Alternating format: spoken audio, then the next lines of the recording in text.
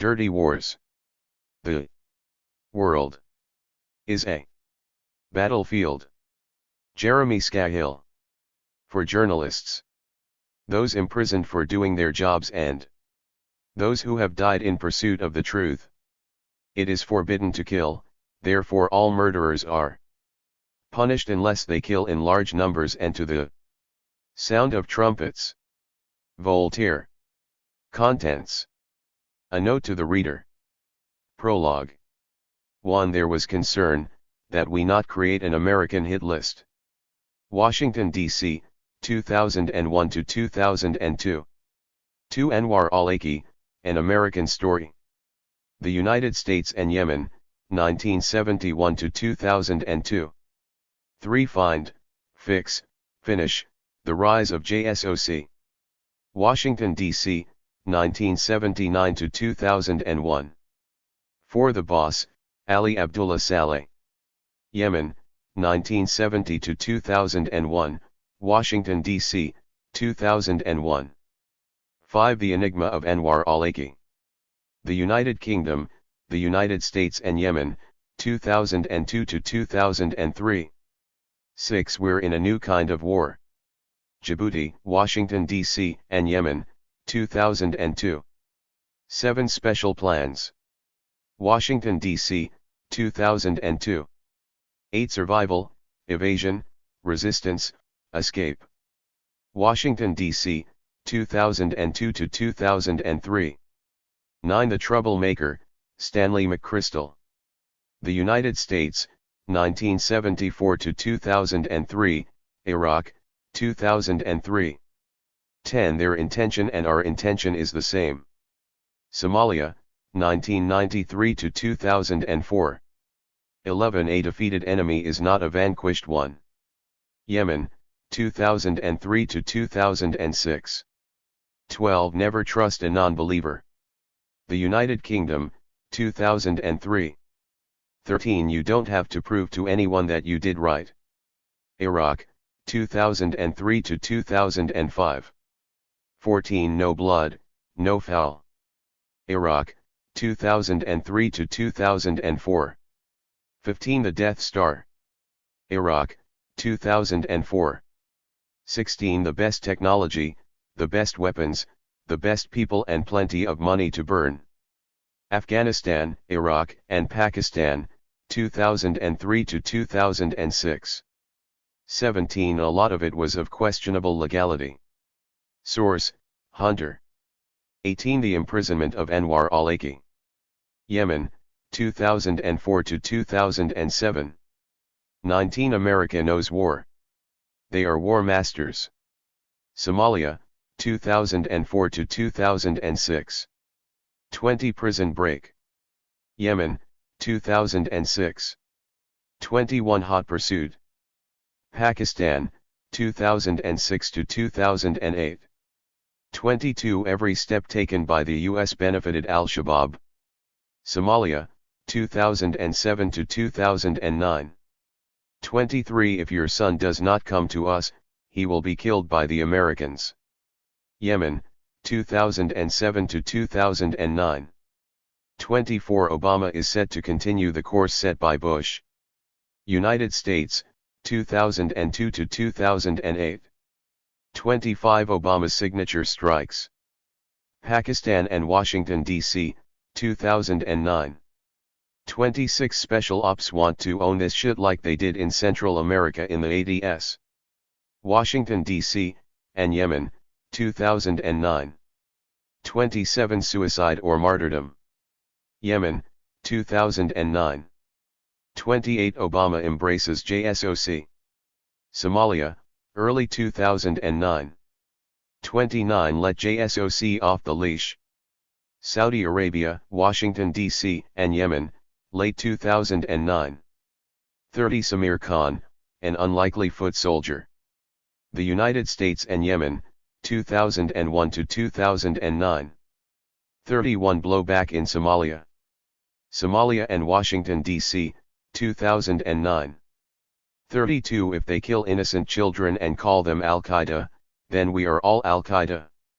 Washington, D.C., and Yemen, 2009. 33 The Americans really wanted to kill Anwar. Yemen, late 2009, early 2010. 34 Mr. Barack Obama, I hope that you reconsider your order to kill my son. Washington, D.C., and Yemen, early 2010. 35 One night in Gardes.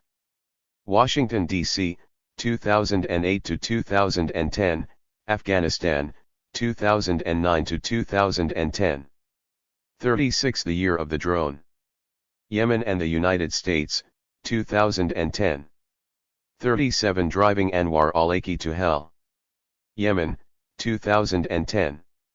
38 The CIA's Dating Service. Denmark and Yemen, 2010. 39 The Auction of the Assassin. Washington, D.C., 2010. 40 Martyrdom is Why We Came Here, My Brother. Yemen, 2009 to 2010. 41 The Persecution of Abdullah Haider Sheh. Yemen, Summer 2010. 42 The President Can Write His Own Rules. Washington, D.C., and Yemen, late 2010.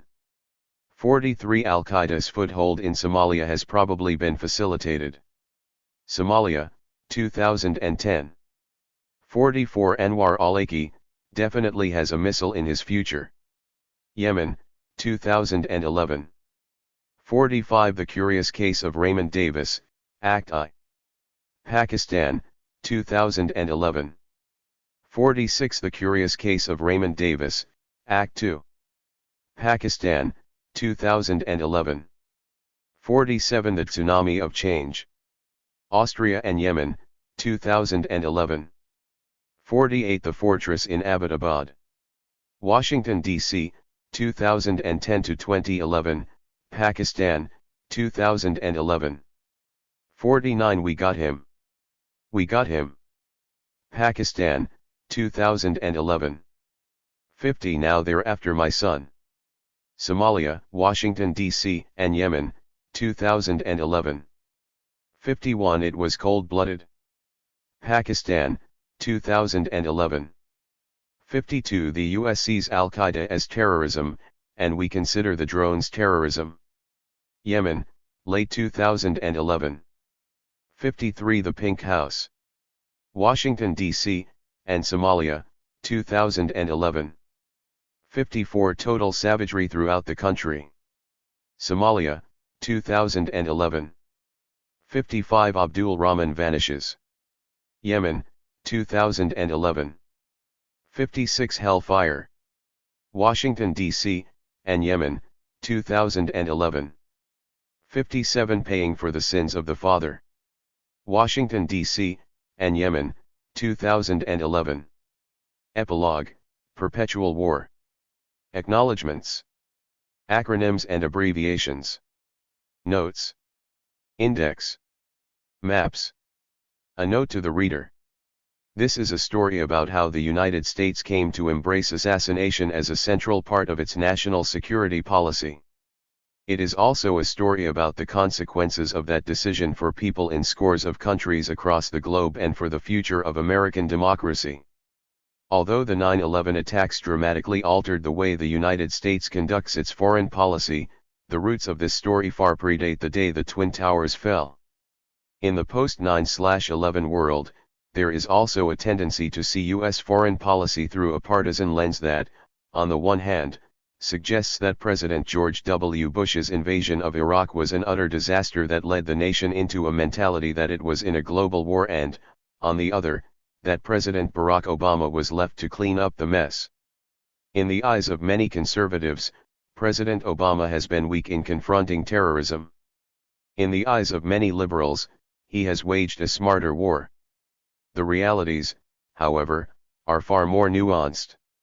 This book tells the story of the expansion of covert U.S. wars, the abuse of executive privilege and state secrets, the embrace of unaccountable elite military units that answer only to the White House. Dirty Wars also reveals the continuity of a mindset that the world is a battlefield from Republican to Democratic administrations. The story begins with a brief history of the U.S. approach to terrorism and assassination prior to 9/11. From there, I weave in and out of several stories, spanning the course of Bush's early days in office and going into Obama's second term. We meet al-Qaeda figures in Yemen, US-backed warlords in Somalia, CIA spies in Pakistan and special operations commandos tasked with hunting down those people deemed to be enemies of America. We meet the men who run the most secretive operations for the military and the CIA, and we hear the stories of insiders who have spent their lives in the shadows, some of whom spoke to me only on condition that their identity never be revealed. The world now knows SEAL Team 6 and the Joint Special Operations Command as the units that killed Osama bin Laden. This book will reveal previously undisclosed or little-known missions conducted by these very forces that will never be discussed by those at the helm of power in the United States or immortalized in Hollywood films. I dig deep into the life of Anwar al-Awlaki, the first U.S. citizen known to be targeted for assassination by his own government despite never having been charged with a crime. We also hear from those who are caught in the middle, the civilians who face drone bombings and acts of terrorism.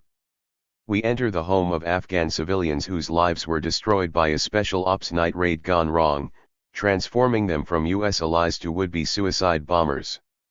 Some of the stories in this book may, at first, seem to be disconnected, from people worlds apart. But taken together, they reveal a haunting vision of what our future holds in a world gripped by ever-expanding dirty wars. Jeremy Scahill. Dirty Wars. Prologue. The young teenager sat outside with his cousins as they gathered for a barbecue. He wore his hair long and messy. His mother and grandparents had repeatedly urged him to cut it. But the boy believed it had become his trademark look and he liked it. A few weeks earlier, he had run away from home, but not in some act of teenage rebellion. He was on a mission. In the note he left for his mother before he snuck out the kitchen window as the sun was just rising and headed to the bus station, he admitted that he had taken money from her purse, $40 for bus fare, and for that he apologized. He explained his mission and begged for forgiveness. He said he would be home soon. The boy was the eldest child in his family.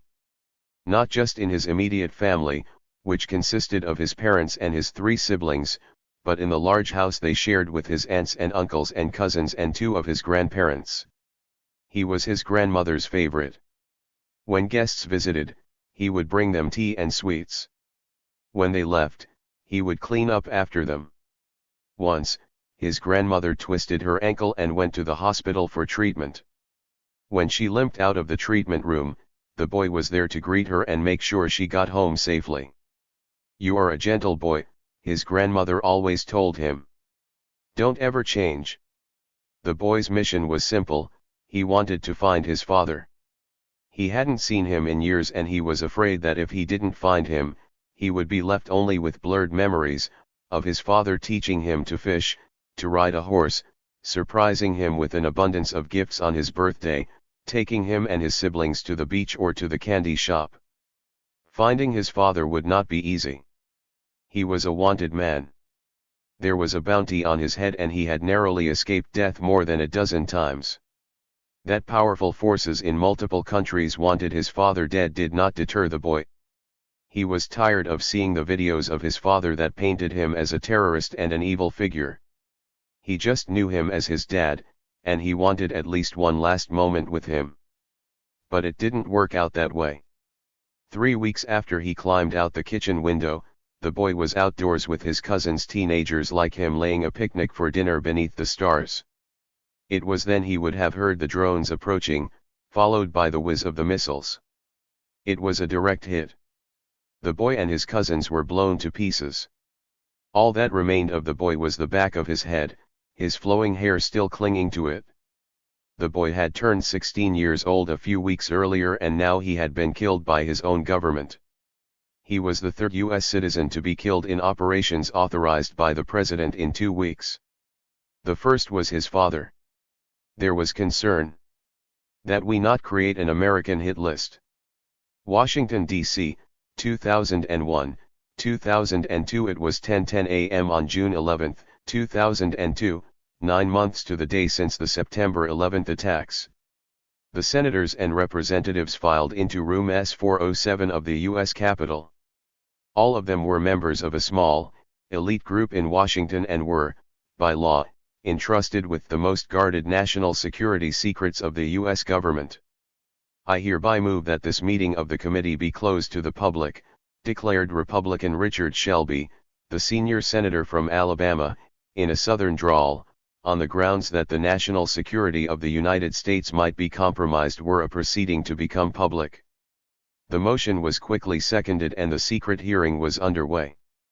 As the members of the Senate Select Committee on Intelligence and the House Permanent Select Committee on Intelligence gathered in Washington, D.C., half a world away in Afghanistan, tribal and political leaders were convening a Loya Jirga, a Grand Council, that was tasked with deciding who would run the country following the swift overthrow of the Taliban government by the U.S. military.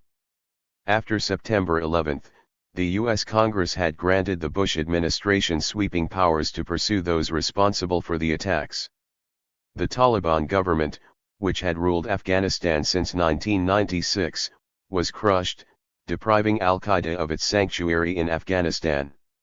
Osama bin Laden and other al-Qaeda leaders were on the run. But for the Bush administration, the long war was just getting started. At the White House, Vice President Dick Cheney and Defense Secretary Donald Rumsfeld were deep into planning the next invasion Iraq. They had come to power with plans to topple Saddam Hussein in hand and, despite the fact that there was no Iraqi connection to the attacks, they used 9/11 as the pretext to push their agenda.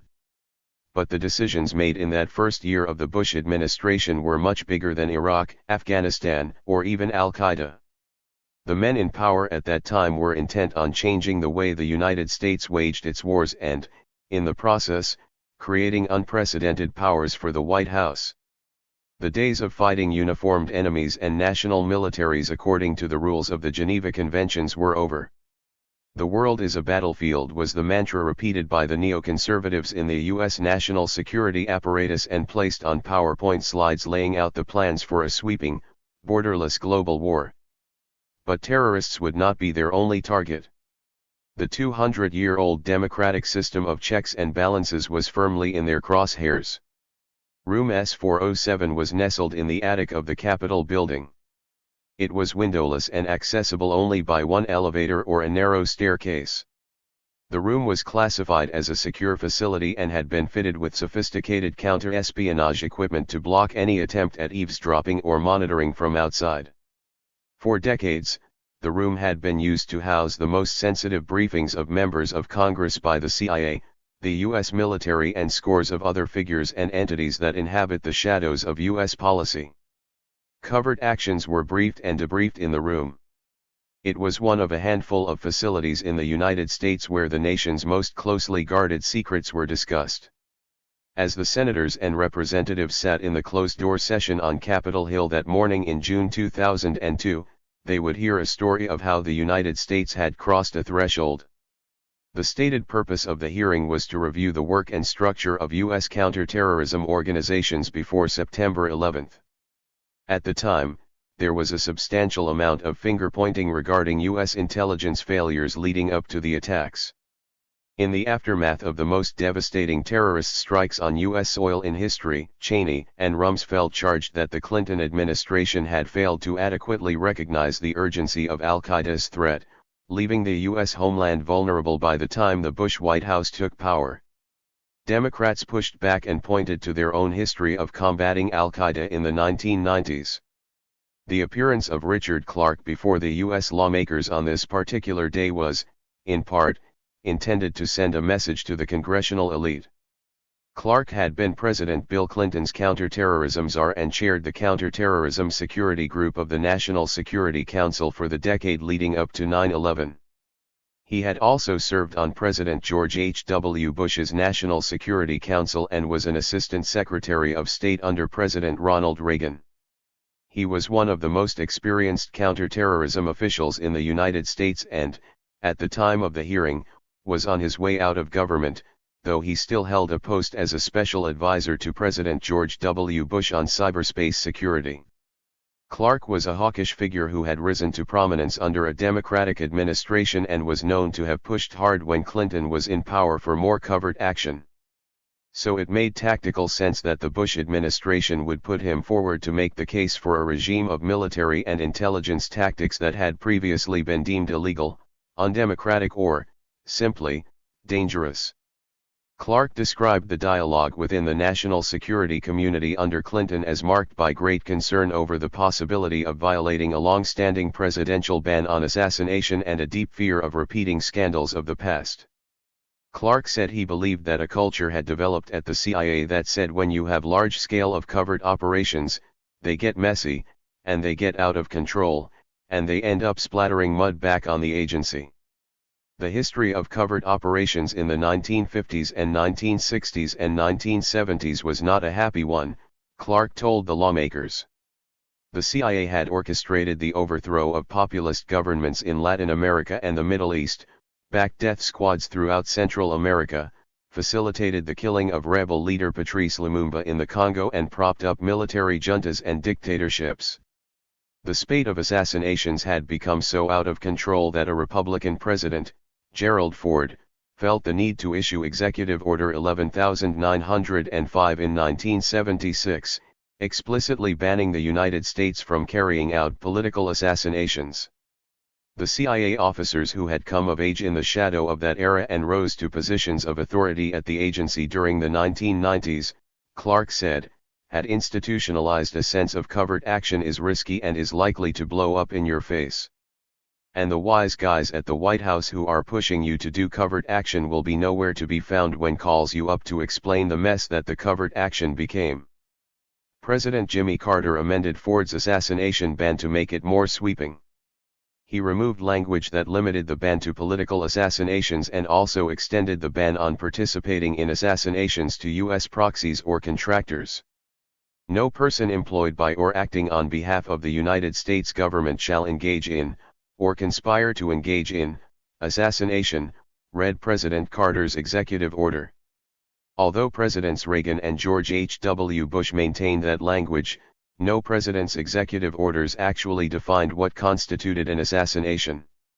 Reagan, Bush, and Clinton all developed workarounds to the ban.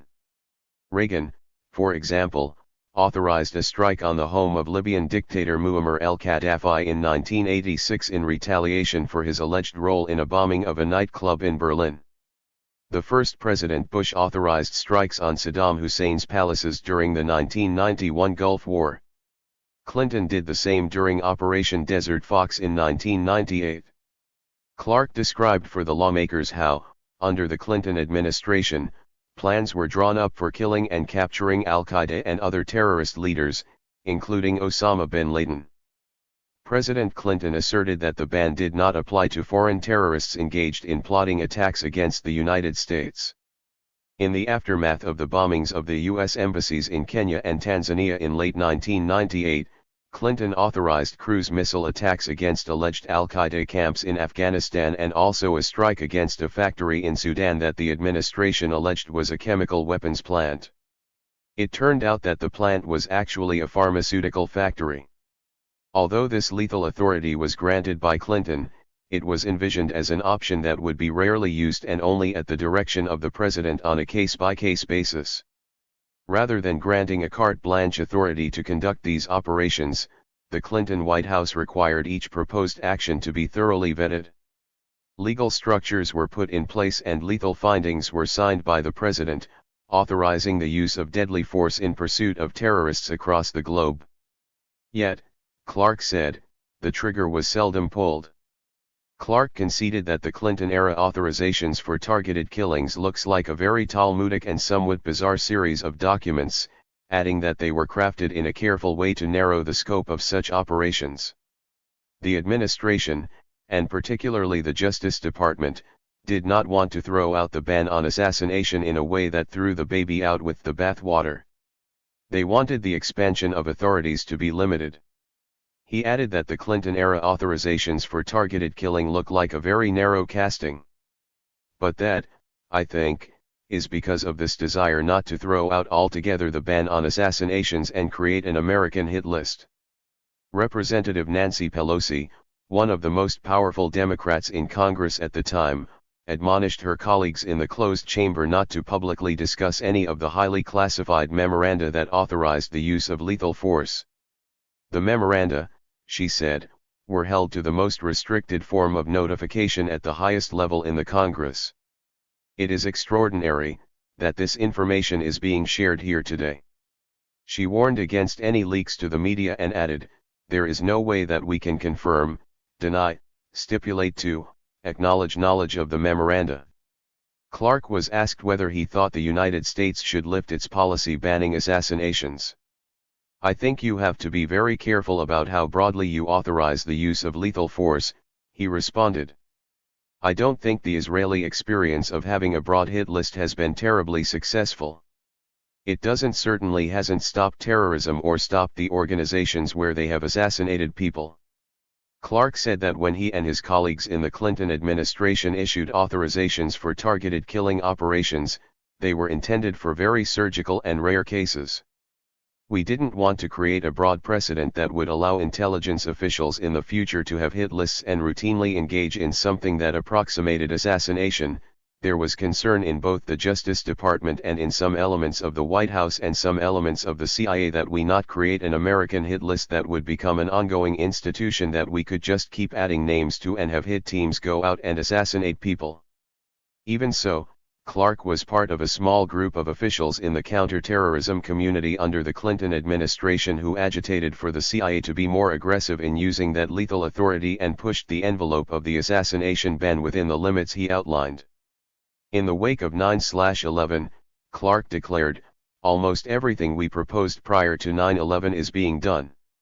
It would soon be everything and more."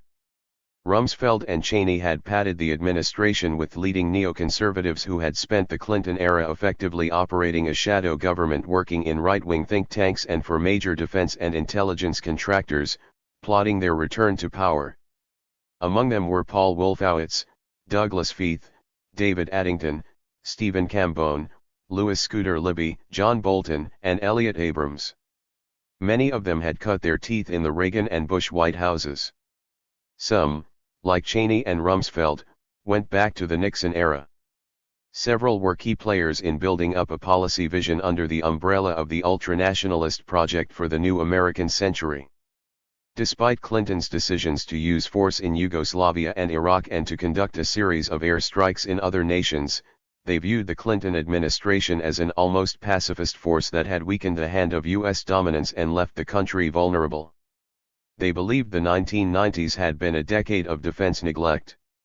The neoconservatives had long advocated a posture that, in the wake of the Cold War, the United States was the lone superpower and should exert its weight aggressively around the globe, redrawing maps and expanding empire. At the center of their vision was a radical increase in U.S. military spending, plans for which were drawn up by Cheney and his aides when he was Defense Secretary in 1992. The Cheney Draft Defense Planning Guidance, the neocons asserted in PNAC's founding document, provided a blueprint for maintaining U.S. preeminence, precluding the rise of a great power rival, and shaping the international security order in line with American principles and interests. Wolfowitz and Libby were the key authors of Cheney's Defense Manifesto, which argued that the United States must be the sole superpower and take all necessary actions to deter potential competitors from even aspiring to a larger regional or global role. Their plan, however, was scrapped by more powerful forces within the first Bush administration, namely, the chair of the Joint Chiefs of Staff, General Colin Powell, Secretary of State James Baker and National Security Advisor Brent Scowcroft.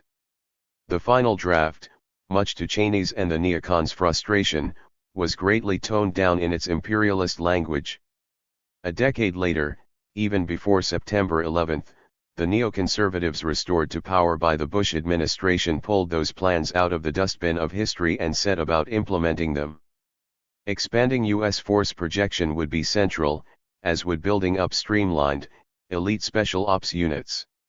Our forces in the next century must be agile, lethal, readily deployable, and require a minimum of logistical support, George W. Bush had declared in a speech on the campaign trail in 1999 that was crafted by Wolfowitz and other neocons.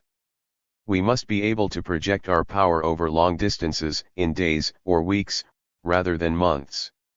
On land, our heavy forces must be lighter. Our light forces must be more lethal. All must be easier to deploy.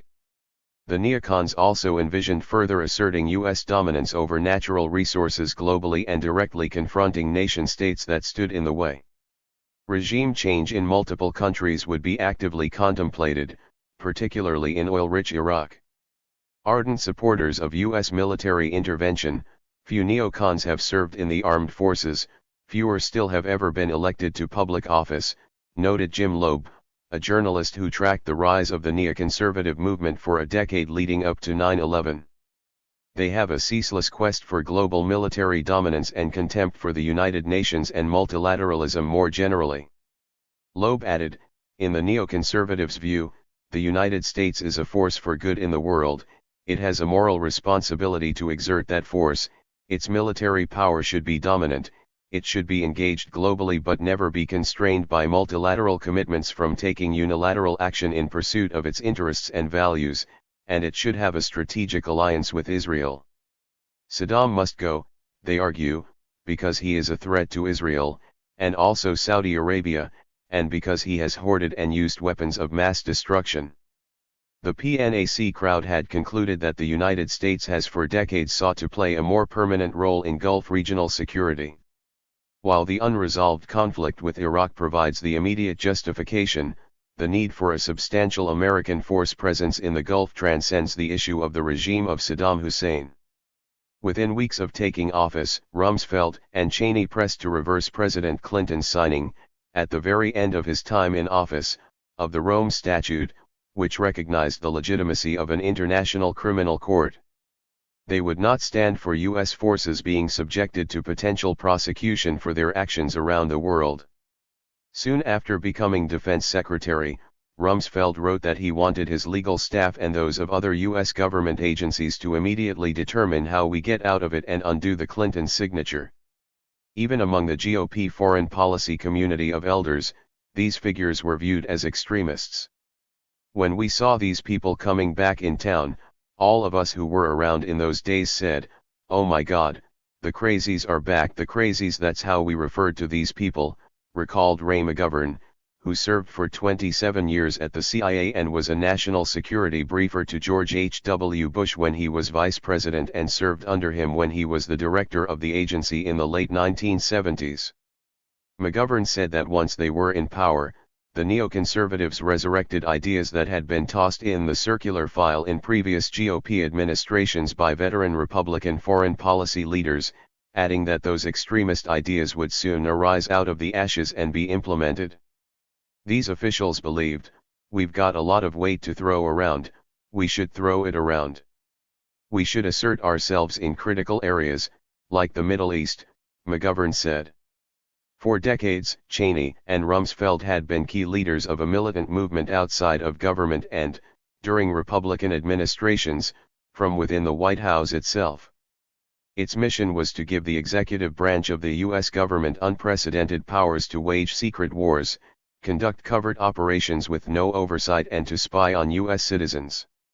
In their view, Congress had no business overseeing such operations but should only fund the agencies that would carry them out. To them, the presidency was to be a national security dictatorship, accountable only to its own concepts of what was best for the country. The two men first worked together in the Nixon White House in 1969 when Rumsfeld hired Cheney, then a graduate student, to be his aide at the Office of Economic Opportunity.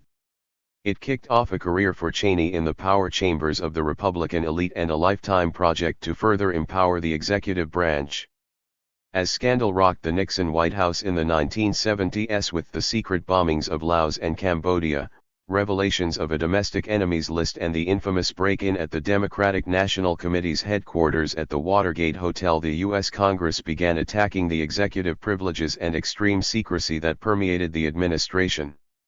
Congress condemned the Laos and Cambodia bombings and overrode an attempt by Nixon to veto the War Powers Act of 1973, which limited the powers of the president to authorize military action.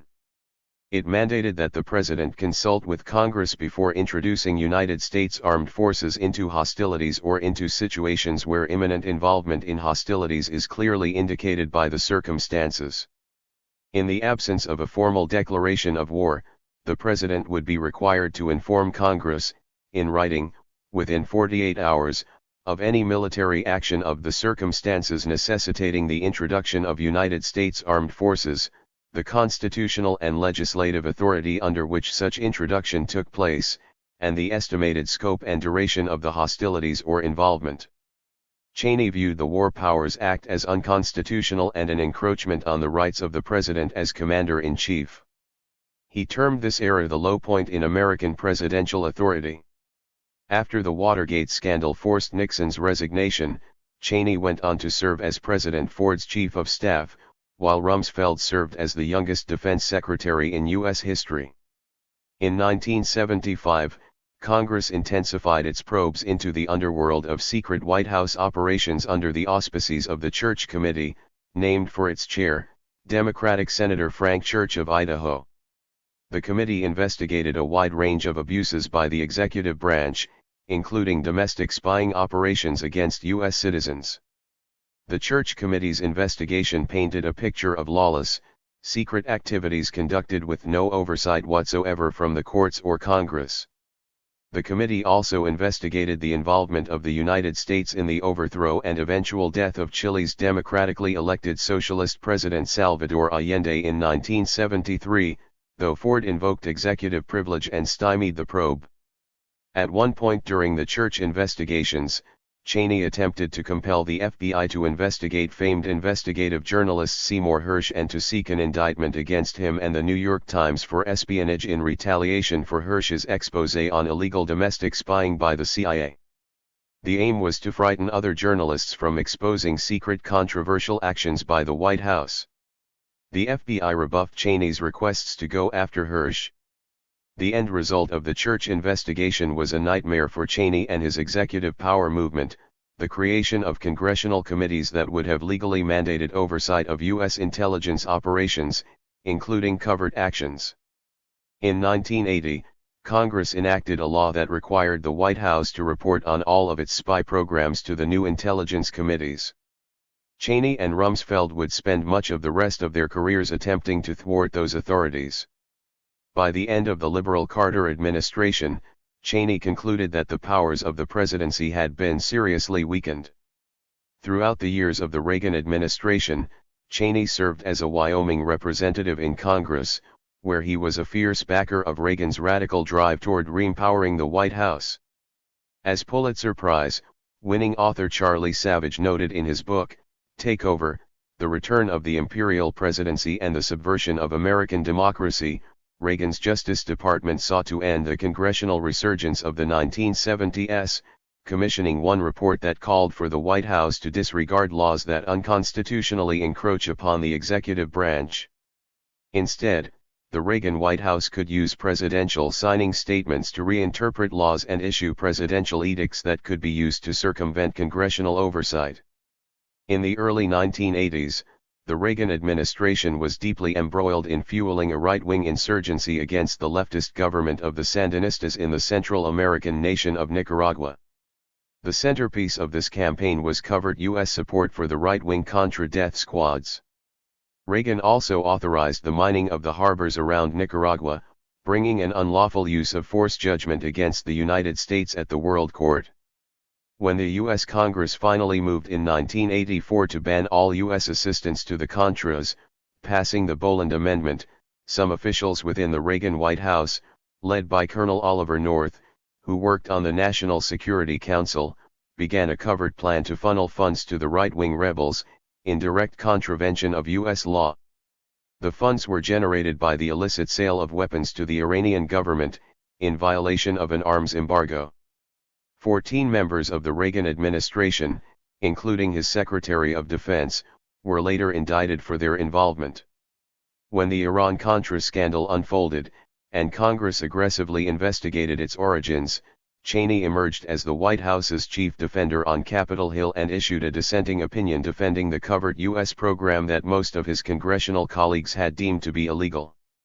Cheney's minority report defending the White House condemned the congressional investigation into Iran-Contra as hysterical.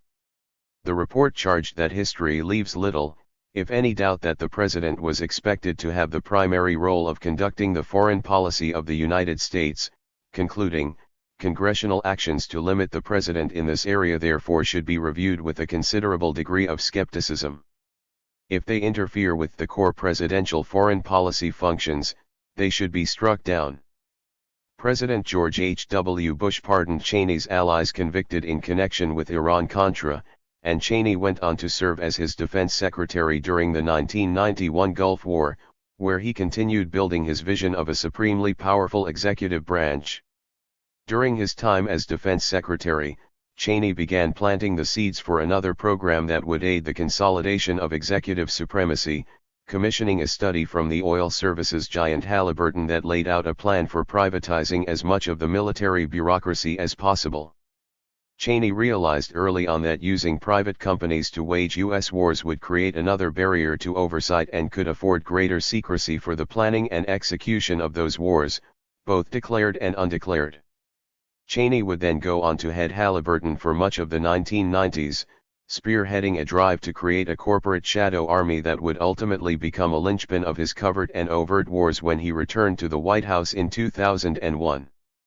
During the Clinton era, Cheney also spent time at the neoconservative American Enterprise Institute, developing a political and military agenda that could be implemented once his party resumed power. When President George W. Bush was inaugurated, Cheney became the most powerful vice president in history. And he wasted no time in driving to expand that power. On September 10, 2001, a day before American Airlines Flight 77, a Boeing 757 smashed into the western wall of the Pentagon, Donald Rumsfeld stood in that very building to deliver one of his first major speeches as defense secretary. Two portraits of Rumsfeld hung inside, one of him as the youngest defense secretary in U.S. history, the other as its oldest. September 11 had not yet occurred, yet Rumsfeld was at the podium that day to issue a declaration of war. The topic today is an adversary that poses a threat, a serious threat, to the security of the United States of America, Rumsfeld bellowed. This adversary is one of the world's last bastions of central planning. It governs by dictating 5-year plans. From a single capital, it attempts to impose its demands across time zones, continents, oceans, and beyond. With brutal consistency, it stifles free thought and crushes new ideas. It disrupts the defense of the United States and places the lives of men and women in uniform at risk. Rumsfeld, a veteran Cold Warrior, told his new staff, "Perhaps this adversary sounds like the former Soviet Union, but that enemy is gone. Our foes are more subtle and implacable today. You may think I'm describing one of the last decrepit dictators of the world. But their day, too, is almost past, and they cannot match the strength and size of this adversary. The adversary's closer to home. It's the Pentagon bureaucracy. The stakes," he declared, "were severe, a matter of life and death, ultimately, every American's." Rumsfeld told his audience, consisting of former defense industry executives turned Pentagon bureaucrats, that he intended to streamline the waging of America's wars. Some might ask, how in the world could the Secretary of Defense attack the Pentagon in front of its people? Rumsfeld told his audience. To them I reply, I have no desire to attack the Pentagon, I want to liberate it. We need to save it from itself. It would be dubbed by Rumsfeld and his team his revolution in military affairs. Bush's all-star foreign policy team had come into power with an agenda to radically reorganize the U.S. military, to end what they characterized as the Clinton-era weakening of national defenses and to re-energize the drive for massive missile defense systems favored by Reagan and other Cold Warriors. As Rumsfeld's deputy, Douglas Feith, recalled, the threat of jihadist terrorism was on the list of U.S. government concerns at the start of the Bush administration in early 2001, but it got less attention than Russia did. The focus on terrorism in the early days of the administration centered on the threats posed by nation-states Iran, Syria, North Korea, and Iraq and enacting regime change. Cheney and Rumsfeld had spent much of the 1990s plotting out a course to redraw the maps of the Middle East, but it was not focused on the asymmetric threat Al-Qaeda and other terrorist groups posed. Iraq, not Al-Qaeda, was their obsession. From the start, we were building the case against Hussein and looking at how we could take him out and change Iraq into a new country, said former Treasury Secretary Paul O'Neill. And, if we did that, it would solve everything. It was all about finding a way to do it. That was the tone of it. The president saying, "Fine. Go find me a way to do this." At the new administration's second National Security Council meeting on February 1, 2001, Rumsfeld said bluntly, "What we really want to think about is going after Saddam."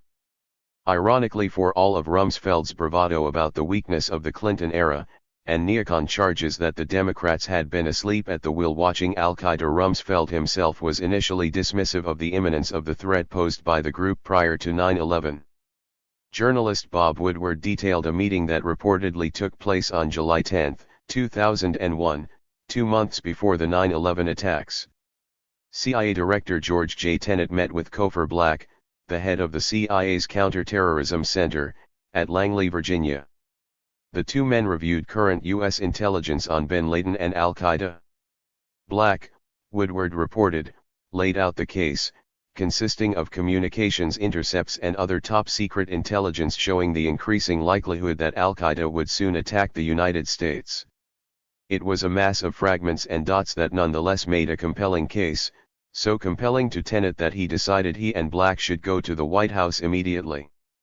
At the time, Tenet had been having difficulty getting traction on an immediate bin Laden action plan, in part because Defense Secretary Donald H. Rumsfeld had questioned all the National Security Agency intercepts and other intelligence. Could all this be a grand deception? Rumsfeld had asked. Perhaps it was a plan to measure U.S. reactions and defenses. After reviewing the intelligence with Black, Tenet called National Security Advisor Condoleezza Rice from the car en route to the White House. When Black and Tenet met with Rice that day, according to Woodward, they felt they were not getting through to Rice.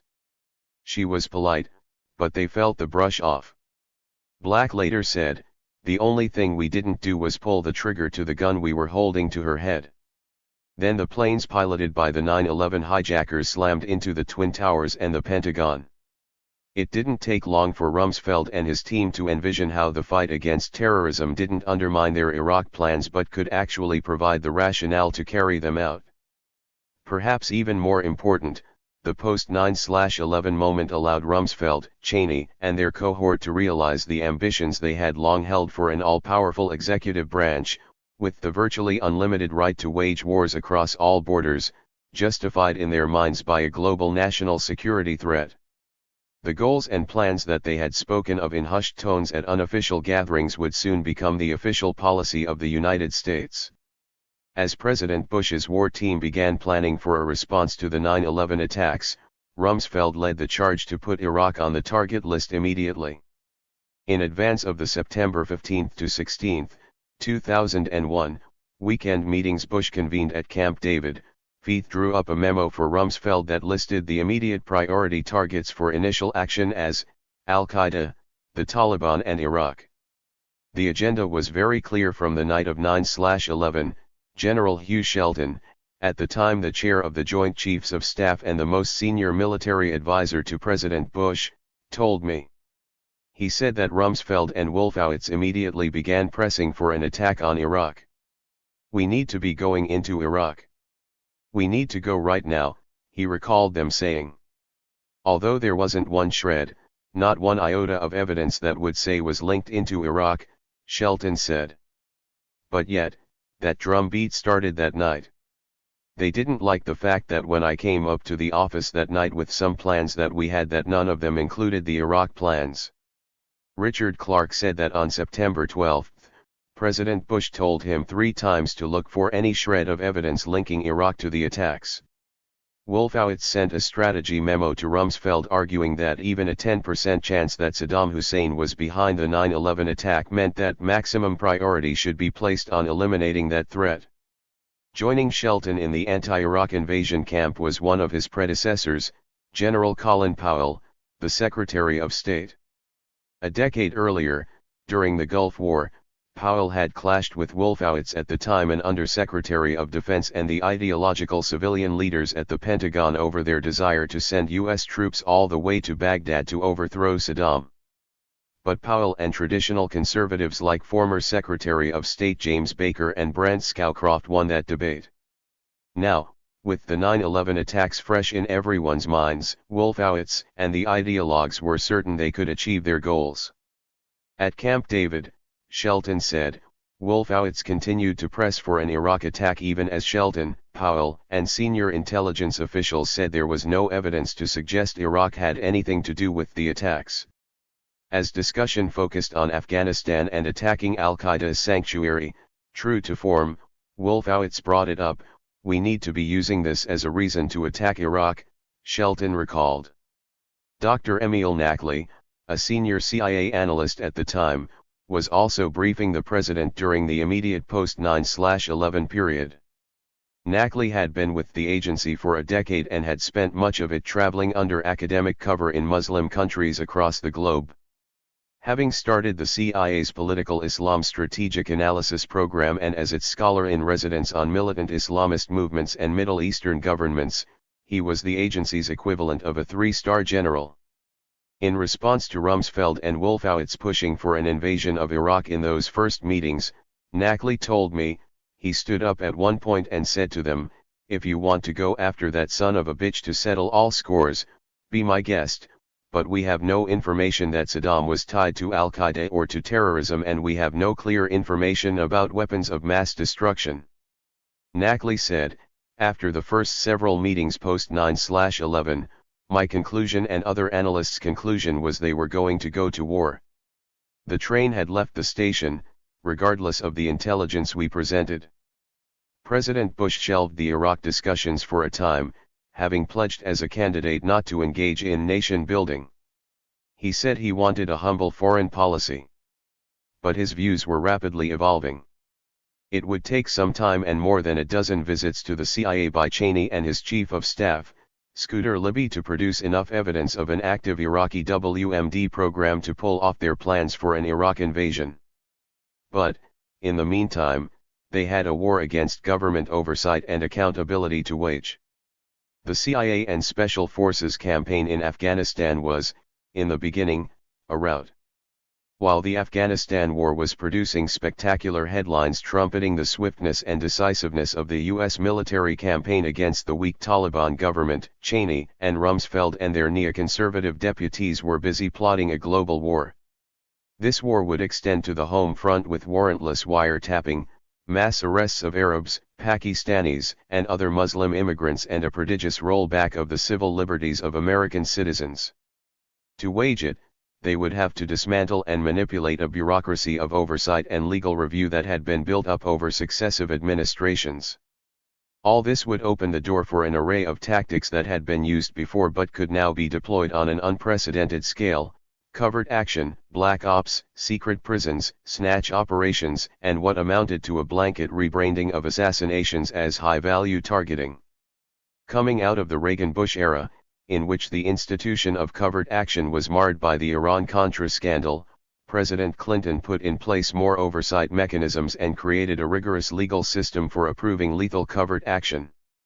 When Clinton or his national security advisor proposed a covert action, it would be passed through an internal oversight system, first to the CIA, where the agency's general counsel would review its legality before passing it on for further review to two separate CIA committees: the Covert Action Planning Group and the Covert Action Review Group. After those committees reviewed the proposed action and suggested alterations, it would go back to the CIA's general counsel for a final legal review and then would be passed back to the White House. There, it would be put before the Interagency Working Group for Covert Action, comprising representatives from various agencies within the executive branch. The group would analyze the potential consequences of the proposed covert action and, again, review its legality. After a final review by the heads and deputies of the relevant agencies, the action would be presented to the President for authorization. These actions were rarely approved. When President Bush was sworn in early in 2001, his administration indicated it intended to keep many of those same checks and balances in place. National Security Presidential Directive 1, signed by Bush on February 13, 2001, closely mirrored the Clinton-era system for approving covert actions. But in March, Bush asked National Security Advisor Condoleezza Rice to request that the CIA prepare a new series of authorities for covert action in Afghanistan. Clark and his CIA counterparts who ran the Bin Laden unit began laying out covert actions that could target al-Qaeda, while the administration proposed beefing up the CIA's counterterrorism funding. Clark pushed hard for a retaliatory strike against al-Qaeda for the October 2000 bombing of the USS Cole off the coast of Yemen. As was the case under Clinton, many of the plans involved targeting al-Qaeda leadership in Afghanistan. At the end of May, Rice and Tenet met with Clark, Cofer Black and the Bin Laden unit chief to discuss taking the offensive against al-Qaeda. The CIA was running disruption activities against Bin Laden at the time, but the consensus of these officials was that they needed a plan for breaking the back of al-Qaeda. They also endorsed covert aid to Uzbekistan but stopped short of offering any significant support to the Northern Alliance and other anti-Taliban groups inside Afghanistan. In other words, they were continuing the Clinton-era approach to al-Qaeda and Afghanistan, albeit with increased funding and focus. A draft of a new counterterrorism national security presidential directive was circulated in June. Deputy National Security Advisor Stephen Hadley described the program to the 9/11 Commission as admittedly ambitious, outlining a multi-year effort involving all instruments of national power, including a far-reaching covert action program. But it would go through 5 more meetings at the deputy level before being presented to the principals. At one of these meetings, in August 2001, the NSC Deputies Committee had concluded that it was legal for the CIA to kill Bin Laden or one of his deputies with a Predator drone strike.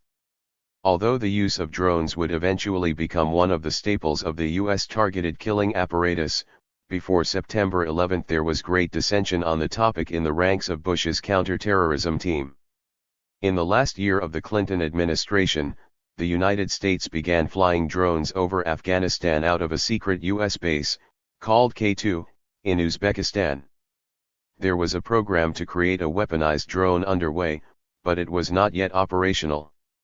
Cofer Black argued that the drones should not even be used for reconnaissance, suggesting that the administration wait until they could be weaponized. He pointed out that a Predator had been spotted over Afghan territory in 2000, spurring the Taliban government to scramble MiG fighters. I do not believe the possible recon value outweighs the risk of possible program termination when the stakes are raised by the Taliban parading a charred Predator in front of CNN, Black asserted. In the end, the administration decided to shelve the use of the drones for recon in Afghanistan until they could be loaded for strikes. But while Black, Clark, and others within the counterterrorism team pushed hard for the eventual use of the Predators to conduct targeted killing operations, the CIA's senior leadership expressed serious concerns about the agency running such a program, echoing many of the concerns of the Clinton-era counterterrorism team about creating U.S. hit lists. According to the 9/11 Commission, Tenet in particular questioned whether he, as Director of Central Intelligence, should operate an armed Predator. This was new ground, he told us. Tenet ticked off key questions: what is the chain of command? Who takes the shot? Are America's leaders comfortable with the CIA doing this, going outside of normal military command and control? Charles Allen, who was the CIA's assistant director for collection from 1998 to 2005, said that he and the agency's number 3 man, A.B. Buzzy Krongard, had said that either one of them would be happy to pull the trigger, but Tenet was appalled, adding that no CIA personnel had such authority to use drones to summarily assassinate people, even terrorists. While these debates played out inside the agency, it was not until a week before September 11 that the Bush administration convened a meeting of principals to discuss the al-Qaeda threat. At the September 4 meeting, a draft of the National Security Presidential Directive was officially presented and was approved with little discussion for presentation to Bush to sign.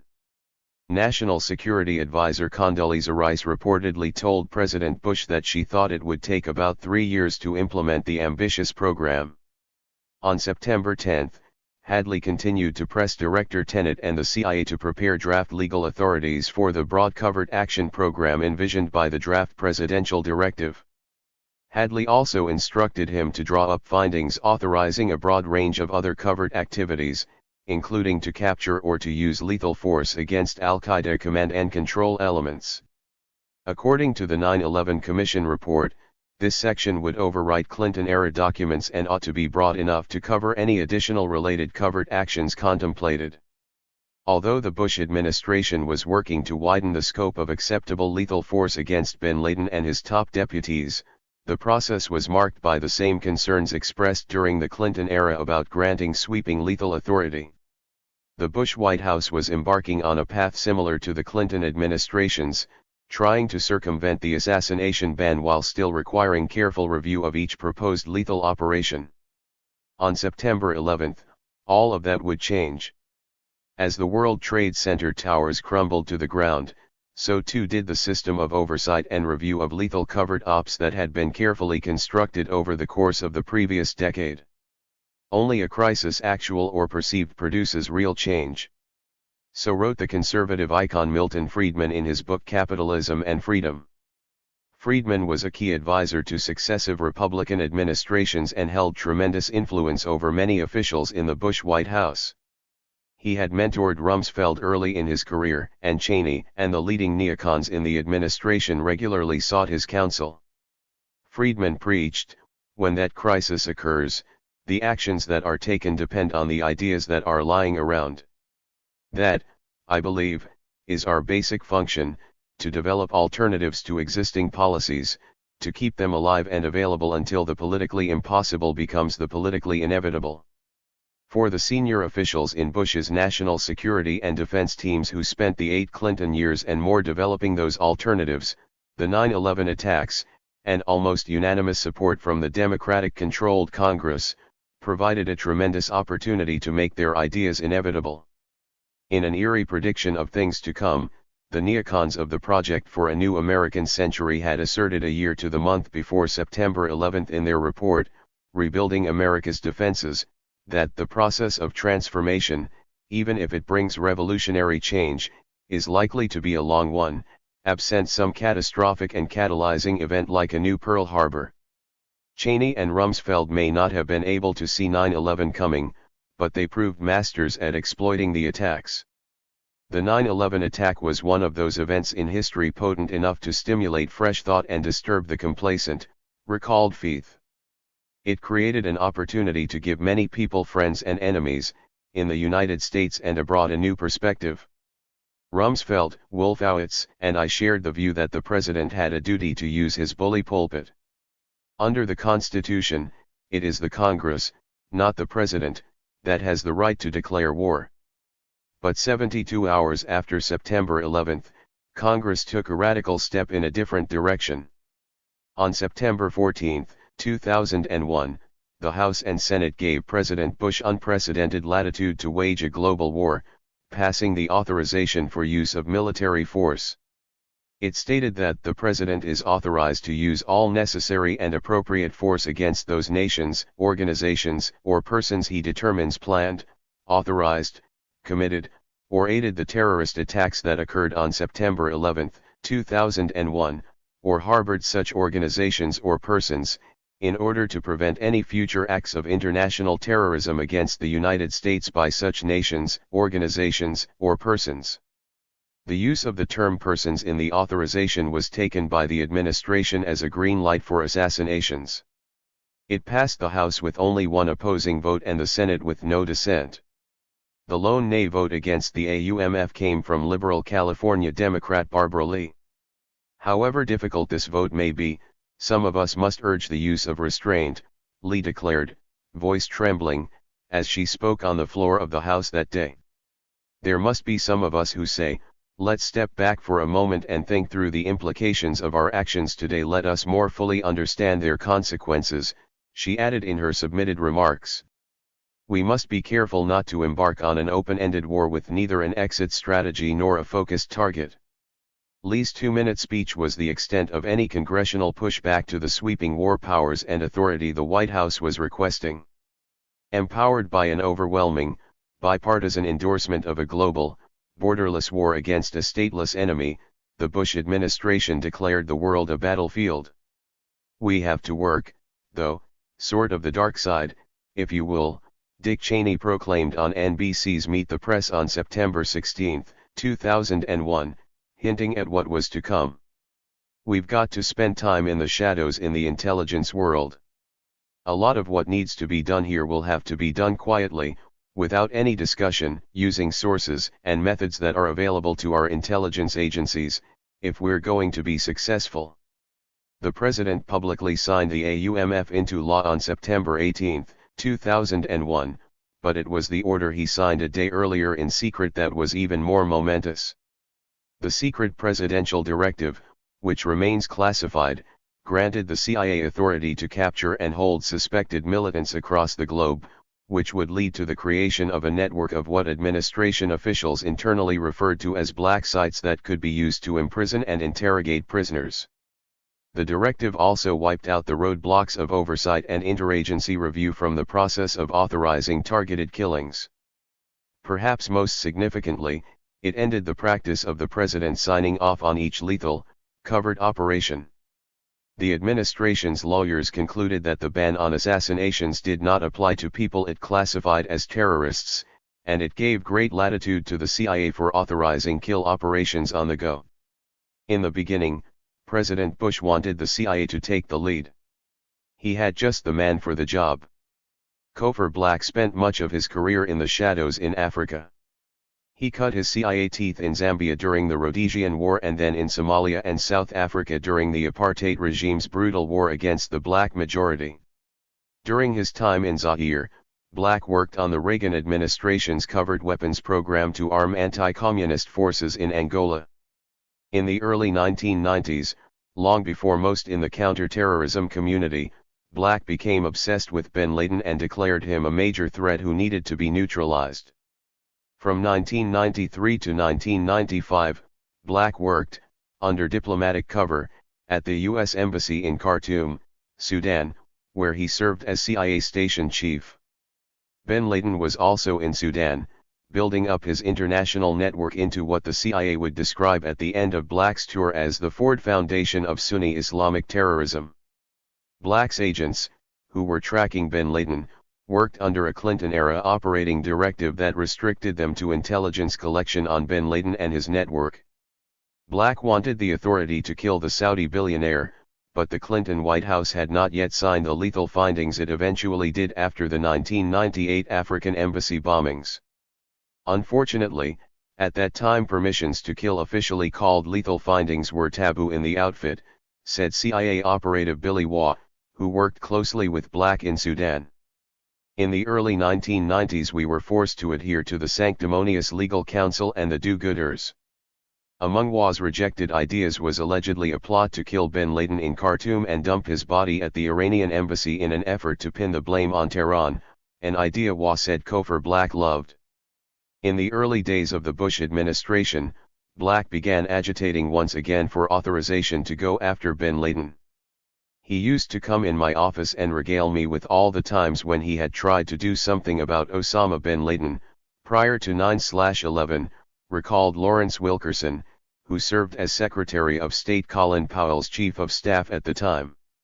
He told me Black said that because of the lack of courage of Delta, and lack of bureaucratic competence in the CIA, he'd never been able to do anything. According to Wilkerson, Black told him that every time they presented a possibility to Delta, for example, they would come up with this list of questions they had to answer, like, what kind of nails are in the door? What kind of lock is on the door? Give us the serial number on the lock, and all this kind of stuff, which is just standard soft stuff for not wanting to do something. Much to Black's satisfaction, such meticulous practices would soon be dispensed with altogether.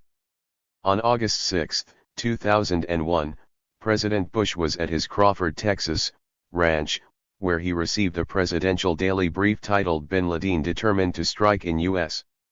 It twice mentioned the possibility that al-Qaeda operatives may try to hijack airplanes, saying FBI information indicates patterns of suspicious activity inconsistent with preparations for hijackings or other types of attacks, including recent surveillance of federal buildings in New York. 9 days later, Black addressed a secret Pentagon counterterrorism conference. "We're going to be struck soon," Black said. "Many Americans are going to die, and it could be in the U.S."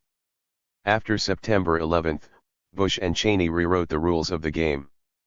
Black no longer needed to hold a gun to anyone's head to get permission for lethal operations. "My personal emotion was, it is now officially started," Black recalled. The analogy would be the junkyard dog that had been chained to the ground was now going to be let go. "And I just couldn't wait." In his initial meeting with President Bush after the 9/11 attacks, Black outlined how CIA paramilitaries would deploy to Afghanistan to hunt down bin Laden and his henchmen. "When we're through with them, they will have flies walking across their eyeballs," Black promised, in a performance that would earn him a designation in the inner circle of the administration as the flies on the eyeballs guy. The president reportedly loved Black's style. When he told Bush the operation would not be bloodless, the president said, "Let's go. That's war. That's what we're here to win." Philip Giraldi, a career CIA case officer who went through the farm, the CIA's training facility in rural Virginia, with Black, recalled running into him in Afghanistan shortly after the first U.S. teams hit the ground post 9/11. "I hadn't seen him in many years," Giraldi told me. "I was astonished at how narrow-minded he had become.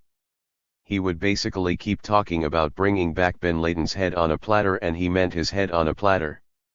Giraldi said that Black had a narrow view of things, and loathed America's closest European allies, including the British, saying, he didn't trust them a bit. When it came to the emerging U.S. global war, Giraldi said, Black was a real enthusiast, which is unusual in the agency. "In the agency, people tend to be kind of skeptical. If you're an intelligence officer in the field, you get skeptical of a lot of things real fast." But Cofer was one of these enthusiasts. On September 19, the CIA team, codenamed Jawbreaker, deployed. Black gave his men direct and macabre instructions. "Gentlemen, I want to give you your marching orders, and I want to make them very clear. I have discussed this with the President, and he is in full agreement," Black told covert CIA operative Gary Shreen and his team. "I don't want bin Laden and his thugs captured, I want them dead," Black demanded. "They must be killed. I want to see photos of their heads on pikes. I want bin Laden's head shipped back in a box filled with dry ice. I want to be able to show bin Laden's head to the President. I promised him I would do that." Shreen said it was the first time in his 30-year career that he had been ordered to assassinate an adversary rather than attempting a capture. Black asked if he had made himself clear. "Perfectly clear, Cofer," Shreen told him. "I don't know where we'll find dry ice out there in Afghanistan, but I think we can certainly manufacture pikes in the field." Black later explained why this would be necessary. "You'd need some DNA," Black said. "There's a good way to do it. Take a machete, and whack off his head, and you'll get a bucketful of DNA, so you can see it and test it. It beats lugging the whole body back." When Russian diplomats meeting with Black in Moscow ahead of the full U.S. invasion of Afghanistan reminded Black of the Soviet defeat at the hands of the US-backed Mujahideen, Black shot back. "We're going to kill them," he said. "We're going to put their heads on sticks. We're going to rock their world." In a sign of things to come, the covert operations Black organized immediately after September 11 relied heavily on private contractors.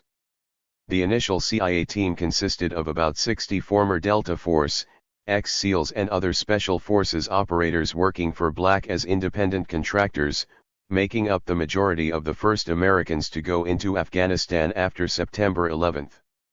In the beginning, the list of people who had been pre-cleared for CIA-targeted killing was small, estimates ranged from 7 to 2 dozen people, including bin Laden and his deputy, Ayman al-Zawahiri. And the operations were largely focused on Afghanistan. On October 7, President Bush officially launched Operation Enduring Freedom, and the U.S. military began a campaign of airstrikes, followed by a ground invasion. In the early days of the Afghanistan campaign, CIA personnel and special forces worked in concert. "We are fighting for the CT objectives in the Afghan theater," the chief of counter-terrorist special operations wrote in a memo to CIA personnel in October 2001. And although this sets high goals in very uncertain, shifting terrain, we are also fighting for the future of CIA/integrated counterterrorism warfare around the globe. While we will make mistakes as we chart new territory and new methodology, our objectives are clear, and our concept of partnership is sound. At the time, the CIA had a very small paramilitary capability, but as the lead agency responsible for hunting down those responsible for 9/11, the CIA could borrow special operations forces for missions. Rumsfeld had no interest in being the support team for the CIA, and the agency's emerging centrality in the growing U.S. war did not sit well with the defense secretary. Rumsfeld had nothing but contempt for the Clinton administration, and he, Cheney and their neoconservative allies thought that the CIA had become a watered-down liberal iteration of its former self. Covert action, they believed, had been handcuffed by lawyers and unnecessary and intrusive congressional oversight that would hinder what they perceived as life-and-death operations that needed to be conducted in secret. Although Cofer Black shared Rumsfeld's zeal for killing terrorists, that was not enough. Rumsfeld wanted nothing to do with CIA oversight bureaucrats, and he didn't want his forces under CIA control. Cheney had made clear that under this administration, CIA lawyers and congressional committees would not be viewed as defenders of the law or as part of a necessary system of checks and balances. As Rumsfeld was fond of saying, these institutions were a hindrance to taking the fight to the terrorists. Lawyers would be consulted to rubber stamp secret policies and only certain, select members of Congress would be consulted. Briefings to Congress, including mandated full-access briefings to the elite gang of 8 congressional members who were historically briefed on intelligence operations regarding covert actions, would be censored and redacted internally at the White House, meaning a sanitized version would be given to U.S. lawmakers. In the months after September 11, Cheney, Rumsfeld and their teams launched several major initiatives aimed at ensuring that no bureaucracy would stand in the way of their plans for the unchecked use of the darkest U.S. forces. Cheney wanted to disabuse the CIA of the idea that it had any kind of independence. Rather than having the agency serve as the president's premier fact-checking and intelligence resource, the CIA's new job would be to reinforce predetermined policy. Cheney wanted to gut the interagency reviews of proposed lethal actions that were standard under Clinton. Soon after September 11, the White House convened a group of senior administration lawyers whose job it would be to legally justify torture, kidnapping and assassination. The group secretly dubbed itself the War Council and was led by David Addington, Cheney's counsel and longtime advisor who had worked with him on the Minority Report defending Iran-Contra.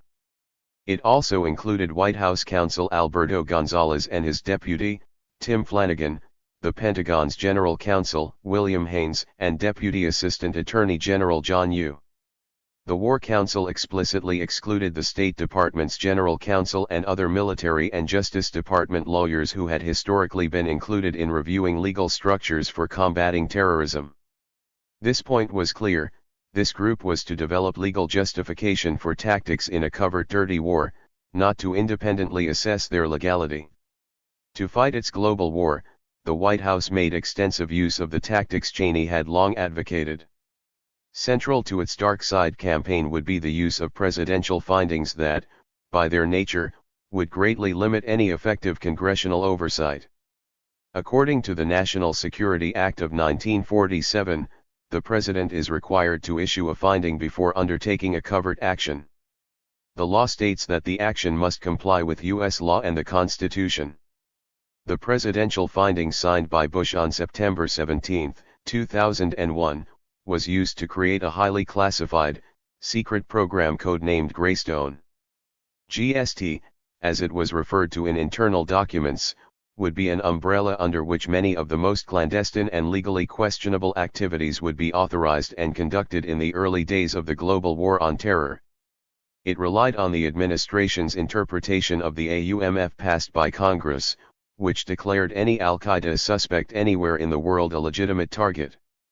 In effect, the presidential finding declared all covert actions to be pre-authorized and legal, which critics said violated the spirit of the National Security Act. Under GST, a series of compartmentalized programs were created that, together, effectively formed a global assassination and kidnap operation. Authority for targeted kills was radically streamlined. Such operations no longer needed direct presidential approval on a case-by-case basis.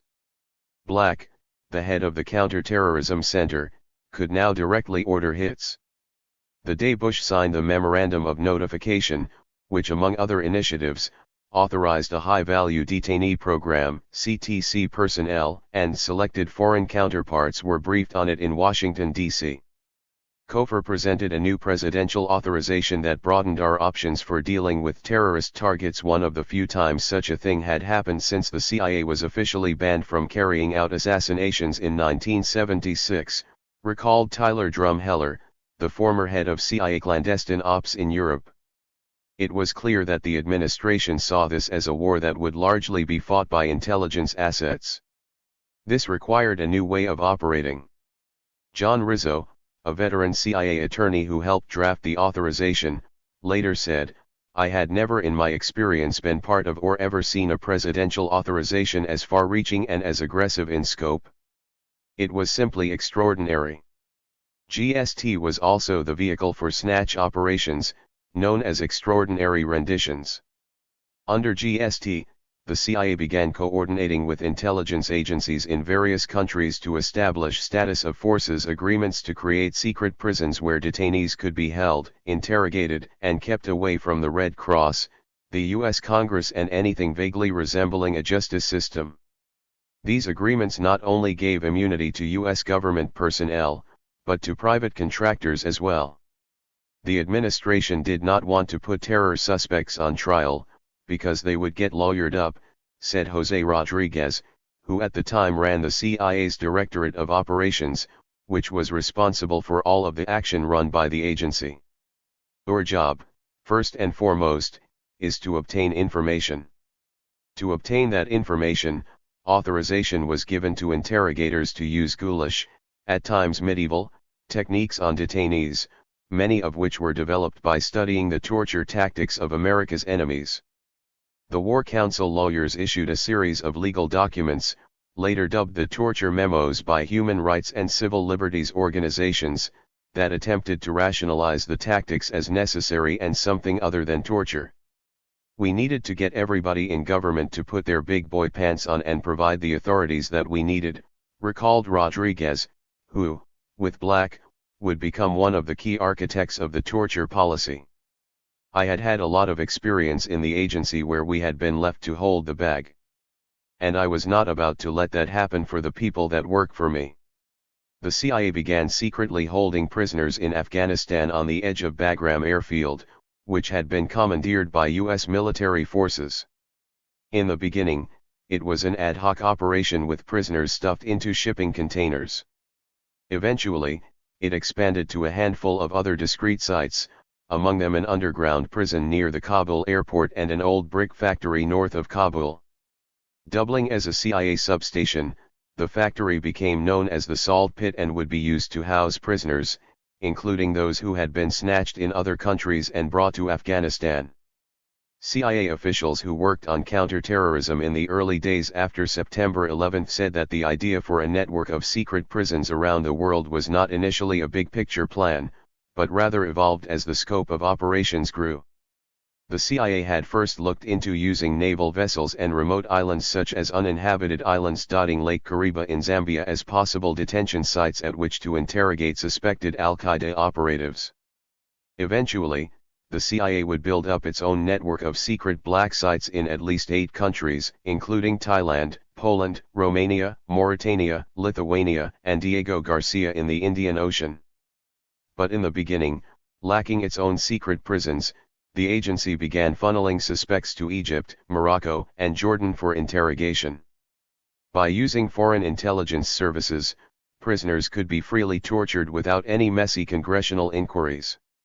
In the early stages of the GST program, the Bush administration faced little obstruction from Congress.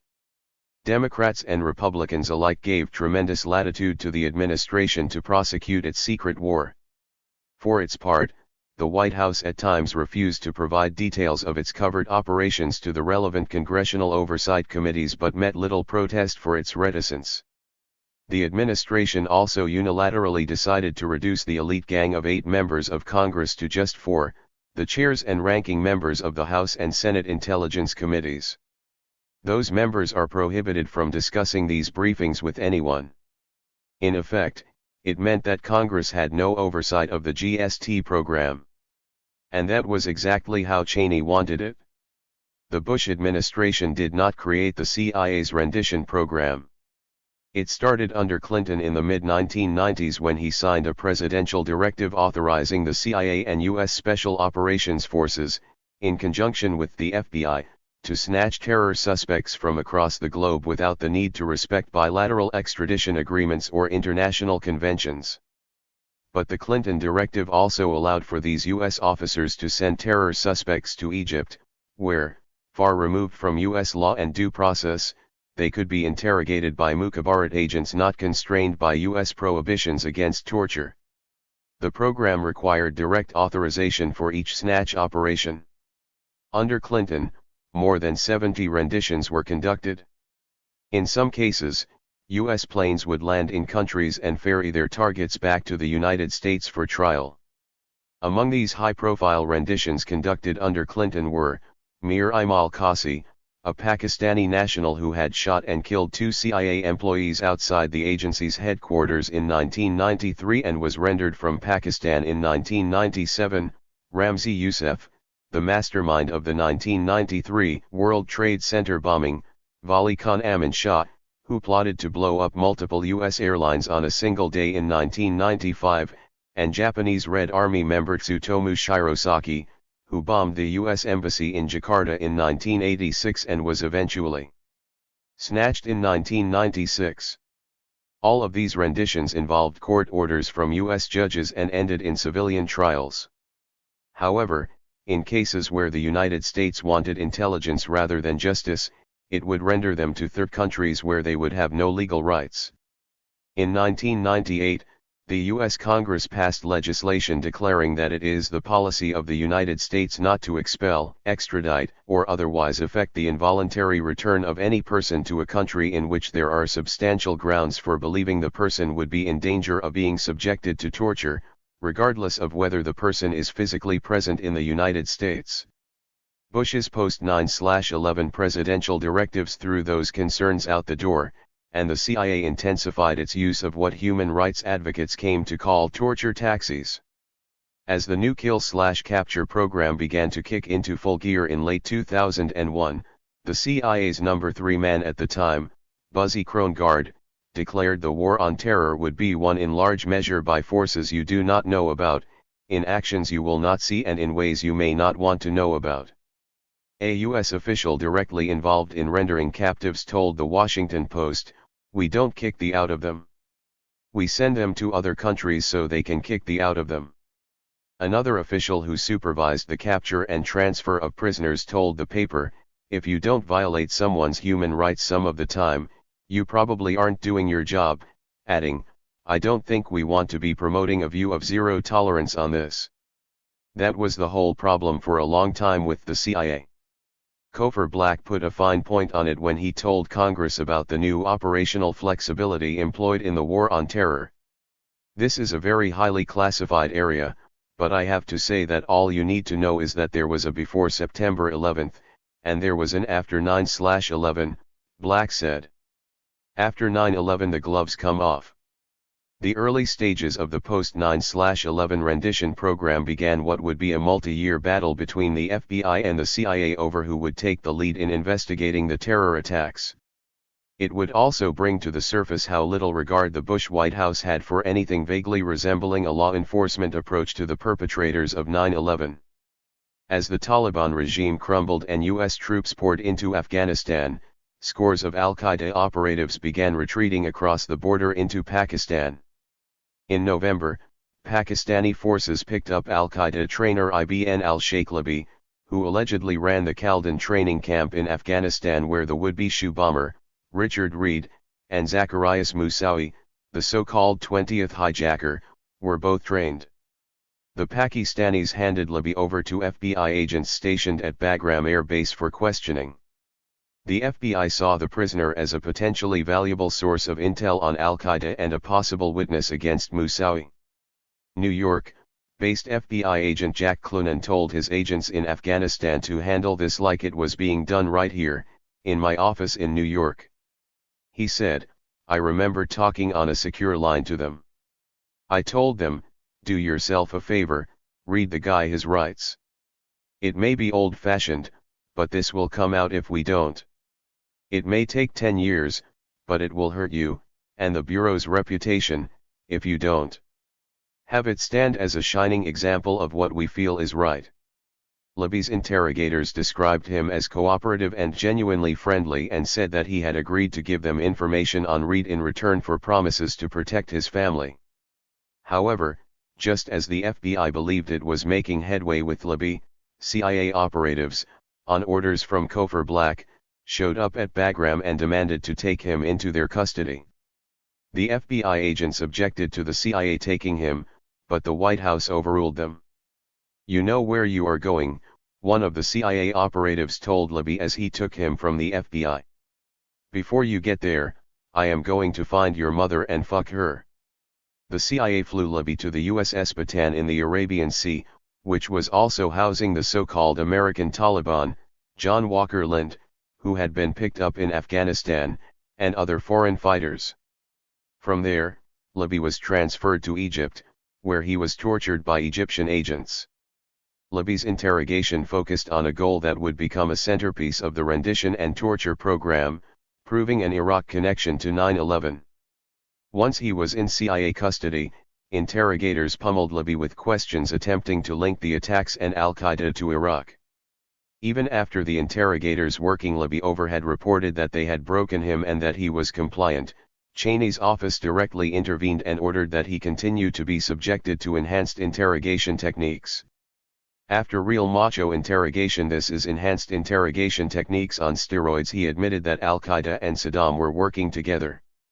He admitted that al-Qaeda and Saddam were working together on WMDs, former senior FBI interrogator Ali Soufan told PBS's Frontline. But the Defense Intelligence Agency cast serious doubt on Libby's claims at the time, observing in a classified intelligence report that he lacks specific details on alleged Iraqi involvement, asserting that it was likely this individual is intentionally misleading his interrogators. Noting that he had been undergoing debriefs for several weeks, the DIA analysis concluded Libby may have been describing scenarios to the debriefers that he knows will retain their interest. Despite such doubts, Libby's confession would later be given to Secretary of State Powell when he made the administration's fraudulent case at the United Nations for the Iraq War. In that speech, Powell would say, I can trace the story of a senior terrorist operative telling how Iraq provided training in these weapons to al-Qaeda. Later, after these claims were proven false, Libby, according to Soufan, admitted he had lied. I gave you what you want to hear, he said. I want the torture to stop. I gave you anything you want to hear. The pattern that was emerging early on with the rendition and interrogation program centered on two primary objectives: dismantling al-Qaeda's network and preventing any further attacks, and supporting the case for an invasion of Iraq. In pursuit of these goals, no options or tactics would be left off the table. While the State Department cautioned against declaring an ill-conceived global war and pushed for a narrow, law enforcement response to 9/11, Cheney began drawing up plans for ambitious global kidnapping and assassination operations in which certain elements of the CIA would initially take a leading role. Cheney, according to former senior CIA and State Department officials, began effectively directing a global manhunt using a mesh of special operations forces and operatives from the CIA's Special Activities Division, the paramilitary arm of the agency. The former officials described a culture that permeated these operations in which ambassadors, the conventional U.S. military commanders and even CIA station chiefs around the world were kept in the dark about clandestine or covert activities. To execute this program, Cheney relied on the gray area in U.S. law and command authority between the jurisdiction of the CIA and the military. In November 2001, Cheney convened a meeting at the White House to put the finishing touches on a presidential order, drawn up by Addington and other lawyers, that outlined how prisoners captured around the world would be tried. As had become custom, War Council lawyers were invited to the meeting, but senior State Department and National Security Council officials were shut out. Powell and the State Department's lawyers had told President Bush that they believed that, under the Geneva Convention, Taliban and al-Qaeda detainees were entitled to legal protections and humane treatment while in enemy custody. They furthermore warned that in not offering America's enemies such protections, it would endanger the lives of U.S. military personnel captured in the war. On February 7, 2002, President Bush made his decision. He signed another directive, based on a notion that the Geneva Convention was quaint and did not apply to al-Qaeda or Taliban prisoners held by the United States. The order was issued just after the Bush administration began sending detainees snatched in Afghanistan and elsewhere to a U.S. military prison at Guantanamo Bay, Cuba. Although Congress was largely asleep at the wheel in its oversight responsibilities early on in the War on Terror, the administration knew that would not last. By early 2002, some on Capitol Hill were already demanding that the CIA and administration brief them on the range of tactics being used by the agency in pursuit of terror suspects. The full details of how those early post-9/11 Cheney program operations were run and who exactly was operating them will likely never be fully revealed. We deliberately kept the circle of people who knew where the black sites were to a very small number. We didn't tell the FBI, recalled Rodriguez, the CIA official who coordinated the construction and use of the black sites. Many people, even those within the agency with the highest security clearances, were not clued in. As far as I know, the location of the black sites was not even shared with the president. Rodriguez added that it was not that those senior officials kept outside the circle of knowledge were untrustworthy, but rather that they simply did not have a need to know. The strategies that fueled this force's ascent would become a model for a secret program that Rumsfeld would build at the Pentagon. Rumsfeld was watching as the CIA became the alpha dog in the GWOT under Cheney's direction. Rumsfeld became determined to break what he called the Pentagon's near-total dependence on CIA and to build an iron curtain around the most sensitive activities of America's most elite warriors. This project was envisioned as a parallel intelligence operation to the CIA, but also as the most effective kill and capture machine the world had ever seen, one that, by its very nature, would answer to no one but the president and his inner circle. Anwar al-Awlaki, An American Story. The United States and Yemen, 1971, 2002. The world was a different place when George W. Bush was campaigning for president in 2000. The date 9/11 held no particular significance for Americans, and Osama bin Laden was not the center of attention for the U.S. military and intelligence machine. For many Arabs and Muslims, the Clinton era had resulted in crushed hopes that the Palestine issue would be negotiated in their favor. Many Muslim Americans saw Bush, not Clinton's vice president, Al Gore, as their best hope in the 2000 presidential election. But it wasn't just Palestine. Many Muslims also shared the conservative social values embraced by evangelical Christians like Bush, on issues of marriage, gay rights, and abortion. One such American Muslim was a young imam from New Mexico named Anwar al-Awlaki. Yes, we disagree with a lot of issues when it comes to the foreign policy of the United States, Al-Awlaki said in 2001. We are very conservative when it comes to family values. We are against the moral decay that we see in the society. But we also cherish a lot of the values that are in America. Freedom is one of them, the opportunity is another. In many ways, Al-Awlaki's story was a classic tale of people from a faraway land seeking a better life in America. His father, Nasser Al-Awlaki, was a brilliant young student from Yemen who came to the United States on a Fulbright scholarship in 1966 to study agricultural economics at New Mexico State University. I read a lot about the United States when I was only 15 years old, Nasser recalled. My impression of the U.S., when I was a young boy in elementary and junior high school, was that America is a land of democracy, and the land of opportunities. I yearned all the time to have my studies in the United States of America. When he arrived, Nasser went first to Lawrence, Kansas, to study English and then headed for New Mexico. I wanted to know and meet people of the New World who built one of the most progressive nations the world has ever known, he declared in an essay introducing himself to fellow classmates in the United States. Nasser wrote that he wanted to get an education in order to help my people become more progressive and advanced. He had married right after he completed high school but could not afford to bring his wife, Scahill, to live with him in the United States on his $167 monthly stipend.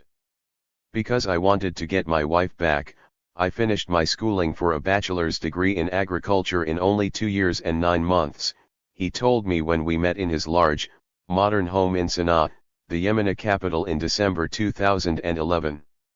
After graduating, Nasser headed back to Yemen, got his wife a visa and returned to Las Cruces, New Mexico, where he completed his master's degree. On April 22, 1971, their baby boy, Anwar, was born. In those days, it was okay to distribute cigars to your fellow graduate students, he laughed. It was written on it, "It's a boy." And it was an unbelievable day for me, when Anwar was born. In Las Cruces Memorial Hospital.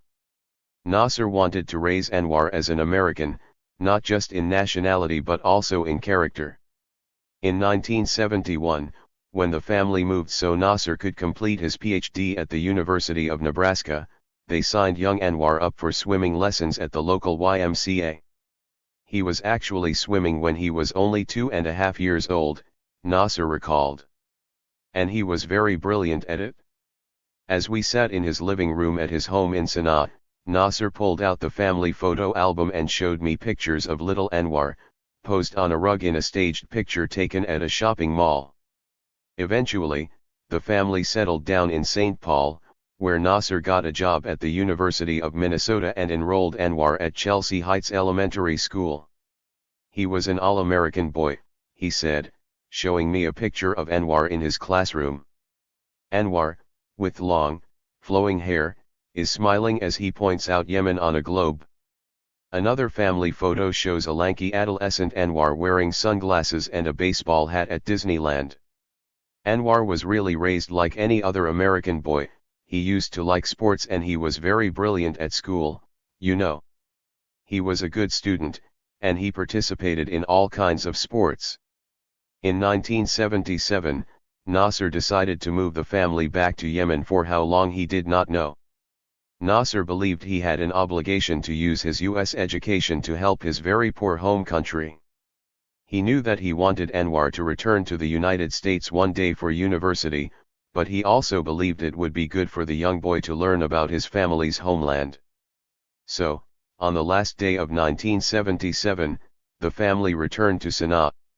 6-year-old Anwar could barely speak Arabic, though he quickly picked it up. He had risen to number 4 in his class in Sana'a by the end of his first semester and within a year was speaking Arabic with ease. Nasser and his colleagues eventually started a private school that taught in both English and Arabic. Anwar was in the first class, along with Ahmed Ali Abdullah Saleh, the son of Yemen's president. The two boys would be classmates for 8 years. Ahmed Ali would go on to become one of the most feared men in Yemen and the head of its Republican Guard.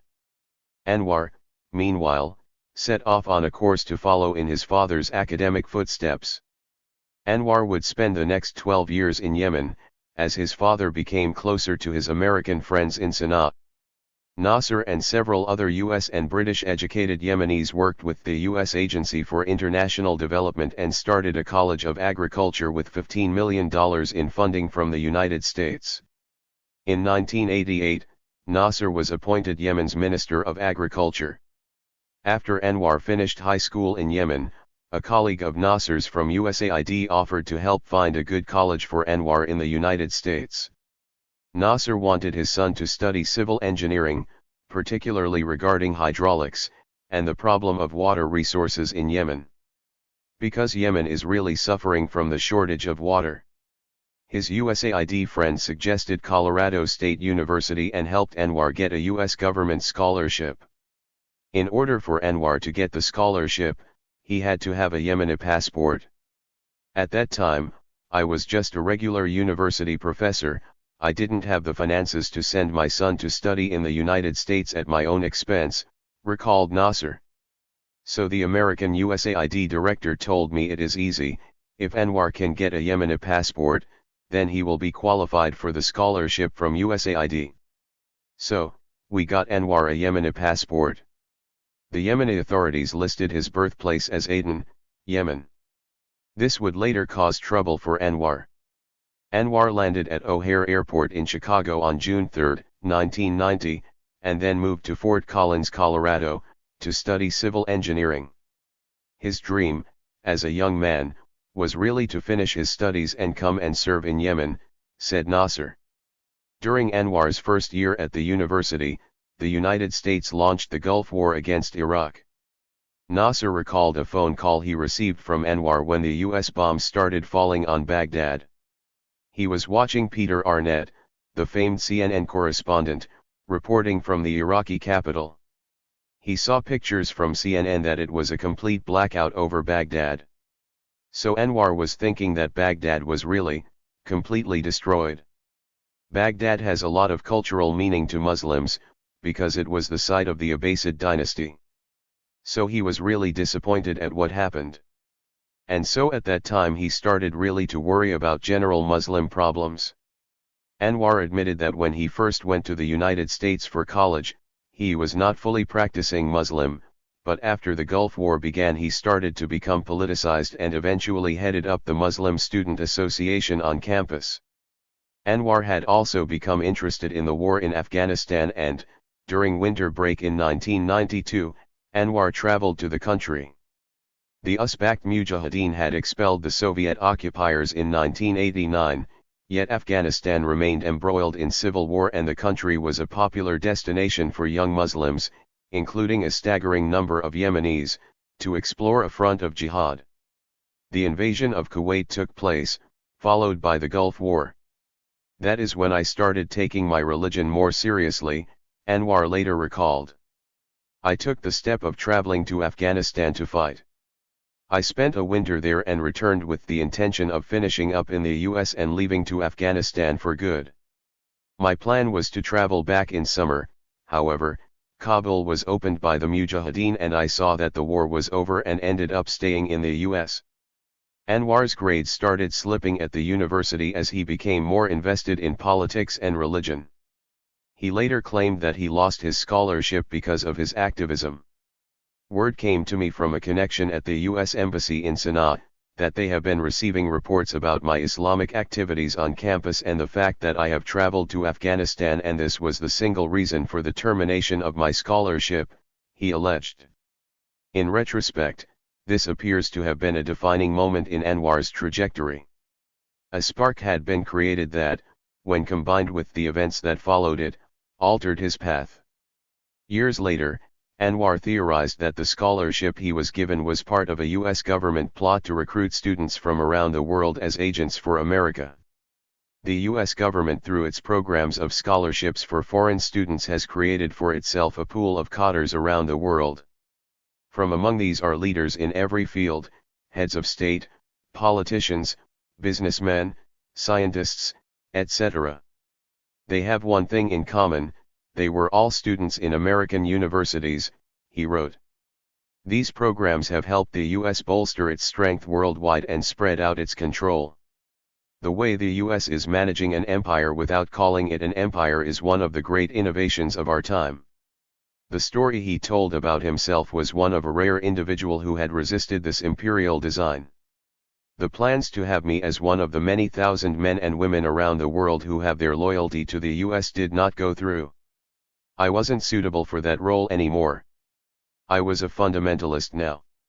The members of the al-Awlaki family did not consider themselves particularly religious, just good Muslims who prayed 5 times a day and tried to live their lives in accordance with the Quran. Religion was not unimportant by any means, but for the al-Awlakis, their tribal identity came first. They were also modern people with relationships with international diplomats and businessmen. As he was becoming politicized, Anwar attended a mosque near his university in Colorado and the local imam asked him to deliver a sermon one Friday.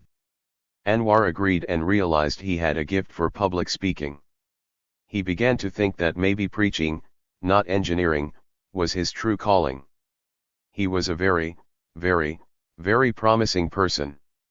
And we were hoping for a good future for him, recalled Anwar's uncle, Sheikh Saleh bin Farid, a wealthy businessman and the head of the Awlak tribe in Yemen. I think Anwar was born to be a leader. It was in his blood, and his mentality. Anwar graduated from CSU in 1994 and decided to stay in Colorado after graduation. He married a cousin from Yemen and took a job as an imam at the Denver Islamic Society. Nasser told me that Anwar never spoke of becoming an imam when he left for America but that he fell into it after being asked to preach a few times. He thought this is an area where he can be and can do something. So I guess it started just by coincidence. But then I guess he liked it, so he decided to shift from professional engineering to a vocation preaching Islam.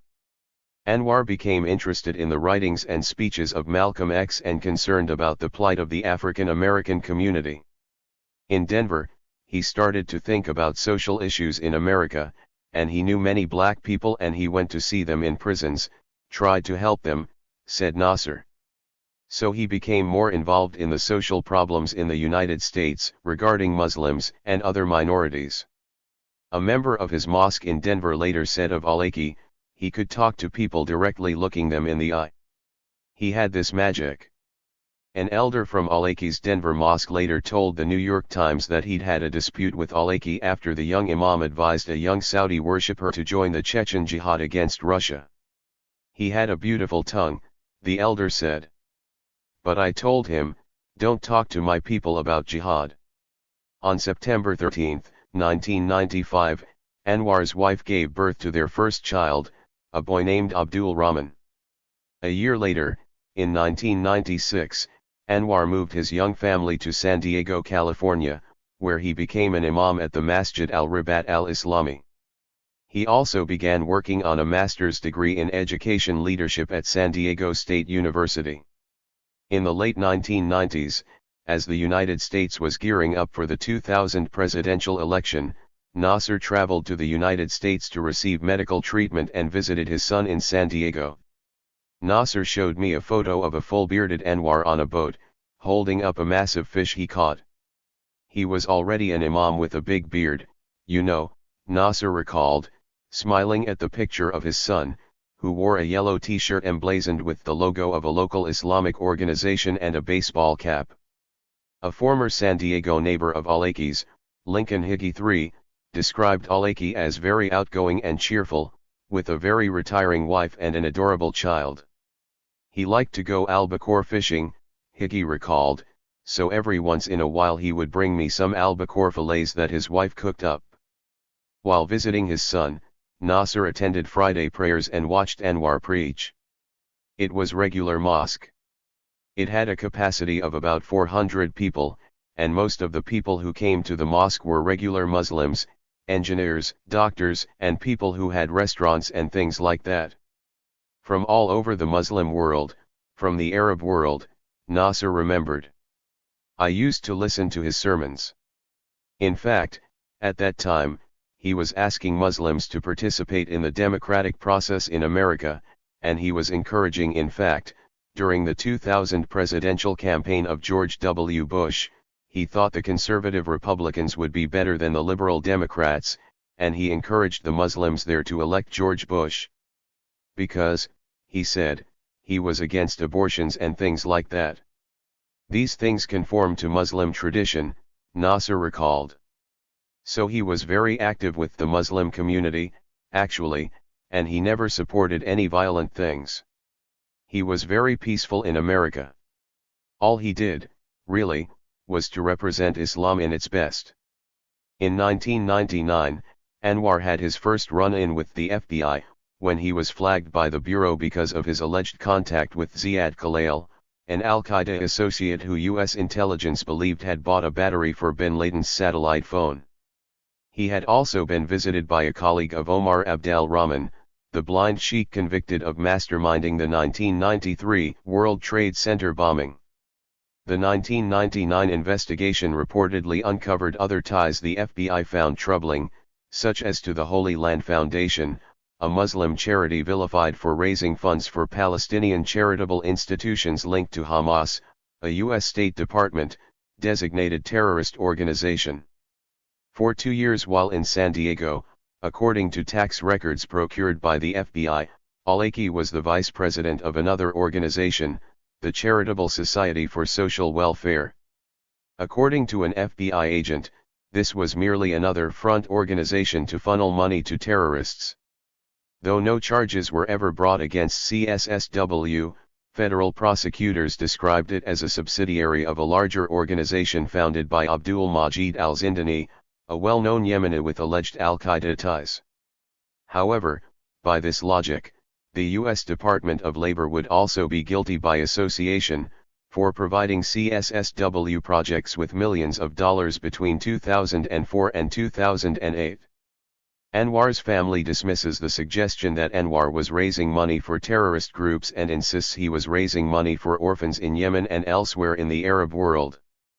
The U.S. investigation into Anwar was soon closed, for lack of evidence. In March 2000, the FBI concluded that Al-Awlaki does not meet the criterion for investigation. But it wasn't the last time Anwar would hear from the FBI. 2 men who prayed at Anwar's mosque in San Diego, Khalid al-Madar and Nawaf al-Hashmi, would soon be among the 19 hijackers who conducted the 9/11 attacks. When Anwar moved the family to Falls Church, Virginia, in 2000, Hashmi also attended his mosque. After September 11, U.S. investigators would charge that Anwar was al-Hashmi's spiritual advisor. Nasser told me he asked his son about his connections to Hashmi and Madar and told me that Anwar had only a sporadic, clerical relationship with the men. I asked him myself.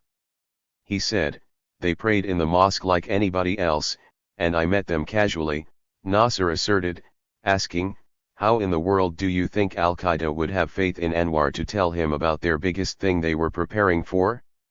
It is unbelievable, because at that time he had no links whatsoever with any group like that. Definitely. And I'm 100% sure of that. Listening to Anwar's sermons from this era, there is no hint that he had any affinity for Al-Qaeda. In 2000, Anwar began recording CDs of his sermons and selling them as box sets. The sermons were extremely popular among Muslims in the United States and elsewhere in the English-speaking world. He recorded more than 100 CDs in all, most of them consisting of lectures on the lives of the Prophet Muhammad, and on Jesus and Moses, as well as theories about the hereafter. As the New York Times put it, the recordings appear free of obvious radicalism. Invitations began streaming in, inviting Al-Awlaki to speak to mosques and Islamic centers across the United States and around the globe. I was very pleased with him, said Abu Muntasir, a founding member of a UK group called Jimas, which hosted Al-Awlaki several times. He filled a gap for Western Muslims who were seeking expressions of their religion which differed from the Islam of their parents' generation, to which they found it difficult to relate. Despite the non-political nature of his preaching, Anwar later alleged that U.S. intelligence agents had sent moles into his San Diego mosque to gather information on its activities.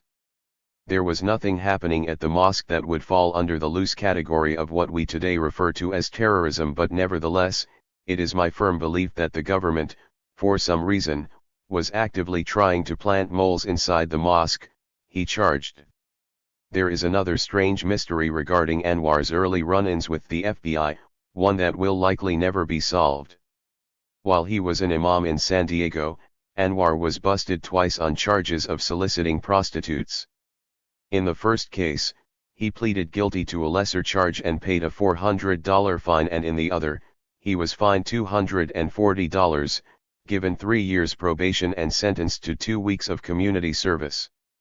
The arrests would later be used to paint Anwar as a hypocrite, but the preacher offered up a different explanation: the US government was trying to blackmail him into becoming an informant. In 1996, Anwar claimed, he was in his minivan at a stoplight waiting for it to turn green when his vehicle was approached by a middle-aged woman who knocked on the passenger seat window. By the time I rolled down the window, and before even myself or the woman uttering a word, I was surrounded by police officers who had me come out of my vehicle only to be handcuffed, he recalled.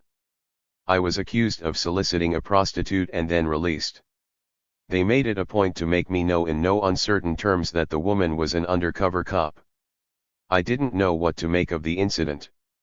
Then, Anwar said, a few days later he was visited by 2 men he said identified themselves as federal agents, who told him they wanted his cooperation. Anwar said they wanted him to liaise with them concerning the Muslim community of San Diego. I was greatly irritated by such an offer and made it clear to them that they should never expect such cooperation from myself. I never heard back from them again until a year later.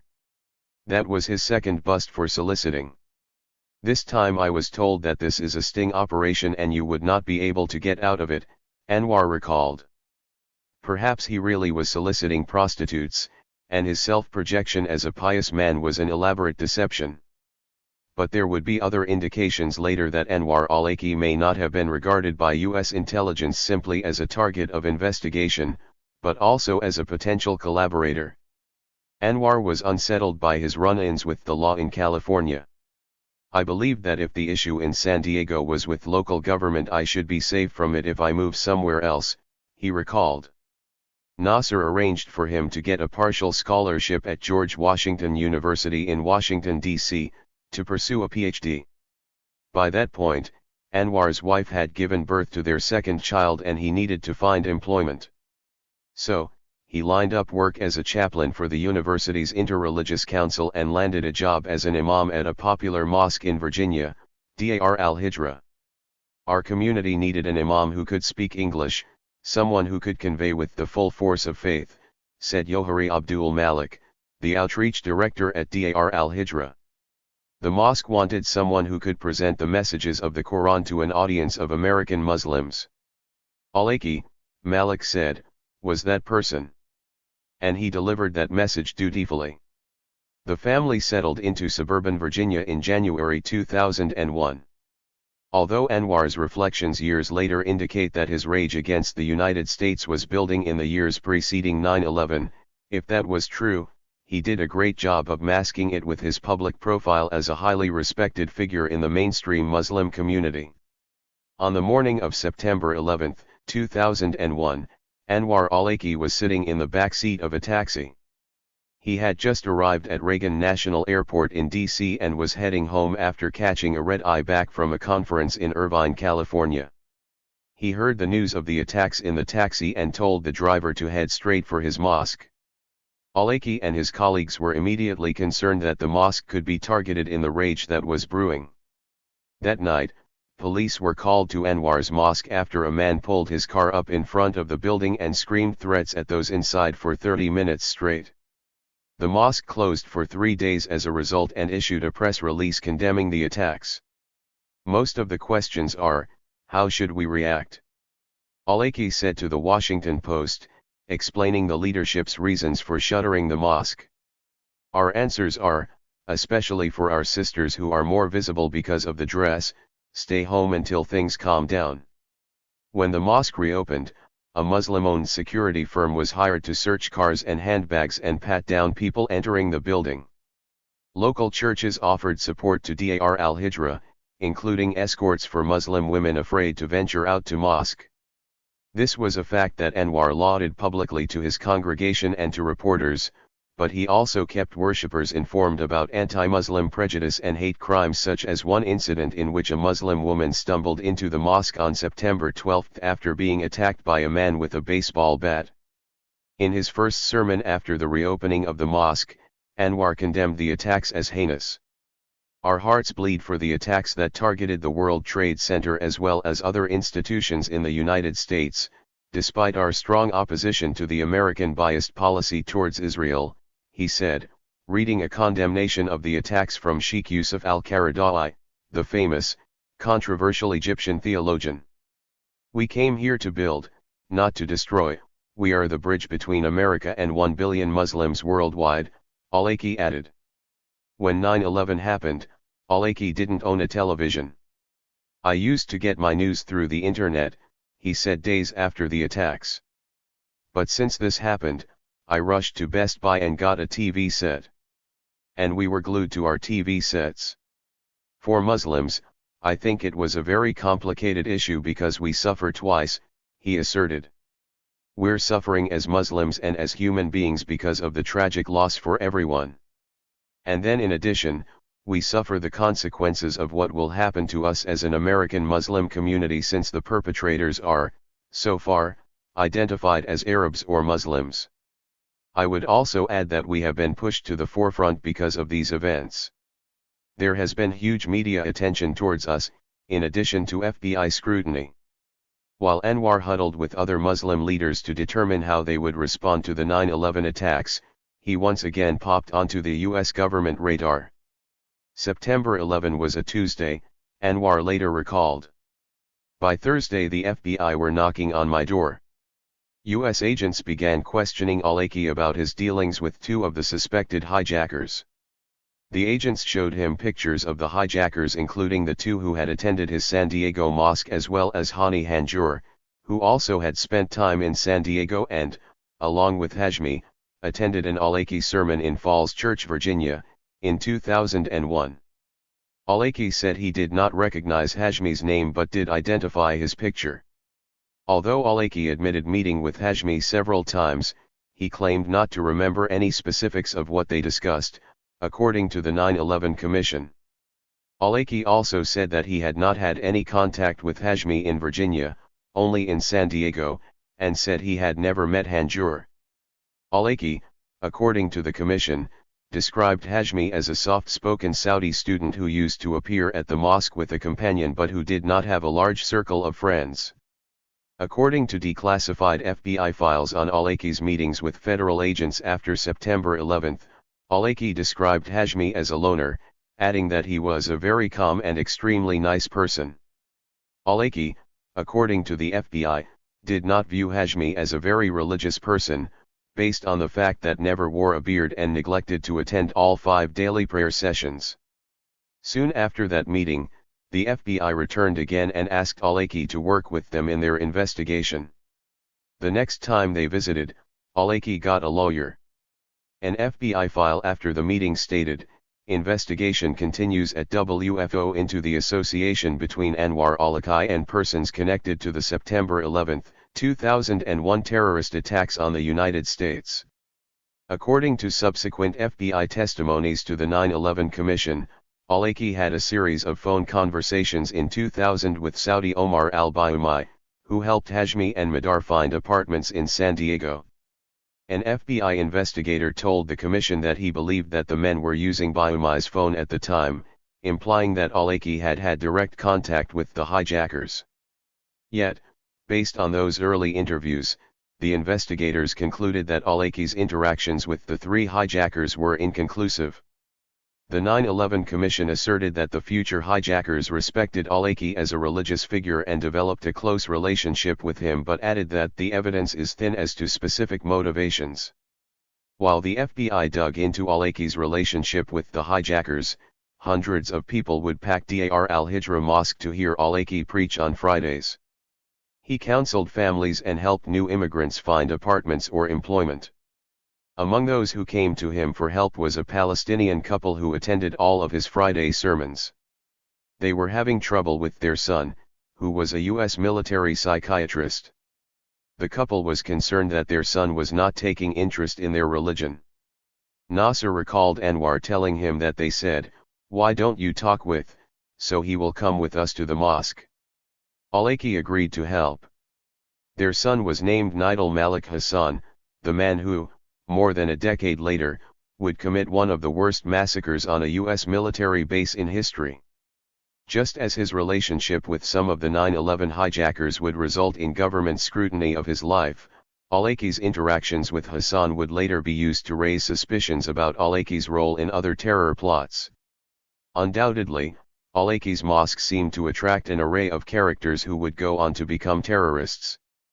But the extent of Aleki's knowledge of who they were or what they were plotting is difficult to determine. In examining Aleki's experiences and statements from this period, the mystery only deepens. What unfolded between Aleki and the U.S. government behind closed doors in the months after September 11 and what played out publicly between Aleki and the U.S. media at the same time is a bizarre tale, filled with contradictions. It was as though Anwar Aleki were living a double life. In the weeks after September 11, while Anwar dealt with the FBI agents in private, in public he became a media star, called upon by scores of media outlets to represent a moderate Muslim view of the 9/11 attacks. TV crews followed him around. National radio programs interviewed him. Newspapers quoted him frequently. Aleki encouraged his followers to participate in blood drives for 9/11 victims, to donate money for the families. The leadership at the mosque described him as a man known for his interfaith outreach, civic engagement, and tolerance, and the Associated Press reported that, among those who attended his sermons, most said they did not find him to be overtly political or radical. Although Aleki at times delivered stinging indictments of U.S. foreign policy, he also condemned the attacks in strong terms. Initially, he even indicated that the United States would be justified in waging an armed struggle against those responsible for the attacks. Absolutely, Aleki told PBS. We have stated our position that, there must be a way for the people who did this, they have to pay the price for what they have done. And every nation on the face of the earth has a right to defend itself. Aleki was a go-to Muslim cleric for reporters scrambling to explain Islam. He condemned the mass murder, invited television crews to follow him around and patiently explain the rituals of his religion, according to the New York Times. In a separate article, the paper reported that Aleki is held up as a new generation of Muslim leader capable of merging East and West. Aleki said in late September 2001, "I even feel that it's unfortunate that we have to state this position because no religion would condone this, so it should be common knowledge. But we were in a position where we had to say that Islam does not approve of this. There is no way that the people who did this could be Muslim, and if they claim to be Muslim, then they have perverted their religion." The Washington Post consulted Aleki several times after September 11, even commissioning him to star in a webcast about Ramadan. "Our position needs to be reiterated and needs to be very clear," Aleki said during a sermon, televised nationally in the United States by PBS, a few weeks after the attacks. "The fact that the U.S. has administered the death and homicide of civilians in Iraq, the fact that the U.S. is supporting the deaths and killing of thousands of Palestinians does not justify the killing of one U.S. civilian in New York City or Washington, D.C., and the deaths of civilians in New York and Washington, D.C., does not justify the death of one civilian in Afghanistan. And that is the difference between right and wrong, evil and good, that everybody's claiming to talk about." Even as he condemned the attacks, Aleki pulled no punches in his analysis of the U.S. posturing toward the Islamic world. In one sermon, a week after September 11, Aleki pushed back on the Bush administration's characterization of al-Qaeda's motives. "We were told this was an attack on American civilization. We were told this was an attack on American freedom, on the American way of life," Aleki declared. "This wasn't an attack on any of this. This was an attack on U.S. foreign policy. As the United States began its push into Afghanistan in October 2001, Al-Awlaki was interviewed by the Washington Times. "We're totally against what the terrorists done. We want to bring those who done this to justice," he said. "But we're also against the killing of civilians in Afghanistan." As the first Ramadan after September 11 approached, Al-Awlaki said, "There will be a higher level of anxiety in the community this year. The Muslim holiday will be overshadowed by a gloomy mood because of the events that happened in September and the ongoing war overseas," he said, adding, "We always want Ramadan to come in quiet times, but unfortunately, this year that is not going to happen." He also made clear he was opposed to the launch of the US war against the Taliban. "In my personal opinion, I feel that the US rushed into this war," he told an interviewer. "There could have been some other avenues to solve this problem, one of which was diplomatic pressure, taking advantage of all the Muslim countries who voiced their support for the US in this, and voiced their concern for what has happened on September 11. Very strong condemnations from all over the Muslim world. So that could have been used and capitalized on to put some pressure on Afghanistan or whoever did this, rather than rushing into the war that we've seen." More than a decade before the so-called Arab Spring, Anwar also criticized U.S. support for autocratic leaders and their repressive regimes in Middle Eastern and predominantly Muslim countries. "There doesn't have to be a dramatic, sudden, overnight change in these regimes, but there needs to be at least some pressure on the part of the U.S. for these regimes to open up a bit and provide more freedom to the people," he said. Driving around suburban Virginia during Ramadan in late 2001, Al-Awlaki spoke to a camera held by a journalist from the Washington Post. "Since the war started, there have been a lot of casualties among civilians. A lot. And unfortunately that hasn't been reported, or hasn't been reported in a fair proportion in the media, so there's a lot of concern that the common people in Afghanistan are paying the price for this. They're pawns in this game of politics," he said. After September 11, the feelings of American Muslims were similar to the feeling of everybody else in America, feelings of sympathy for the families of the victims, and a sense that whoever did this needs to be brought to justice. That was the prevailing feeling amongst all American Muslims, in fact Muslims around the world. The war changed that a bit, because we have the memories of Iraq fresh in our minds. We were told in 1990 that this was going to be a war against Saddam Hussein. Well, after 10 years he's still in power and the ones who are suffering are the Iraqi people. 1 million in Iraq died. So those memories are coming back to us now. They say it's to get the terrorists, but then here we go, casualties from the civilians." The interviewer asked Al-Awlaki what he thought of bin Laden and the Taliban. "They represent a very radical understanding, an extreme view, and a part of what feeds into radical views are the conditions that exist in the Muslim world," he said. "It's definitely a fringe group. There have been teaching that were twisted. It's a method of justifying views by using religious texts, and that could exist in any religion." Al-Awlaki appears, in the video, to be struggling sincerely with how to respond to 9/11. He is also seen as a loving father, wiping his younger son's nose. At another point, he holds his trotting toddler's hand as they walk into the mosque. For a brief moment, Al-Awlaki even sings part of the theme song from the children's show Barney, "I love you, you love me." It is difficult to watch the hours of footage and conclude that he was simply a good actor. As incidents of anti-Muslim violence and bigotry spread, Al-Awlaki watched as Muslim and Arab communities in the United States were targeted by the federal government. The people who came to his sermons told him of harassment they endured because of their race or their faith. People were rounded up, mosques were infiltrated, Muslim businesses were targeted by vigilantes and federal agents. Like many American Muslims, Al-Awlaki believed that his people were being singled out, profiled because of their religion or race.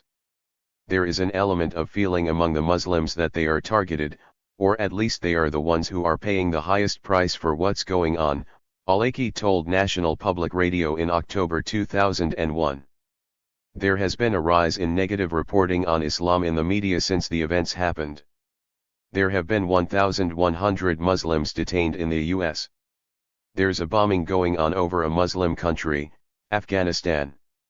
So there are some reasons that make the Muslims feel that, well, it is true that the statement was made that this is not a war against Islam, but for all practical reasons, it is the Muslims who are being hurt.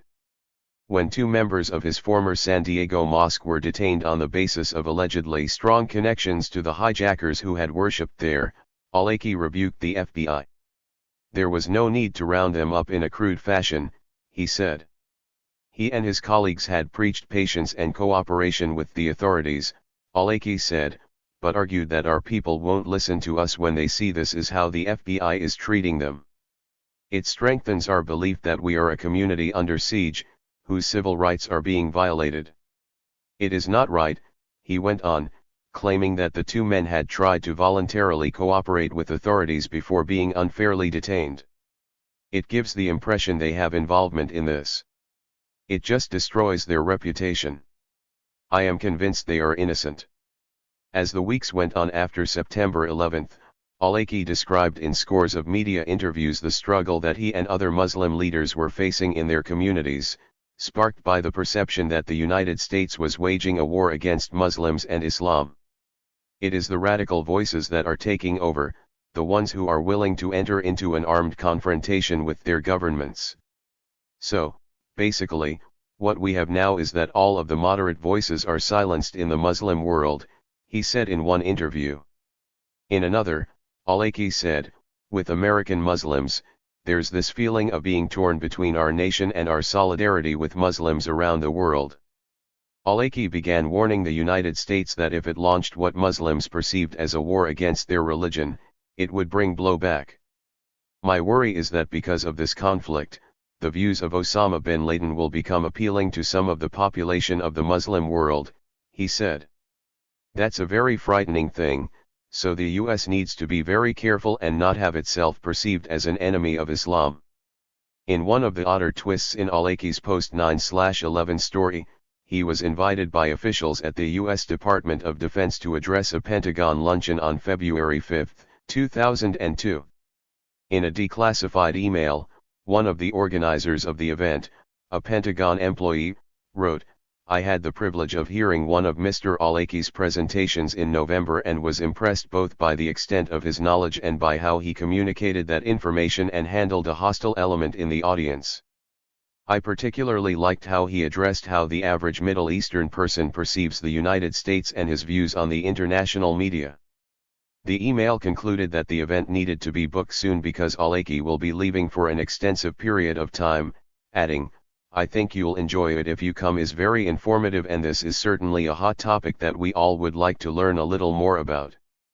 According to declassified Pentagon documents, at that period in time, the Secretary of the Army was eager to have a presentation from a moderate Muslim, adding that al-Awlaki was considered to be an up-and-coming member of the Islamic community. After being vetted for security reasons, al-Awlaki was invited to and attended a luncheon at the Pentagon in the Secretary of the Army's Office of Government Counsel. The Pentagon appearance may have just been a freak event that occurred thanks to poor vetting and al-Awlaki's public reputation at the time, shaped by his scores of media appearances, but it would also fuel speculation that al-Awlaki was cooperating with the US government in its 9/11 investigations. When I asked Nasser al-Awlaki, Anwar's father, about the Pentagon luncheon, he lit up. Yes. You know, you cannot believe it, he told me. At one time, he told me he will join the US Army in order to be Muslim chaplain. In one conversation he had with his son during this time, Nasser said Anwar told me he was mad not to be invited to the White House. Like other Muslim dignitaries during Ramadan, when Bush started this event, asking people to come to Ramadan. He thought, how come they didn't ask him, because he was the imam of a big religious center in America. Al-Awlaki may not have made it into the White House, but in early 2002, he was invited to lead a prayer service in the U.S. Capitol. His sermon there was featured in the 2002 PBS documentary Muhammad, Legacy of a Prophet. In March 2002, U.S. federal agents conducted a series of sweeping raids against more than a dozen Muslim nonprofit organizations, businesses, and private homes. The raids were conducted under the banner of an interagency task force and were part of a broad investigation into terror finances, codenamed Operation Green Quest. Among the raided organizations were respected Islamic think tanks, such as the International Institute of Islamic Thought, as well as the Graduate School of Islamic and Social Sciences at Cordoba University in Virginia. The homes of various leaders and staffers of the organizations were also searched and their property seized. The raids were allegedly conducted as part of a targeted operation against terrorism financing. The agents seized computer hard drives, confidential files and books. The raids filled 500 boxes with files seized in the actions. No charges were ever filed against any leaders of these institutions or the organizations themselves in connection with the raids. Mainstream Muslim organizations and civil liberties groups condemned the raids as a witch hunt. Al-Awlaki delivered a stinging sermon saying Operation Green Quest was an attack on every one of us in the Muslim community, warning, if today this happened to these organizations, tomorrow you're going to be next. In another sermon, Al-Awlaki declared, maybe the next day the Congress will pass a bill about Islam that it is illegal in America. Don't think that this is a strange thing to happen, anything is probable in the world of today because there are no rights unless there's a struggle for those rights. Unbeknownst to Al-Awlaki, he had been identified by the Green Quest Task Force as an active subject of its investigation, though it ultimately determined he had no connection to the targeted groups. At the same time, the FBI was actively trying to force him to cooperate in various investigations. Al-Awlaki believed they were using the prostitution busts back in San Diego to try to flip him. Actually, his theory was not far-fetched. In fact, this was precisely what the feds were trying to do in the months after September 11 when Al-Awlaki was in Virginia.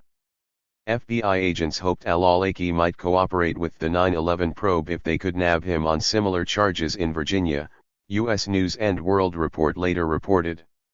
FBI sources say agents observed the imam allegedly taking Washington-area prostitutes into Virginia and contemplated using a federal statute usually reserved for nabbing pimps who transport prostitutes across state lines.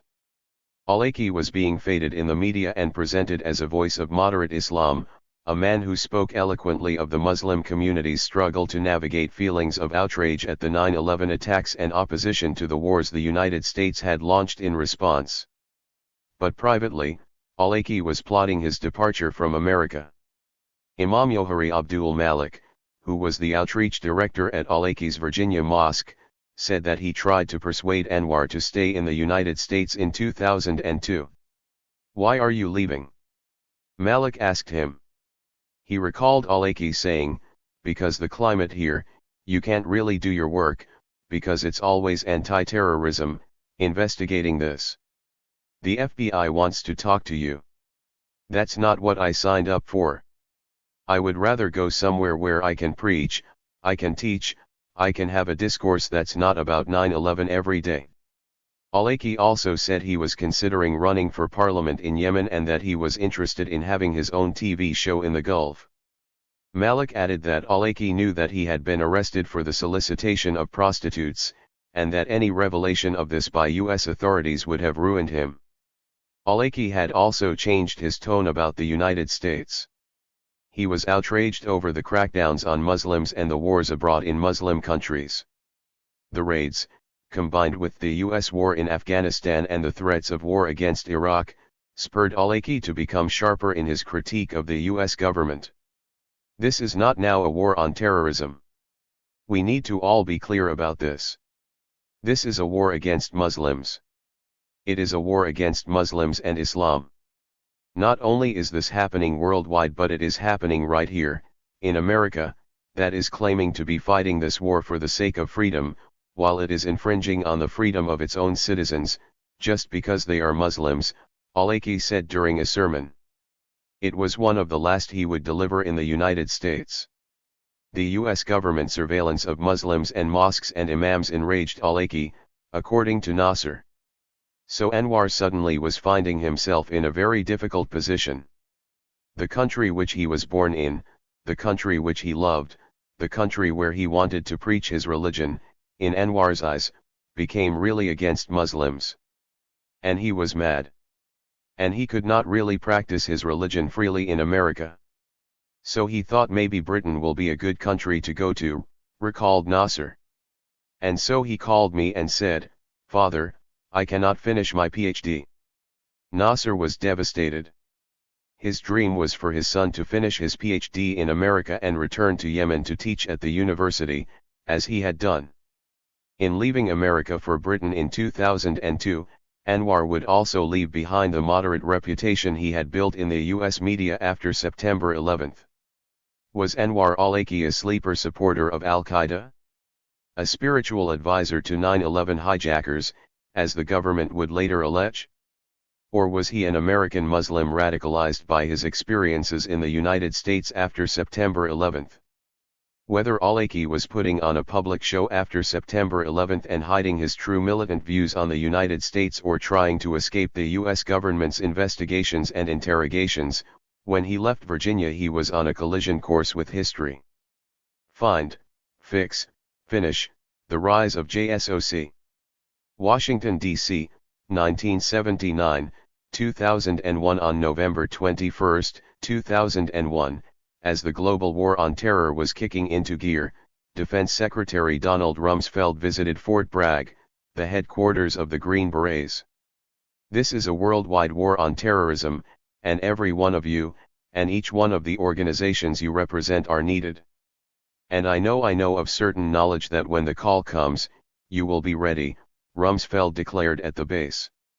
At the start of the campaign, President George W. Bush said, "We are at the beginning of our efforts in Afghanistan, but Afghanistan is only the beginning of our efforts in the world.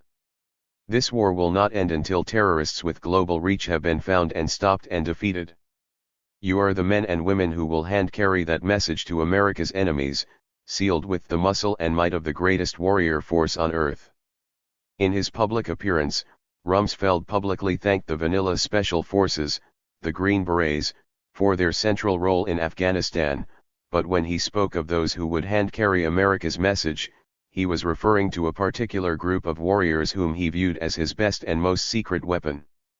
Although part of Rumsfeld's visit to Fort Bragg was public, he was also there for a secret meeting with the forces whose units were seldom mentioned in the press and whose operations were entirely shrouded in secrecy, the Joint Special Operations Command, or JSOC.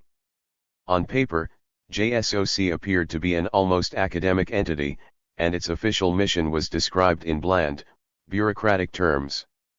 Officially, JSOC was the joint headquarters designed to study special operations requirements and techniques, ensure interoperability and equipment standardization, plan and conduct joint special operations exercises and training, and develop joint special operations tactics.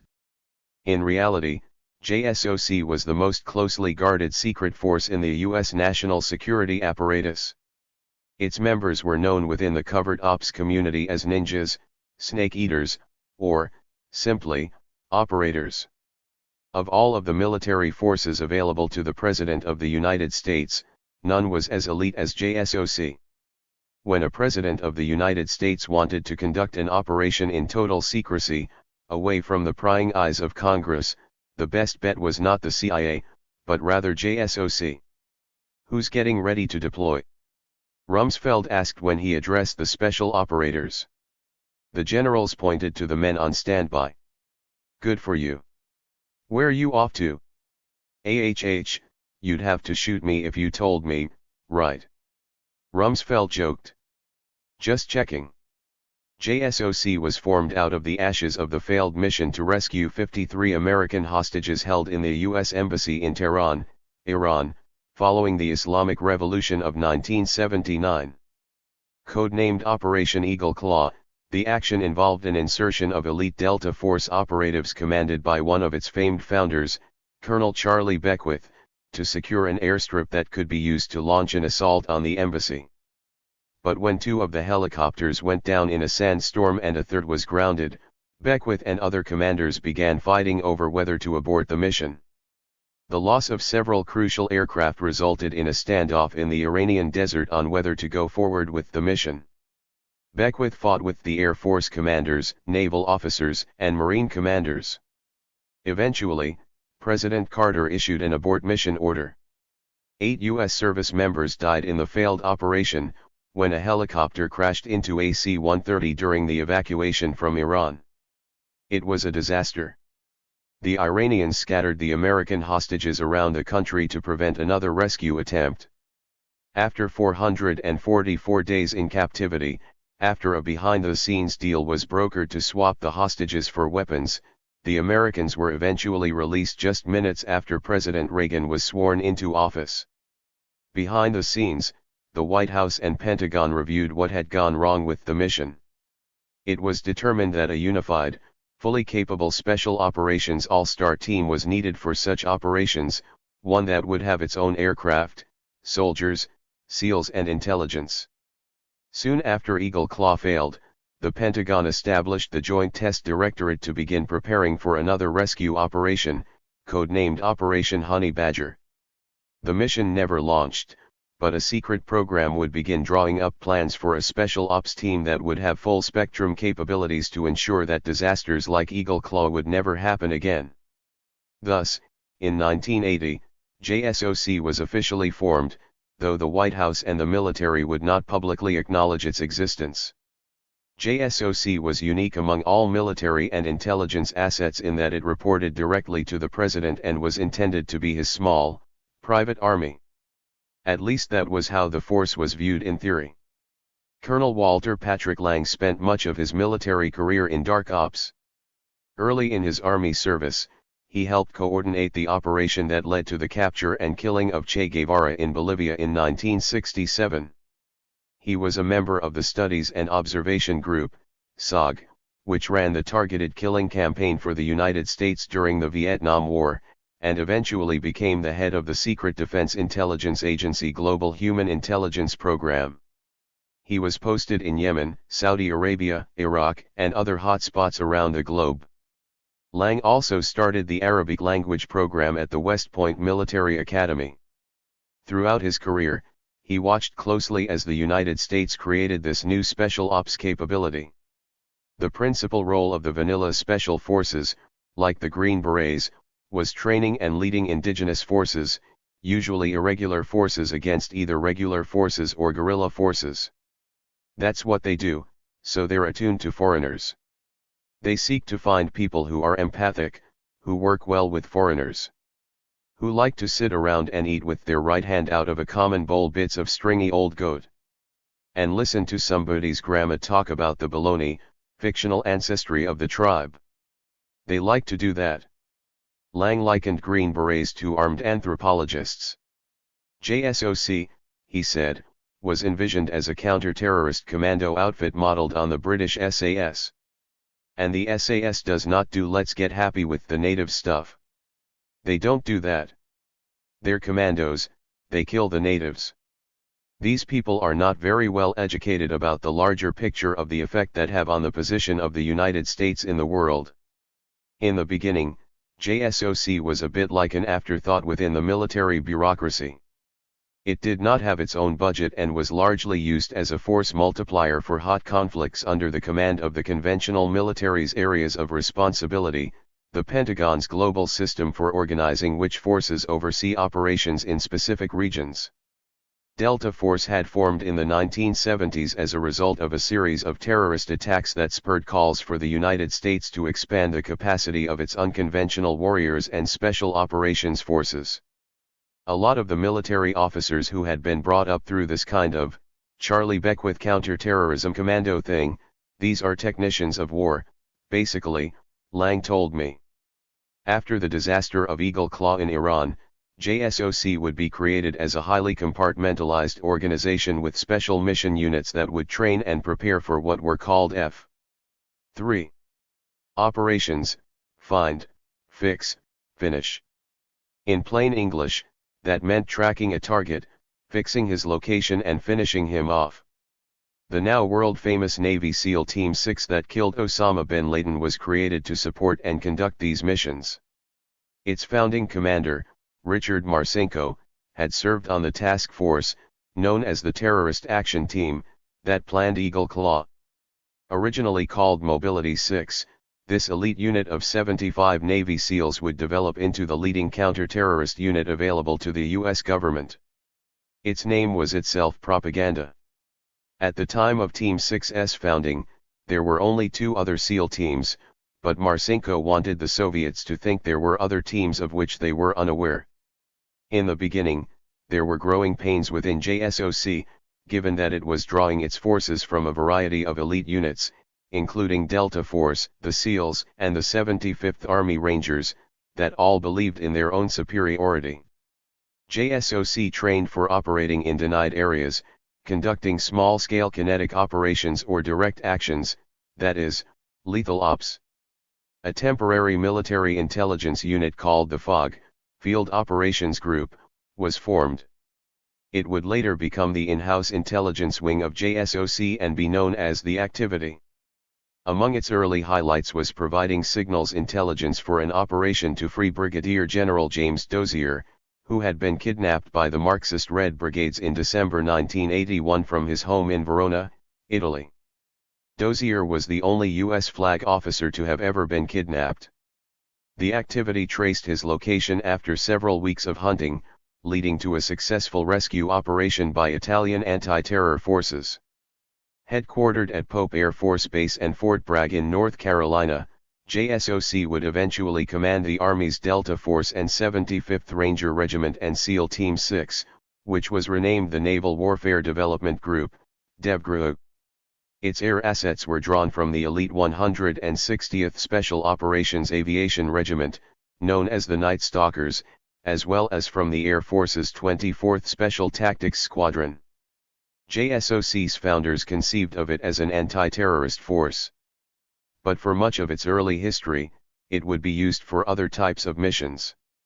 These teams would be deployed in secret and attach themselves to Allied military forces or paramilitaries seeking to bring down governments perceived as hostile to U.S. interests. At times the lines between training and combat were blurred, particularly in the dirty wars in Latin America in the 1980s. JSOC was used in Grenada in 1983 when President Reagan ordered a U.S. invasion, and throughout the 1980s in Honduras, where the United States was coordinating support for the Contras in Nicaragua and battling a guerrilla insurgency inside of Honduras. During his first term, President Reagan seemed eager to label terrorism a national security threat to be tackled by targeted kinetic force.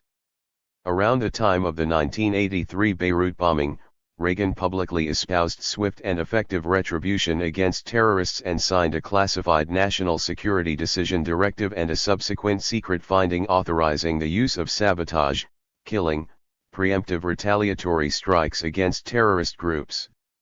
The NSDD and the finding referred to a plan to form lethal CIA action teams, but they reportedly authorized cooperation with JSOC forces. JSOC operators liaised with foreign military forces throughout Latin America and the Middle East to combat hostage takers. They were also involved in the operation that led to the killing of Colombian drug lord Pablo Escobar in Medellin in 1993. Such operations led to the rise of a force of American fighters with a unique set of skills in counterinsurgency warfare. By the end stages of the Cold War, JSOC operators had become the most elite, seasoned combat veterans in the U.S. military arsenal. In the 1990s, they went on to play central, but secret, roles in the wars in the Balkans, Somalia, Chechnya, Iran, Syria, and throughout Africa and Asia. In the former Yugoslavia, JSOC helped lead the hunt for accused war criminals, though it failed to capture its 2 main targets, Bosnian Serb leaders Ratko Mladic and Radovan Karadzic. Under a secret presidential directive issued by President Clinton, JSOC was authorized to operate on U.S. soil in counter-terror operations and to confront any WMD threats, circumventing the Posse Comitatus Act, which prohibits the military from conducting law enforcement domestically. In fact, some of JSOC's most sensitive missions were conducted at home. In 1993, Delta Force members participated in the disastrous raid against the Branch Davidian cult's compound in Waco, Texas. Some 75 people died in the raid, including more than 20 children and 2 pregnant women. JSOC also conducted security operations within America's borders when the 1994 World Cup and 1996 Summer Olympics were hosted by the United States. By the end of the 1990s, the Department of Defense had officially acknowledged that teams such as JSOC existed, though its name was not made public. We have designated special mission units that are specifically manned, equipped, and trained to deal with a wide variety of transnational threats, said Walter Slocum, the Undersecretary of Defense for Policy. An estimated 80% of JSOC's missions prior to 2000 remain classified. I would say they're the ace in the hole. If you were a card player, that's your ace that you've got tucked away. That's how General Hugh Shelton described JSOC to me. Shelton served as chairman of the Joint Chiefs of Staff under President Clinton and had spent most of his military career in special operations. Before Clinton named him chairman, Shelton had commanded the U.S. Special Operations Command, which was technically the parent organization for JSOC's operations. They are a surgical type of unit. They are not to be used to assault a fortress or anything. That's what the Army and the Marine Corps does. But if you need someone that can skydive from 30 miles away, and go down the chimney of the castle, and blow it up from the inside, those are the guys you want to call on. They're the quiet professionals. They do it, and do it well, but they don't brag about it, he added. You would not want to commit them to anything that required a mass force, and I guarded against that, when I was the chairman. On September 11, Shelton was chairman. And Rumsfeld loathed him and his reservations. Although JSOC's secret history was discussed, in hushed tones, in the halls of the Pentagon, many of its most decorated veterans believed it had been underutilized or, worse, misused. After an auspicious start and a far-reaching mandate, JSOC was viewed as a bastard child within the Pentagon and White House. The Iran-Contra scandal had placed a pox on the House of Covert Action. Despite some successes, such as the rescue of Kurt Muse, an American citizen, from a Panamanian prison during Operation Just Cause in 1989, special operations forces were used with trepidation for the decade preceding 9/11.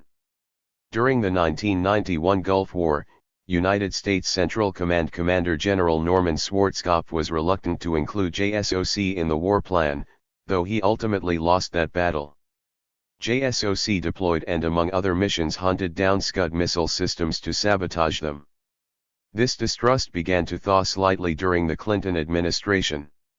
According to SOCOM's official history, during this period, the operational tempo of Special Ops forces increased more than 50%. In 1996 alone, SOF were deployed in a total of 142 countries and engaged in 120 counter-drug missions, 12 demining training missions, and 204 joint combined exchange training exercises.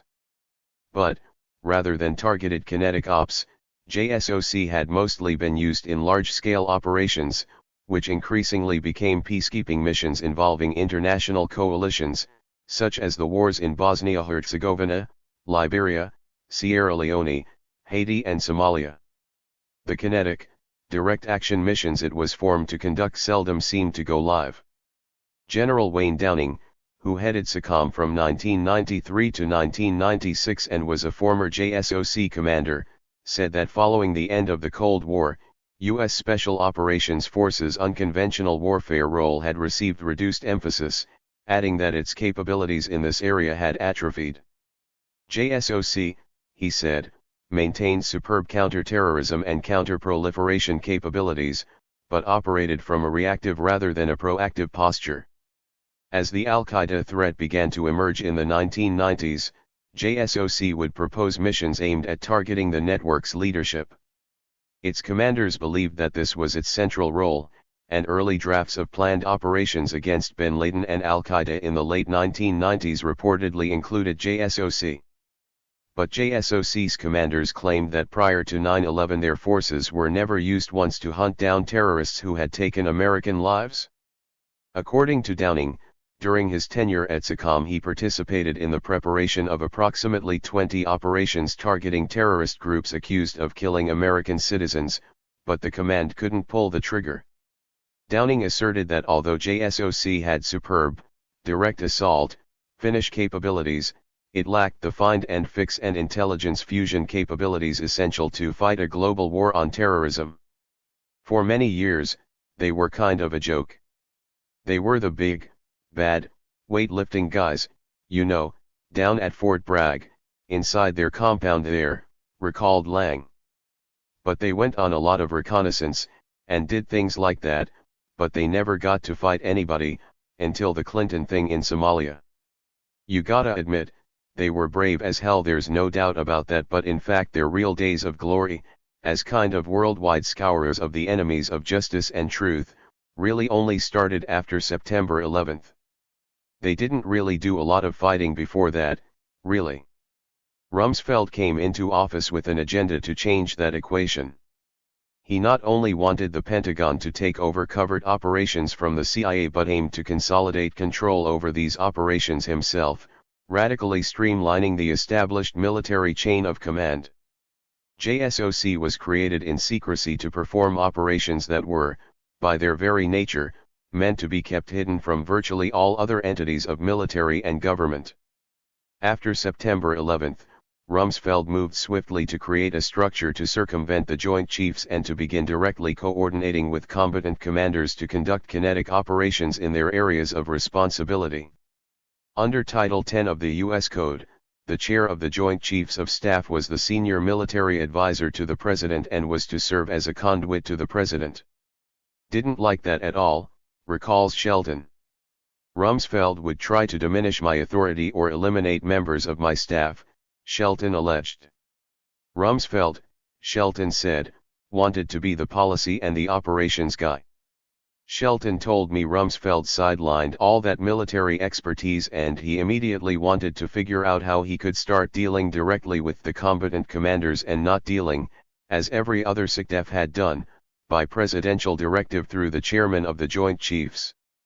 In his memoir, Shelton described Rumsfeld's model of the Secretary of Defense as being based on deception, deceit, working political agendas, and trying to get the Joint Chiefs to support an action that might not be the right thing to do for the country, but would work well for the President from a political standpoint. He added, "It was the worst style of leadership I witnessed in 38 years of service or have witnessed at the highest levels of the corporate world since then."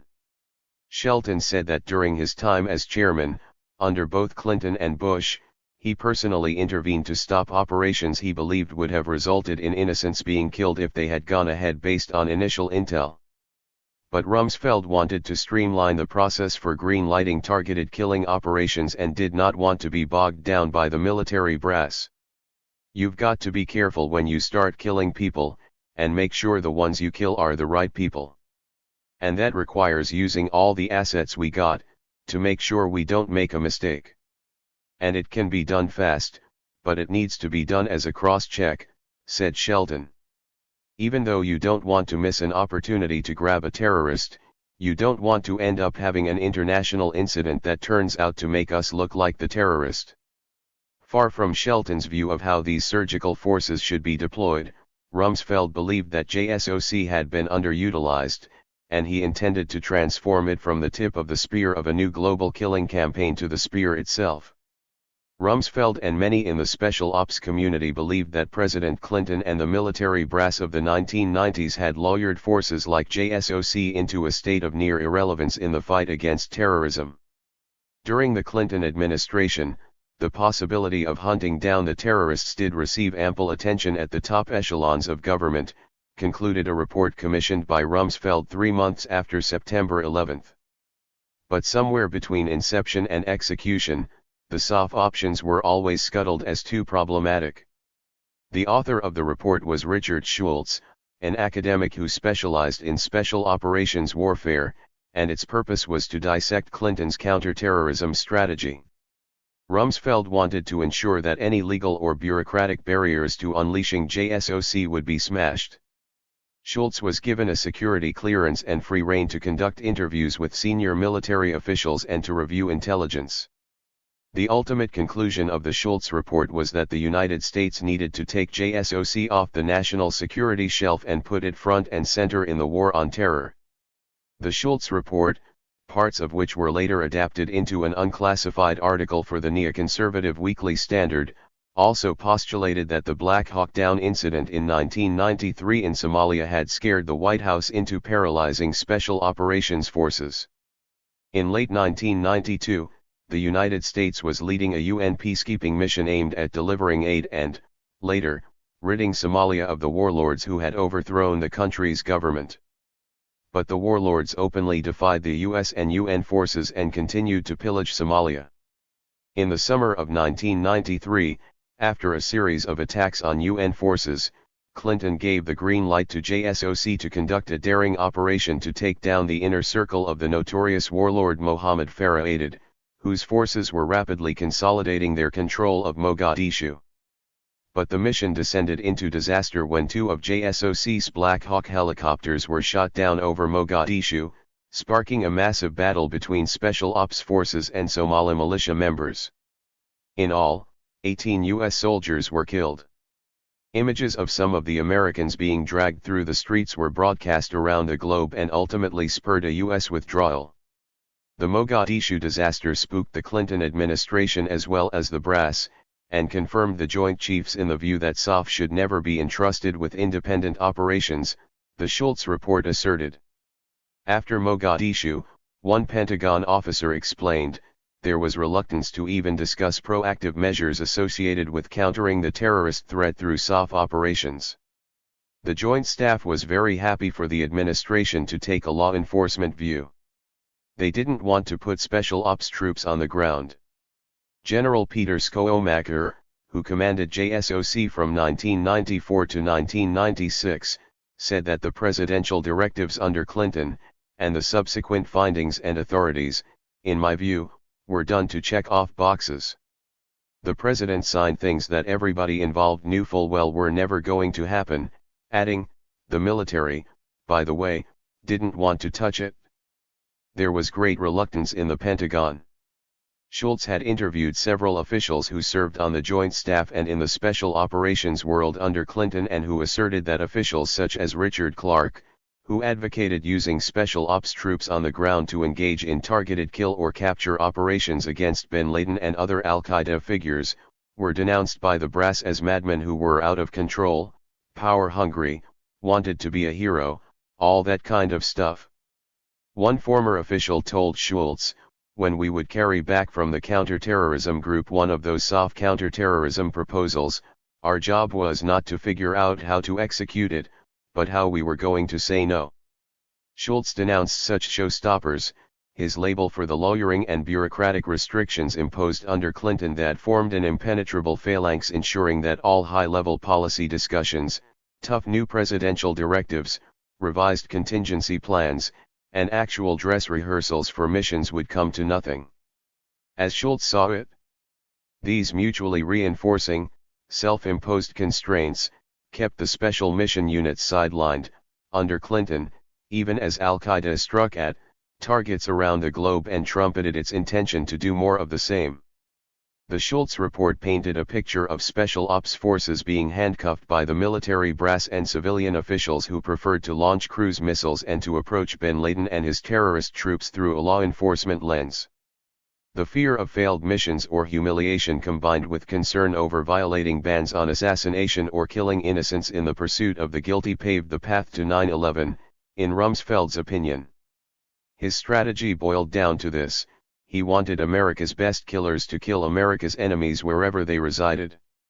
As the United States began its global war, Schultz began briefing senior Pentagon officials on his findings and recommendations.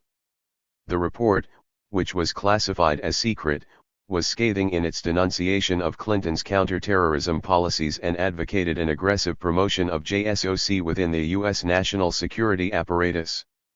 Instead of being a force that could be called in to support the conventional U.S. commanders in their areas of responsibility, those conventional commanders would be supporting JSOC.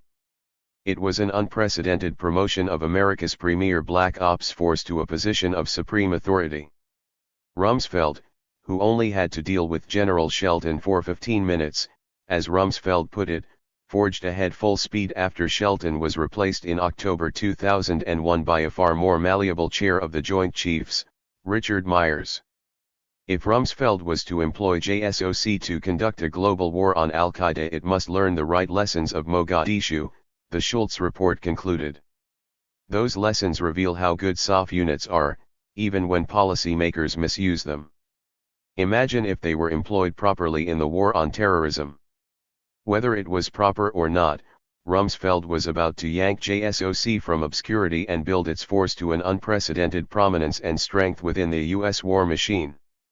To do it, he would need to invade the CIA's realm and create parallel structures that would answer to him, not to Congress or the State Department. They would also need a freestanding intelligence operation that would support their covert agenda. From the start of the Bush administration, Rumsfeld and Cheney frequently clashed with Secretary of State Colin Powell and were determined to make sure the highly decorated former chair of the Joint Chiefs didn't stand in the way of their wars.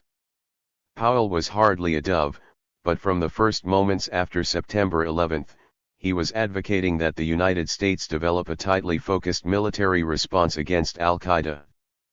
Powell and his deputies asserted that our allies and friends abroad would be more comfortable with retributive U.S. strikes against the perpetrators of 9/11 than with a global war against Islamist terrorists and their state supporters, recalled Douglas Feith.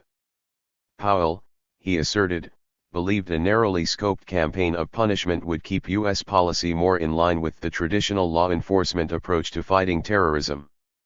But the neoconservatives were intent on waging preemptive wars against nation-states and sought to unleash the CIA from the legal and oversight bureaucracy. Forget about exit strategies, Rumsfeld said 2 weeks after September 11. We're looking at a sustained engagement that carries no deadlines. As Secretary of State, Powell was responsible for building up international relationships and alliances. His diplomatic agenda almost immediately came into direct conflict with that of the neocons. Powell and his ambassadors also had a hand in monitoring CIA activities around the globe.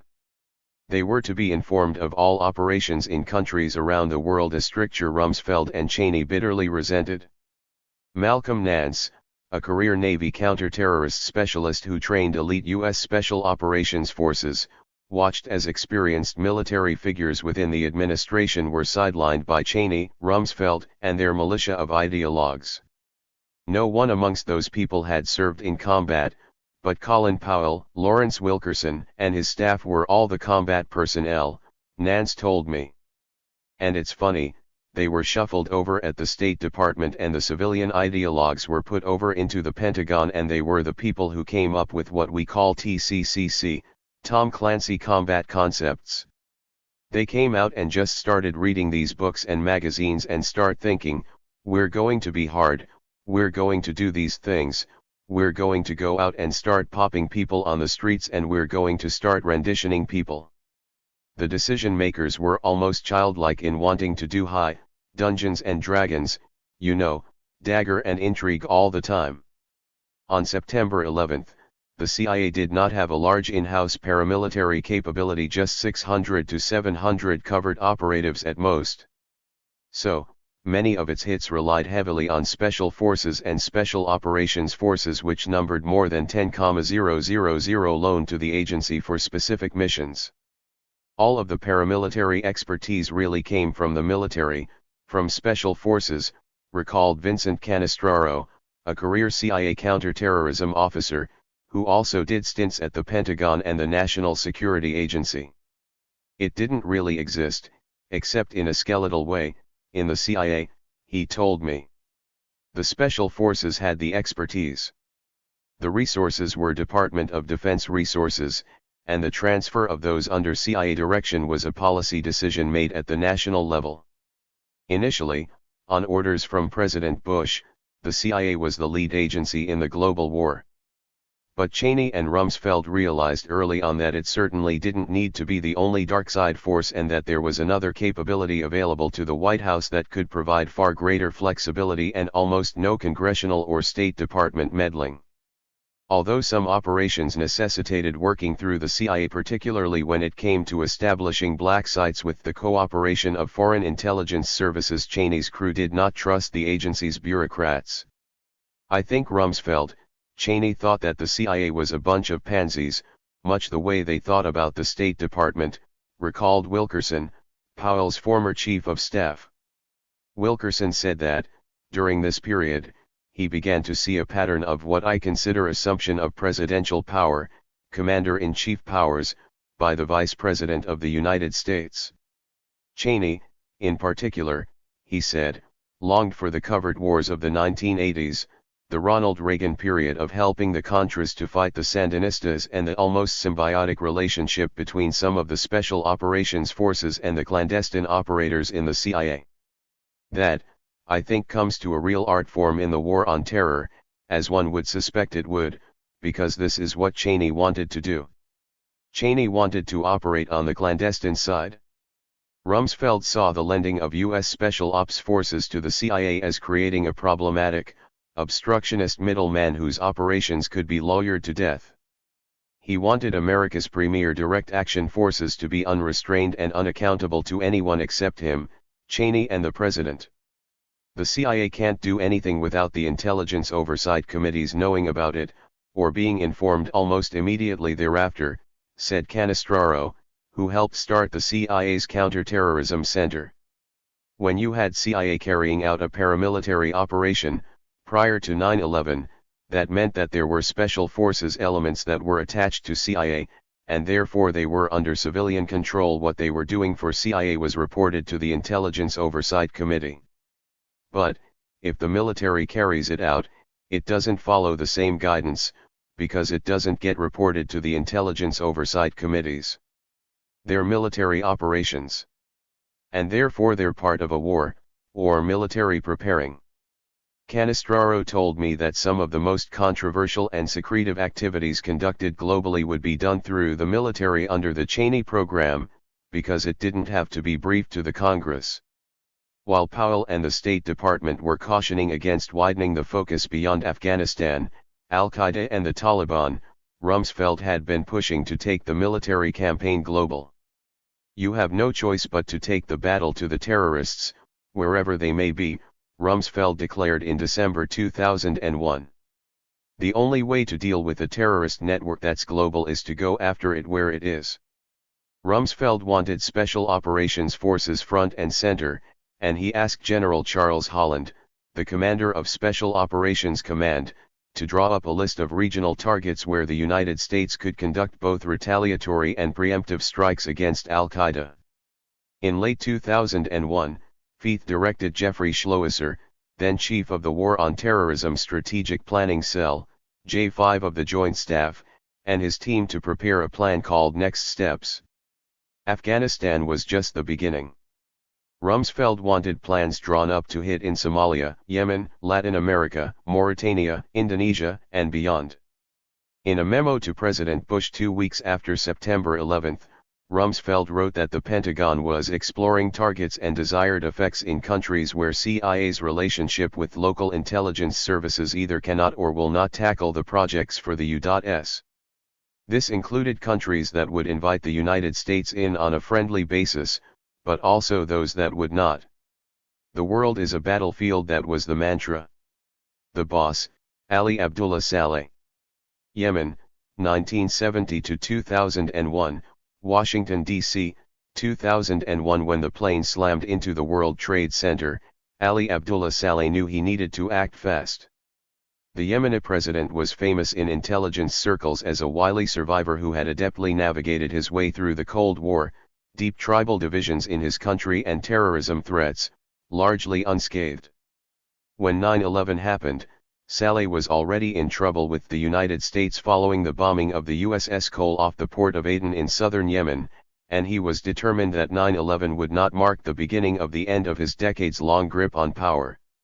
As the Bush administration began to map out its plans for a borderless war in response to 9/11, Saleh hatched a plan of his own with one central goal: to hold on to power.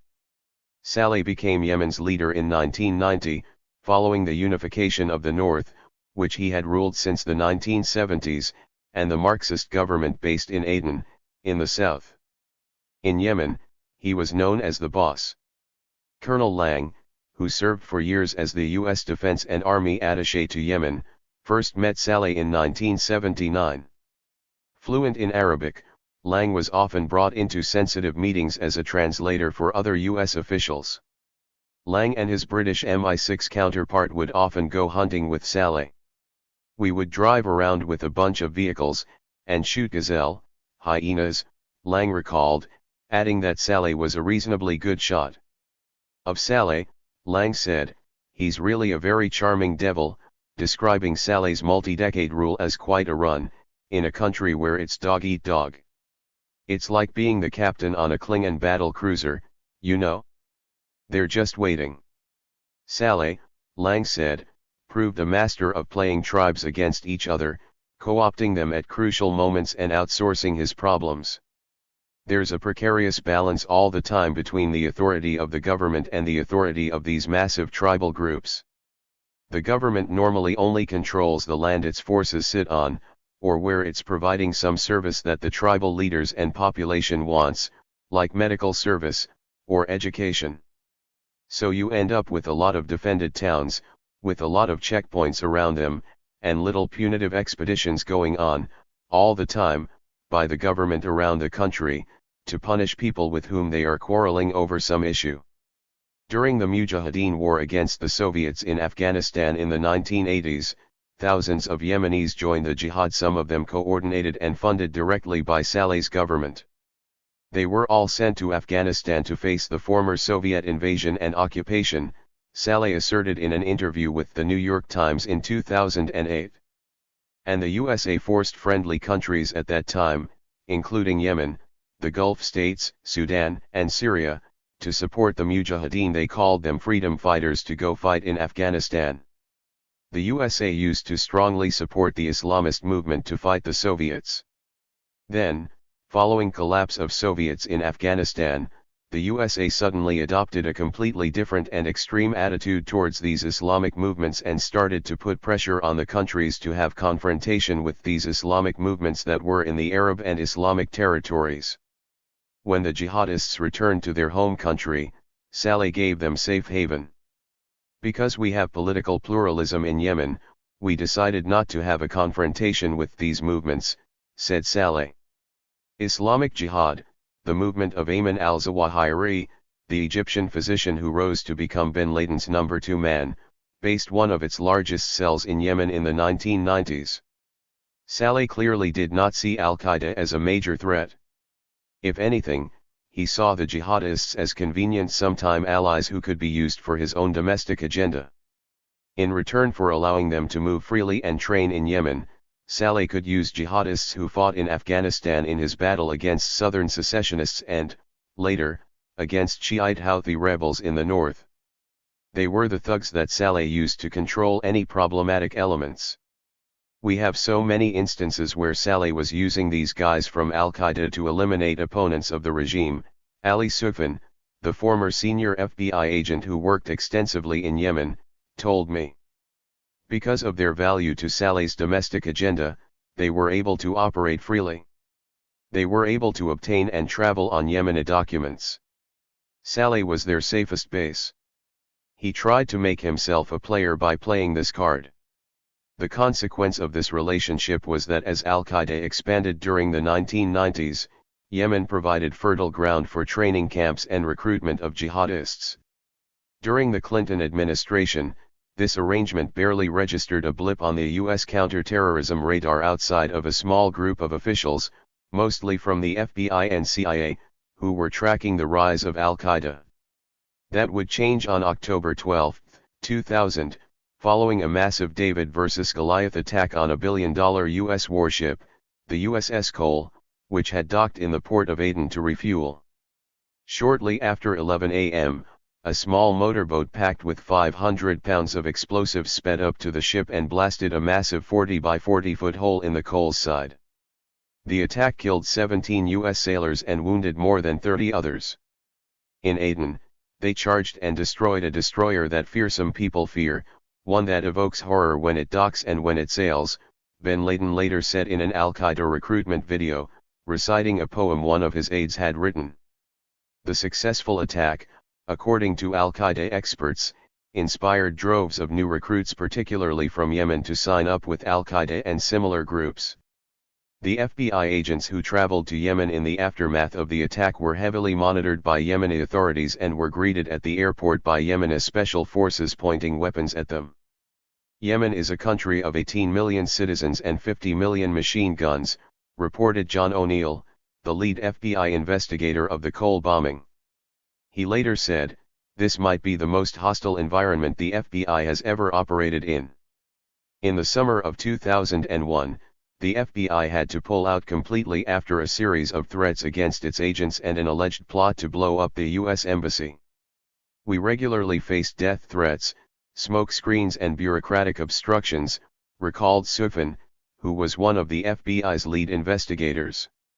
Saleh's government generally obstructed the U.S. investigation into the bombing, but he was hardly the only source of frustration for the investigators. "No one in the Clinton White House seemed to care about the case," recalled Sufan. "We had hoped that the George W. Bush administration would be better, but except for Robert Mueller, the director of the FBI, its top officials soon sidelined the case. They considered it," according to Paul Wolfowitz, the Deputy Defense Secretary, stale. Sufan and a handful of U.S. counterterrorism officials watched as the Cole bombing strengthened bin Laden's position. "The strike on the Cole had been a great victory," observed Lawrence Wright in his definitive book on Al-Qaeda, The Looming Tower. Al-Qaeda camps in Afghanistan filled with new recruits, and contributors from the Gulf states arrived carrying Samsonite suitcases filled with petrodollars, as in the glory days of the Afghan jihad. A week before September 11, Saleh had boasted on Al Jazeera that his government had not allowed the FBI to interrogate or question any senior Yemeni officials about the attack. "We denied them access to Yemen with forces, planes, and ships," declared Saleh. "We put them under direct monitoring by our security forces. They respected our position and surrendered to what we did." The terrorist attacks on the World Trade Center on September 11, 2001, posed a new challenge to the relationship between Saleh's regime and the United States.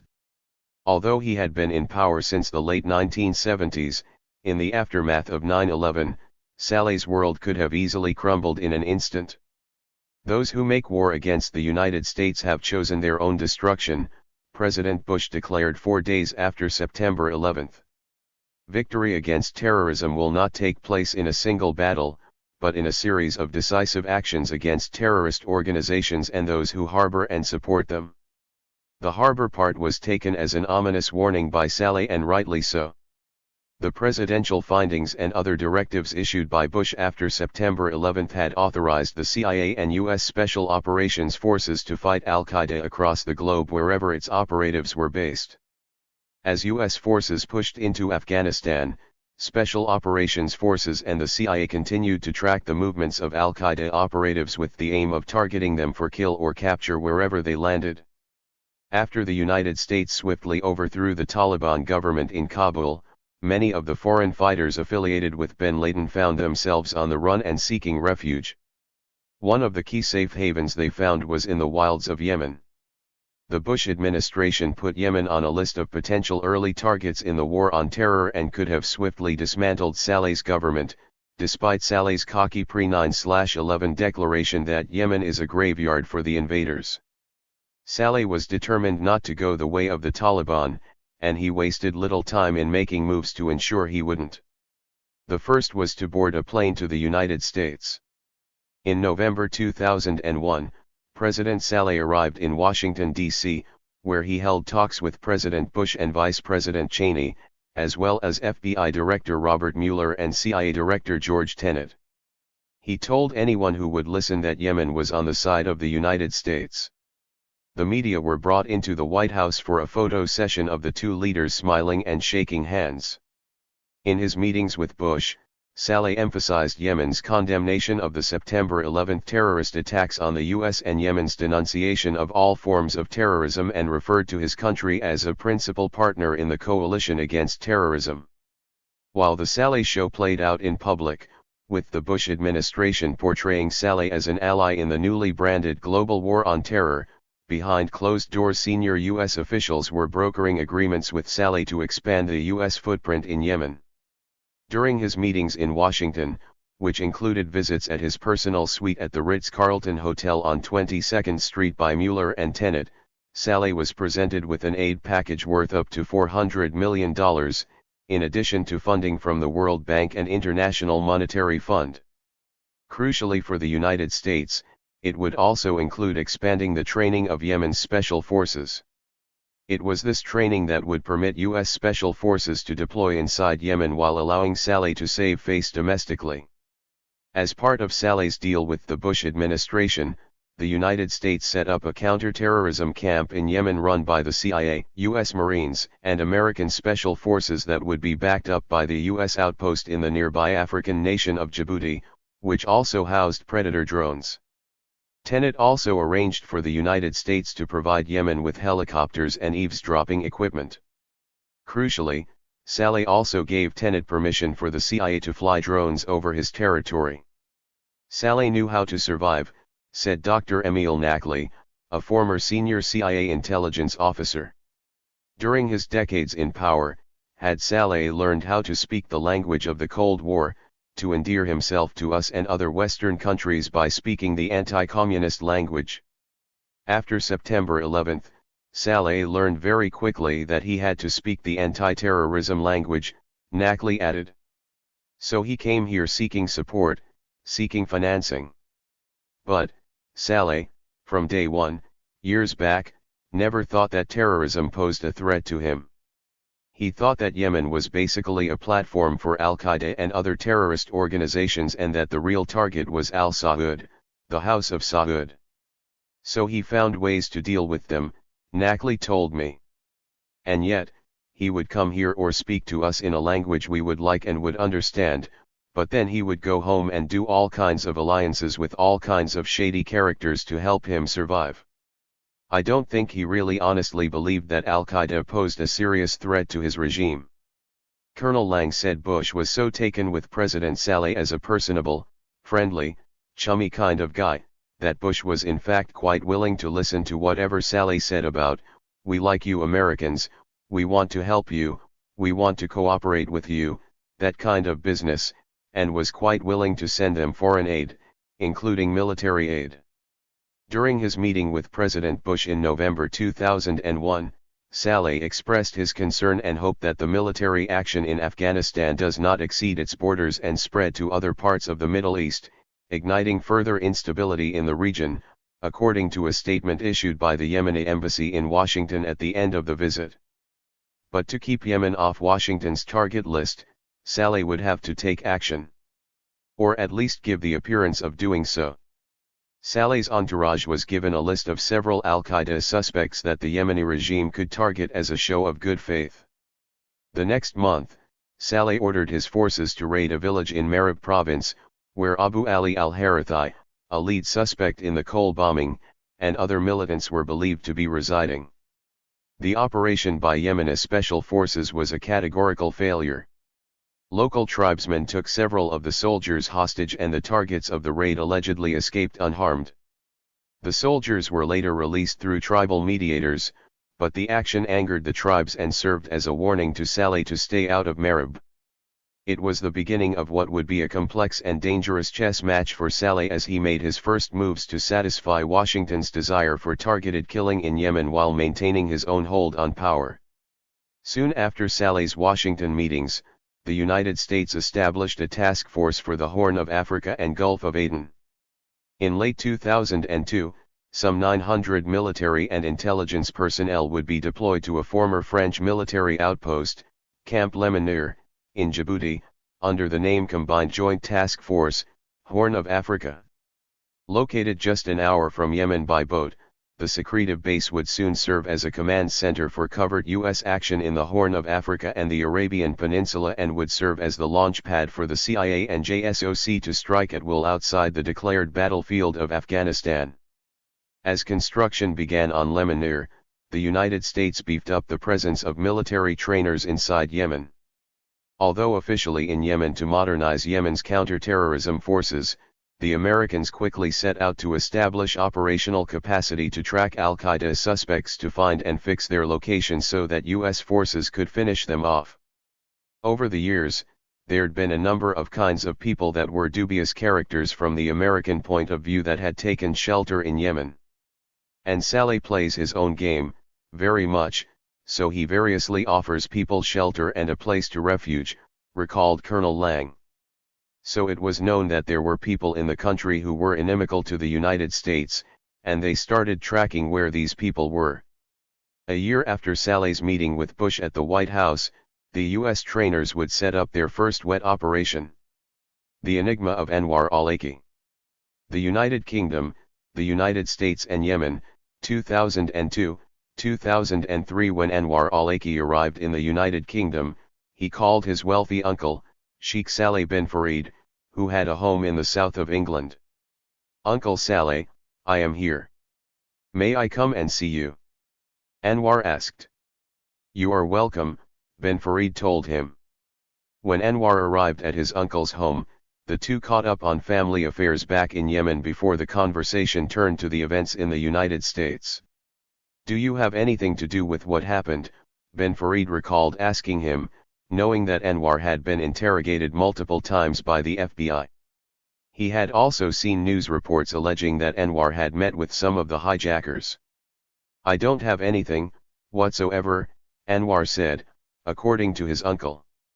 "If I had anything to do with al-Qaeda or those people, I would not be sitting with you in England today. I travel freely. In the UK they do not touch me." Anwar told his uncle that US agents had told him, "We have nothing against you." Anwar stayed with his uncle while he got situated in England and began preaching before Muslim audiences, at community groups, religious centers, and mosques, with an increasing degree of passion, if not militancy, about the importance of defending and promoting Islam at a moment when he believed it was under assault.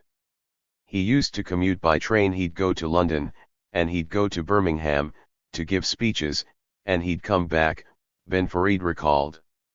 In a speech he delivered during this period at the annual conference of the charity Jamaas, an Arabic acronym for the Association to Revive the Way of the Messenger, at the University of Leicester, al-Awlaki issued a challenge to Western Muslims to defend and preach their faith. "We should be concerned about what is happening to our neighbors, to our friends, to our co-workers, to the people whom we live with," he said. "We're not being concerned if we know that our neighbors and friends, their fate is hellfire and we're doing nothing about it. So our first role as a Muslim minority of Muslims living among non-Muslims, is to proclaim the message publicly, and when we convey the message, we convey it in very plain and clear terms, with no confusion." He cautioned them not to be aggressive in promoting Islam, saying they should be like UPS, DHL, or FedEx delivery people. Rather than knocking on the door with a hammer, and then when the person opens the door you throw the package in their face. "No," he said. "You knock on the door, very politely, and then when they open the door you have a big smile on your face." In mid-2002, al-Awlaki returned to Yemen to study at the famed Iman University in Sana'a. "I was given permission from the administration of the university, to attend any class at any level, and I took advantage of this and attended classes in tafsir and fiqh for a period of a few months," al-Awlaki later wrote, adding that he also benefited from the teachings of Sheikh Abdul Majid al-Zindani, the rector of the university. But as al-Awlaki began to make his next moves, those investigating him in the United States had not forgotten about him. While al-Awlaki traveled to Saudi Arabia and Yemen and studied Islam, back in the United States there were some within the U.S. intelligence community who believed that his case should not have been closed, that the young imam was potentially connected to 9/11 and that all leads on him had not been pursued. Some believed he should not have been allowed to leave the United States. "When he left town, it was as if the air went out of the balloon," said one FBI source. Yet, according to the 9/11 Commission, the investigation into al-Awlaki's alleged involvement with the 9/11 hijackers did not produce evidence that was considered strong enough to support a criminal prosecution. In June 2002, The agents investigating him were able to get a warrant issued for his arrest, though they were skeptical he would return. The warrant was not issued for his alleged contacts with the 9/11 hijackers or for soliciting prostitutes, but rather for passport fraud, stemming from al-Awlaqi's scholarship application back in the early 1990s, listing Yemen as his place of birth. When he arrived in the United States for college and applied for a social security number, he had also listed his birthplace as Yemen. When al-Awlaqi was confronted about it at the time, he had resolved the issue with the U.S. authorities, explaining that his Yemeni documents had been in error. Now, a decade later, the feds wanted to reopen the case as a pretext to arrest him. "We were ecstatic that we were able to get a warrant on this guy," recalled a former Joint Task Force agent. The charges they wanted to pin on him for passport fraud carried up to 10 years in prison and could potentially be used as a vice to pressure him to cooperate further in the 9/11 investigation. Whether he would ever return to the United States, the investigators did not know. They got the Treasury Department to put al-Awlaqi's name into the TECS-2 system, the Treasury Enforcement Communications System, which meant that any interaction he had with U.S. Customs or immigration officials would prompt a lookout alert and result in his detention. If he tried to enter the United States, the FBI would be informed immediately. It seemed like a long shot. But al-Awlaqi did return, much sooner than anyone expected, and when he did, a series of events unfolded that raise serious questions about the nature of al-Awlaqi's relationship with the FBI. In Sana'a, Nasser al-Awlaqi was arguing with his son. Anwar had told him he was done with living in the United States. The harassment from the FBI was too much, Muslims were being persecuted, jailed, investigated, he told Nasser. But the elder al-Awlaqi would not give up his dream of having a truly American son and of him getting his PhD in the United States. "Give it another shot, Anwar," Nasser told his son in September 2002. Nasser and his wife offered to take care of Anwar's elder son, Abdul Rahman, and daughter, Maryam, while Anwar and his wife and their younger son, Abdullah, returned to Virginia to see if they could salvage their life in the States. "It was like a trial," Nasser recalled. "If they found things will be good in the United States, then Nasser would bring Abdul Rahman and Maryam to join their parents." Anwar finally agreed. "It was really under encouragement from me. I told him, go back, and see how things are, and if everything is okay, continue your PhD at George Washington University," said Nasser. The FBI, it appears, had gotten wind of Anwar's plans. On October 8, 2002, al-Awlaqi was the subject of a classified, limited distribution FBI electronic communications intelligence memo. Its contents remain classified. The next day, on October 9, 2002, the U.S. Attorney's Office in Colorado abruptly filed a motion to have the warrant for al-Awlaqi's arrest vacated and dismissed. The U.S. Attorney who withdrew the warrant said that the government had determined there was not enough evidence to win a conviction, adding that al-Awlaqi could not be charged for having a bad reputation. 2 days after the FBI-EC memo on al-Awlaqi was sent and a day after the motion to quash the warrant for his arrest was filed, al-Awlaqi and his family had arrived at JFK Airport in New York on a flight from Riyadh, Saudi Arabia, landing just after 6 a.m. When al-Awlaqi went through passport control, his name popped up on the TECS-2 and terrorism watch lists. The reason provided on screen was, anti-terrorist passenger. When agents searched their databases, they also discovered the warrant that the U.S. Attorney's Office in Colorado was trying to get vacated. It was still registering as active. Al-Awlaqi was pulled aside by Immigration and Naturalization Service agents and, with his family, detained in a special screening area of the airport for 3 hours. Subject was escorted to INS primary and secondary by U.S. Customs. "He is a match," was the message recorded by the agents in their incident log. Their luggage was searched and the customs officials informed their superiors that they had al-Awlaqi in custody. They tried to reach the FBI special agent listed as the point of contact in the warnings that had popped up on their screens when al-Awlaqi came through. but initially they could not get through to that agent, Wade Ammerman, because his cell phone number was invalid. Ammerman was one of the lead agents in the Al-Awlaki investigation. A senior customs official, David Kane, told the agents holding Al-Awlaki that he would track down Ammerman. By coincidence, Kane had years earlier worked the Al-Awlaki case when Al-Awlaki was an imam in San Diego. Kane was then relocated to Virginia and had also investigated Al-Awlaki as part of Operation Green Quest, targeting terror financing networks. Although he had tried to link Al-Awlaki to those networks, Kane said, "We did not find a link between that group and Al-Awlaki." So, Kane knew exactly who it was that Customs had at JFK Airport on October 10, 2002. But when Kane finally reached Agent Ammerman, he told Kane that Al-Awlaki's warrant had been rescinded and that he should be released. Kane said the FBI offered no explanation for the order. In the incident log, the customs officials noted that they had received a call from S/a Kane notifying US the warrant issued by the State Department had been pulled back, adding that a representative of the FBI's Washington field office had called them regarding the Colorado warrant, saying the warrant had been removed on 10/9. Curiously, the warrant was not actually removed until October 11. The U.S. documents describing Al-Awlaki's detention at JFK noted that the Al-Awlakis were released by the agents at 9:20 a.m. with thanks for their patience and given a comment card to describe their experience with the U.S. authorities.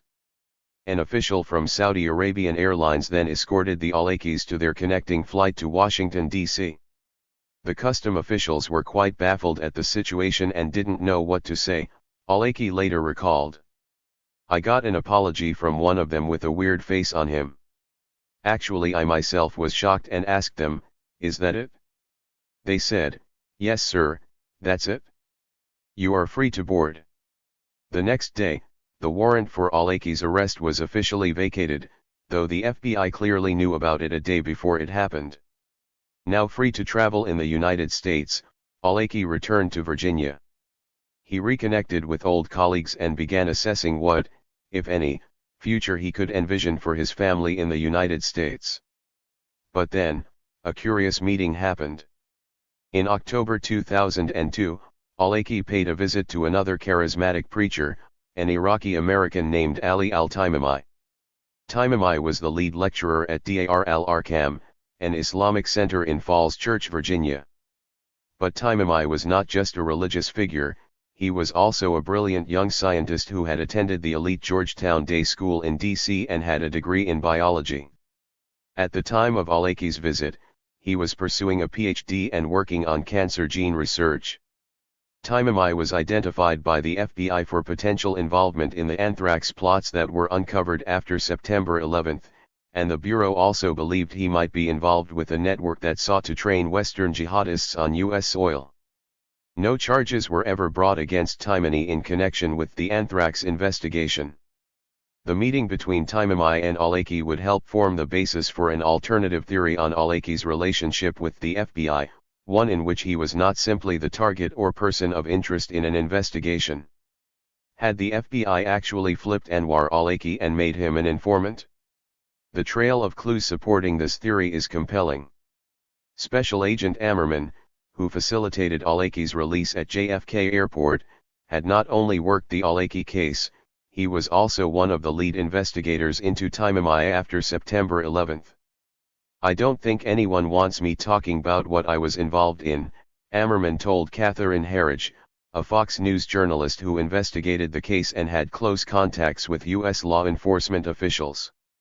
Herridge believed that the FBI was trying to cultivate al-Awlaki as a human intelligence asset, as Al-Awlaki himself had alleged years earlier. But had they succeeded? When Al-Awlaki came to his home, Taimami said, he started talking about recruiting Western jihadists. Ali had never, in his whole life, even talked to the guy or met him, Taimami's lawyer, Edward McMahon, told me. Al-Awlaki just showed up at the guy's house and asked him if he could assist him in finding young men to join the jihad. McMahon said that Taimami was suspicious of Al-Awlaki showing up completely out of the blue. At the time, the Muslim community was under intense scrutiny from the government. Islamic groups had been raided, Muslims were being regularly detained for questioning, and there were justifiable suspicions that moles and informants were infiltrating organizations. "You'd have to go back in time to understand," said McMahon.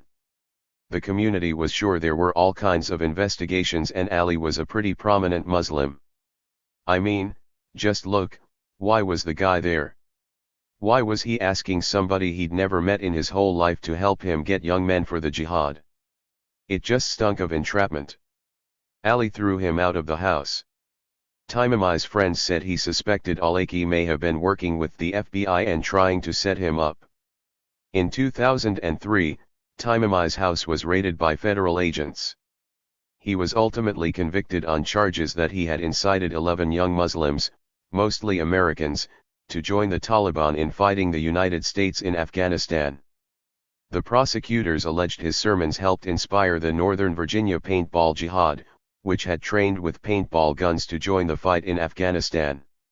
In the legal proceedings, Taimami asserted that he believed Awlaki was wearing a wire when he came to his house in late 2002 and that the FBI had recordings of the meeting.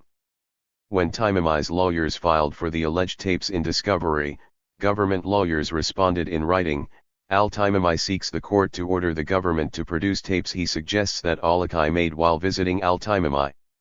We are aware of no authority for this request." McMahon said that the government response suggested it is a national security issue and that it was classified. But it wasn't just the out-of-the-blue nature of Awlaki's visit with Taimami that McMahon found suspicious. "We thought was wearing a wire, and we wanted to know how he got to Taimami's house." McMahon later learned that Awlaki was driven to the meeting with Taimami by Nabil Garbi, an alleged member of the conspiracy who later cooperated with prosecutors. "How does Anwar Awlaki end up at Ali's house?" asked McMahon, before offering his own theory, "because Ammerman made Garbi take him there." Ammerman met with Awlaki when he returned to the D.C. area in October 2002 and was in fact the agent who had Awlaki released from JFK Airport so that Awlaki could make his flight to D.C. Whether the two men discussed Taimami, we do not know. But there are other lingering hints at a connection. In late 2002, the FBI's Washington field office received two similar tips from local Muslims. Taimami was running an Islamic group known as the Dar al-Arkam that had conducted military-style training. FBI Special Agent John Wyman would later write in an affidavit, according to the Washington Post, adding, "Wyman and another agent, Wade Ammerman, pounced on the tips." Years later, this series of events spurred Republican Congressman Frank Wolf of Virginia to demand answers from the FBI. In a letter to FBI Director Mueller, Wolf asked, "Is there any connection between the timing of the FBI's EC on Awlaki, the motion to vacate his arrest warrant, and Awlaki's sudden return to the U.S.?" Wolf also noted that following his detention at Kennedy early on the morning of October 10, 2002, an FBI agent, Special Agent Wade Ammerman in the Washington field office, ordered that Awlaki be released by U.S. Customs agents after having been detained on an outstanding warrant, adding, "This is particularly questionable given the time of these events." The Colorado U.S. Attorney's motion to dismiss the warrant was not approved until October 11, 2002, a day after the FBI ordered Awlaki released into the U.S. Why would the FBI order Awlaki's release while the warrant for his arrest remained active? When journalists filed a Freedom of Information Act request seeking the October 8, 2002, FBI intelligence memo and other documents on Awlaki, they were rebuffed. The Bureau sent back 27 pages of blankness, citing national security and an executive order, according to Harridge, the Fox journalist. Of course, there are other theories about Awlaki's visit to the United States and his meeting with Taimami, namely, that Awlaki was actually attempting to recruit young Westerners for jihad. It is also possible that the FBI intervened when Awlaki was detained at JFK to free him because the Bureau wanted to follow him once he was in the United States to investigate his movements and his contacts. It is not uncommon for law enforcement to allow suspects or persons of interest to walk around believing they are free so that they can be monitored. As for Taimami, he was eventually sentenced to life in prison. Among those who testified against him as government witnesses was Garbi, the man who drove Al-Awlaki to meet Taimami. Taimami's legal team alleged that Taimami was railroaded in a faux terror trial born of the post-9/11 panic that another attack was imminent. McMahon maintained that Taimami was prosecuted based on fears, not evidence. They weren't going to take any kind of a chance, he said.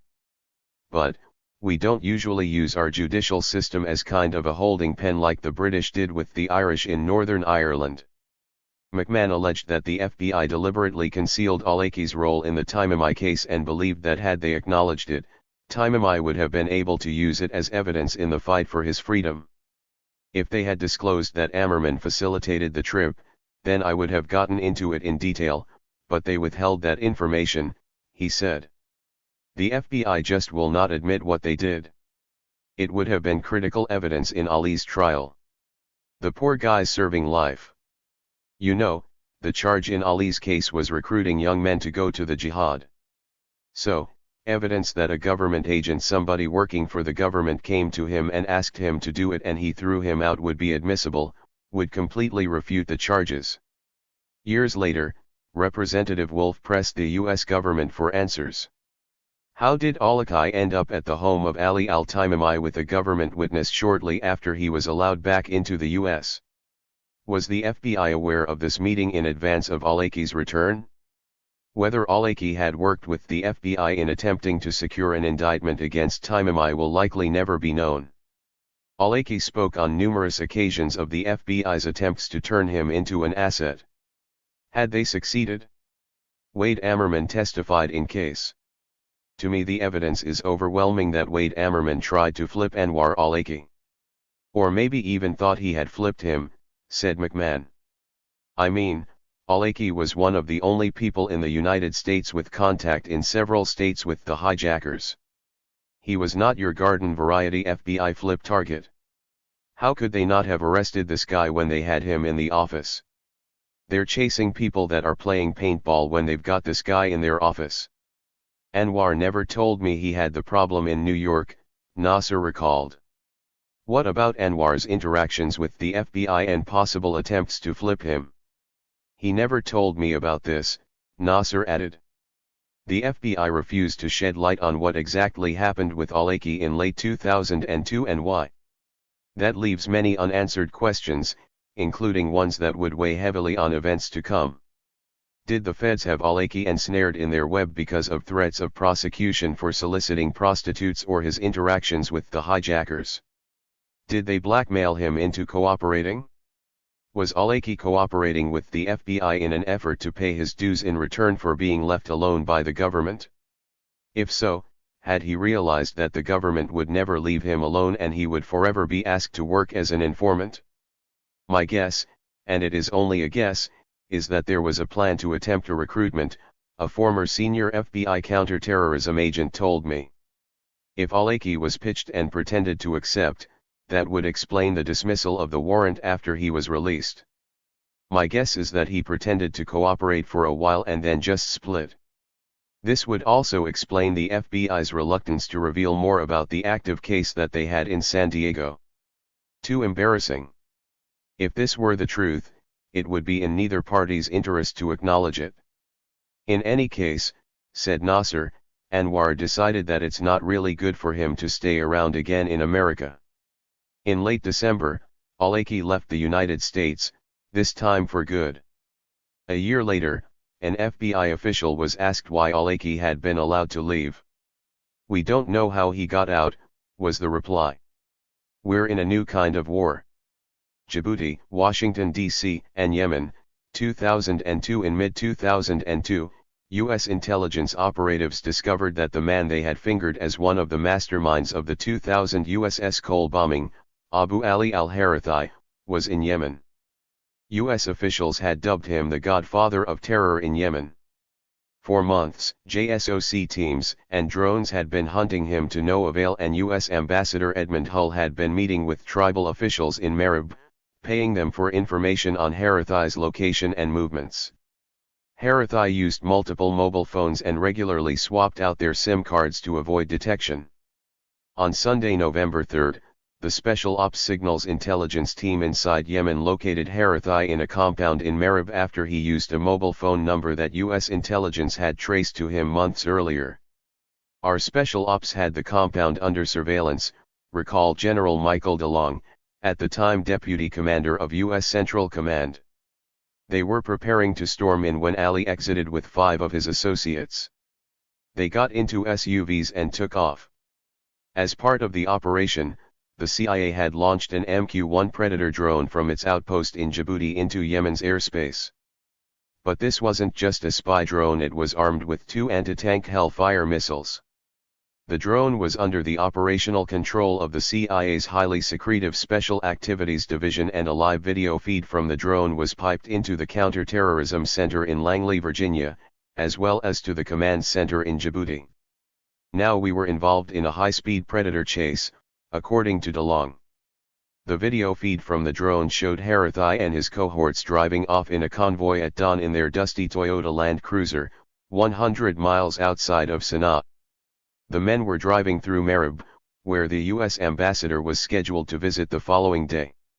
As the convoy circled the Yemeni desert, Harathi's driver shouted into a satellite phone, speaking to a man with whom the Al-Qaeda operatives were supposed to rendezvous. "We're right over here," he yelled. Intelligence analysts determined that Harathi's voice could be heard in the background giving instructions to the driver and that the drone had a solid lock on the Jeep. "Our intel says that's him," DeLong said to CIA Director George Tenet, as they both monitored the live feed from their respective locations. "One of them is an American, the fat guy. But he's Al-Qaeda." Tenet called Saleh and informed him that he was going to give the go-ahead for the strike. Saleh consented but was emphatic that the mission be kept secret. Tenet agreed. "We didn't want publicity, either," DeLong recalled. If questions did arise, the official Yemeni version would be that an SUV carrying civilians accidentally hit a landmine in the desert and exploded. There was to be no mention of terrorists, and no mention of missiles fired. Once the formalities were taken care of, Tenet gave the green light for action. A 5-foot-long Hellfire missile slammed into the Jeep, blowing it up. One passenger survived the strike and managed to crawl about 25 yards before collapsing and dying. As the Jeep's remnants continued to burn in the desert, a CIA operative went to examine the aftermath of the strike and to obtain DNA samples from the dead. A few days later, it was revealed that among those killed in the strike was Ahmed Hijazi, also known as Kamal Derwish, a U.S. citizen born in Buffalo, New York. After the attack, U.S. officials publicly tied Hijazi to what they described as a terror cell in Buffalo, known as the Lackawanna Six. Hijazi had been named as an unindicted co-conspirator in the alleged plot of 6 Yemeni Americans to provide material support to Al-Qaeda. Civil liberties organizations alleged that the men had been encouraged and ultimately entrapped by the FBI. The men had been arrested 2 months before Hijazi's killing. FBI investigators in the case alleged that Hijazi was a card-carrying member of Al-Qaeda who was helping to run a sleeper cell in Buffalo. A day after the drone strike, President Bush was in Arkansas stumping for Republican candidates in the midterm congressional elections. Without specifically mentioning the strike, Bush sent a message about his strategy against Al-Qaeda operatives around the world. "The only way to treat them is what they are, international killers," Bush declared. "And the only way to find them is to be patient, and steadfast, and hunt them down. And the United States of America is doing just that." At the Pentagon, Defense Secretary Donald Rumsfeld deflected questions about the U.S. role in the strike, saying only that if Harathi was killed, it would be a very good thing if he were out of business. When pressed on the extent of U.S. operations in Yemen, Rumsfeld would only say, "We have some folks in that country," adding, "I'm not going to get into the arrangements we have with the government of Yemen, other than to say what I said." While the Bush administration characterized the attack that killed Hijazi and Harathi as a successful takedown of a dangerous high-value target, unnamed officials revealed in multiple media outlets that it was a U.S. operation but said they were reluctant to discuss the U.S. role because of the damage it could do to Saleh's government. Most governments aren't keen on the idea of US hit squads or unmanned predators roaming their country, executing summary justice, reported Newsweek, adding that Saleh had given the United States consent to go after Al-Qaeda with its own high-tech resources. But then, on November 5, Paul Wolfowitz, the Deputy Defense Secretary, openly confirmed it was a US strike, angering Saleh as well as the CIA. It's a very successful tactical operation, and one hopes each time you get a success like that, not only to have gotten rid of somebody dangerous, but to have imposed changes in their tactics and operations and procedures, Wolfowitz declared on CNN. And sometimes when people are changing, they expose themselves in new ways. So, we've just got to keep the pressure on everywhere we're able to, and we've got to deny the sanctuaries everywhere we're able to, and we've got to put pressure on every government that is giving these people support to get out of that business. Saleh was described as being highly pissed at the disclosure. "This is going to cause major problems for me," Saleh complained to General Tommy Franks, the commander of CENTCOM. "This is why it is so difficult to make deals with the United States," said Yemeni Brigadier General Yahya M. al-Mutawakkil. "They don't consider the internal circumstances in Yemen." To the American intel and special ops community, which had cooked up a cover story with Saleh's government to blame the hit on a truck bomb or a landmine, this was infuriating. But not everyone was displeased.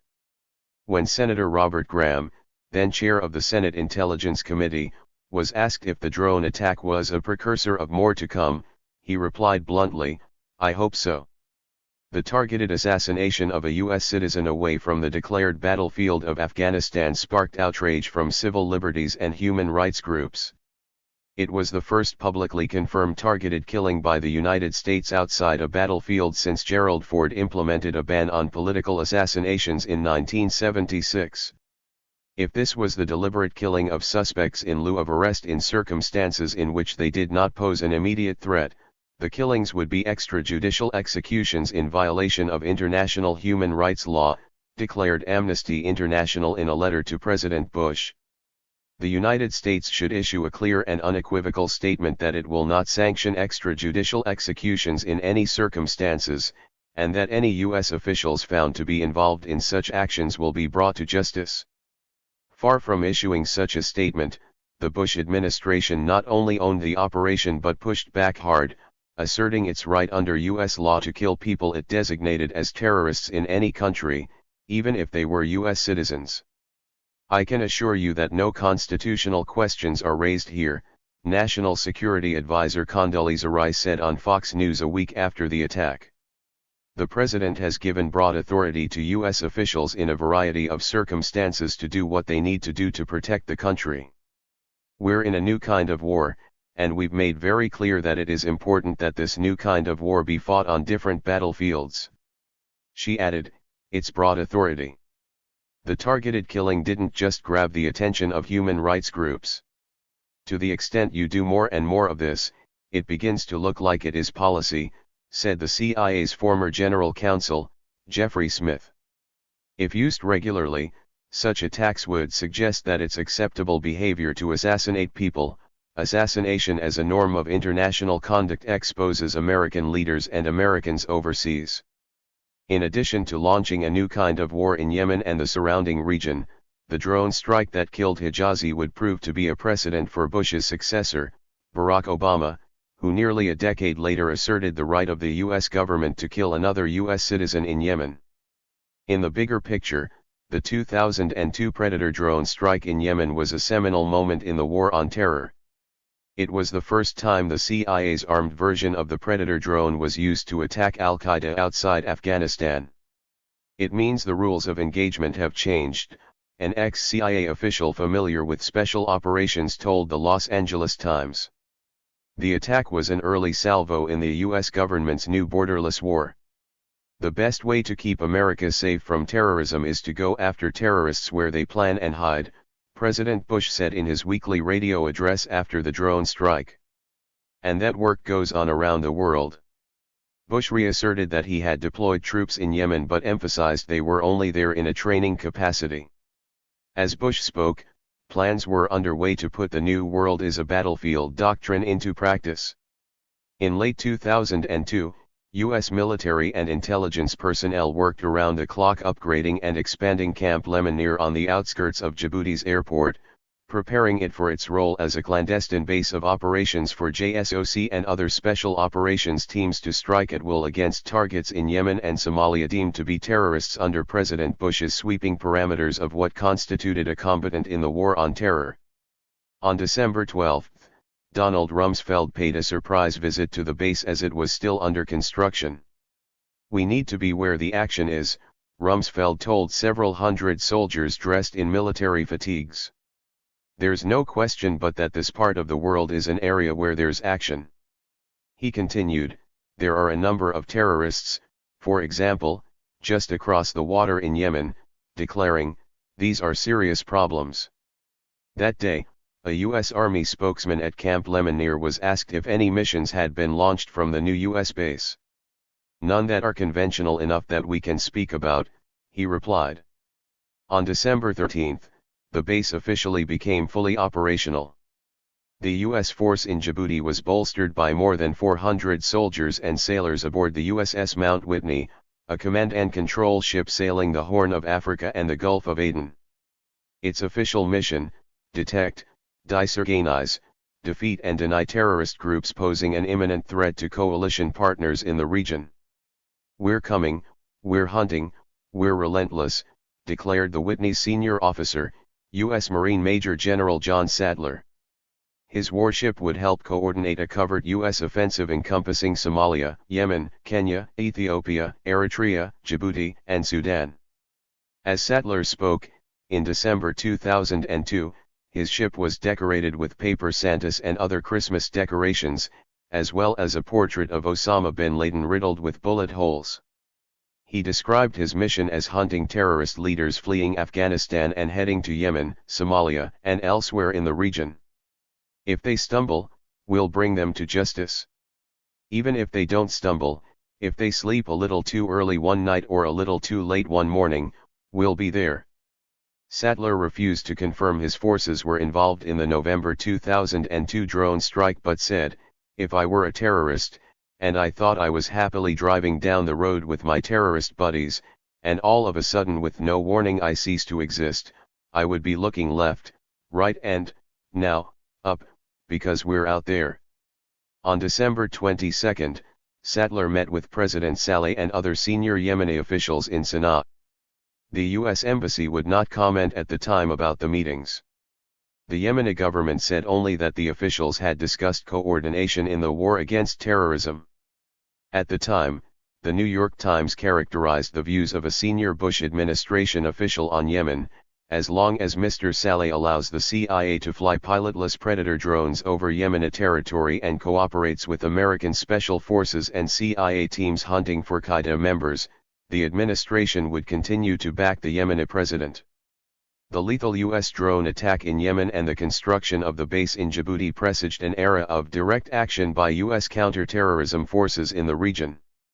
"Needless to say, a year ago, we weren't here," Rumsfeld said at Camp Lemonnier. "I suspect that if we looked out 1 or 2 or 3 or 4 years we would find that this facility would be here."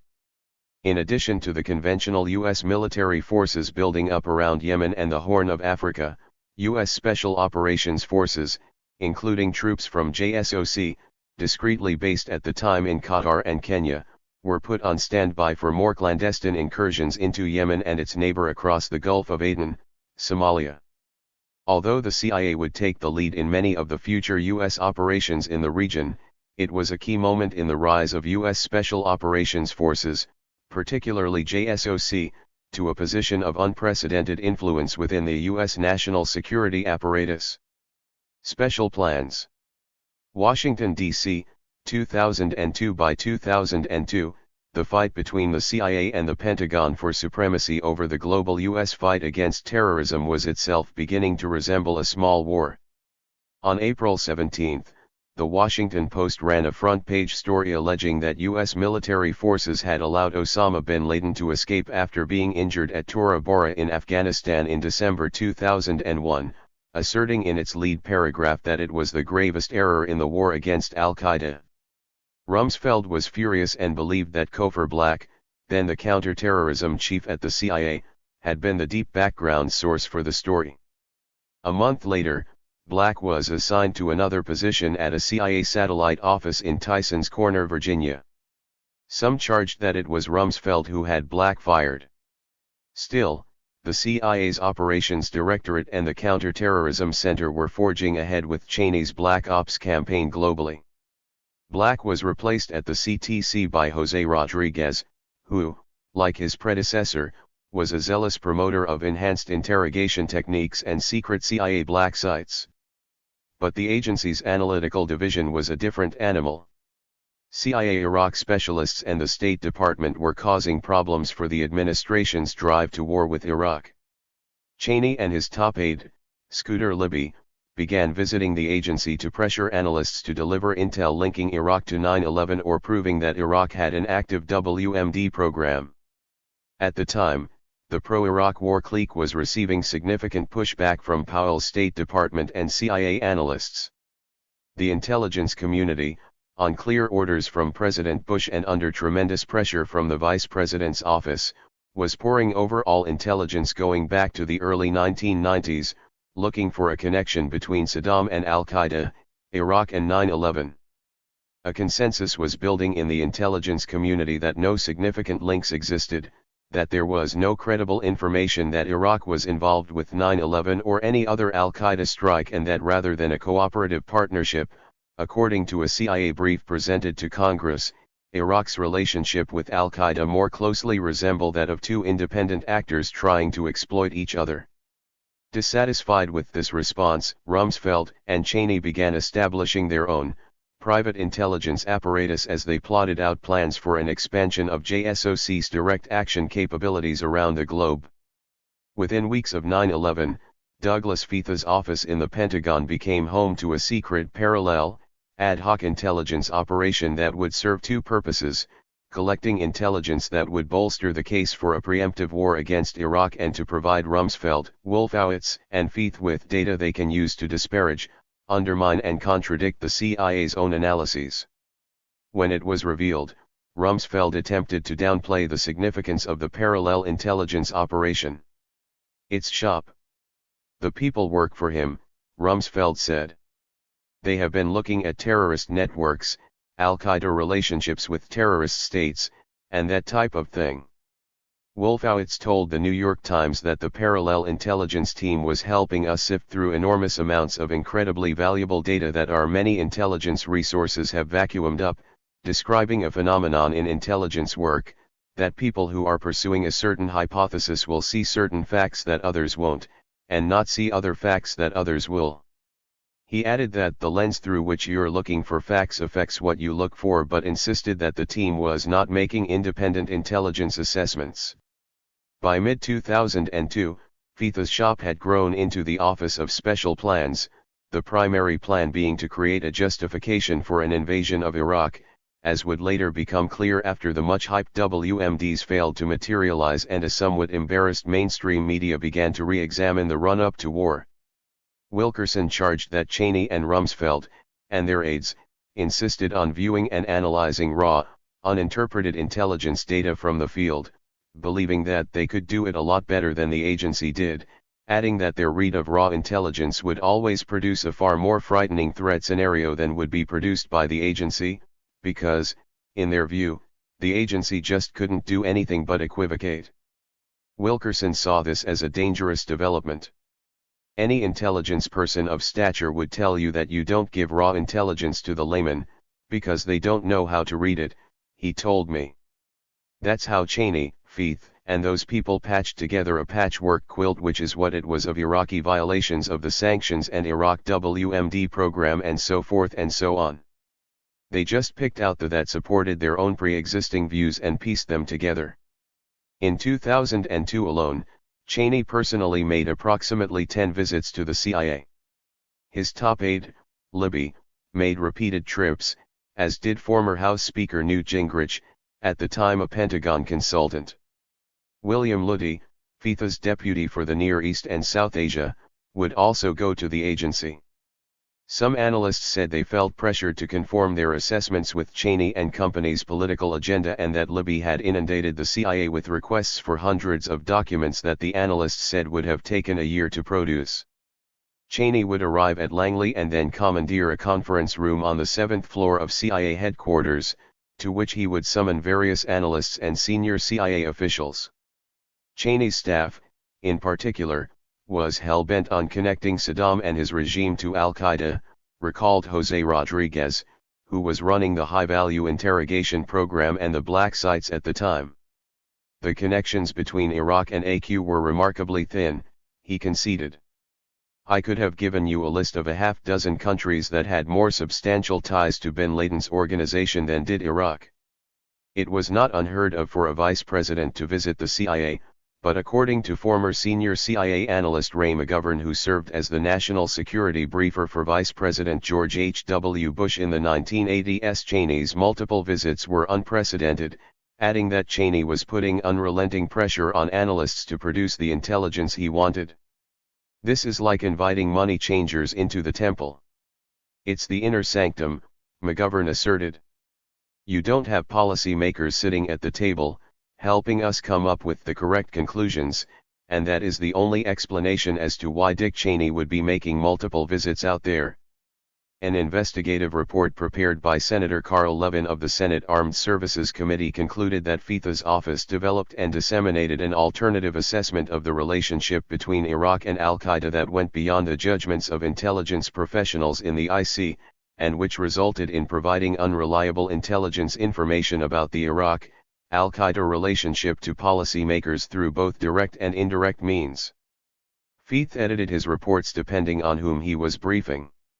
Cheney's office received all-access briefings, but FITA's presentations to CIA Director Tenet omitted PowerPoint slides critical of the agency. The presentations to Cheney's staff, according to Levin's report, conveyed a perception that the U.S. had firm evidence of a relationship between the Hussein regime and al-Qaeda when it did not. Tenet was unaware that FITA's office was briefing the president and vice president behind his back and did not find out until a year after Iraq had already been invaded. The nation's foremost intelligence experts, and the president's chief intelligence officer, were deprived of the opportunity to correct inaccuracies in FITA's briefings, Levin's report asserted. More important, the CIA was deprived of the opportunity to inform the White House of significant concerns about the reliability of some of the reporting upon which Undersecretary FITA's White House briefing was based. In August 2002, FITA staff showed up at an intelligence community meeting at which a final draft of the U.S. intelligence on Iraq was to be nailed down. Professional intelligence analysts who attended the meeting said that it was unusual because members of an intelligence consumer organization such as FITA's office normally do not participate in the creation of intelligence products. At the meeting, FITA's staff complained that the report was not direct enough and contained too many caveats. They also pressured the analysts to include discredited intelligence that one of the 9/11 hijackers, Mohammed Atta, had met with an Iraqi intelligence official in Prague before the attacks. FITA's staff wrote a memo to Rumsfeld and Wolfowitz after the meeting. They alleged that the CIA attempts to discredit, dismiss, or downgrade the information FITA wanted included in the final report resulted in inconsistent conclusions in many instances. They concluded, therefore, the CIA report should be read for content only and CIA's interpretation ought to be ignored. In the end, under great pressure from Cheney's team and FITA's office, the U.S. intelligence community's final Iraq report included questionable intelligence reports, according to a U.S. Senate investigation, that fit the administration's predetermined policy of invading Iraq. FITA later presented a classified report to the Senate Select Committee on Intelligence. The Weekly Standard obtained the memo and held it up as evidence of a rock-solid connection between al-Qaeda and the Iraqi regime. FITA's memo, author Stephen Hayes alleged, proved that Osama bin Laden and Saddam Hussein had an operational relationship from the early 1990s to 2003, stating bluntly that there can no longer be any serious argument about whether Saddam Hussein's Iraq worked with Osama bin Laden and al-Qaeda to plot against Americans. Cheney's targeted pressure campaign at the CIA and other intelligence agencies, along with FITA's briefings, would form the basis for the dubious claims that would ultimately make the Iraq invasion a reality. Survival, evasion, resistance, escape. Washington, D.C., 2002, 2003. The November 2002 drone strike in Yemen was the opening salvo in the Bush administration's drive to expand U.S. military action beyond the stated battlefield of Afghanistan. Although much of the media focus at the time was on the Bush administration's campaign to justify the invasion of Iraq, in secret the CIA was building up a black site archipelago to deal with the rest of the world. Prisoners who had been snatched from various countries across the globe were being held in the gulags of foreign intelligence services, where they were interrogated and often tortured under the direction of U.S. intelligence agents. CIA black sites were being constructed and high-value detainees were being interrogated. But infighting between the FBI and the CIA was becoming untenable. Some FBI personnel were disgusted with what they believed were extreme tactics being employed by the agency's interrogators. Others, like Rumsfeld and Cheney, believed the CIA was not going far enough and was too restrained by its requirements to keep congressional committees abreast of its operations. By December 2002, CIA Director George Tenet would boast that the United States and its allies had already detained more than 3,000 suspected al-Qaeda operatives and associates, in more than 100 countries. But despite such proclamations, the game was only just beginning. The post-9/11 fervor that had allowed Cheney's dark side operations to flow largely unabated and unchallenged by Congress and the media was fading. Journalists and lawyers were poking around. A few members of Congress were starting to ask questions. There were rumblings about secret prisons. Cheney and Rumsfeld were not content with the intelligence they were receiving from the CIA or the military's Defense Intelligence Agency interrogators. "We have to start pushing on intel," Rumsfeld had noted in an internal memo in March 2002. "It is not going right." Rumsfeld asserted, "We are faced with the job of trying to find individual terrorists. That never used to be a job. But terrorists today are well organized and well financed, they are trying to get weapons of mass destruction and can impose enormous damage on the United States. So finding them has become a Defense Department task." Rumsfeld and his deputies began seeking assistance from a secretive military program. The Joint Personnel Recovery Agency was responsible for coordinating the rescue of U.S. military personnel trapped in enemy territory, including in denied areas, where their very presence if exposed could cause a major international crisis or scandal.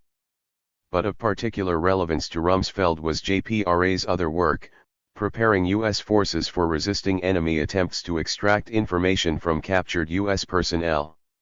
All U.S. special operators went through JPRA's horrid torture mill, a program known as SEER, for survival, evasion, resistance and escape. The SEER program was created to introduce U.S. soldiers, sailors and airmen to the full spectrum of torture that a totalitarian evil nation with a complete disregard for human rights and the Geneva Convention could use on them if captured. At SEER training, soldiers would be subjected to a hellish regimen of torture tactics drawn from the techniques of vicious dictatorships and terrorists. During training, soldiers could be kidnapped from their quarters, beaten, hooded, shackled and stuffed into vans, flown in helicopters. They could be waterboarded, beaten with canes, have their heads slammed against walls. They would often be deprived of food and sleep and subjected to psychological torture. At SEER school, enhanced interrogation techniques are enemy torture methods, said Malcolm Nance, who worked on the SEER program from 1997 to 2001 and helped develop and modernize its curriculum. Nance and other SEER instructors studied the debriefings of U.S. prisoners of war throughout history. They dissected the interrogation tactics of Communist China, North Korea, the Viet Cong, Nazi Germany, and scores of other regimes and terror groups. The institutional knowledge at SEER was built in blood. They are written in blood. Everything we use at SEER, a U.S. service member or thousands of them in some instances died from. SEER, Nance said, was a repository of every known out there. We had debriefs that went back literally, the original debriefs that went back to the Civil War. SEER's intended purpose was to prepare U.S. military personnel to face the tactics of lawless foes. But Rumsfeld and his allies saw a different value for the program. In the early stages of the high-value detainee program, the CIA and the DIA were running the interrogation show, but personnel from JSOC were watching closely. Internally, JSOC had concluded that the methods being used by the U.S. interrogators in Afghanistan were not producing results, not because they were too harsh but because they were not harsh enough. From the beginning, there was incredible pressure on interrogators to elicit actionable intelligence from practically every individual we took into custody. Some of these detainees were complicit, others innocent, some were knowledgeable, some truly clueless, recalled Colonel Stephen Kleinman, who spent 27 years working in U.S. intelligence and was one of the most experienced interrogators in modern U.S. history. Among his positions was Director of Intelligence at JPRA's Personnel Recovery Academy. In far too many cases, we simply erred in pressing interrogation and interrogators beyond the edge of the envelope. As a result, interrogation was no longer an intelligence collection method, rather, it had morphed into a form of punishment for those who wouldn't cooperate. Kleinman added that when the torture tactics proved ineffective in producing the type of actionable intelligence required by senior leaders, veteran U.S. interrogators, including some from the FBI and U.S. military, suggested using alternative, non-coercive, nonviolent tactics. Top White House officials ignored or rejected those tactics as irrelevant. We instead opted for more of the same, except the pressure would be ratcheted up, in some cases to an alarming degree, Kleinman said. When presented with the choice of getting smarter or getting tougher, we chose the latter. To develop new tactics, Rumsfeld and his team looked inward at the very program used to train U.S. forces in how to resist enemy torture. As JSOC reviewed the failures of the interrogation program the CIA and DIA were running at Bagram Airfield in Afghanistan, Rumsfeld and his team soon began reviewing the possibility of taking interrogation of enemy combatants captured on the battlefield to the next level. The SEER program, they believed, could be reverse-engineered. The medieval tactics they had studied from history's greatest torturers would be their new interrogation manual. We are at war with an enemy that has flagrantly violated the laws of war, Rumsfeld had declared in late 2001. They do not wear uniforms. They hide in caves abroad, and among us here at home. While denouncing the enemy's disregard for the laws of war, Rumsfeld and his team were preparing to follow suit. As early as December 2001, Rumsfeld's office began asking JPRA for assistance in detainee exploitation. Initially, the leadership at JPRA headquarters pushed back on Rumsfeld's requests to export their training tactics into the interrogation chambers of the War on Terror. In a two-page memo to the Pentagon's General Counsel, JPRA warned against using SEER's torture tactics on enemy prisoners. The requirement to obtain information from an uncooperative source as quickly as possible in time to prevent, for example, an impending terrorist attack that could result in loss of life has been forwarded as a compelling argument for the use of torture. In essence, physical and/or psychological duress are viewed as an alternative to the more time-consuming conventional interrogation process, JPRA's command asserted. The error inherent in this line of thinking is the assumption that, through torture, the interrogator can extract reliable and accurate intelligence. History and a consideration of human behavior would appear to refute this assumption. JPRA noted that upwards of 90% of interrogations have been successful by developing a rapport with the detainee, and warned that after being subjected to harsh interrogation techniques, a prisoner's resolve to resist cooperation is strengthened. JPRA's memo noted that eventually, if tortured enough, prisoners will provide answers that they feel the interrogator is seeking. In this instance, the information is neither reliable nor accurate. But Rumsfeld and his team forged ahead. Feith and other defense officials instructed JPRA to begin providing detailed information on the SEER program to U.S. interrogators. By early 2002, JPRA began briefing DIA personnel on detainee resistance techniques and information on detainee exploitation. Meanwhile, the senior SEER psychologist, Dr. Bruce Jessen, who was also a CIA contractor, began developing an exploitation plan for the agency's interrogators to receive instructions on how to use SEER tactics on detainees. In early July 2002, CIA interrogators began receiving training from SEER instructors and psychologists on extreme interrogation tactics. Later that month, Rumsfeld's office requested documents from JPRA, including excerpts from SEER instructor lesson plans, a list of physical and psychological pressures used in SEER resistance training, and a memo from a SEER psychologist assessing the long-term psychological effects of SEER resistance training on students and the effects of waterboarding, according to a Senate Armed Services Committee investigation.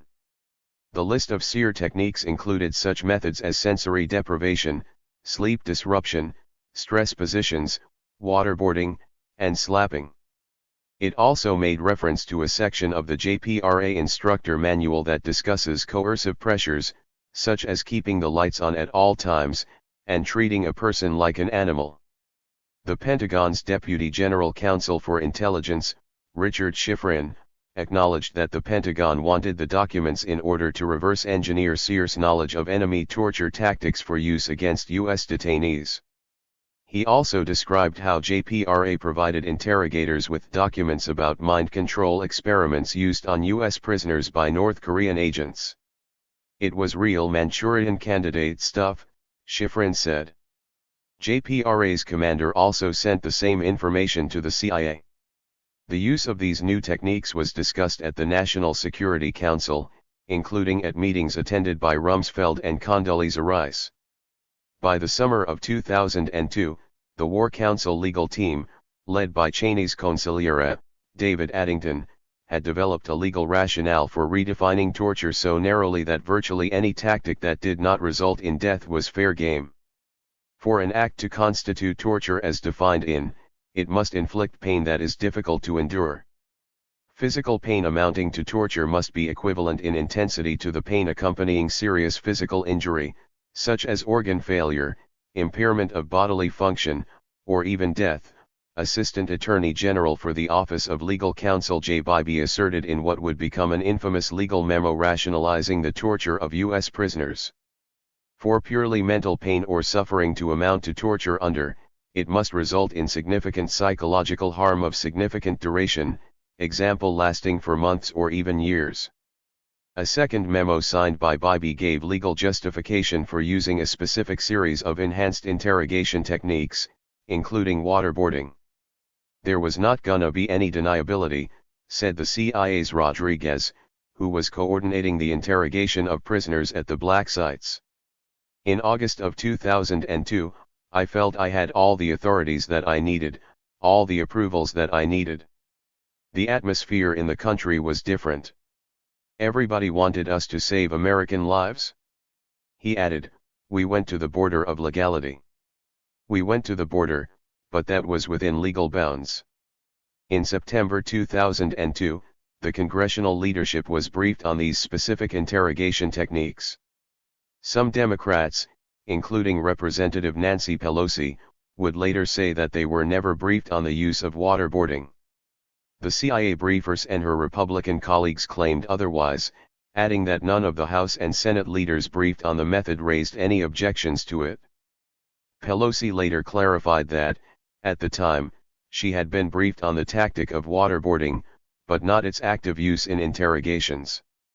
Whatever the truth, the torture program was now operating at full speed and, as far as the White House was concerned, with the legal backing of the U.S. government.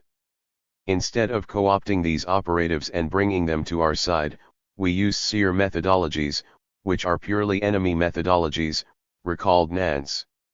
Taking those and inverting them and then taking them way past the safety margins, completely breaks the moral fiber of anyone who raises their hand in oath to support and defend the Constitution of the United States. Years after the black sites had been established and scores of prisoners were shuttled through them, the International Committee of the Red Cross compiled testimonials of 14 prisoners who had survived.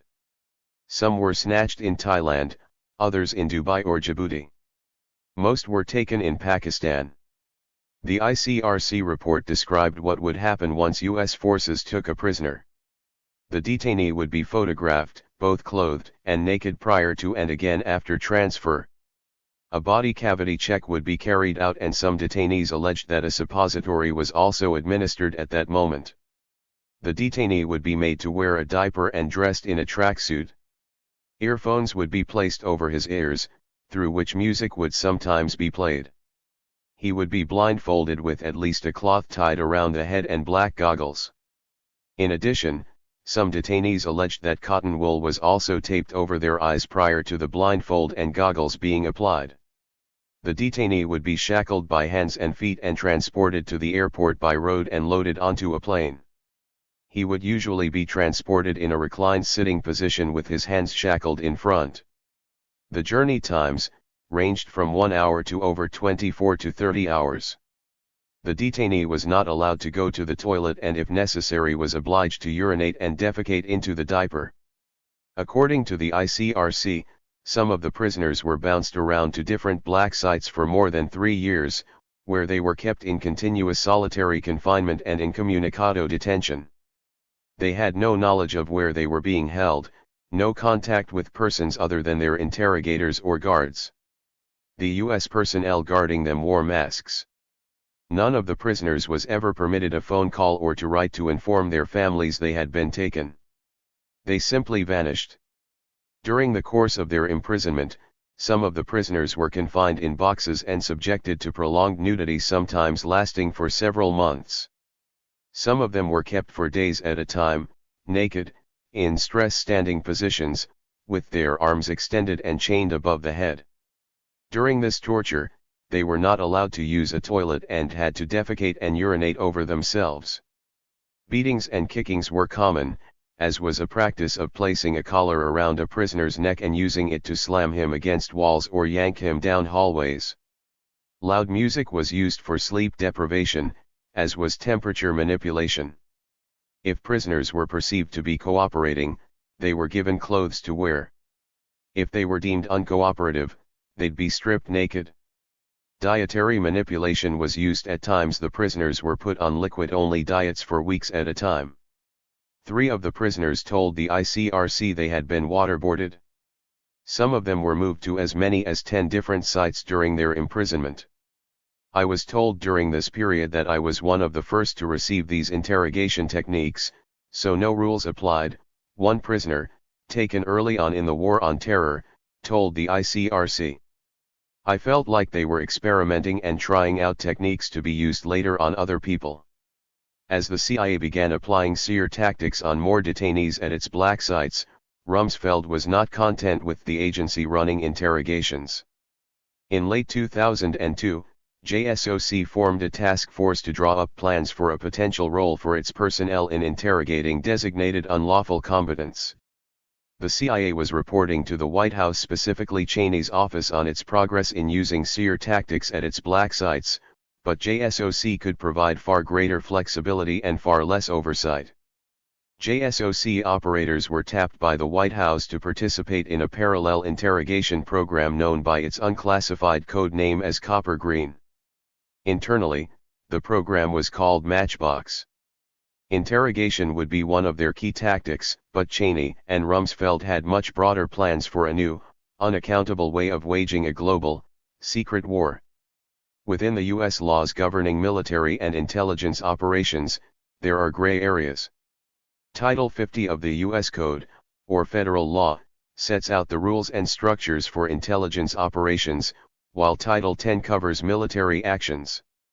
The code under which a particular operation is performed has serious implications for oversight and accountability. The terms covert action and clandestine operations are often thrown around as though they mean the same thing. They do not. Covert action is a doctrinal and legal term that, broadly speaking, refers to an activity whose sponsorship is meant to be a secret. It is meant to provide the United States with plausible deniability. Such operations are extremely risky, not just in terms of the operational danger, but because they often involve secret U.S. agents conducting operations inside the borders of a sovereign country without alerting its government. If the operation is exposed or disrupted, the potential for scandal is very real. The legal definition of covert action, according to Title 50, is an activity or activities of the United States government to influence political, economic, or military conditions abroad, where it is intended that the role of the United States government will not be apparent or acknowledged publicly. A covert action requires a presidential finding and for the White House to brief the House and Senate Intelligence Committees on its contents. This briefing must occur before the covert action unless there are extraordinary circumstances. The requirements for congressional involvement were established to prevent scandals such as the Bay of Pigs invasion of Cuba and Iran-Contra. Those operations were passionately supported by Cheney and Rumsfeld. Although they no doubt regretted the fact that Iran-Contra became public and stirred controversy, they did not regard the operation itself as a scandal but rather as a model for how the United States should conduct its dirty business.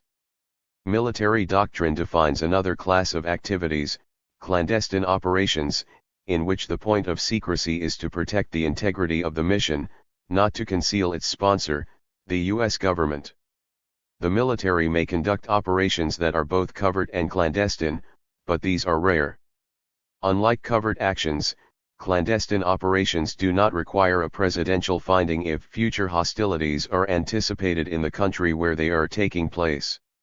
Nor is the administration required to report the operation to Congress.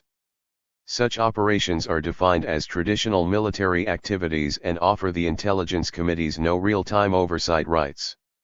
Under U.S. law, the military is not required to disclose the specific actions of an operation, but the U.S. role in the overall operation should be apparent or eventually acknowledged. From where Rumsfeld and Cheney were sitting, the United States was at war, and the world was a battlefield. Therefore, hostilities were anticipated in every country on Earth, necessitating dozens if not hundreds of potential traditional military activities across the globe. Cheney and Rumsfeld realized that by using JSOC, a black ops force whose activities arguably straddled both Title 10 and Title 50, they could operate in the crevice separating U.S. military and intelligence law.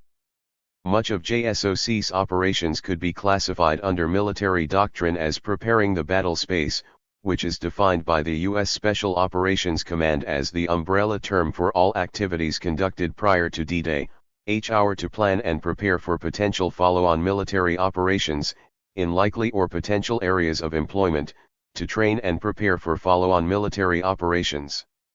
Such activities could be conducted as advance force operations, which are military operations conducted by forces which precede the main elements into the area of operations to prepare for follow-on operations. Unlike CIA operations, AFOs can be carried out with minimal external oversight for a significant period of time prior to an overt hostility, or for a contingency that may or may not occur. The Congressional Intelligence Committees viewed this logic as a workaround to oversight and reporting laws, charging that the Defense Department wanted to liberally deploy its increasingly formidable intelligence capabilities abroad under the pretense of operational planning for future military hostilities, without granting the intelligence committees their due oversight. Adding another layer of bureaucratic complexity to this already murky area of U.S. law was the fact that the Armed Services Committees authorized the funding for operations, and the intelligence committees held the power to determine what constituted a covert action. Those committees often clashed on this very issue and fiercely guarded their turf, leaving a huge opening for potential abuses and the exploitation of gaps or gray areas. Although the CIA was supposed to be the main agency conducting covert actions, the National Command Authority, which consisted of the President and Rumsfeld, could choose to use Title 50 authorities for organizations other than the CIA, by delegating military assets to CIA operations. JSOC, for example, had been used for covert actions in order to operate in politically volatile areas without repercussions under international law or to supersede Congress's authority to declare war. Title 10 operations conducted in preparing the battle space had even fewer congressional reporting requirements, and with the congressional resolution authorizing a global war, the National Command Authority could use its power to direct military operations without having to classify them as covert actions. This had always been a gray area open for exploitation. And that was attractive to Cheney and Rumsfeld and their teams as they plotted their next steps. Rumsfeld had major plans for special ops, and they didn't include any CIA control or meddling. Cofer Black's departure opened a door for Rumsfeld to assert more control over the dark wars. But it wasn't just the agency or Congress that Rumsfeld wanted to cut out of the equation. It was also the conventional military bureaucracy and military brass, which he believed had grown soft and gun-shy. The worst way to organize for a manhunt is to have it planned in the Pentagon, Rumsfeld wrote in an internal memo laying out a vision for SOF units to begin striking globally. We must be willing to accept the risks associated with a smaller footprint. On July 22, 2002, Rumsfeld sent a secret directive to General Charles Holland, the SOCOM commander, envisioning a decentralized manhunt that would circumvent the traditional military command structure and operate more like a private hit team. He instructed Holland to develop a plan to deal with Al-Qaeda and associated groups. Rumsfeld explained that going forward, they would need to find a way to cut through the Pentagon bureaucracy and process deployment orders in minutes and hours, not days and weeks. He added, the objective is to capture terrorists for interrogation or, if necessary, to kill them, not simply to arrest them in a law enforcement exercise. But Holland did not respond as swiftly and dramatically as people in Washington thought he should, recalled Lawrence Wilkerson, a retired colonel who served 30 years in the Army. People in Washington, in this case, being Rumsfeld and Cheney. The general came back with a 5-year plan when Rumsfeld wanted immediate action. As Rumsfeld and Cheney pushed for special ops to start hitting globally, top military commanders expressed concern that those plans outpaced the military's abilities to collect and exploit intelligence. Some JSOC teams in Afghanistan had found themselves in turf battles with other JSOC teams and, though they did kill a tremendous number of Afghans and foreign fighters, whom exactly it was they were killing was not always clear. A big problem was a lack of solid intelligence. While the CIA was taking the lead in hunting down high-value targets, Rumsfeld was simultaneously pushing JSOC's men to yield results. But without good intel, they were chasing ghosts. When Rumsfeld proposed beefing up JSOC and taking it global, General Holland pushed back. He told Rumsfeld he was concerned about the lack of actionable intelligence in the emerging proposed target regions. One senior military commander said bluntly that the intelligence wasn't good enough to allow us to have a campaign like that. Rumsfeld and his deputies reportedly ridiculed the commanders, particularly General Holland, for what they saw as excessive caution. A Pentagon advisor who worked closely with Rumsfeld at the time told the investigative journalist Seymour Hersh that Rumsfeld and his team were convinced that there were few 4-stars leaning forward in the Special Operations Command, and that more fighting generals were needed, and further, the high-ranking military officers who came up during the Clinton years would need to be reassessed.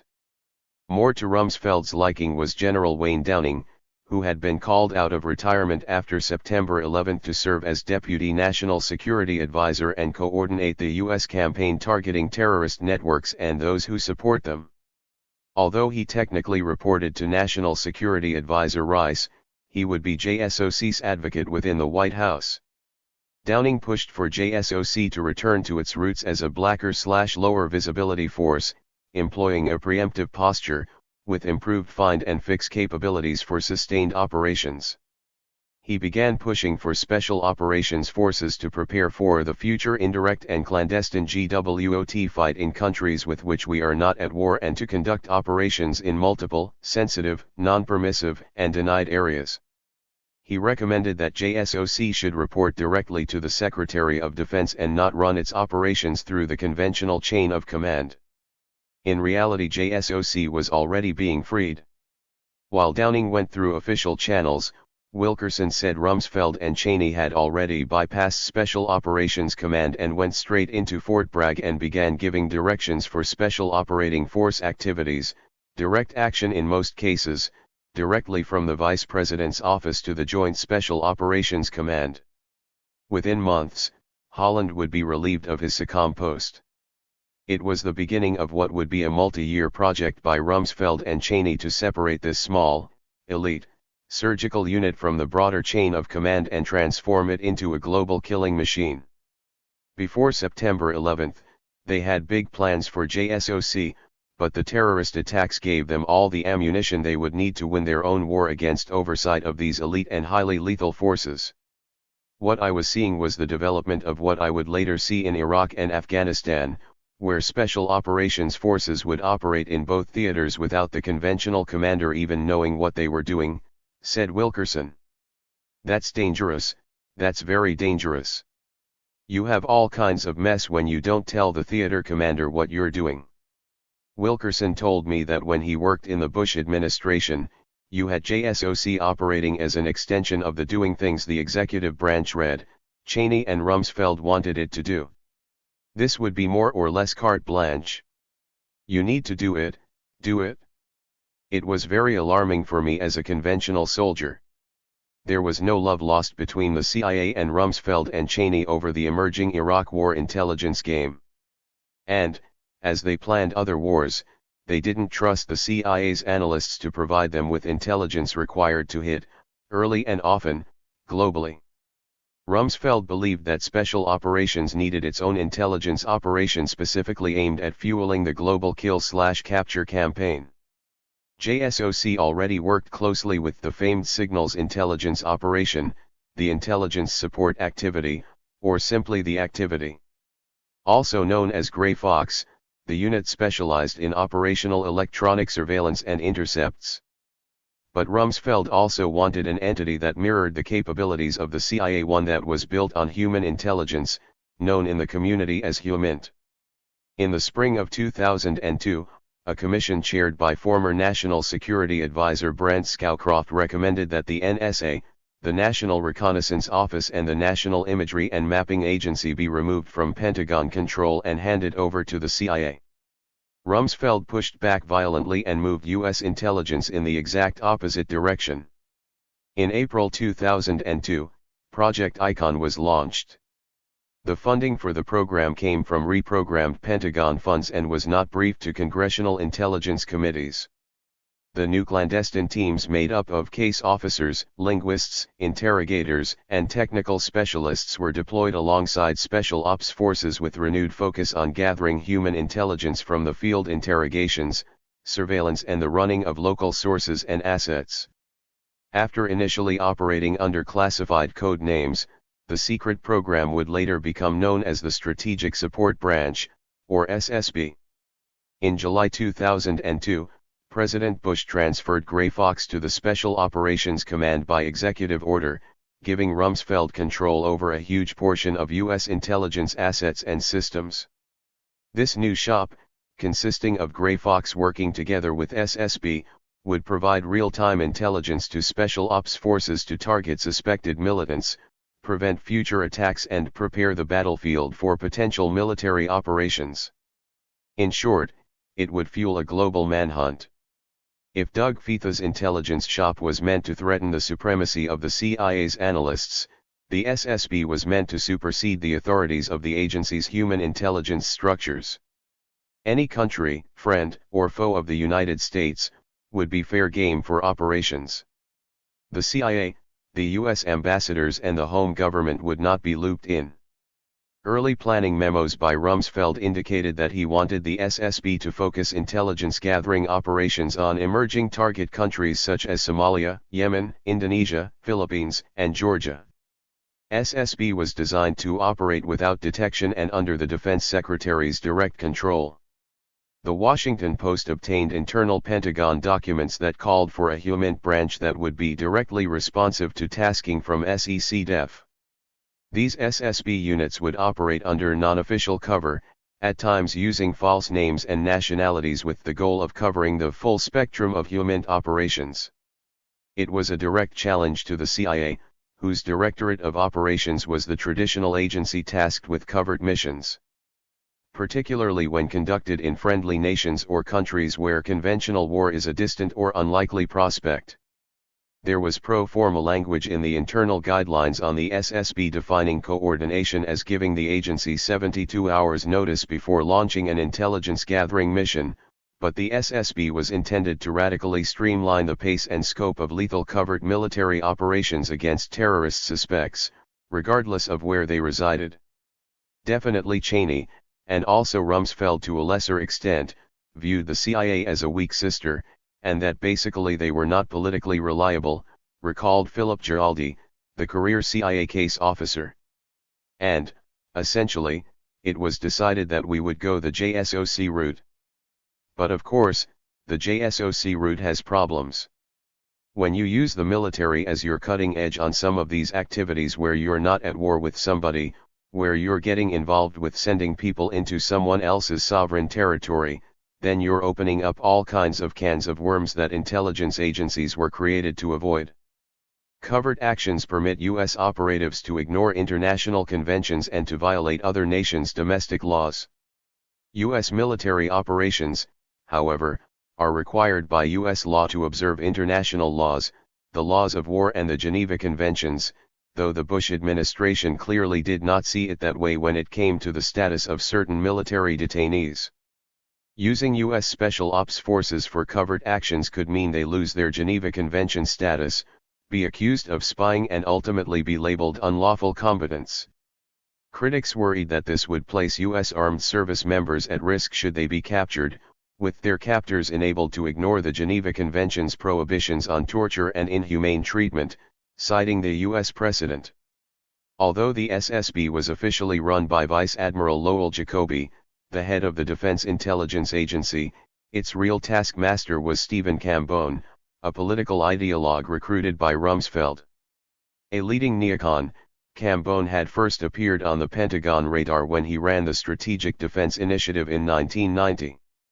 Later, he worked on special projects for Rumsfeld on DoD commissions dealing with missile defense and space-based weapons. Bringing Cambone on board to help shape the hunter-killer special ops program that had been on Rumsfeld's mind since 9/11 opened the floodgates. Officially, Cambone was Rumsfeld's special assistant. In reality, he was Rumsfeld's point man on developing the DoD's version of the dark side. When, after September 11, Rumsfeld sought to wrest control of the global war on terror from the CIA, he went to Cambone. In one of his famous snowflake memos, on September 23, 2001, Rumsfeld told his staff, "We want to think through designating Special Ops as the Global Terrorism CINC. They've got a joint intelligence center. The effort has to be global."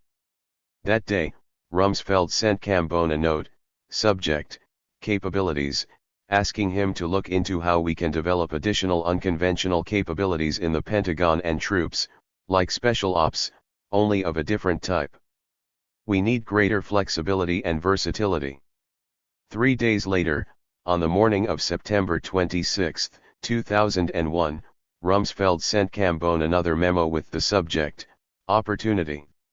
Now is the time to fix intel, Rumsfeld wrote, saying that he wanted to remap the command structure of U.S. forces across the globe, to reorganize our forces in Europe and Asia, to accelerate army transformation, to reduce headquarters and to get homeland defense humming.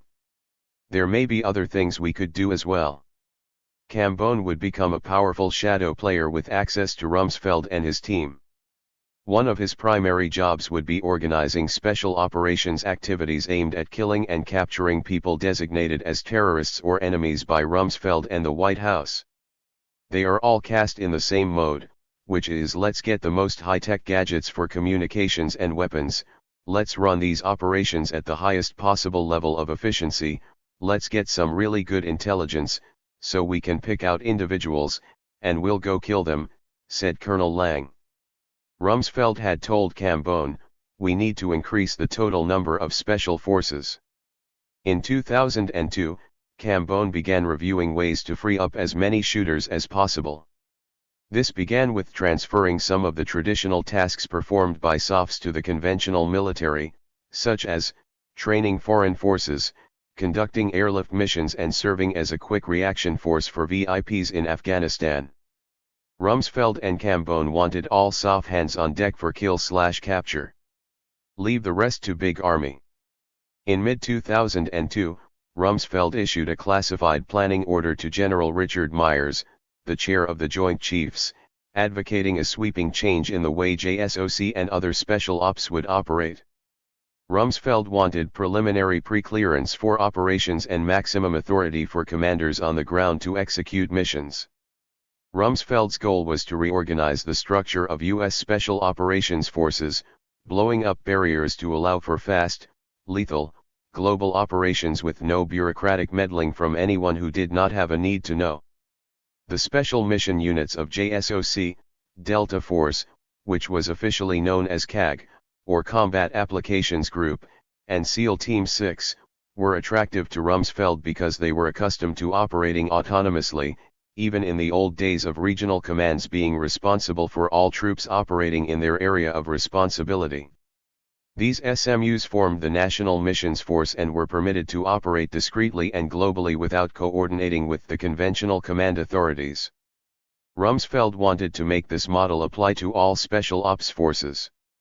Today we're taking a number of steps to strengthen the U.S. Special Operations Command so it can make even greater contributions to the global war on terrorism, Rumsfeld declared. Since 1987 the Special Operations Command has been organized as a supporting command, meaning it provides warriors and materiel to the various regional combatant commanders, who then plan and direct missions. No more. From now on, Rumsfeld asserted, SOCOM would be its own boss with a headquarters in Tampa, Florida, and regional theater special operations commands that could organize hits and other direct actions on a rolling basis. Rumsfeld said this was necessary because of the nature of the enemy and the need for fast, efficient operations in hunting down and rooting out terrorist networks around the world. In 2003, Rumsfeld created a new portfolio for Cambone, one that had never existed in the Pentagon civilian bureaucracy before, Undersecretary of Defense for Intelligence. The new position was referred to internally as Defense Intelligence Czar, and it came with unprecedented authority, as it forced all of the previously independent intelligence entities of the Pentagon to report directly to Cambone. This included the Defense Intelligence Agency and the National Security Agency. Stephen Aftergood of the Federation of American Scientists charged that the position was part of a drive to shift the intelligence community's center of gravity further into the Pentagon. What this meant in real terms was that 85% of the nation's total intelligence budget would be under Cambone's control, with the CIA director controlling just 12%. Rumsfeld wasn't an evil man, a former aide to a special operations commander told me. Rumsfeld had vision. He allowed people like Cambone to manipulate shit. Conventional uniformed military leaders reportedly despised Cambone, with one senior army officer quipping early in Cambone's tenure, "If I had one round left in my revolver, I'd take out Stephen Cambone." Cambone's right-hand man was a legend in the dark world of covert military operations, Major General William Jerry Boykin, an original member of Delta Force who went on to serve in both JSOC and the CIA. He'd spent his entire career in the shadows of U.S. foreign policy, engaged in unattributable operations across the globe. As Boykin saw it, through the 1980s and 90s, SOF saw great opportunities to get boots on the ground, to prepare the battleground, to shape the environment, and to collect intelligence, but only received approval for less than 10% of the opportunities that existed. These opportunities, he asserted, were missed because of an unwillingness to take risks and a lack of vision and understanding of the benefits for preparing the battle space ahead of time. There was also a fear of consequences. Boykin believed that U.S. counterterrorism operations had become subservient to intelligence standards that required nearly 100% certainty of the target and that civilians would not be killed. He said he rejected the term actionable intelligence. "Give me action," Boykin declared. "I will give you intelligence." Some, though, warned of the risks of this approach. Running U.S. Special Operations Forces in CIA-type operations and expanding their role in the way Rumsfeld intends could be very dangerous for U.S. foreign policy, argued Jennifer Kibb of the Brookings Institution, adding that using special ops forces was much easier than using the CIA. And this facility seems to appeal to Rumsfeld. It meant that special operations can conduct covert operations abroad without local government's permission and with little or no congressional oversight or recourse. If Rumsfeld gets his way, administration hawks may soon start using special forces to attack or undermine other regimes on Washington's hit list. Over at the State Department, Powell and Wilkerson began seeing the effects of this new, parallel operation being run out of the Pentagon. Early in the so-called global war on terror, we were encountering things like ambassadors calling or emailing, or messaging, or cabling, that they had people walking around their capital cities, who were white people, 6'5", males, 19-inch biceps, and it didn't take too long for the ambassador to figure out who these people were, and why were they there, recalled Wilkerson. We began to have to press Rumsfeld as to what he was doing, sending these special operating forces around the world, without alerting the country team, without alerting our ambassador, the chief of mission in the country. It got to the point where we actually had a death down in South America where one of these people got a little bit inebriated one night and pulled his weapon and he killed a taxi driver in that country, and we had to whip him out of the country real quickly. Wilkerson added, I am not even sure Rumsfeld knew some of that the vice president's office was running. It grew and went out of control under the vice president. It kinda went wild, Canestraro, the former senior CIA officer, told me. There were people at the Pentagon given the responsibility to run special operations, that didn't go through the regular chain of command, and that were kept separate from coordination with CIA, or the State Department, or other elements of the US government. And that was all justified on the basis that 9/11 meant that we were in a war, and this war would require special measures to deal with. And it got out of control. There were a couple of places where, because they weren't coordinated, they weren't informed, they killed people that were not real targets. They were wrong. He added, it happened, frequently. The House Permanent Select Committee on Intelligence would eventually conclude that the Pentagon had shown a propensity to apply the label where the slightest nexus of a theoretical, distant military operation might one day exist. For some career Army officers who had served in the conventional military, the developments they were witnessing inside the Pentagon felt ominous. We know that the Geneva Convention was thrown under the bus, so to say, pretty early, Colonel Douglas MacGregor told me. MacGregor was a decorated Army officer who led the most famous tank battle of the 1991 Gulf War. He was on the Pentagon team that was charting out the early stages of Iraq war planning in 2001 and 2002. He said he was disturbed by what he was witnessing inside the DOD as Cheney and Rumsfeld began building up the SSB and JSOC. To be perfectly blunt with you, I stayed away from it. I didn't want to be involved in it, and I wasn't interested in participating in it, because I had this fear that we were ultimately breaking laws, he said. Whether those laws were our own, or they turned out to be the Geneva Convention, or the law of war as we in uniform call it. One would have expected someone to stand up and say, I'm sorry, Mr. Secretary, Mr. Cambone, General Boykin, you don't have the authority to suspend the Geneva Convention. That has been ratified by the United States Senate. But, we have another problem. We have no interest in the Senate, in holding anyone accountable and enforcing the laws, he asserted. So if you have no one in any branch, whether it's judicial, legislative, or executive, who's interested in upholding the law, then you can do pretty much what you want. And I think that's ultimately what's happened. Elsewhere in the military, there was great consternation at the possibilities for disaster presented by this newly forming power being asserted by Rumsfeld and Cheney and the global adventure they were plotting for U.S. Special Operations Forces.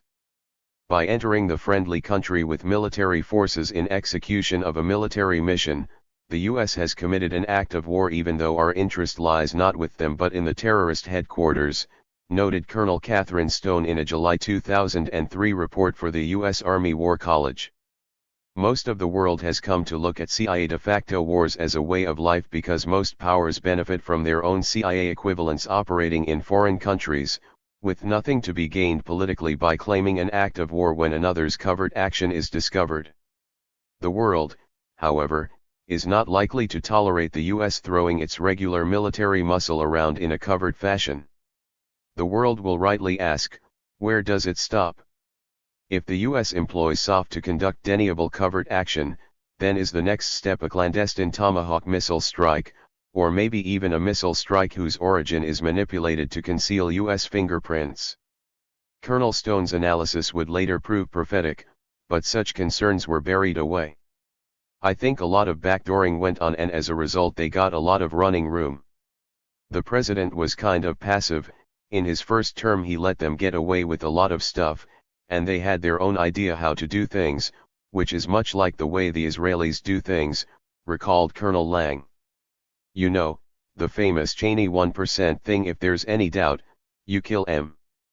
That's basically it, either capture them, or kill them. And that's what they did for a long time. Rumsfeld and Cheney were beginning to build up the infrastructure for waging an unaccountable, global war, and JSOC would be their prized weapon. They needed a forward-leaning general to run their secret war. They would find their man in the form of General Stanley McChrystal, U.S. Army Ranger. The troublemaker, Stanley McChrystal. The United States, 1974 to 2003, Iraq, 2003. Stanley McChrystal was the son of an Army general. He enrolled at West Point Military Academy in 1972, where he said he earned a reputation for being a troublemaker. He partied hard and seemed eager for action. One night, McChrystal and some friends staged a mock raid on one of the buildings on campus, using actual guns and balled-up socks as grenades. McChrystal was nearly shot by campus security and was later disciplined for his actions. A file full of disciplinary demerits, however, did not stand in the way of McChrystal making battalion commander. He graduated from West Point in 1976, finished Special Forces School at Fort Bragg in 1979 and commanded a Green Beret unit from 1979 to 1980, though he did not deploy during the most high-profile missions that were conducted during his early military career. I missed Panama and Grenada and it bothered me, McChrystal recalled. You always wonder how you'll do.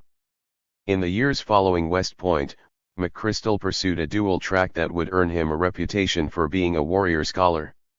He picked up a master's degree in national security and strategic studies from the U.S. Naval War College and another in international relations from the Salve Regina University. McChrystal rose through the ranks of the Rangers and served with airborne units as well as special forces. In 1986, McChrystal became the commander of the 3rd Battalion 75th Ranger Regiment and, by all accounts, revolutionized the training regime for Rangers, modernizing the technology available to its forces and increasing the tempo of physical training and for night operations. McChrystal's first known work with the JSOC team was in the lead-up to the 1991 Gulf War, when he served as the Army Special Operations Action Officer for Operations Desert Shield and Desert Storm. While McChrystal was deployed to the Gulf to help coordinate special operations, he would spend the war in Saudi Arabia and at Fort Bragg. At the time McChrystal was entering the world of dark ops, he acknowledged, "I've never shot anyone." Instead, he would focus on the planning and execution of missions, developing leadership skills and moving up through the special ops ranks. By the late 1990s, McChrystal had become the commander of the Rangers. Dalton Fury, who led a Delta Force team hunting bin Laden in Afghanistan, served as a staff officer under McChrystal in the Rangers before moving over to Delta. My Ranger peers and I had a unique opportunity to see the good and the bad in. I think if McChrystal were wounded on the battlefield, he would bleed red, black, and white, the official colors of the 75th Ranger Regiment. He is 110% U.S. Army Ranger, Fury recalled. Even with a bum back and likely deteriorating knees after a career of road marching and jumping out of planes, he doesn't recognize the human pause button. Fury noted that as a Ranger, McChrystal was considered a Tier 2 subordinate commander under the Joint Special Operations Functioning Command structure. The highest level, Tier I, was reserved exclusively for Delta Force and SEAL Team 6. This always seemed to bother McChrystal. His nature isn't to be second fiddle to anyone, nor for his Rangers to be considered second-class citizens to the Tier 1 special mission units. Indeed, McChrystal fought for years to advance the position of the U.S. Army Rangers in the Special Ops machinery, refusing to view them as a farm team for Delta Force. The Rangers were, and still are, just as skilled in their mission-essential tasks as are the Tier I units in theirs, recalled a former Ranger who served under McChrystal. He believed that losing quality officers and non-commissioned officers to what many considered the true tip of the spear outfits those granted the most funding, most authority, and given the premier targets hurt the regiment. As Fury explained, in McChrystal's eyes, the Rangers were just as skilled in their primary mission of airfield seizures and raids as Delta was in land-based hostage rescue or the SEALs were in assaulting a ship underway. Fury recalled a conversation he had had with then-Colonel McChrystal in which they discussed the failed Eagle Claw operation in Iran, the Delta Force hostage rescue attempt in 1980 that remained a stain on the Special Ops community. It was an interesting and enlightening conversation. The essence of the discussion centered on Col McChrystal's reasoning that Beckwith should have continued the mission with fewer operators and lift helicopters. Even though the risk would have increased significantly, Col McChrystal felt the embarrassment in the eyes of the world of failing to try was exponentially more devastating to our nation's reputation than executing a high-risk mission that might have even an outside chance of success. McChrystal believed the American people would never accept such a decision like that again. After establishing himself as an iconic figure in the Rangers, McChrystal burnished his credentials with stints at Harvard and the Council on Foreign Relations in New York. In 1998, Dick Cheney, who then chaired the Military Fellowship Selection Board at the CFR, recommended McChrystal for the fellowship to broaden his understanding of foreign relations. At the CFR, McChrystal wrote an in-depth paper debating the merits of humanitarian intervention. In the paper, written before September 11, McChrystal asserted, "It is military reality that the nation is incapable of unlimited action around the world. It is political reality that unconstrained or poorly justified U.S. military intervention would be neither supported nor accepted, either by Congress or by other nations," adding, "Our actions, particularly interventions, can upset regions, nations, cultures, economies, and peoples, however virtuous our purpose. We must ensure that the cure we offer through intervention is not worse than the disease." McChrystal continued, "We must not put at risk our military capability to perform core missions crucial to national defense. The cost of losing or significantly degrading the power of the United States," he argued, "is a price the world can ill afford." Ironically, McChrystal, who considered himself a political liberal, would ultimately owe his rise to fame to men who did everything he warned against in his CFR paper. When the 9/11 attacks occurred, McChrystal was the Chief of Staff of the 18th Airborne. He was soon deployed to Afghanistan to help establish Combined Joint Task Force 180, which would become the forward headquarters for Operation Enduring Freedom.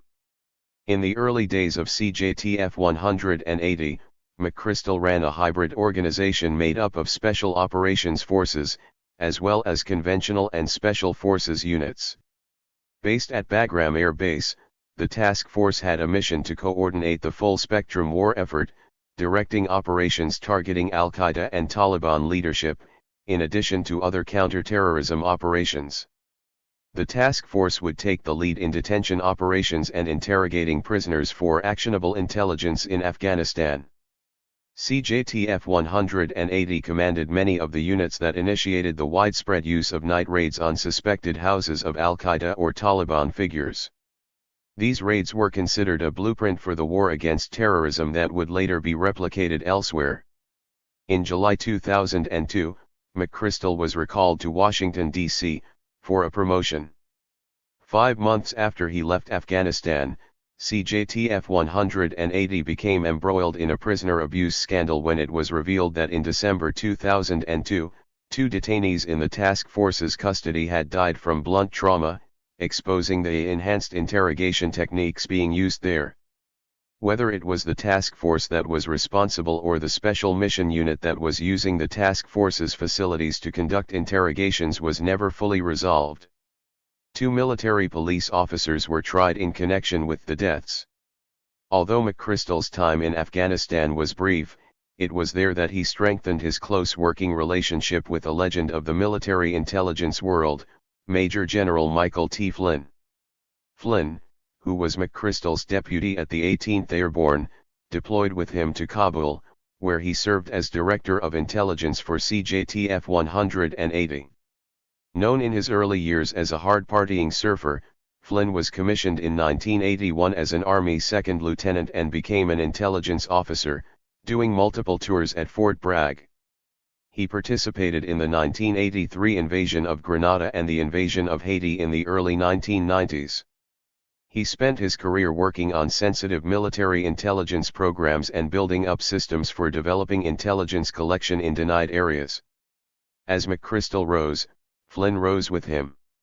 When McChrystal returned to Washington, Flynn returned to command the 111th Military Intelligence Brigade, whose members would, among other activities, deploy, equipped with low-density systems such as unmanned aerial vehicles to contingency operations throughout the world. This period marked a dramatic uptick in the use of a variety of drones that would later become central weapons in Washington's wars. Flynn would be on the knife's edge of the intelligence technology that would be at the center of the mounting, global kill-slash-capture campaign. McChrystal watched from the sidelines as the invasion of Iraq got underway.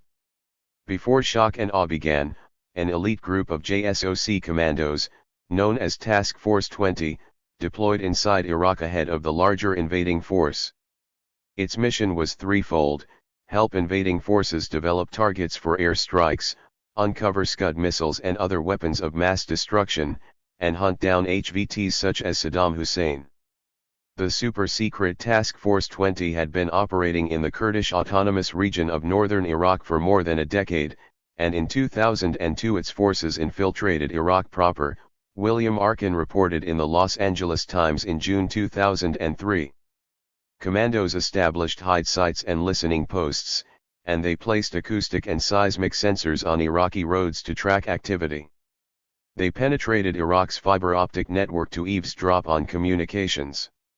The task force, which numbered roughly 1,000 personnel, included top-tier teams, each with a dozen commandos that would have free rein to travel throughout Iraq in pursuit of Saddam Hussein and the Ba'ath Party leadership and military command structure. Although TF-20 was given autonomy on the battlefield and coordinated its operations directly with Pentagon officials, at times its men attached themselves to conventional military units. In 2003, JSOC soldiers were among the first troops in southern Iraq, riding in with the protection of an armored task force of the 3rd Infantry Division. Arkin and Dana Priest reported in their book, Top Secret America. According to 3 JSOC commanders, these troops helped the division kill upward of 5,000 Iraqis in perhaps the bloodiest portion of the war, the march to Baghdad. It sounded like World War II, there was so much noise, said a JSOC commander who was there. The gunners on the armored vehicles faced human waves of Iraqi army forces, Fedayeen, and their ragtag civilian supporters. They were ordered to kill anyone who got up on the vehicles. That's the dirty little secret, the dark underbelly of the war, he said. There were bodies everywhere. Armored vehicles also delivered the JSOC commandos on their own missions to capture or kill senior Iraqi Baathists loyal to Saddam Hussein and to find and secure weapons of mass destruction. They would never find any to secure. McChrystal had returned from Afghanistan just as the Iraq war planning was kicking into full gear. His new position was as Vice Director of Operations for the Joint Staff. Like many military and intelligence officials, he did not view Iraq as a terrorist threat and was not enthusiastic about the invasion. There were a lot of us who didn't think Iraq was a good idea, McChrystal told journalist Michael Hastings. We co-opted the media in the build-up to the Iraq war, he said. You could see it coming. The U.S. efforts to fight against Al-Qaeda in Afghanistan, McChrystal asserted, were hindered by invading Iraq. He said, "I think they were made more difficult in one sense from the military standpoint, but I really think they were made more difficult because they changed the Muslim world's view of America's effort. When we went after the Taliban in Afghanistan in 2001, there was a certain understanding that we had the ability and the right to defend ourselves. And the fact that Al-Qaeda had been harbored by the Taliban was legitimate. I think when we made the decision to go into Iraq, that was less legitimate with many of the observers.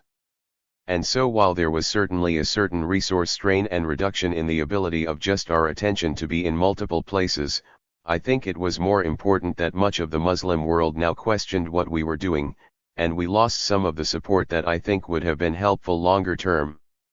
Notwithstanding his misgivings, for the first month of the U.S. invasion of Iraq, McChrystal would emerge from the shadows and become at least for a month one of the most public faces of the U.S. military. At the Pentagon, he would address reporters and, behind closed doors, give classified briefings to Congress. In April 2003, Representative Jose Serrano, a Democrat from New York, dubbed the briefings the Daily Lie. Serrano's sentiments were shared by other House Democrats. "I don't benefit a great deal from," said Representative John Conyers. "I get more from other sources that don't compromise my ability to speak about the war," he said. "I thought it was not the best use of my time," Representative Bobby Rush told the press of the briefings. Other lawmakers, however, viewed the McChrystal briefings as more candid and worthwhile than the blustery sessions given by Rumsfeld.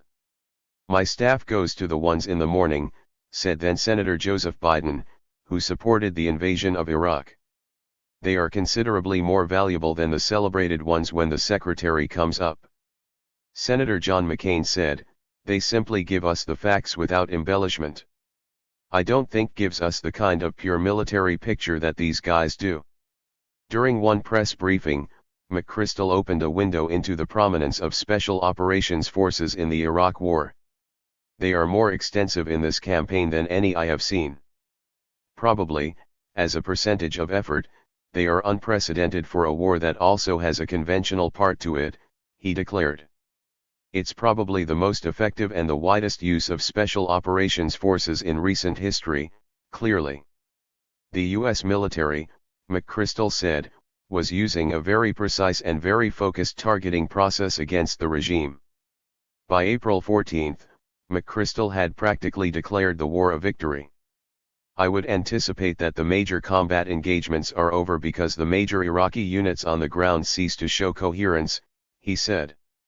In reality the war was just beginning, and whether he thought invading Iraq was a good idea or not, McChrystal was about to taste the war firsthand, on the ground. Even as Bush declared mission accomplished in Iraq, McChrystal was being tapped by Cheney and Rumsfeld to run the most empowered kill-slash-capture team in U.S. history. In September 2003, he became the commander of JSOC. There are dueling mythologies that have developed around Stanley McChrystal. The dominant one, repeated breathlessly in various media profiles, is of the warrior scholar who is in better physical shape than any of the younger men under his command. He ate just one meal a day and ran 12 miles to and from the office every day in the 1990s when he was at the Council on Foreign Relations. He was well versed in the classics, yet enjoyed the Will Ferrell dude comedy Talladega Nights, and would quote it, and would cite Monty Python films frequently. His beer of choice was Bud Light Lime. There is no doubt that men who served under McChrystal revered and adored him. He's a unique warrior in American history. I obviously have an intense personal admiration for the guy, said Andrew Exum, a former Ranger who served under McChrystal in Iraq. When you are a young Ranger platoon leader, and Stan McChrystal steps on the podium in front of you, then you are seeing everything you want to be in life, just a remarkable individual, a fantastic soldier, somebody who is just a tremendously capable individual and somebody who is widely admired. There's a reason why folks in the community call him the Pope. He's the man above whom is no one else. Actually, McChrystal was not the first JSOC commander to be called the Pope. It was a reference dating back to the Clinton administration, when then Attorney General Janet Reno complained that prying information from JSOC was like attempting to access the secret vaults of the Vatican. But, more than any commander before or after, to the JSOC community McChrystal was the Pope. Although he thought the Iraq War was a bit of a fool's errand, McChrystal also saw it as an opportunity to revolutionize JSOC and push it to a more powerful position than ever before. Stan was the epitome of a warrior. Stan is a man that, when he's given a directive from the commander-in-chief, he moves out smartly and executes an order, a former member of McChrystal's team told me. What Stan came to realize is that with the proper political backing in the White House he would be able to accomplish things with his force that had never been done before. Stanley McChrystal is stubborn, observed Fury, who served as a staff officer under him, and no one can argue that he isn't a man of extraordinary stamina, advanced intellect, and uncompromising dedication to his warriors, the American people, and our way of life. Personally, I don't know a man with more stamina and stomach for the fight than McChrystal. He sets an incredible pace, expects excellence, demands results, but most importantly he listens to the men on the ground. Once he took over at JSOC, McChrystal's Ranger roots provided the inspiration for him to Rangerize the command. When he had run the 75th Rangers, terms like KIT, often used by Delta and SEAL Team 6 operators to collectively describe the gear, weapons, and equipment an assaulter carries was banned from the Ranger lexicon, said Fury. The term assaulter or operator was also forbidden speak within the regiment. The men wearing the red, black, and white scroll were Rangers, not assaulters and not operators. They also didn't carry kit. They carried standard military issue equipment. When he took command of JSOC, McChrystal believed that the various entities that made up the command should operate as a fluid team, with a cross-fertilization plan of skill sets and team building, rather than reserving the most sensitive operations to Delta and SEAL Team 6, the special mission units. From the very beginning of his time as JSOC commander, McChrystal tried to shake up the status quo of the Tier I outfits. He now owned those assaulters and snipers from the Army and Navy, and even though he completely supported creative risk-taking and out-of-the-box thinking, he quickly moved to fit their actions into an easily managed color-coded box. It didn't always work the way the general wanted though. McChrystal believed that the Delta and Team 6 guys should work in tandem, but Fury said McChrystal quickly understood that it might not be the best approach. It took a little while, but the general eventually recognized that the two units were apples and oranges, and squaring them in that color-coded box resulted in a fruit salad of conflicting skill sets, SOPs, and even mindset. This ability to adapt became part of the McChrystal legend while he presided over the premier U.S. counterterrorism units as the fight was increasingly going global. But nearly invisible in the breathless media narrative of the warrior leader's ascent is another McChrystal, a man who in reality had seen very little action before ascending to the post of JSOC commander after the Iraq invasion. This McChrystal was a climber who had cozied up to the right people politically, whether Democrats or Republicans, as well as key figures within the military bureaucracy. In essence, he was one of the chosen few. A third-generation soldier, missed the end of Vietnam while attending West Point. Graduating in 1976, he entered an army hollowed out after the unpopular conflict in Southeast Asia, asserted Carl Prine, the veteran military reporter. With few wars to fight for nearly 2 decades, he advanced in a largely uncompetitive world. It all made perhaps even easier for him because his father, retired Major General Herbert McChrystal, had been the Pentagon's director of planning before his son took a commission. According to career military officers who knew McChrystal going back to West Point, he had been groomed for years to rise through the Army ranks. "I like Stan very much, as a person," said Colonel McGregor, who was McChrystal's roommate at West Point. But McGregor charged that after September 11, McChrystal had ingratiated himself with the neoconservatives, particularly Rumsfeld and Cheney. He was someone that had made his reputation, in the Pentagon with Rumsfeld. He was someone who saw this global caliphate as a tremendous enemy, and kept beating the drum for that. And that endeared him to all of the key people. The military, McGregor said, is run under a system that rests ultimately on a foundation that is cronyism. In other words, are you one of the boys? If they judge you to be culturally reliable, amenable, then you're considered someone that should be advanced to the senior ranks. It's a kind of brotherhood selection. Is this man going to stay the course with us? Is he going to say whatever we tell him to say, do whatever we tell him to do? McChrystal, he told me, realized early on that if he is going to advance, he's going to have to ingratiate himself. And he does this in the Pentagon. Despite his stated concern about the way U.S. military policy was alienating Muslims, McChrystal shared the political view that the United States was indeed in a war against Islam, according to a retired military officer who had known him from the beginning of his military career and went through Ranger training with him. Boykin and Cambone and McChrystal were fellow travelers in the Great Crusade against Islam, the officer told me. They ran what was for all practical purposes an assassination program. McGregor said that when McChrystal was named JSOC commander, he was given a mission under Mr. Cambone, who is Rumsfeld's intelligence director, and General Boykin, who was Cambone's right-hand man, to essentially go after the terrorists. And of course we're defining terrorist very, very broadly. McChrystal, he said, presided over this black world where any actions were justified against Muslims because you were fighting against the caliphate. While McChrystal was reorganizing JSOC, the White House and Pentagon were demanding results in Iraq. By late 2003, the war the United States had already declared won was just beginning. The neocons' vision for Iraq and their ill-conceived policies were fueling a nascent insurgency from both Sunnis and Shiites alike.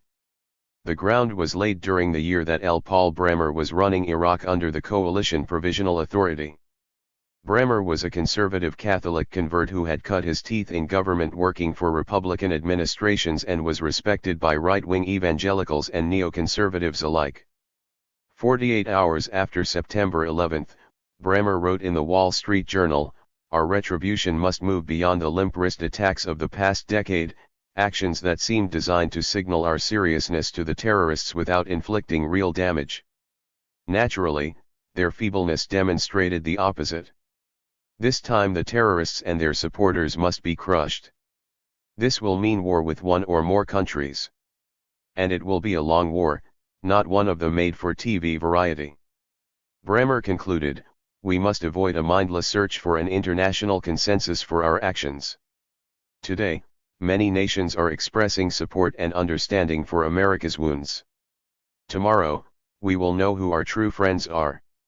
In mid-April 2003, Scooter Libby and Paul Wolfowitz contacted Bremer about taking the job of running the occupation of Iraq.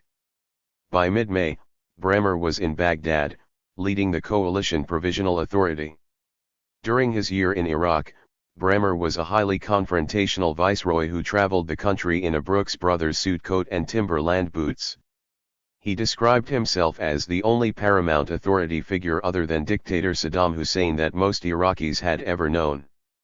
Bremer's first official initiative, reportedly the brainchild of Rumsfeld and his neoconservative deputy, Douglas Feith, was dissolving the Iraqi military and initiating a process of de-Baathification, which in Iraq meant a banishment of some of the country's finest minds from the reconstruction and political process because party membership had been a requirement for many jobs in Saddam-era Iraq. Bremer's Order 1 resulted in the firing of thousands of school teachers, doctors, nurses and other state workers, while sparking a major increase in rage and disillusionment. Iraqis saw Bremer picking up Saddam's governing style and political witch hunt tactics. In practical terms, Bremer's move sent a message to many Iraqis that they would have little say in their future, a future that increasingly looked bleak and familiar. Bremer's Order 2 disbanding the Iraqi military meant that hundreds of thousands of Iraqi soldiers were forced out of work and left without a pension. "That was the week we made 450,000 enemies on the ground in Iraq," one U.S. official told the New York Times Magazine. Within a month of Bremer's arrival, Talk of a national uprising had begun. As the bloody impact of his decision to dissolve the military spread, Bremer amped up his inflammatory rhetoric. We are going to fight them and impose our will on them, and we will capture or, if necessary, kill them until we have imposed law and order upon this country, he declared. On May 1, President Bush, wearing a bomber jacket, stood on the USS Abraham Lincoln before a large mission accomplished banner. My fellow Americans, major combat operations in Iraq have ended, he declared. In the Battle of Iraq, the United States and our allies have prevailed. It was a fairy tale. The Saddam regime may have been deposed and Saddam's days were numbered, but a guerrilla war won with multiple warring forces was just beginning. Rumsfeld rejected claims that the United States was facing a guerrilla insurgency. I guess the reason I don't use the phrase guerrilla war, he quipped, is because there isn't one. But Rumsfeld's newly appointed CENTCOM chief, who was technically the on-the-ground commander of the Iraq War, disagreed. General John Abizaid said at a July 2003 press conference at the Pentagon that the United States was now facing a classical guerrilla-type war in Iraq. Abizaid knew another front of resistance was opening, and it was not being run by Saddam's henchmen. By mid-August 2003, 3 months after Bremer arrived in Baghdad, resistance attacks against U.S. forces and Iraqi collaborators were a daily occurrence. New militias were forming, with both Sunni and Shiite groups attacking American troops. Rumsfeld and Bush both downplayed the extent of the uprisings in Iraq, saying they were being driven by fallen regime dead-enders, criminals, looters, terrorists, anti-Iraqi forces and those influenced by Iran. But there was one fact they couldn't deny: the number of Americans returning home in tin coffins was exploding as attacks against U.S. forces increased by the day. We believe we have a significant terrorist threat in the country, which is new, Bremer finally acknowledged on August 12. We take this very seriously. On August 19, a Hamas flatbed truck pulled up to the United Nations headquarters at Baghdad's Canal Hotel and parked just below the office window of Sergio Vieira de Mello, the United Nations Special Representative in Iraq. Inside the building, a press conference was underway. Moments later, a massive explosion rocked the building. The truck had been driven by a suicide bomber and was filled with explosives, including a 500-pound bomb from the former Iraqi military's reserves. In all, 22 people were killed, including de Mello. More than 100 were injured. The United States and the United Nations alleged that the bomber had been sent by Abu Musab al-Zarqawi, a Jordanian-born militant who headed up the group Jama'at al-Tawhid wa al-Jihad. A few days after the bombing, Rumsfeld delivered a speech at a Veterans of Foreign Wars convention. We still face determined adversaries, as we've seen in Iraq and Afghanistan. The dead-enders are still with us, those remnants of the defeated regimes who'll go on fighting long after their cause is lost, Rumsfeld declared. There are some today who are surprised that there are still pockets of resistance in Iraq, and they suggest that this represents some sort of failure on the part of the coalition. But this is not the case. Indeed, I suspect that some of you in this hall today, especially those who served in Germany during World War II or in the period immediately after the war, were not surprised that some Ba'athists have kept on fighting. You will recall that some dead-enders fought on during and after the defeat of the Nazi regime in Germany. Rumsfeld tried to cling to the idea that the main resistance in Iraq was coming from such quarters, but the reality was, the most lethal forces rising in Iraq were responding to the invasion and occupation. While the United States was fighting multiple Sunni insurgent groups, Shiite leader Muqtada al-Sadr was waging an uprising against the United States, along with the Hearts and Minds campaign to provide basic services to Iraqi neighborhoods. Because Sadr had brokered a tenuous alliance with some Sunni resistance groups, the United States was facing the possibility of a popular nationalist rebellion. After the August bombing, the United Nations withdrew most of its 600 international personnel from Iraq. In September 2003, the UN complex was bombed a second time, spurring the United Nations to withdraw all remaining non-Iraqi employees from the country. It was a powerful symbol of how far from accomplished the U.S. mission in Iraq actually was. That month, McChrystal became JSOC commander, tasked with crushing the insurgency that had been sparked by his boss's own policies, about which he had harbored doubts. Next to Saddam and his henchmen, the Jordanian terrorist Zarqawi, who had come to Iraq to fight against the U.S. occupation, would become target number one of McChrystal's task force. Zarqawi had traveled to Afghanistan to fight with the Uzbek Mujahideen against the Soviet occupation. In early 2000, he had been indicted in absentia in a Jordanian court for plotting to attack American and Israeli tourists. The Bush administration had tried to use Zarqawi to prove an al-Qaeda tie to Iraq, after Zarqawi allegedly received medical treatment in Baghdad in 2002. When Bush made his case in a nationally televised address on October 7, 2002, that Saddam's regime posed a grave threat, he cited high-level contacts between Saddam's government and al-Qaeda, charging that some al-Qaeda leaders who fled Afghanistan went to Iraq. These include one very senior al-Qaeda leader who received medical treatment in Baghdad this year, and who has been associated with planning for chemical and biological attacks. In his UN speech, Colin Powell called Zarqawi the leader of a deadly terrorist network that had been given safe haven by Saddam's government. But the charge that Zarqawi was in Baghdad with the consent of the Iraqi government was a dubious one. Saddam's regime and al-Qaeda were rivals. Nonetheless, after the invasion, Zarqawi would eventually have a $25 million bounty on his head and JSOC hunting him in Iraq. There is no doubt that Zarqawi was a savage character, but he was also a convenient villain for the United States. Washington was facing a mounting resistance in Iraq, and by inflating Zarqawi's importance, it could place the fight in Iraq within the context of the broader war on terror. Zarqawi played his role perfectly. A year after the UN bombing, Zarqawi and his group would pledge allegiance to Osama bin Laden and form al-Qaeda in Mesopotamia, also known as al-Qaeda in Iraq. Despite his declaration of loyalty, Zarqawi would ultimately prove problematic for al-Qaeda. His ruthless attacks on Muslims in both Iraq and Jordan would eventually play into the hands of the U.S. occupation and Washington's propaganda campaign against the Iraqi resistance.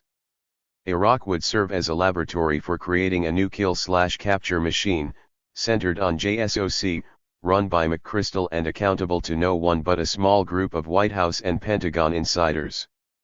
Within months, the targeted kill-slash-capture program would begin to resemble the CIA's Phoenix program from the Vietnam War, in which the agency, supported by U.S. Special Operations Forces and indigenous militias, carried out a vicious campaign to neutralize the Viet Cong and its support networks.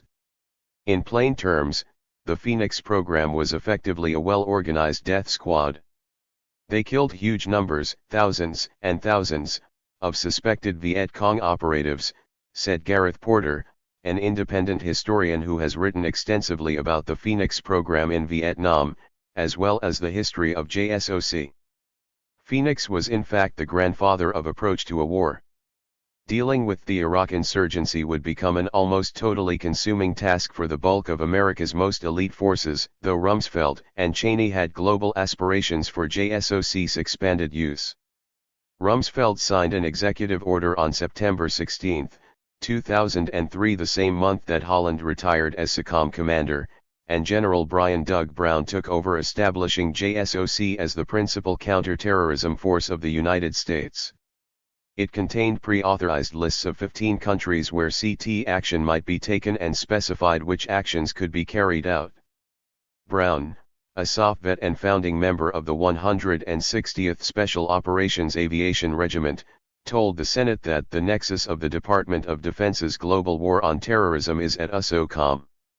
SOCOM, a newly established, freestanding command, would be the lead combatant commander for planning, synchronizing, and as directed, executing global operations against terrorist networks in coordination with other combatant commanders. A month later, Rumsfeld was demanding answers from his senior advisors. Are we capturing, killing, or deterring and dissuading more terrorists every day than the madrasas and the radical clerics are recruiting, training, and deploying against them? Rumsfeld wrote in a memo to Wolfowitz, Feith, and Myers.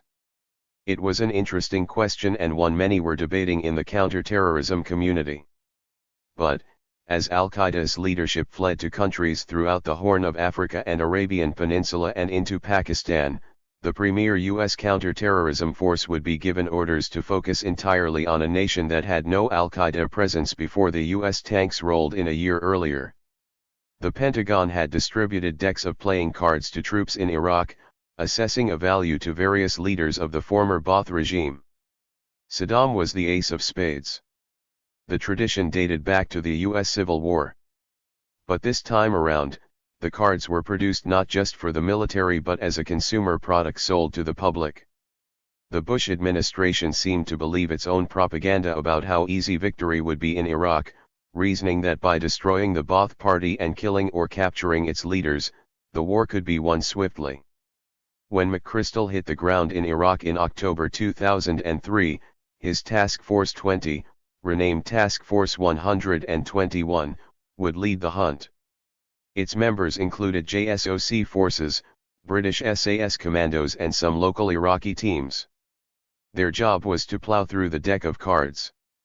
The mission of the Direct Action, Special Operations Task Force was really to focus on the old regime leadership, recalled Andrew Exum, who led a platoon of Rangers in Iraq as part of McChrystal's task force.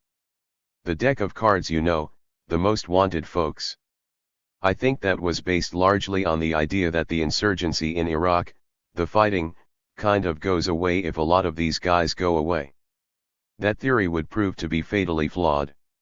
Whatever the strategic value of the effort, however, it had some success in its immediate goals, taking out selected individual targets. At McChrystal's right hand as the forward commander of JSOC's high-value targeting task force was William McRaven, a Navy SEAL renowned for his scholarly ambition. Although McChrystal would receive much of the credit for building up JSOC's capabilities and overseeing its greatest hits, people in the Special Ops community knew that many of the key achievements of the HVT task force were largely McRaven's doing. Raised in San Antonio, Texas, McRaven grew up with an appreciation for the military. His father flew Spitfire fighter planes in World War II. The young Bill McRaven was a big fan of James Bond films. He was particularly enthralled by Sean Connery's underwater exploits in Thunderball, according to his sister. That was his favorite. Nan McRaven told Time magazine. I said to him, "You can grow up to be 007. I guess he did. McRaven graduated from the University of Texas in 1977 with a degree in journalism. He enrolled in Navy ROTC on campus, and right after graduating with an ensign's commission, he entered SEAL training. After finishing his training, he was deployed to the Philippines.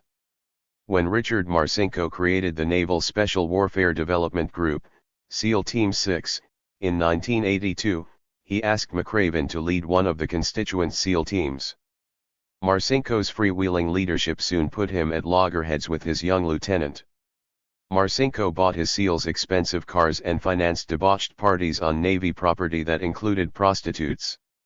The SEALs were happy, I was happy, and nobody was getting in trouble except Bill McRaven, Marcinko told Time magazine, remembering McRaven as a killjoy. He was a bright guy, but he didn't like my rude and crude way. If I was a loose cannon, he was too rigid. He took the special out of special warfare. McRaven saw it differently. I was not some white knight on a horse going with my lance against the windmill, McRaven countered. Marcinko was the boss, I was a very young lieutenant. There were some things I didn't think were exactly right, and he relieved me of duty. According to a former Special Forces commander, Marcinko asked McRaven to carry out some questionable activities, adding that McRaven refused and would not back down. Other officers in SEAL Team 6 reportedly found McRaven's integrity heroic, but after his run-in with Marcinko, thought it was the end of his career. Actually, it was Marcinko whose career in Black Ops was coming to an abrupt end while McRaven's was just getting started. In March 1990, Marcinko was sentenced to 21 months in prison on charges he defrauded the U.S. government in a weapons sale. McRaven was soon given command of a platoon in SEAL Team 4, focusing on South and Central America. Very few details are publicly available about McRaven's combat history, though he was a task unit leader in the Persian Gulf War, according to his official biography. In 1991, he headed to the Naval Postgraduate School, and graduated in 1993. He helped to establish the Special Operations/Low Intensity Conflict Program and was its first graduate. He received a dual degree, in SO/LIC and National Security Affairs. His graduate thesis, The Theory of Special Operations, was published in book form and would become widely read and taught. The book analyzed several key special ops battles from World War II to Vietnam, presenting lessons that could be learned for future conflicts and wars. It is considered a seminal text in the study of special operations warfare. Bill is reputed to be the smartest SEAL that ever lived, a former commander said in 2004. McRaven went on to serve as a task group commander in the Middle East, and he also commanded SEAL Team 3, which operates in Southwest Asia. By 2001, he was a naval captain, Commodore of the SEAL's Special Naval Warfare Group 1. Shortly after September 11, McRaven's SEAL team deployed to Afghanistan, but its commander could not join them. 2 months before September 11, McRaven had fractured his pelvis and part of his back during a parachute jump near his base in Coronado, California. Some predicted he might never fight again, let alone walk normally. McRaven resigned his command, but his career was not over. If anything, the parachute accident was fortuitous. Although McRaven was not on the battlefield initially, he would become a major player in the strategy that was to shape U.S. counterterrorism operations for many years to come. Wayne Downing, newly appointed the Deputy National Security Advisor for Combating Terrorism, asked McRaven to join his staff at the White House. McRaven ended up working for Downing for 2 years while he recovered from his injuries and is credited with having been the principal author of Bush's National Strategy for Combating Terrorism. It was not a cushy job for a sidelined warrior. Captain McRaven would become the primary JSOC figure inside the National Security Council and coordinated the Office of Combating Terrorism. Among his jobs would be vetting and assembling lists of high-value targets for JSOC to hunt down. He was one of the key players in militarizing U.S. counter-terror policy and building up the infrastructure for the creation of kill lists. McRaven's time at the NSC would put him on a path to becoming one of the most powerful figures in U.S. military history and a transformative figure in the institutionalization of assassination as a central component of U.S. national security policy. After September 11, no more than 24 men were on the U.S. kill list. Once McRaven got to work, the list grew every year. After helping build the structure for JSOC to engage in a global manhunt, McRaven would finally forward deploy to implement it. There are 3 people who really improved Special Operations Forces and who can claim a great amount of credit for the way they have developed since 2001, Exum told me. You can look at Bill McRaven, you look at Stan McChrystal and you look at Mike Flynn. Their intention and our intention is the same. Somalia, 1993, 2004. In early January 2003, Mohammed Afra Kanyar stood on the tarmac of the secluded airstrip he controlled just a few clicks north of Mogadishu. The tiny airport was a small fortress in a dangerous, lawless nation. Kanyar's private security force guarded its perimeter and landmines were strategically scattered in the bush, making a sneak attack or, for that matter, a casual visit very risky. In the years following the fall of dictator Mohammed Siad Barre, who headed Somalia's last stable government, Kanyar had emerged as one of the most powerful warlords who ravaged Mogadishu and laid claim to their own plots of territory. The Danile airstrip was Kanyar's fiefdom. And it brought in money. A lot of money. For a decade, the airport's profits overwhelmingly came from smuggling myra, or khat, the addictive, narcotic-like leaf that is chewed by millions throughout the Horn of Africa and the Arabian Peninsula. It was the drug of choice among the thousands of militiamen who fought for Kanyar and his fellow warlords and a major factor in the insanity that had long gripped Somalia.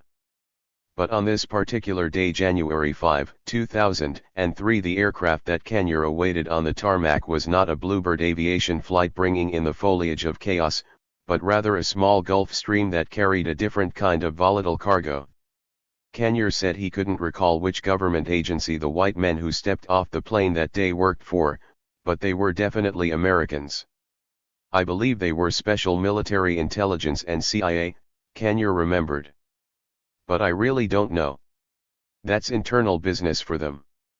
They were intelligence, American intelligence. A few weeks earlier, Kenya had been approached by a trusted friend who told him the CIA wanted to meet with him in Nairobi, Kenya. The day after Christmas, Kenya sat in a hotel room with a handful of white men. They requested to get together and I accepted, because America is a world power, he remembered. We discussed intelligence business. The business they discussed was Washington's desire to track down and eliminate a small group of Al-Qaeda operatives on the CIA and JSOC radar. Among them, the Americans told Kenya, were dangerous men who had planned and carried out the 1998 bombings of the U.S. embassies in Kenya and Tanzania, killing more than 200 people. Washington, they told Kenya, was concerned that Al-Qaeda was planning to ratchet up its attacks in East Africa. Indeed, on November 28, 2002, a month before Kenya met the Americans in Nairobi, terrorists had carried out simultaneous attacks in Kenya. One was on a vacation resort in Kikambala, along the coast north of Mombasa, the other was on an Israeli jetliner at Mombasa's Moi International Airport. In the first strike, 3 men drove a vehicle laced with explosives into the Paradise Hotel, killing themselves and 13 others, and wounding 80 more. Minutes later, 2 men fired surface-to-air missiles at Arkia Israel Airlines Flight 582. Both narrowly missed the plane. Washington suspected that the men who plotted these attacks were part of the same cell that had hit its embassies in 1998. After the embassies in Kenya and Tanzania were bombed, several of the lead suspects ended up in Somalia, among them, Fazul Abdullah Mohammed, who was later indicted in the United States for his alleged role in the bombings. In late 2001, Fazul began assembling a team in Mogadishu that ultimately carried out the 2002 attacks in Kenya. Some of the weapons used in the Mombasa attacks were traced back to Somalia's thriving weapons black market, including the 2 Strela 2 surface-to-air missiles used against the Israeli plane. The finances for the operation were handled by a Sudanese national, Tariq Abdullah, also known as Abu Talha al-Sudani, who moved between Somalia and the United Arab Emirates. A previously unknown operative, Saleh Ali Saleh Nabhan, came to the attention of U.S. authorities when the car that blew up the Paradise Hotel was traced back to him. The Kenyan citizen of Yemeni descent was also accused of firing one of the rockets. Nabhan had supposedly been managing a Mombasa cell for years, perhaps serving as the principal intermediary between the Kenya cell and Al-Qaeda leadership in Afghanistan-Pakistan. After the November 2002 attacks, Nabhan, Fazul, and their accomplices once again escaped to Somalia by boat. These men were prominent on the list of high-value targets that Washington wanted taken out, but there were larger, more systematic concerns, like the governmentless nation of Somalia being prime territory for Al-Qaeda to set down new routes, particularly as the U.S. invasion of Afghanistan sent Al-Qaeda's leadership there into flight. Mohammed Kenya is a striking presence, both physically and intellectually. He is tall and his eyes, ringed with many wrinkles, have a surreal intensity. As he tells it, he grew up in the bush in Somalia and conned his way into an education by Mennonite missionaries, who taught him the trade of accounting. As a young man, Kenya parlayed his education into keeping the books for the Somali secret police, which kicked off his career in the dark corners of Somali war politics. He speaks fluent English and often laughs at his own jokes, many of which are actually funny. He often dresses in Guayabera outfits, perfectly pressed, though his unkempt mane speaks to his rougher edge. Over the 3 years that followed the first visit by the U.S. operatives to Kenya's airfield, the Americans would fly in once or twice a week. The U.S. team often included a mixture of CIA operatives and shooters from JSOC. In the beginning, it was a CIA-led operation run out of the U.S. Embassy in Nairobi. The airport is inland, inside the bush. So the airport itself is very secretive, Kenya boasted. We designed it not to expose or to see easily who is landing. The Americans, they enjoy that.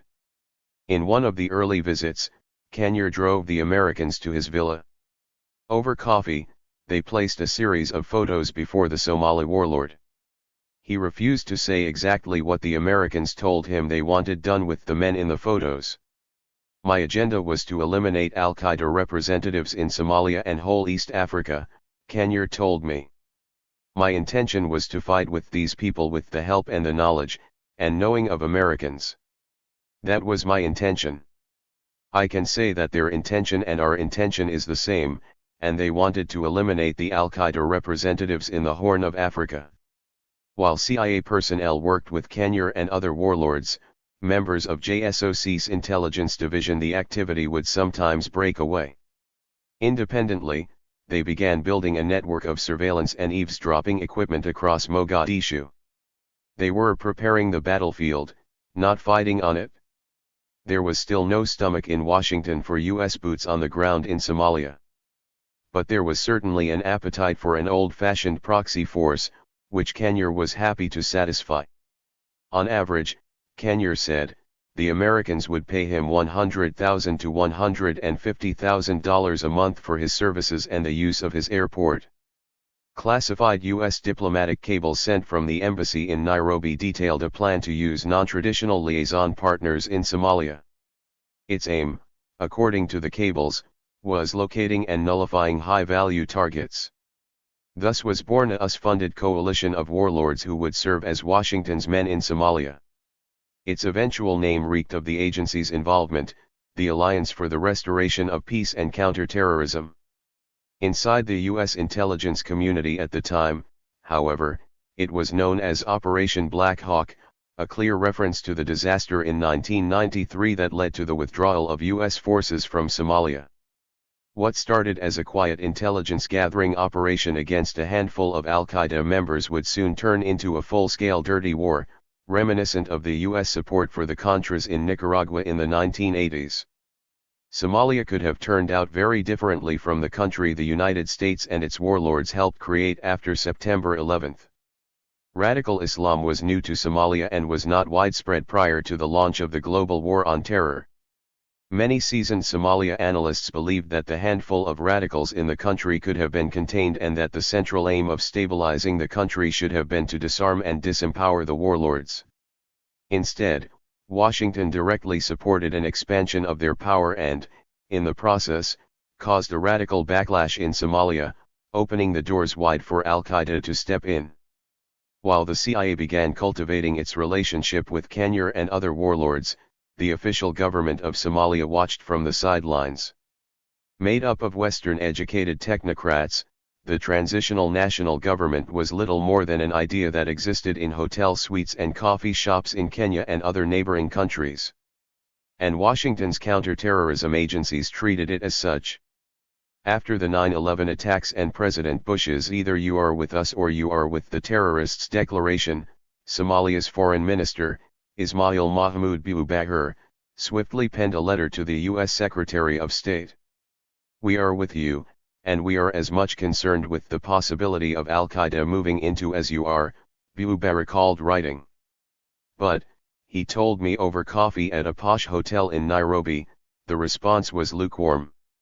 Instead of strengthening the Somali government, he said, they started cooperating with the warlords, thinking that the best way to combat terrorism was to help the warlords become stronger, and chase away the fundamentalists from Somalia. That backfired. On September 23, 2001, President Bush had signed Executive Order 13,224, designating more than 25 groups and individuals as terrorists that could be targeted in the global war on terror. Ultimately, the list would grow to more than 180. The order was officially a means to disrupt the financial support network for terrorists and terrorist organizations, but it also revealed groups that could potentially be targeted militarily. Among the original targets was a Somali group, Al-Ittihad al-Islamiyya. Despite the fact that the group had largely disbanded prior to 9/11, it was often used as a generic umbrella under which to classify Islamist militants in Somalia. AIAI had participated in the insurrection against the UN peacekeeping force in Somalia in the 1990s and took credit for a series of terrorist attacks and assassinations in Ethiopia. Allegations of an Al-Qaeda connection to the Black Hawk Down incident were largely linked to AIAI. Its inclusion in Indiana 13224 was an indication that the Bush administration was considering striking inside Somalia. U.S. war planners believed that when American forces invaded Afghanistan, Al-Qaeda operatives and other jihadists would seek refuge elsewhere. Yemen and Somalia were among the presumed destinations, so Washington and its allies set up a flotilla, known as Task Force 150, charged with intercepting the jihadists headed there. Speaking from NATO headquarters on December 18, 2001 following a briefing Rumsfeld gave to the defense ministers of member nations, German Defense Minister Rudolf Scharping told reporters that a U.S. incursion into Somalia was not a question of if, but of how, and when. Rumsfeld wasted little time denying what he called a funny report about some Germans saying something, telling reporters at a Dodd press briefing the following day that the German was wrong. He didn't mean to be, and he's probably sorry, Rumsfeld continued. But he was flat wrong. Although U.S. forces did not immediately move into Somalia with Afghanistan and Pakistan the top priorities, the expanded U.S. base at Camp Lemonnier in Djibouti was rapidly becoming a hub in the Horn of Africa for JSOC and the CIA. The base would be tasked with keeping watch over Somalia, along with Yemen, its neighbor across a narrow sliver of water. Scharping may have been wrong in the short term, but flat wrong would prove to be an exaggeration. A few days after Rumsfeld denied U.S. plans to move on Somalia, Secretary of State Colin Powell said Somalia's instability made it ripe for misuse by those who would take that chaos and thrive on the chaos, adding, "That's why we're really looking at Somalia, not to go after Somalia as a nation or a government, but to be especially sensitive to the fact where Somalia could be a place where people suddenly find haven." U.S. officials in East Africa were also concerned that Kenya could potentially turn into a Pakistan of sorts, providing a hideout for an Al-Qaeda network they believed was rebuilding its infrastructure in Kenya. Some within the U.S. military began agitating for a robust, full-time U.S. military presence in the Horn of Africa, and the news media were rife with speculation about Washington's agenda in Somalia. "The possibility of terror cells being in Somalia is real," declared Walter Gunsteiner, who headed up the Africa division at the State Department at the time. Identifying Somalia as a terrorist base for bin Laden's Al-Qaeda and other extremist organizations, U.S. reconnaissance planes reportedly began surveying targets from the sky, while military and CIA agents contacted potential allies both inside Somalia and in neighboring Ethiopia, according to the San Francisco Chronicle. Deputy Defense Secretary Paul Wolfowitz said that in assessing terror threats in the Horn of Africa, people mention Somalia for obvious reasons. It's a country virtually without a government, a country that has a certain Al-Qaeda presence already. Like the government of Ali Abdullah Saleh in Yemen, the ruling elites in Kenya and Ethiopia saw opportunity in the threat of terrorism after September 11. Both governments welcomed increased U.S. counter-terrorism assistance, training of their forces and financial support in return for their assistance and allowing territorial access to U.S. forces. Ethiopia, a longtime nemesis of Somalia, saw the country's indigenous Islamists as a threat and aggressively pushed the line that Al-Qaeda was a creeping menace to its neighbor to the east. While regional stakeholders invoked a burgeoning terrorist threat and rumors spread about possible U.S. operations in Somalia, eminent analysts of the country's affairs were referring to the Al-Qaeda threat there as small potatoes. "There's no need to be rushing into Somalia," former U.S. Ambassador to Ethiopia David Shin said at the time. "If you think about military targets, I doubt they exist." Davidson University professor Ken Menkhaus, a Somalia scholar who had written several papers on political Islamic tradition in Somalia prior to 9/11, estimated that the number of Somali nationals with significant links to Al-Qaeda was between 10 and 12. A few foreign fighters might also be holed up there, but because of a dearth of intelligence, Shin referred to it as abysmal snatch and grab type tactics would be ill-advised, he warned. Although some within the military, CIA and Bush administration wanted to hit in Somalia, those plans would have to wait. The combined Joint Task Force for the Horn of Africa in Djibouti would largely take on a watch-and-wait posture, and many of the commandos, including JSOC and CIA assets, originally deployed to Camp Lemon near Post 9/11, would be refocused on the impending invasion and occupation of Iraq. As a former member of the Special Operations Command's Horn of Africa Task Force told me, there was initially a determination to bring the full resources of the United States military, and specifically the Special Operations Command, to bear. And we were going to ensure that would not be able to reconstitute themselves, or use any part of the Horn of Africa as a safe haven, for operations against the United States. However, he explained, it did not turn out that way, to our detriment. At some point, the top policy makers made the decision that the preeminent national security threat to America was Iraq. And when the focus shifted to Iraq, the resources went with it. And that led to a lack of focus, and, more egregiously, a lack of resources within and around the Horn of Africa.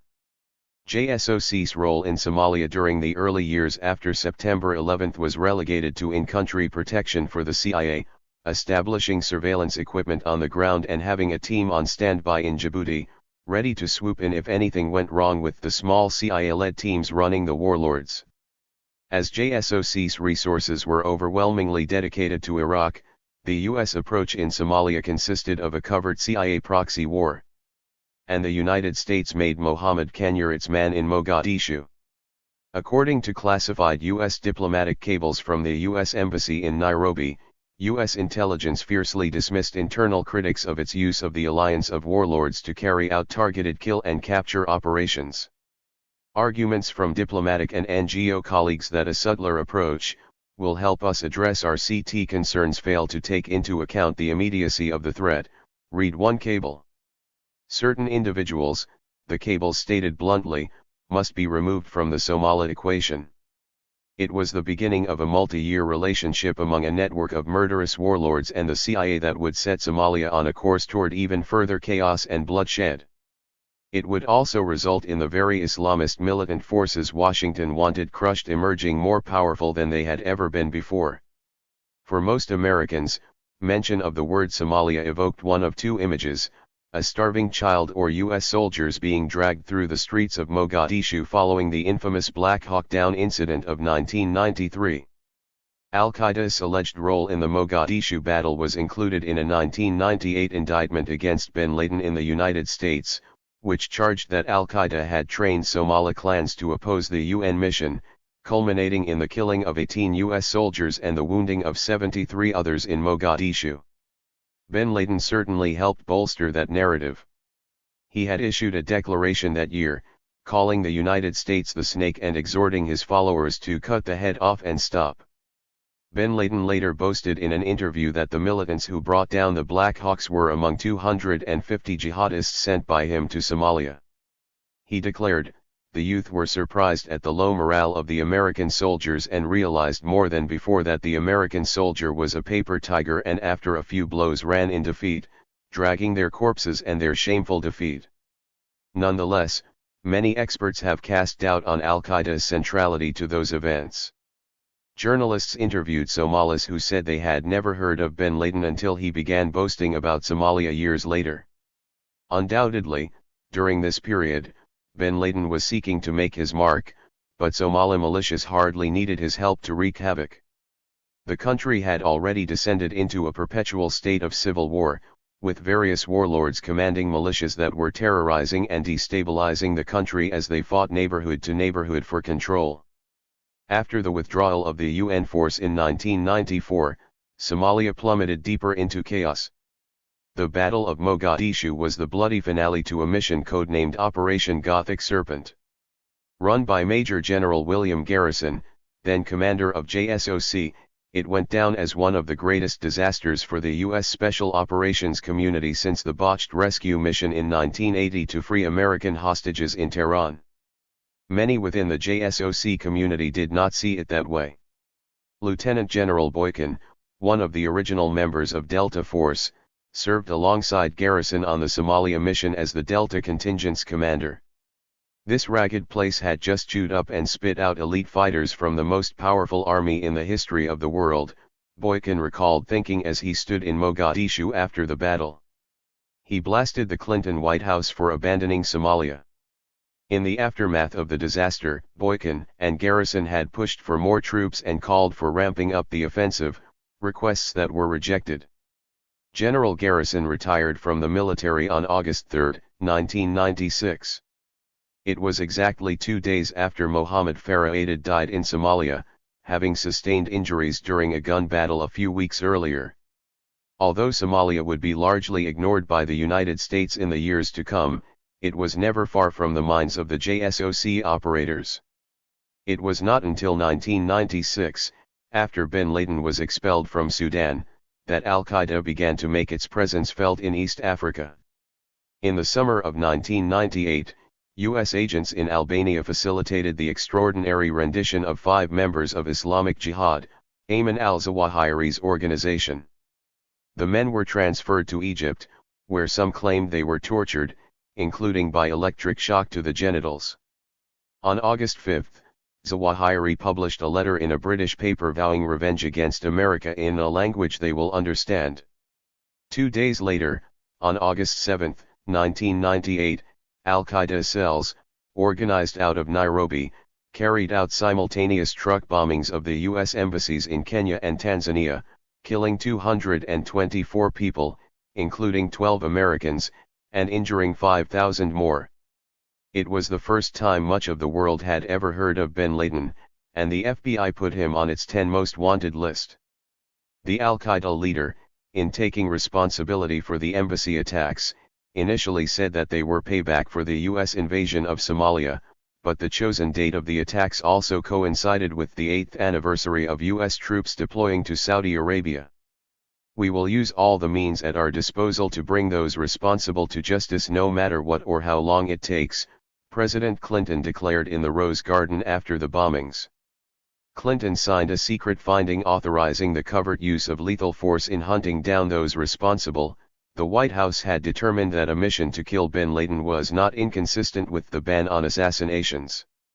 While Clinton authorized the CIA to use lethal force against bin Laden, subsequent instructions issued to CIA station chiefs globally emphasized that arresting bin Laden was preferable. The option of using U.S. Special Ops forces was on the table, but the administration concluded it was much easier and much less risky to fire off cruise missiles, according to the Pentagon report commissioned by Rumsfeld that reviewed Clinton-era counterterrorism policy.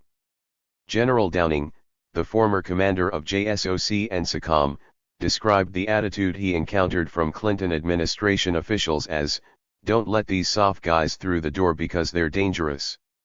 They are going to do something to embarrass the country."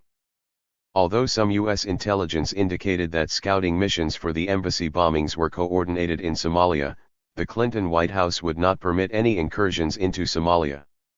Instead, the U.S. response was to strike suspected al-Qaeda sites in Afghanistan and Sudan with long-range cruise missiles in a mission codenamed Operation Infinite Reach. The target of the Sudan bombing, Al-Shifa Factory, turned out to be a legitimate pharmaceutical plant, which produced half of Sudan's medications, and not, as the United States alleged, a facility for manufacturing nerve gas. Regardless, East Africa had been ripped wide open as a new front in what was rapidly becoming a covert U.S. war against Al-Qaeda. "We are involved in a long-term struggle," Secretary of State Madeleine Albright declared. "This is unfortunately the war of the future." When the Bush administration came to power, Defense Secretary Rumsfeld agreed with Albright's assessment but viewed the Clinton administration's approach to fighting that war of the future with utter disdain. He came into office determined to put the darkest of the U.S. military forces front and center in the U.S. war machine, and 9/11 had accelerated his plans. But, In the early years after September 11, Somalia was, at best, a third-tier concern for the Bush administration behind the war in Afghanistan and, eventually, Iraq. In the years following the US and UN withdrawal from Mogadishu, Somalia was further destroyed. The beautiful, Italian-influenced architecture of the capital was transformed into a skyline of bullet-pock skeletons of once gorgeous buildings. Jobless youth, many addicted to khat, joined up with clan-based militias and devoted their existence to the cause of the warlords. Everyone was thinking in terms of creating a small slice of Mogadishu as his turf, recalled Buba, the former foreign minister.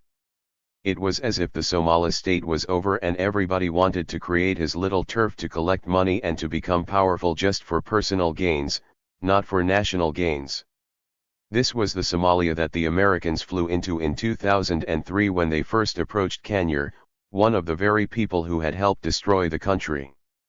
General Downing argued that a low to invisible American profile in the region was crucial to the U.S. strategy in Somalia, warning that the United States should be careful not to inflate the appeal of rhetoric or the resonance of their extremist ideology. The Bush administration may have tried to follow the low-profile part of Downing's advice, but its embrace of the warlords forcefully disregarded the second part. Believing they had the support of Washington, Kenya and his CIA-backed alliance soon morphed from thugs battling to control territory to paramilitary militias using the cover of the war on terrorism to justify their activities. CIA officers and special ops personnel would fly from Nairobi to Mogadishu, transporting cash and lists of suspects Washington wanted taken out. Initially, the focus was on rendition against foreign operatives. The CIA did not want the warlords to target Somalis for fear of further fueling the civil war. According to military journalist Sean Naylor, the head of the CIA's warlord program was John Bennett, at the time the agency's Nairobi station chief. Bennett internally laid out ground rules for the program: we will work with warlords. We don't play favorites. They don't play us. We don't go after Somali nationals, just Al-Qaeda. The warlords, however, had their own plans. Kenya told me his CIA handlers were reluctant to pull the trigger on kill operations, fearing that an American could be killed or captured. Instead, they left the dirty work to him and his fellow warlords.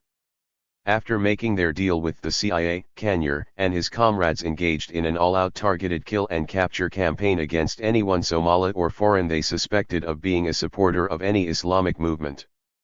In a handful of cases, the warlords caught someone the United States considered to be of value, such as suspected Al-Qaeda operative Suleiman Ahmed Hemd Salim, captured in the spring of 2003.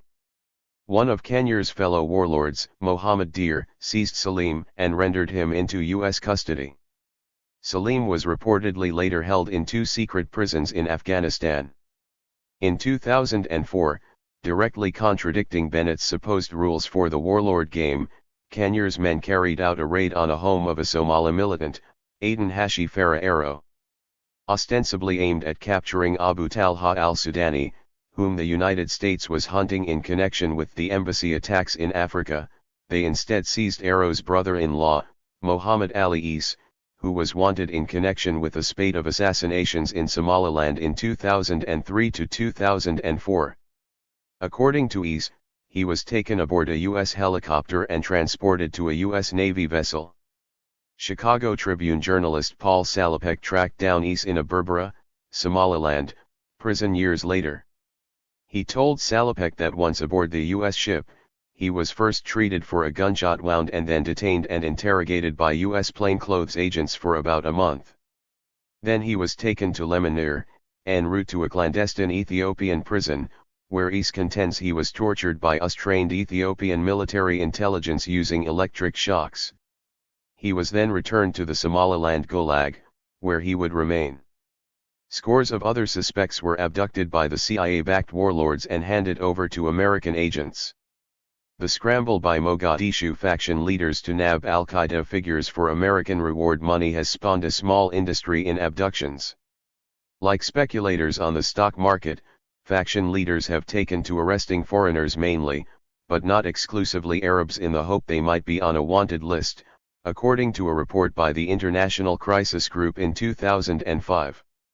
According to one militia leader who has worked closely with the Americans in counter-terrorism operations, as many as 17 suspected terrorists have been apprehended in Mogadishu alone since 2003, all but 3 apparently innocent.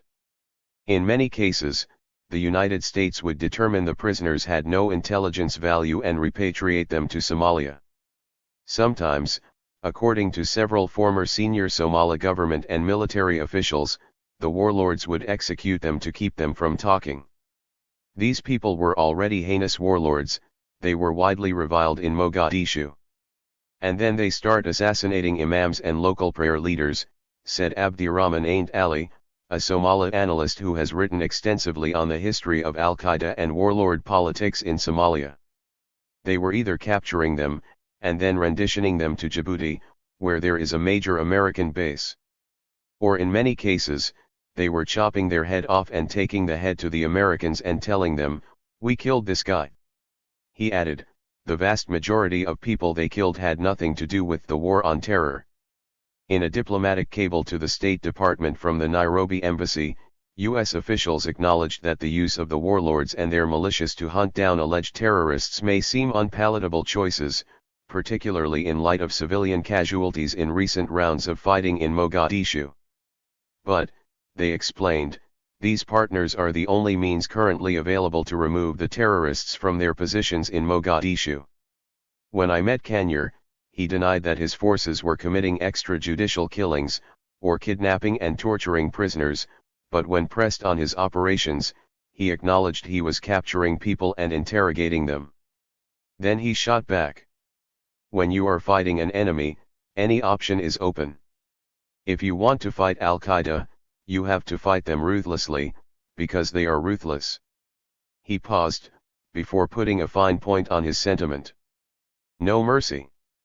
The US government was not helping the government, but was helping the warlords that were against the government, Buba, the former foreign minister, complained.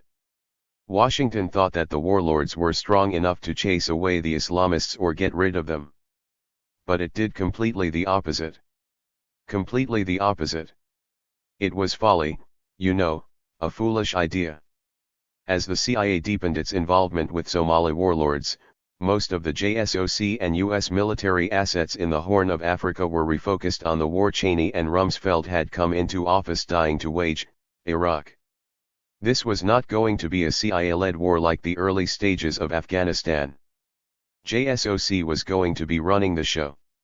And it would have a new leader, a rising star and one of the Jedi Knights who are fighting in what Cheney calls the shadows. A defeated enemy is not a vanquished one.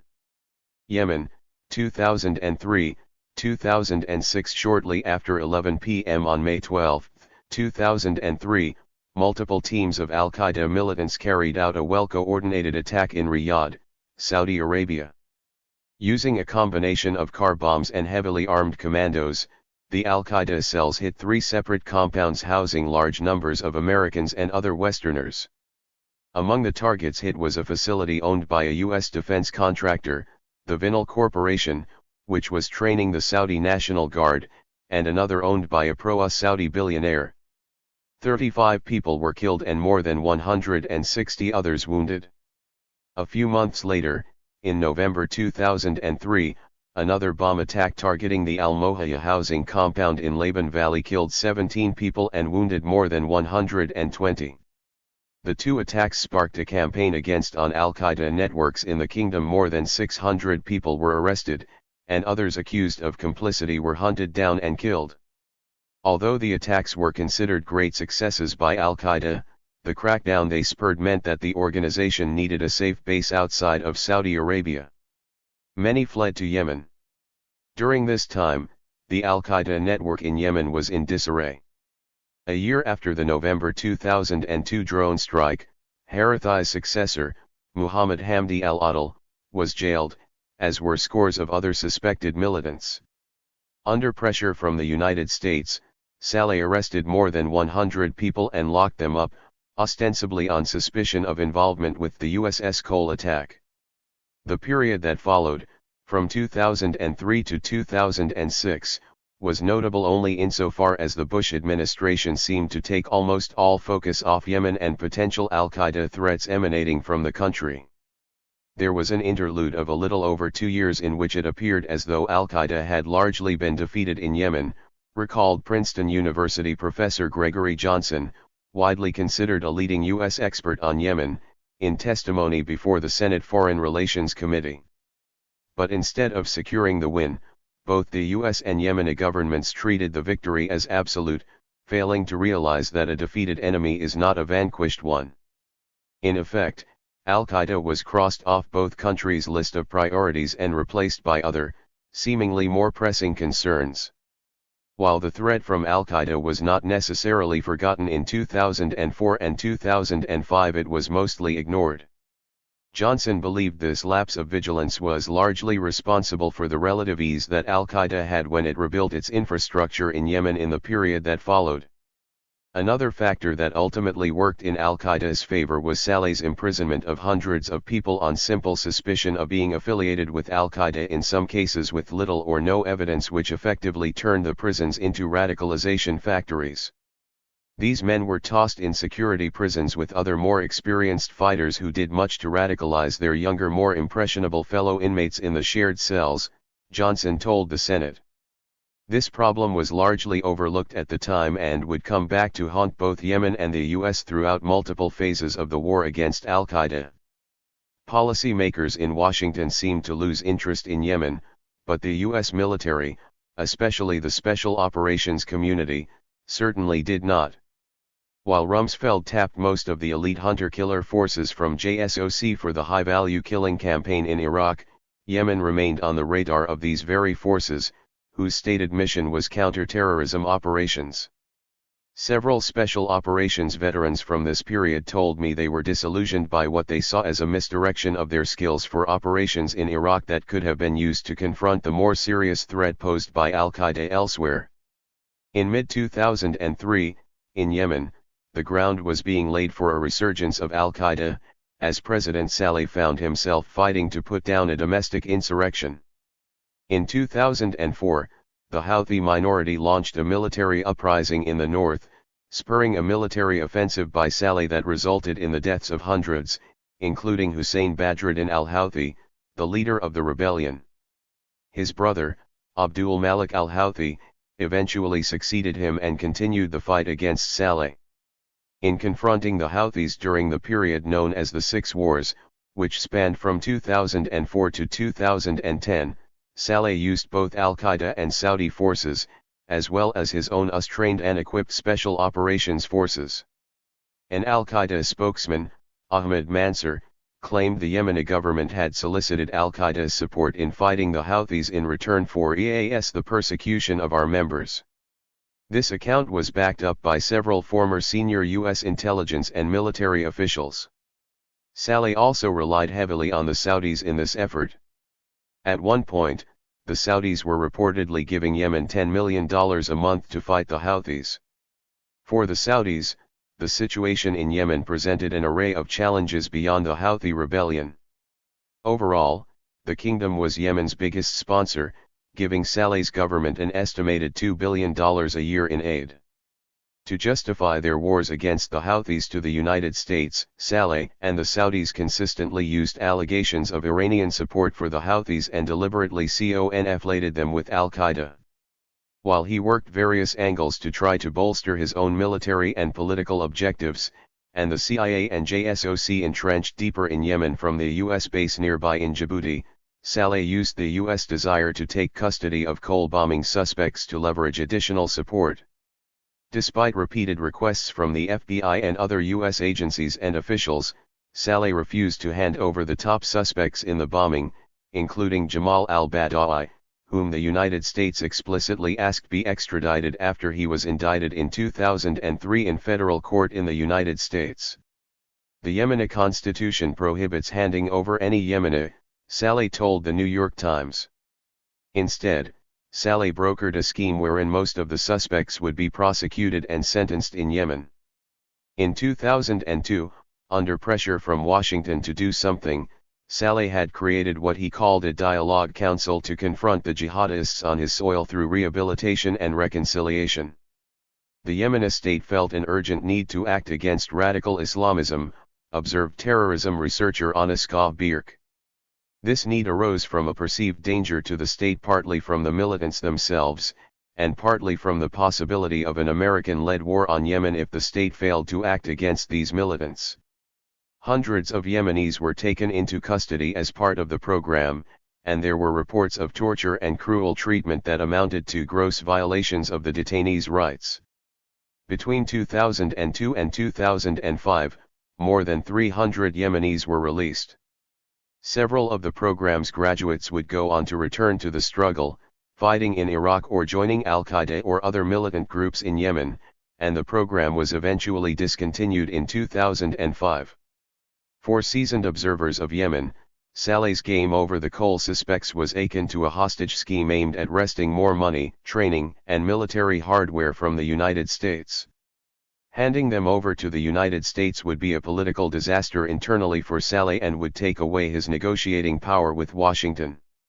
After the coal, Saleh knew Al-Qaeda couldn't be trusted, but he wouldn't drop that card, said the former top U.S. counterterrorism official who worked extensively in Yemen during this period.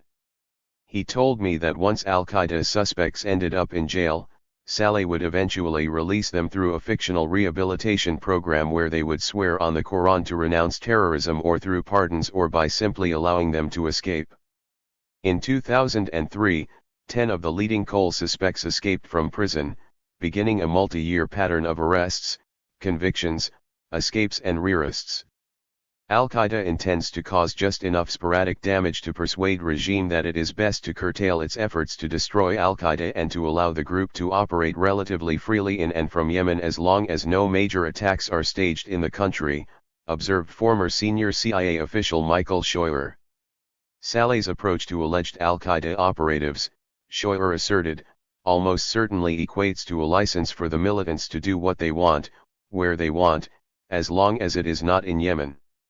From 2003 to 2006, while Saleh's government remained largely off the Bush administration's radar, there was an occasional meeting to demand action on the coal suspects. In 2004, James Pavitt, the CIA's deputy director of operations, told the 9/11 Commission, "Our operations, in concert with our partners, are gaining ground against the core of Al-Qaeda," adding, 2.5 years ago we would have listed our top concerns, Yemen, Saudi Arabia, Southeast Asia, but today, almost every senior target is gone in Yemen, killed or captured. In reality, a sleeping giant was just waking up. Never trust a non-believer. The United Kingdom, 2003. As the Iraq invasion was quickly transforming into an occupation, Anwar al-Awlaki returned to Yemen, but there, his father persuaded him to give Britain another shot. Anwar left his family in his parents' care and returned to the United Kingdom, where he would remain for almost 2 more years, often preaching at well-known mosques. Among al-Awlaki's sponsors were the Muslim Association of Britain and the Federation of Student Islamic Societies, both of which had strong ties to the Global Muslim Brotherhood organization. His partnership with these organizations is likely to have been one of expediency, noted researcher Alexander Maligru Hitchens, who conducted an extensive historical study of al-Awlaki's life, whereby they sought to co-opt a charismatic young preacher in order to help them gain influence among Western Muslims, and in return, they opened up to him the benefits of their considerable organizational capacities, providing al-Awlaki with ready-made large audiences and venues. Al-Awlaki went on a speaking tour across Britain in 2003, lecturing at prominent universities and colleges and community organizations on the war against Islam and the role of Muslims in the Western world. His popularity in the West was now at its peak, and he drew in large crowds, according to Maligru Hitchens. Dr. Usama Hassan, the former imam of the Tawhid Mosque in Leighton, North London, said that al-Awlaki had become one of the icons of Western Salafism and would pack out every venue he spoke at. People were excited to see him. Al-Awlaki continued to spread his message and, though many of his speeches focused on religious teachings or making modern analogies to Muhammad and other prophets, his politics were clearly growing more militant. His sermons resonated with young people who were coming of age in an era where they perceived their religion as being demonized. There is a global culture that is being forced down the throats of everyone on the face of the earth. This global culture is protected and promoted. Thomas Friedman, he is a famous writer in the US, he writes for the New York Times. He says the hidden hand of the market cannot survive without the hidden fist. McDonald's will never flourish without McDonnell Douglas, the designer of F-15s, Al-Awlaki said in one sermon. In other words, we are not really dealing with a global culture that is benign or compassionate. This is a culture that gives you no choice. Either accept McDonald's, otherwise McDonnell Douglas will send their F-15s above your head. It is very intolerant culture that cannot coexist with anything else. It uproots every other culture on the face of the earth. Just cuts the roots of it. And you have a quote here by Alexander Solzhenitsyn, to destroy a people, you must sever their roots. And the only ideology that is standing up to this global culture is Islam. Al-Awlaki decried the reality he perceived among young Western Muslims, that they have more in common with the rock star or a soccer player than they would have with the companions of Rasul Allah. You would find that our youth know more about pop stars than they know about the Sahaba of Rasul. In fact, even sometimes more than the Anbiya. How many of our youth know the names of all of the Anbiya of Allah? How many of our youth know the names of the Sahaba? But ask the same person to name the soccer players on their favorite team or their best basketball players and they would go down the list. So there is a serious identity crisis that is going on among Muslims. Al-Awlaki would weave in pop cultural references with stories from the Quran. He railed against the corporate media and international human rights organizations, which he denounced as propagandists for those who were plotting to kill Islam. In London, Al-Awlaki delivered a speech in which he warned young Muslims not to be taken in by the perceived kindness of their non-Muslim neighbors or friends. The important lesson to learn here is never, ever trust a kafir. Do not trust him.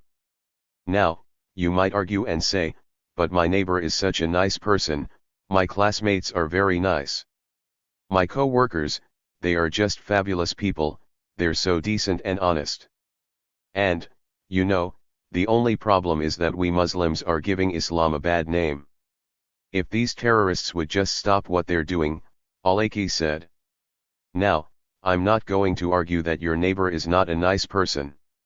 Or your classmate. They truly might be decent and nice people. But, brothers, he added, this person that you know is not the one calling the shots. And when the Quran talks about the non-believers, it talks about the leaders, those who are pulling the strings.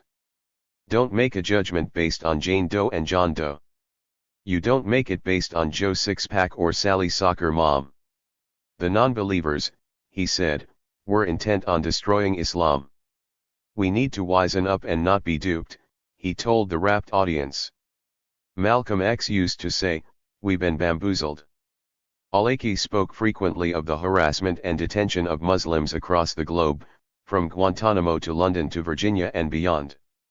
He implored his followers to see their struggles in the West as the same as those in Muslim countries. We are watching one Muslim nation fall after another, and we are watching, sitting back, doing nothing. When Palestine was taken, we did nothing, he boomed at a sermon in London as part of an event called Stop Police Terror. The Ummah is watching while Iraq is being devoured. It's not going to end there, because it will spill over to other countries like Syria and only Allah knows who is next. He added, when we allow a Muslim nation to fall down, we have allowed the same thing to happen to every and each one of us. The December 2003 lecture was organized as part of a series of events in Britain opposing what the Muslim community saw as a racist crackdown. Using anti-terror laws similar to the Patriot Act in the United States, British security forces began a campaign of mass arrests of Muslims, many of them students, on suspicion of involvement with terror plots. We are arresting people continuously, Britain's top police official, John Stevens, declared. It is part of this massive effort we have been having since September 11th. And it will continue. It was against this backdrop that Al-Awlaki told his audience, many Muslims have been arrested. You know, when you talk about Guantanamo Bay and all that stuff, there is a Guantanamo Bay in this country. There were 524 Muslims who were arrested under the new laws and only 2 of them have been charged. You have over 520 Muslims who are locked up in jail, and are left to rot in there, and there's no crime, they have not committed anything, and there are no charges brought against them. They are left there for months at end, to just rot in those prison cells. What have you done for them? He called his followers to action. We just sit there watching and doing nothing. Thinking by ducking down and by being quiet, we will be safe. If you don't stop it now, it's gonna happen to you, it might happen to your wife, it might happen to your own daughter. You need to stop it in its tracks before it grows. So you need to do whatever you are capable of doing. This is a responsibility, it's hanging on your neck. It is something that you owe to your Muslim brothers, you owe it to the Ummah, and you owe it to Allah. In London, Al-Awlaki's sermons became more political, condemning the wars in Muslim countries and the detention of Muslims in the West. Guantanamo and the U.S. torture program clearly had a major impact on him. He became a social figure, you see, recalled his father. Although many of his earlier sermons were apolitical and focused on the lives of the prophets and Quranic interpretation, Anwar had become a political activist. Anwar, in all his lectures, tried to connect them with something modern that was happening, Nasser said. In his sermons, Al-Awlaki would weave his theories about the United States being at war with Islam with condemnations of torture, at times taking his theories into the realm of conspiracy, particularly in his denunciations of human rights organizations. The Jews and the Christians will not be pleased until you become like them. How can we have trust in the leaders of Kufr when today, right now, there are Muslim brothers in jail? Al-Awlaki declared in a lecture in Britain, his voice shaking with passion. Every sinister method of interrogation is used against them. They would use against them homosexuals to rape them. They would bring their mothers and sisters and wives and they would rape them in front of these brothers. Now it's true that this is not happening in the West, but the West knows about it. The United Nations knows about it. Amnesty International knows about it, and they're doing nothing. In fact, sometimes they are encouraging it. Malik Hitchens has pointed out that in all of his time in Britain, Al-Awlaki did not make clear and public statements in support of violent jihad in a contemporary Western context, adding that although Al-Awlaki sought to spark an Islamist political awakening within his audience, he was not openly calling for violent jihad against Western countries.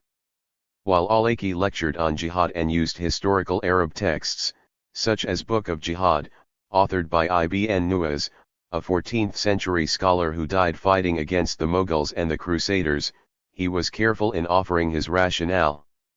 I want to state in the beginning and make it very clear that our study of this book is not an exhortation or an invitation to violence or a promotion of violence against an individual or society or a state, Al-Awlaki said in one lecture on the book. We are studying a book that is 600 years old, so that is the extent of what we are doing. It's a purely academic study of an old traditional book. It was clear that Al-Awlaki was thinking of his next move, and Malik Hitchens believed that his disclaimer about not calling for violence was likely made with the intention of avoiding the attention of British security authorities. Al-Awlaki's stock among young, English-speaking Muslims on the street was rising by the day, but his solitary life in Britain, away from his wife and children, was not sustainable. Ultimately, Al-Awlaki decided to return to Sana'a. Nasser Al-Awlaki said it was because Anwar had been unable to afford to live in the West and wanted to pursue business and educational opportunities in Yemen. But some of Anwar's associates in the United Kingdom had a different view. Usama Hassan, who had fought against the Soviets in Afghanistan, suggested that Al-Awlaki wanted to put his money where his mouth was. I've got a feeling that he's always been yearning for it, and our yearning was satiated in a way, but he never got that outlet, he said. Add to that his strong links to Yemen, which has extensive connections to Al-Qaeda, and the pull to jihad was too strong. You don't have to prove to anyone that you did right. Iraq, 2003, 2005. Once the Iraq War was in full swing, Rumsfeld directed General John Abizaid, the CENTCOM commander, to disband the separate high-value task forces JSOC was running in Afghanistan and Iraq, TF-5 and TF-20. Instead, JSOC would run one unified task force, TF-121, that would have jurisdiction to operate and hit in both countries. The logic was that tracking and then capturing or killing Qaeda and Taliban leaders or fleeing members of the former Iraqi government required planning and missions not restricted by the lines on the map of a region where borders are porous. It was a further blurring of the lines between covert and clandestine missions, but Rumsfeld had determined JSOC should forge ahead. In keeping with Rumsfeld's drive to make Special Operations Forces the lead agency in the global manhunt, the task force would be run by McRaven and overseen by McChrystal, and they would have at their disposal the full range of U.S. intelligence assets, including what was needed from the CIA. In addition to McRaven's Navy SEALs and McChrystal's Rangers, as well as members of Delta Force, the team would also have command over paramilitaries from the CIA's Special Activities Division and support from the Activity, JSOC Signals Intelligence Wing. The days of JSOC operatives being regularly put on loan to the CIA were over. Cambone's Strategic Support Branch and the Activity were coordinating the feeding of all-access intel to the task force. "This is tightening the sensor-to-shooter loop," a senior defense official told the Washington Times. "You have your own intelligence right with the guys who do the shooting and grabbing. All the information under one roof." While TF-121 was given a mission to kill or capture Osama bin Laden and Saddam Hussein by the spring of 2004, Washington was increasingly focused on Iraq. Veteran intelligence officials identify this period as a turning point in the hunt for bin Laden. At a time when JSOC was asking for more resources and permissions to pursue targets inside of Pakistan and other countries, there was a tectonic shift toward making Iraq the #1 priority.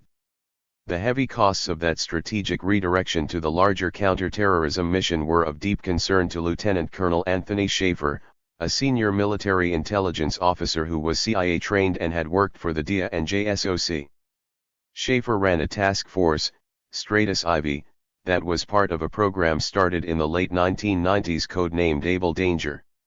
Utilizing what was then cutting-edge data mining technology, the program was operated by military intelligence and the Special Operations Command and aimed at identifying Al-Qaeda cells globally. Schaefer and some of his Able Danger colleagues claimed that they had uncovered several of the 9/11 hijackers a year before the attacks but that no action was taken against them. He told the 9/11 Commission he felt frustrated when the program was shut down and believed it was one of the few effective tools the United States had in the fight against Al-Qaeda pre-9/11. After the attacks, Schaefer volunteered for active duty and became the commander of the DIA's operating base Alpha, which Schaefer said conducted clandestine anti-terrorist operations in Africa. Schaefer was running the secret program, targeting Al-Qaeda figures who might flee Afghanistan and seek shelter in Somalia, Liberia, and other African nations. It was the first DIA covert action of the post-Cold War era, where my officers used an African national military proxy to hunt down and kill Al-Qaeda terrorists, Schaefer recalled. Like many other experienced intelligence officers who had been tracking Al-Qaeda prior to 9/11, Schaefer believed that the focus was finally placed correctly on destroying the terror network and killing or capturing its leaders. But then all resources were repurposed for the Iraq invasion. "I saw the Bush administration lunacy up close and personal," Schaefer said. "After a year and a half of running the African ops, I was forced to shut down Operating Base Alpha so that its resources could be used for the Iraq invasion." Schaefer was reassigned as an intelligence planner on the DIA team that helped feed information on possible Iraqi WMD sites to the advanced JSOC teams that covertly entered Iraq ahead of the invasion. "It yielded nothing," he alleged. "As we now know, no WMD were ever found. He believed that shifting the focus and resources to Iraq was a grave error that allowed bin Laden to continue operating for nearly another decade. Schaefer was eventually sent to Afghanistan, where he would clash with U.S. military leaders over his proposals to run operations into Pakistan to target the al-Qaeda leaders who were hiding there. Beginning in 2002 and into 2003, Special Ops and CIA units in Afghanistan began shifting their resources to Iraq.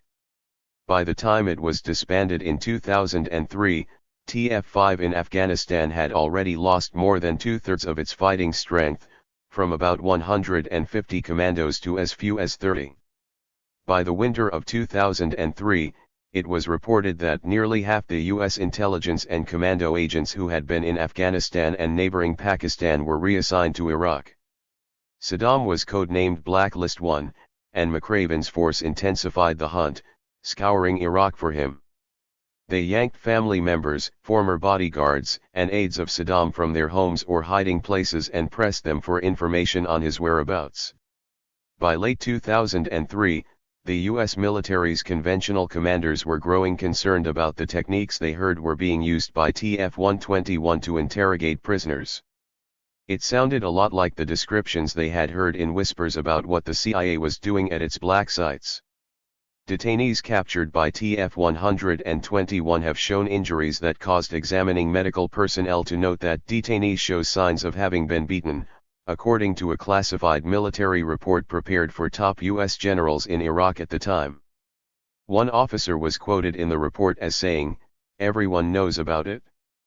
The report alleged that some of the treatment of detainees by TF-121 could technically be illegal and gravely warned that the mass detention of Iraqis could fan the flames of a brewing insurgency, adding that Iraqis could perceive the United States and its allies as gratuitous enemies. But, just as the military was uncovering a potentially illegal and counterproductive detention program being run by TF-121, the task force achieved a major victory that would grab international headlines and win much internal praise in the Pentagon.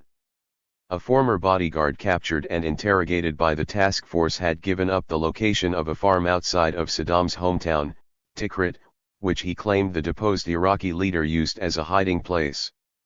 McRaven's men, backed by scores of troops from the 4th Infantry Division and local Iraqi militiamen, descended on the farm after cutting off all of its electricity, causing it to go completely dark. After searching the buildings on the property, they were just about to give up when a soldier spotted a crack in the floor, partially covered by a rug. Underneath, they found a styrofoam plate concealing a hole. On December 14, 2003, it seemed to the Bush administration that the Iraq War had an end and victory in sight. That morning, Paul Bremer, flanked by General Ricardo Sanchez, walked up to a podium at a press conference in Baghdad. "Ladies and gentlemen, we got him," Bremer said, barely able to contain his smile. The him in this case was none other than Saddam Hussein. The deposed Iraqi leader had been found hiding in a spider hole inside a mud brick hovel at the farm in Adwar, near Tikrit, with a pistol. They also recovered some axe and $750,000 in $100 bills on the farm. When a member of Delta Force spotted Saddam hiding in the hole, the Iraqi leader told him, "I am Saddam Hussein. I am the president of Iraq. I want to negotiate." The soldier reportedly shot back, "President Bush sends his regards."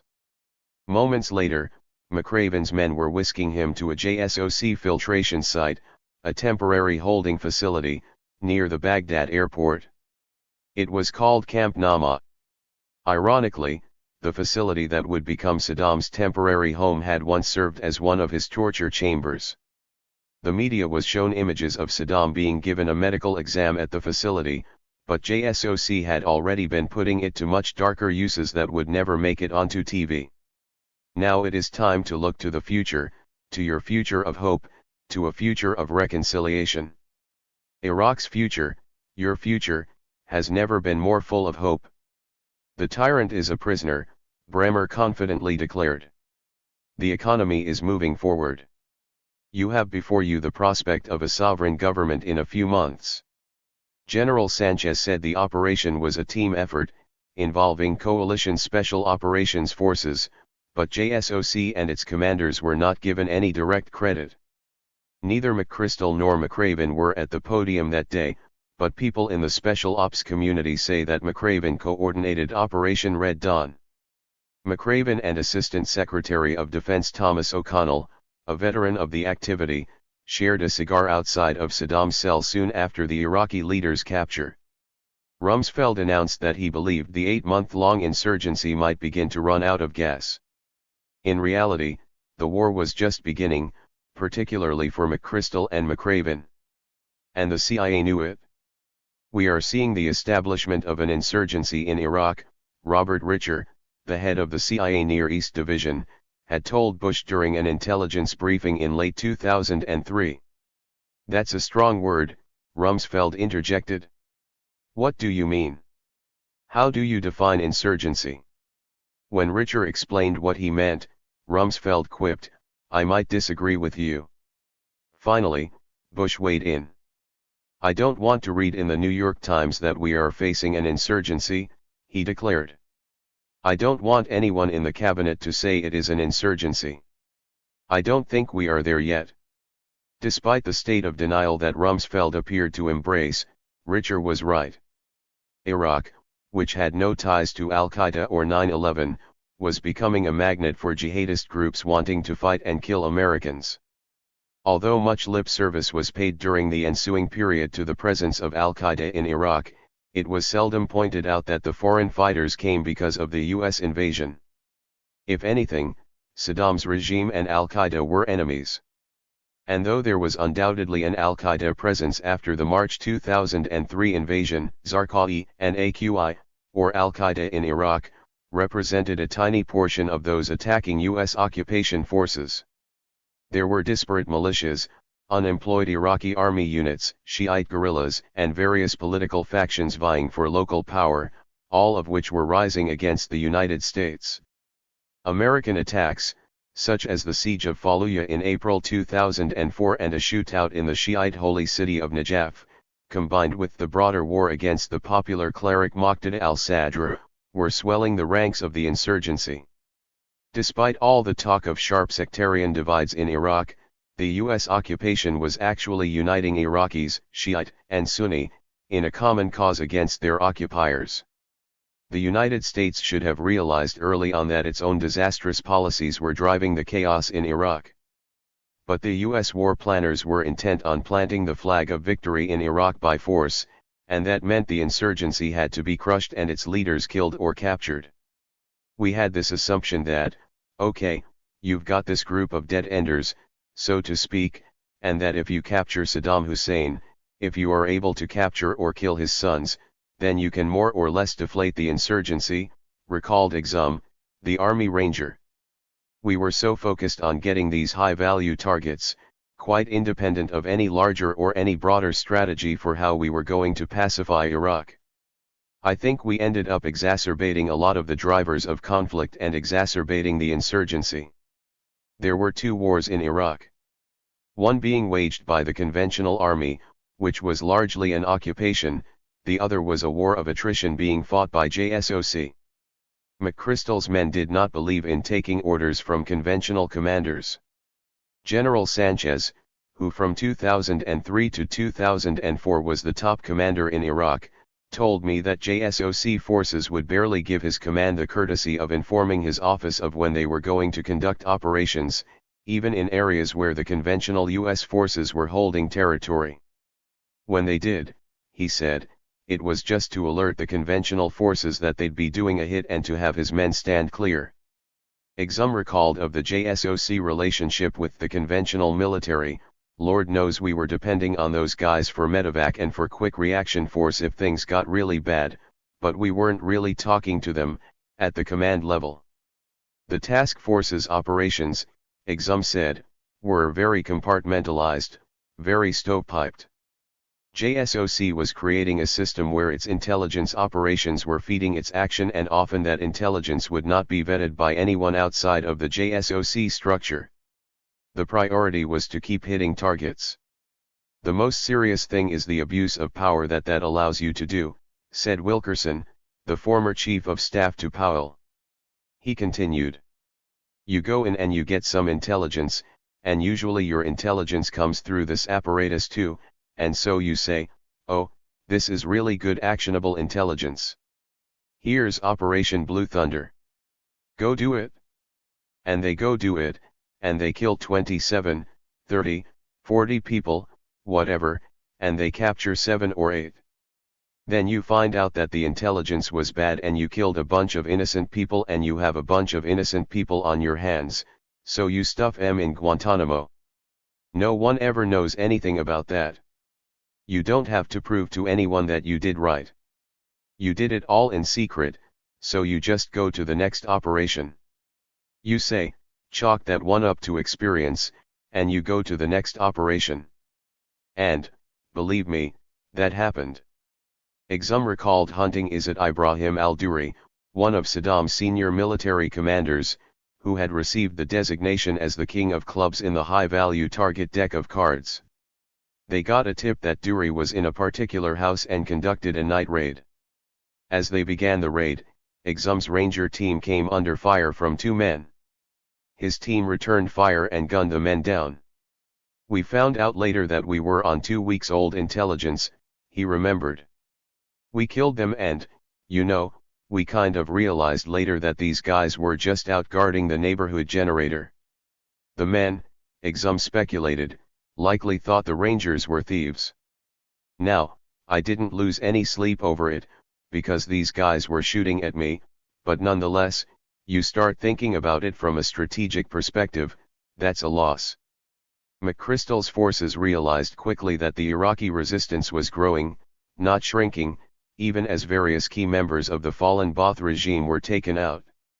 McChrystal and his deputy, Mike Flynn, began assessing the state of the insurgency. At the time, JSOC had been tailored down to a relatively small size in the months following the initial invasion, McChrystal recalled. We found a growing threat from multiple sources but particularly from Al-Qaeda in Iraq. We began a review of our enemy, and of ourselves. Neither was easy to understand. From JSOC's small base outside of Baghdad, McChrystal and his team began mapping out the intel they had on AQI, using white dry erase boards. Like all too many military forces in history, we initially saw our enemy as we viewed ourselves, McChrystal later wrote in an article for Foreign Policy. Composed largely of foreign mujahideen and with an overall allegiance to Osama bin Laden but controlled inside Iraq by the Jordanian Abu Musab al-Zarqawi, AQI was responsible for an extremely violent campaign of attacks on coalition forces, the Iraqi government, and Iraqi Shiites. Its stated aim was to splinter the new Iraq and ultimately establish an Islamic caliphate. By habit, we started mapping the organization in a traditional military structure with tiers and rows. At the top was Zarqawi, below him a cascade of lieutenants and foot soldiers. But the closer we looked, the more the model didn't hold. Al-Qaeda in Iraq's lieutenants did not wait for memos from their superiors, much less orders from bin Laden. Decisions were not centralized, but were made quickly and communicated laterally across the organization. Zarqawi's fighters were adapted to the areas they haunted, like Fallujah and Qam in Iraq's western Anbar province, and yet through modern technology were closely linked to the rest of the province and country.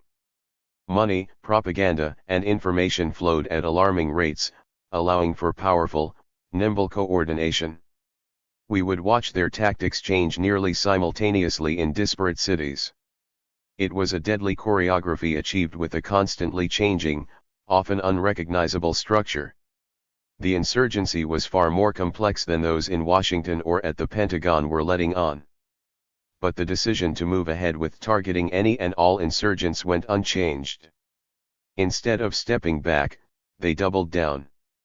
If you see a fledgling insurgency start to develop, then it doesn't take a genius to realize that by dragging people out of their homes in the middle of the night, by doing so in such a way that you are not communicating to the neighbors why this person is being dragged out of their home in the middle of the night, it's not hard to see how this could inflame tensions, how this could actually exacerbate drivers of conflict, said Exum.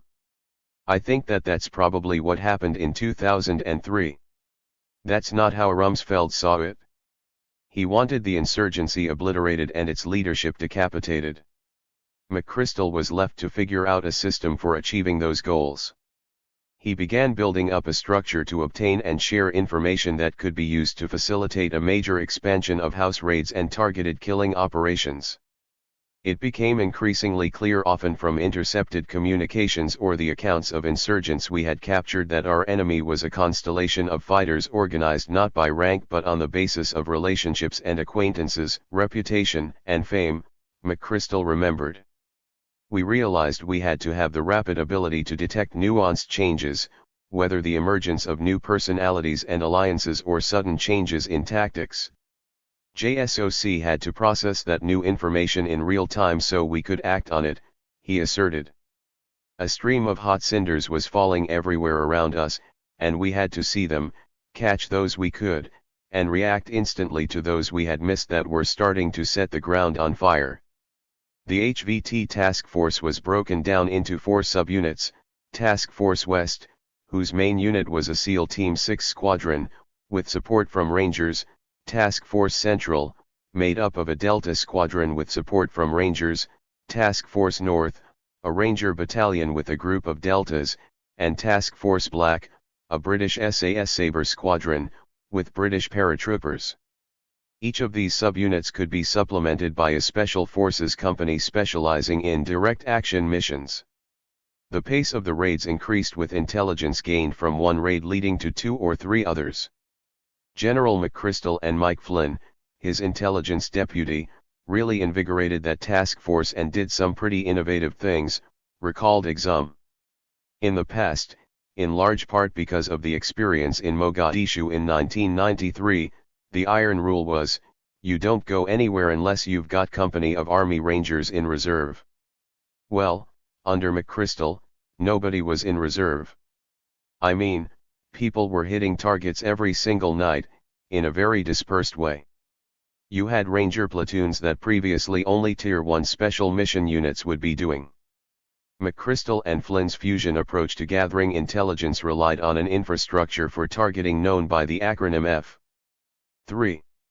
EA, find, fix, finish, exploit, and analyze.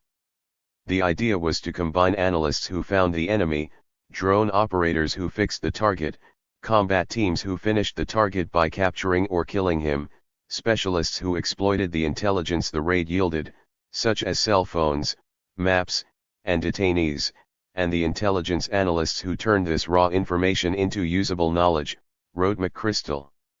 By doing this, we speeded up the cycle for a counter-terrorism operation, gleaning valuable insights in hours, not days.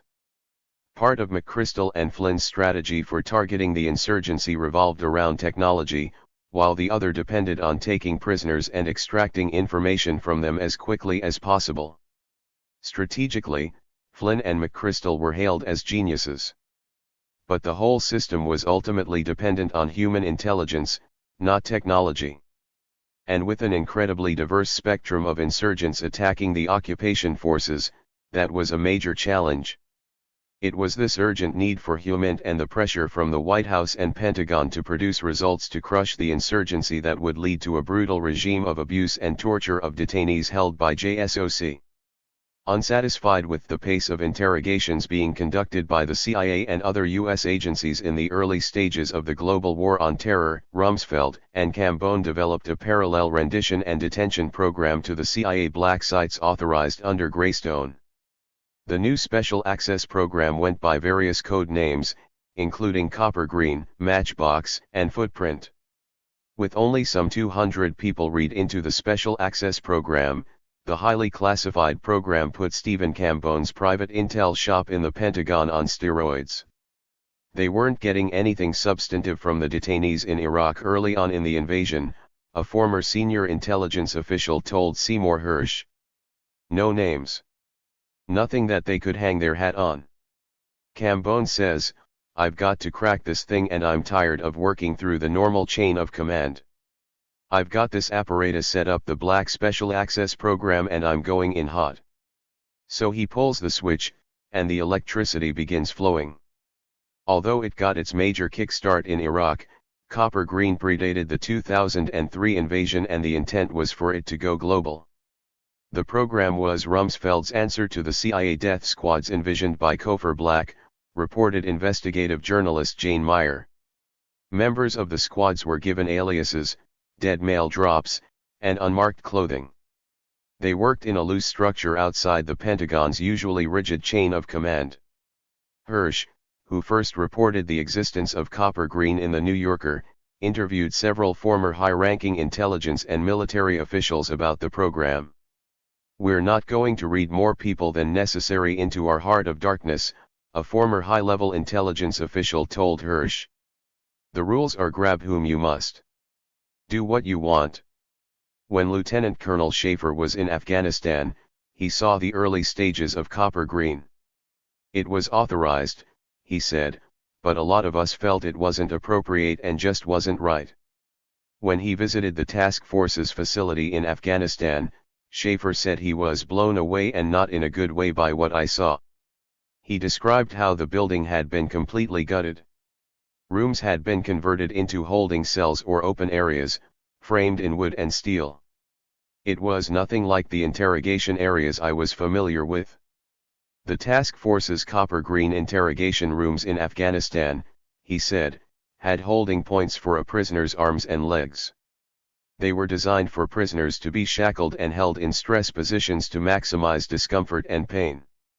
"I'd been led into a top-secret interrogation system authorized by my boss at the time, Secretary of Defense Donald Rumsfeld, as well as Stephen Cambone, Undersecretary of Defense for Intelligence, permitting highly coercive interrogation techniques on detained personnel in Afghanistan." As he stood in the giant facility, Schaefer recalled, "I could feel a sense of tension in the air, palpable and raw, like walking on a beach before a hurricane is about to hit." The world knew about Guantanamo and would soon come to know the name Abu Ghraib. Shocking photos would leak into the media that portrayed barking dogs menacing cowering prisoners, pyramids of naked detainees positioned behind smiling guards, the eerie image of a hooded man, standing arms outstretched in a crucifix pose, on a box. The wires attached to his fingers, he was told, would electrocute him if he lost balance and fell. Abu Ghraib would be infamous the world over, but almost no one ever talked about Camp Nama. No blood, no foul. Iraq, 2003, 2004. In the first year of the Iraq War, a lot of JSOC's dirty business went down in a small cluster of buildings nestled in the corner of a Saddam-era military base near the Baghdad International Airport. U.S. Special Operations Forces had taken over the base soon after the March 2003 invasion of Iraq and erected a fence around the cluster of buildings that made up Camp Nama. At the center of the small compound, surrounded by barbed wire, was the battlefield interrogation facility. Members of the JSOC task force resided at Nama, but it was hardly just a dormitory. This task force went by various code names, and the names were frequently changed for operational security and to make investigating it difficult. At various times, it was known as Task Force 20, Task Force 121, Task Force 6-26, Task Force 714 and Task Force 145. Suspected insurgents snatched in house raids or taken off the streets of Iraq cities were brought to Nama and placed in one of two structures. Motel 6 was a plywood barracks, Hotel California was an actual cell block that a few months earlier had been used by Saddam's regime as a prison. The acronym Nama stood for Nasty Ass Military Area. Its motto, as advertised in posters throughout the camp, was "No blood, no foul." A Defense Department official said it was a play on a task force adage, "If you don't make them bleed, they can't prosecute for it."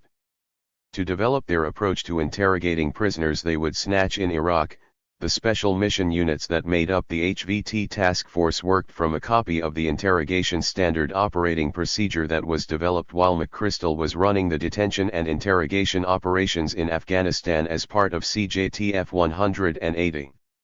According to a Senate Armed Services Committee investigation conducted years later, the Iraq Task Force simply changed the letterhead, and adopted the SOP verbatim. The SOP included stress positions, sleep deprivation, and the use of dogs. The regime of torture techniques, built up on the demands from Rumsfeld, Cheney, and their posses for more results in interrogations, was spreading. The people taken to Nama were not given rights as prisoners of war. They were classified as unlawful combatants. They would not see lawyers, be visited by the Red Cross, or be charged with any crimes. Rumsfeld had issued guidelines to JSOC for its own black detainee program, which was off-limits to the conventional military. The task force could hold prisoners for 90 days without giving them anything resembling rights or transferring them to above-board military prisons. In effect, this meant that the task force had free rein over the prisoners for 3 months to squeeze out any information they might have held. Prisoners were often subjected to beatings, exposure to extreme cold, threats of death, humiliation, and various forms of psychological abuse or torture, according to Human Rights Watch. Access to Nama was denied to the Red Cross, lawyers, and family members. According to a former interrogator at Nama, a colonel told him that he had this directly from General McChrystal and the Pentagon, that there's no way that the Red Cross could get in. Similarly, Army investigators would not be allowed to set foot in Camp Nama.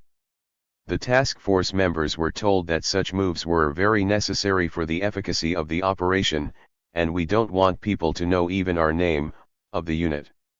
When Colonel Stuart Harrington was deployed by Major General Barbara Fast to investigate conditions at detention facilities and intelligence operations in Iraq in December 2003, he was rebuffed by the task force at Nama.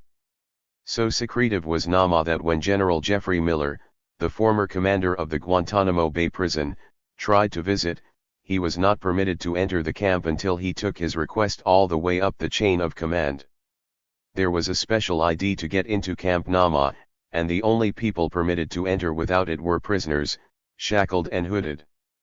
Ironically, even though Nama personnel didn't want General Miller in their camp, the general seemed to be on their side. During that trip to Iraq, while touring other facilities including Abu Ghraib, Miller reportedly chastised U.S. military prison administrators for running a country club, charging they were being too lenient on detainees. Miller suggested they GTMOize their detention facilities and, according to military officials who met with the GTMO team, they discussed how using dogs was effective in doing interrogations with Arabs because of Arabs being fearful of dogs. The task force at Nama was run by JSOC, but it was built by pulling personnel from a variety of agencies and units. There were CIA and DIA interrogators, Air Force interrogators, and a variety of analysts and guards. They told us we can't tell our chain of command about who works here or what does. You're completely shut off. You can only discuss it amongst yourselves. That's what they told us from the very first day, recalled an interrogator who worked at Camp Nama in 2003 to 2004. It was pretty loose as far as chain of command goes. There was no rank within the task force. We called the colonel by his first name, called the sergeant major by his first name. I couldn't tell you the sergeant major's last name if I tried. Same with the colonel. When you ask somebody their name, they don't offer up the last name. The consensus was, more often than not, when they gave you their name it probably wasn't their real name anyway. Many of the members of the task force would grow long beards and seemed eager to make themselves look as frightening or intimidating as possible. This is the dark side of the forces. This is the realm where you have essentially a cadre of folks who have a great deal of freedom. The folks that get to this level are treated with a certain amount of deference, Lieutenant Colonel Anthony Schaefer told me. The culture is that where everybody essentially goes by their first name, no matter what rank you are, and the basic bottom line is, when you get to that level you just know what you need to do, and there's no second guessing, there is no room for being babied. Back at the State Department, Wilkerson watched as this parallel detention system was being built up by Rumsfeld and Cheney and believed they used the task force specifically to avoid any scrutiny. There is no oversight, and when there's no oversight you're all powerful. And when you know there's no oversight, then you know that you can pretty much do whatever you want to do, he told me. We forget that when we create these special operating units, we create at least within a percentage of them, and this percentage is heightened incredibly in the special operations forces. You've got people who are killing instruments. That's what they are. That's what they're honed and trained to be, is killing instruments. When you allow no oversight of them, and you allow them to repeat operations, over and over and over again, with no oversight, then you allow them to instinctually gain the knowledge that almost anything goes. Then, almost anything is going to go. Rather than going through the local command, the Baghdad command, up to CENTCOM and then back to the Pentagon, there seemed to have been some sort of an express elevator, from JSOC operations on the ground, straight back to the Undersecretary of Defense for Intelligence, and then to the Secretary of Defense. So it was going straight back to Washington. Very, very high levels, charged Scott Horton, a human rights attorney who, as president of the New York City Bar Association's Committee on International Human Rights, investigated the U.S. torture program and JSOC's role in it. We know that a number of the normal rules that had applied, concerning the way that detention operations went forward, and the way interrogation operations went forward, were not being applied to JSOC. They had their own rules. So there were special access programs, and we know that these operations were associated with a lot of brutality, people being beaten up, being severely mistreated. So often as not, the torture cases and the serious abuse cases were far more frequently linked to JSOC operations than anything else. When JSOC first deployed to Iraq to lead the hunt for WMDs and Saddam's top leadership, the prisoners they took early on were prioritized in terms of what, if any, intelligence or information they may have possessed that would produce results to support either of those missions. The harsh interrogation methods that were being refined in black sites and in Afghanistan were to be unleashed in Iraq. There were two reasons why these interrogations were so persistent, and why extreme methods were used, said a former senior intelligence official. The main one is that everyone was worried about some kind of follow-up attack. But for most of 2002 and into 2003, Cheney and Rumsfeld, especially, were also demanding proof of the links between Al-Qaeda and Iraq that Chalabi and others had told them were there. The Bush administration also wanted to find WMDs and to retroactively prove that its claims of Iraq possessing them were true. Rowan Scarborough, a conservative military journalist who wrote 2 books for which he received extensive access to Rumsfeld and his team, recounted how furious Rumsfeld would become each day when he was briefed on the lack of WMDs in Iraq. Each morning, the Crisis Action Team had to report that another location was a bust. Rumsfeld grew angrier and angrier. One officer quoted him as saying, "They must be there." At one briefing, he picked up the briefing slides and tossed them back at the briefers, according to Scarborough. Horton added, "A lot of this intelligence gathering operation, at the outset, was driven by a need to produce information that would justify. And I think that the use of torture was authorized largely because of an expectation that that would produce results. I don't think there was ever any expectation that it was going to produce the truth, but it would produce people saying what they wanted them to say, that would somehow back this up." But as the months went on in Iraq and the WMD and Al-Qaeda claims fell apart, the focus of the interrogations began shifting to crushing the insurgency. The list of targets and suspects quickly grew from the original deck of cards representing the Saddam regime to a potentially infinite catalogue of names. You saw the French do this in Algeria, and you saw the Americans do this in 2003 in Iraq, recalled Exum, who was deployed to Iraq at the time. You start out with a target list, and maybe you've got 50 guys on it, maybe you've got 200 guys on it, but you can work your way through those 50 or 200 guys, and then suddenly at the end of that target list you've got a new target list of 3,000 people on it. McChrystal expanded JSOC's role in detainee operations, but Nama was up and running before he set foot in Iraq. The CIA, which inflicted more than its share of dirty deeds on prisoners, had become so shocked at the torture at Nama that it withdrew its interrogators from the base in August 2003, though it continued to provide intelligence to the task force. In fact, the month before McChrystal assumed command at JSOC, an Army investigator, as well as intelligence and law enforcement officials, were already voicing their warnings about detainee abuse, suggesting that the harsh techniques were being employed by JSOC. In September 2003, after a request from the commander of the Special Mission Unit Task Force, U.S. military SEER instructors, whose official job was to prepare U.S. service members to endure torture and captivity, arrived at Camp Nama. The JSOC task force did not categorize Camp Nama as a prison but rather as a filtration site where intelligence was being obtained. This gave cover for all the dirty activity and the secrecy that shrouded it.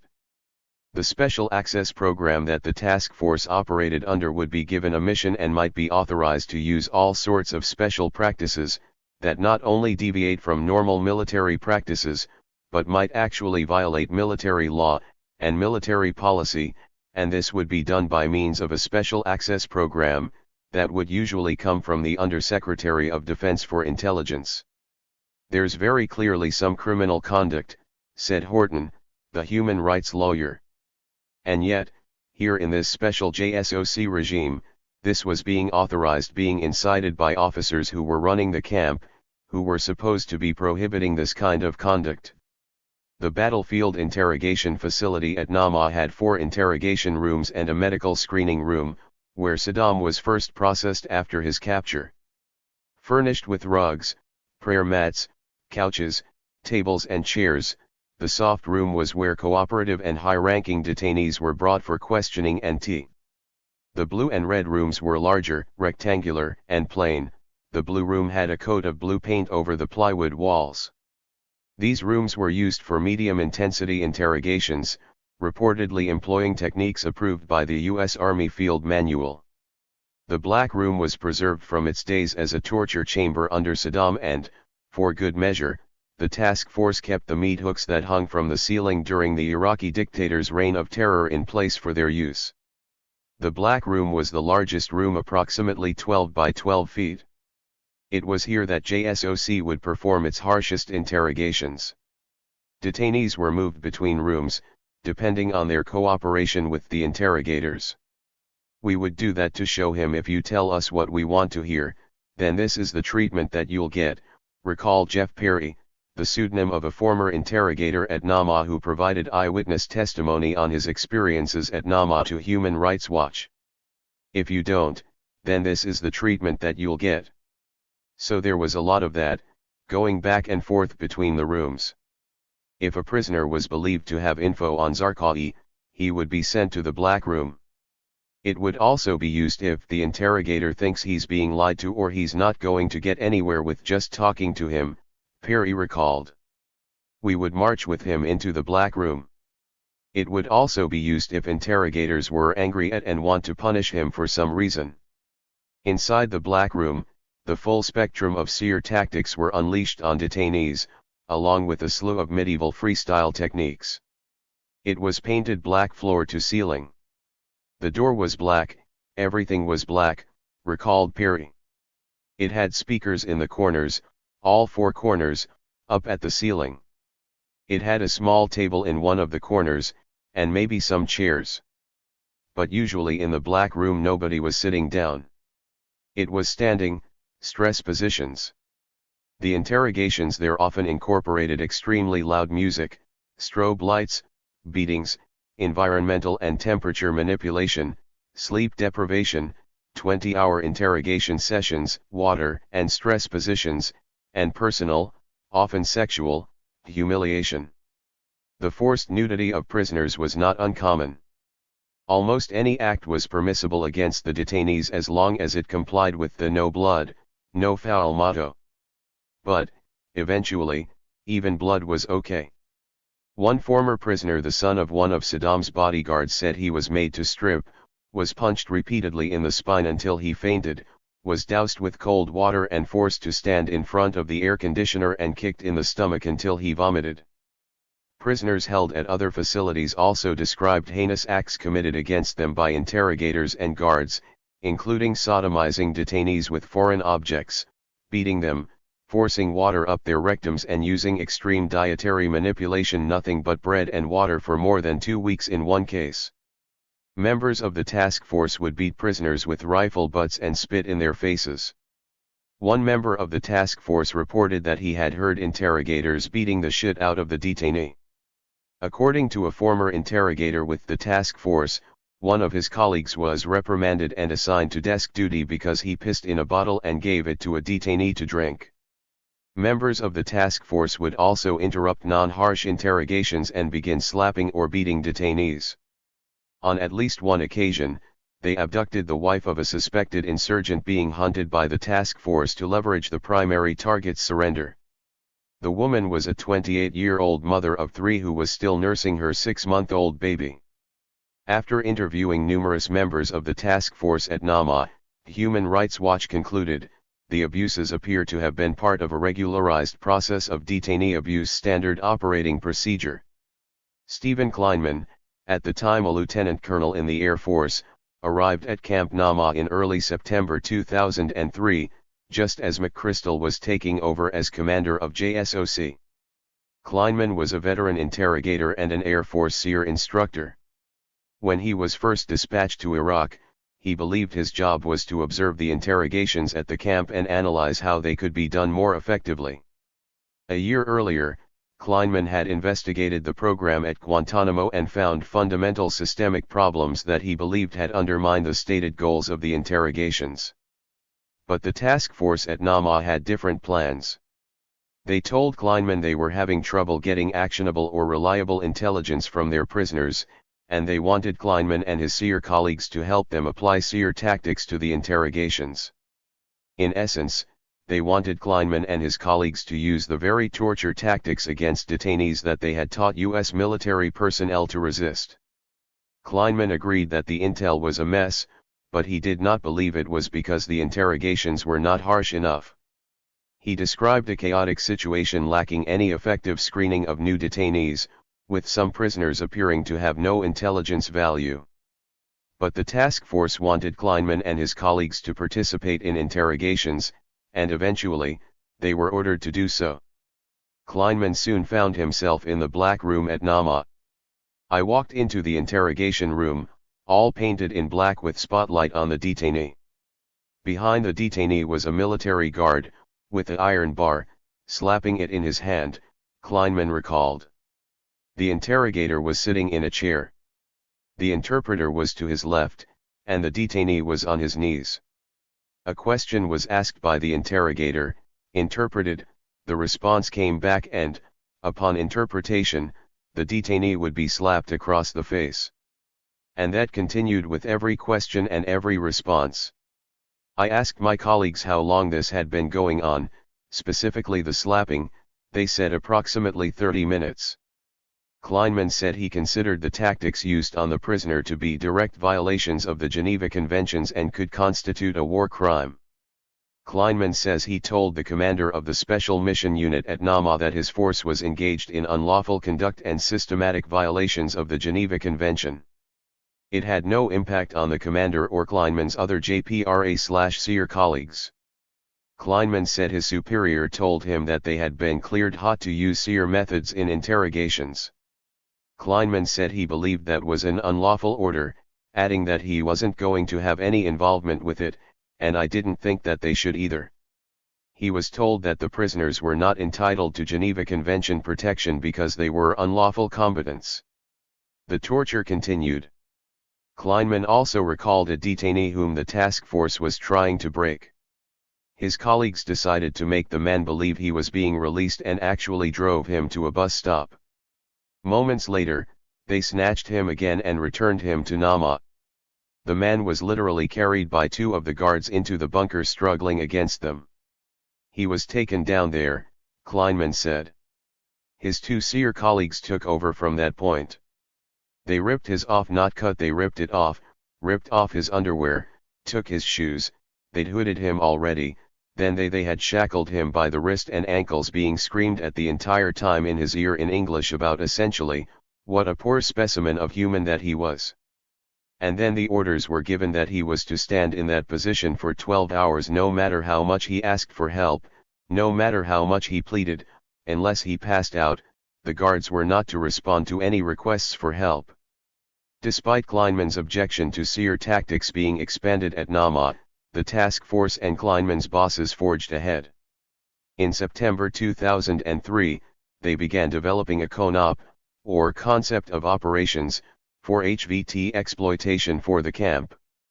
Similar to the exploitation draft plan that SEER's chief psychologist, Dr. Bruce Jessen, had developed a year earlier for use in Afghanistan, it called for taking enemy torture tactics used to train U.S. forces and reverse engineering them.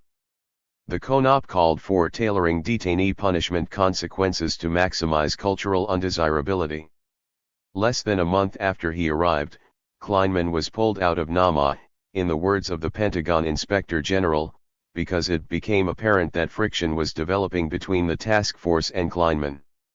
Kleinman later told the U.S. Senate that friction was an understatement and that he believed his life was being threatened by members of the task force in retaliation for his dissent. One task force member, he said, sharpened a knife while telling Kleinman to sleep lightly because the task force does not coddle terrorists. Another source of torture at Nama was that members of the HVT task force responsible for hunting people would continue to have access to the prisoners they seized. According to Major General Miller, at times the task force at Nama would use special operators as interrogators. That created scenarios where the rage from the battlefield would spill over into interrogations, even after the prisoner was disarmed and in custody. Malcolm Nance, the former SEER instructor, told me, captives captured on the battlefield, first thing you're going to learn is the guy that is capturing you is going to be very upset that you just lost the firefight to him, and you killed some of his buddies, so be prepared for having an ass whipping. It's just that simple. It becomes even worse when the soldiers who did the assault then have access to those prisoners for days on end.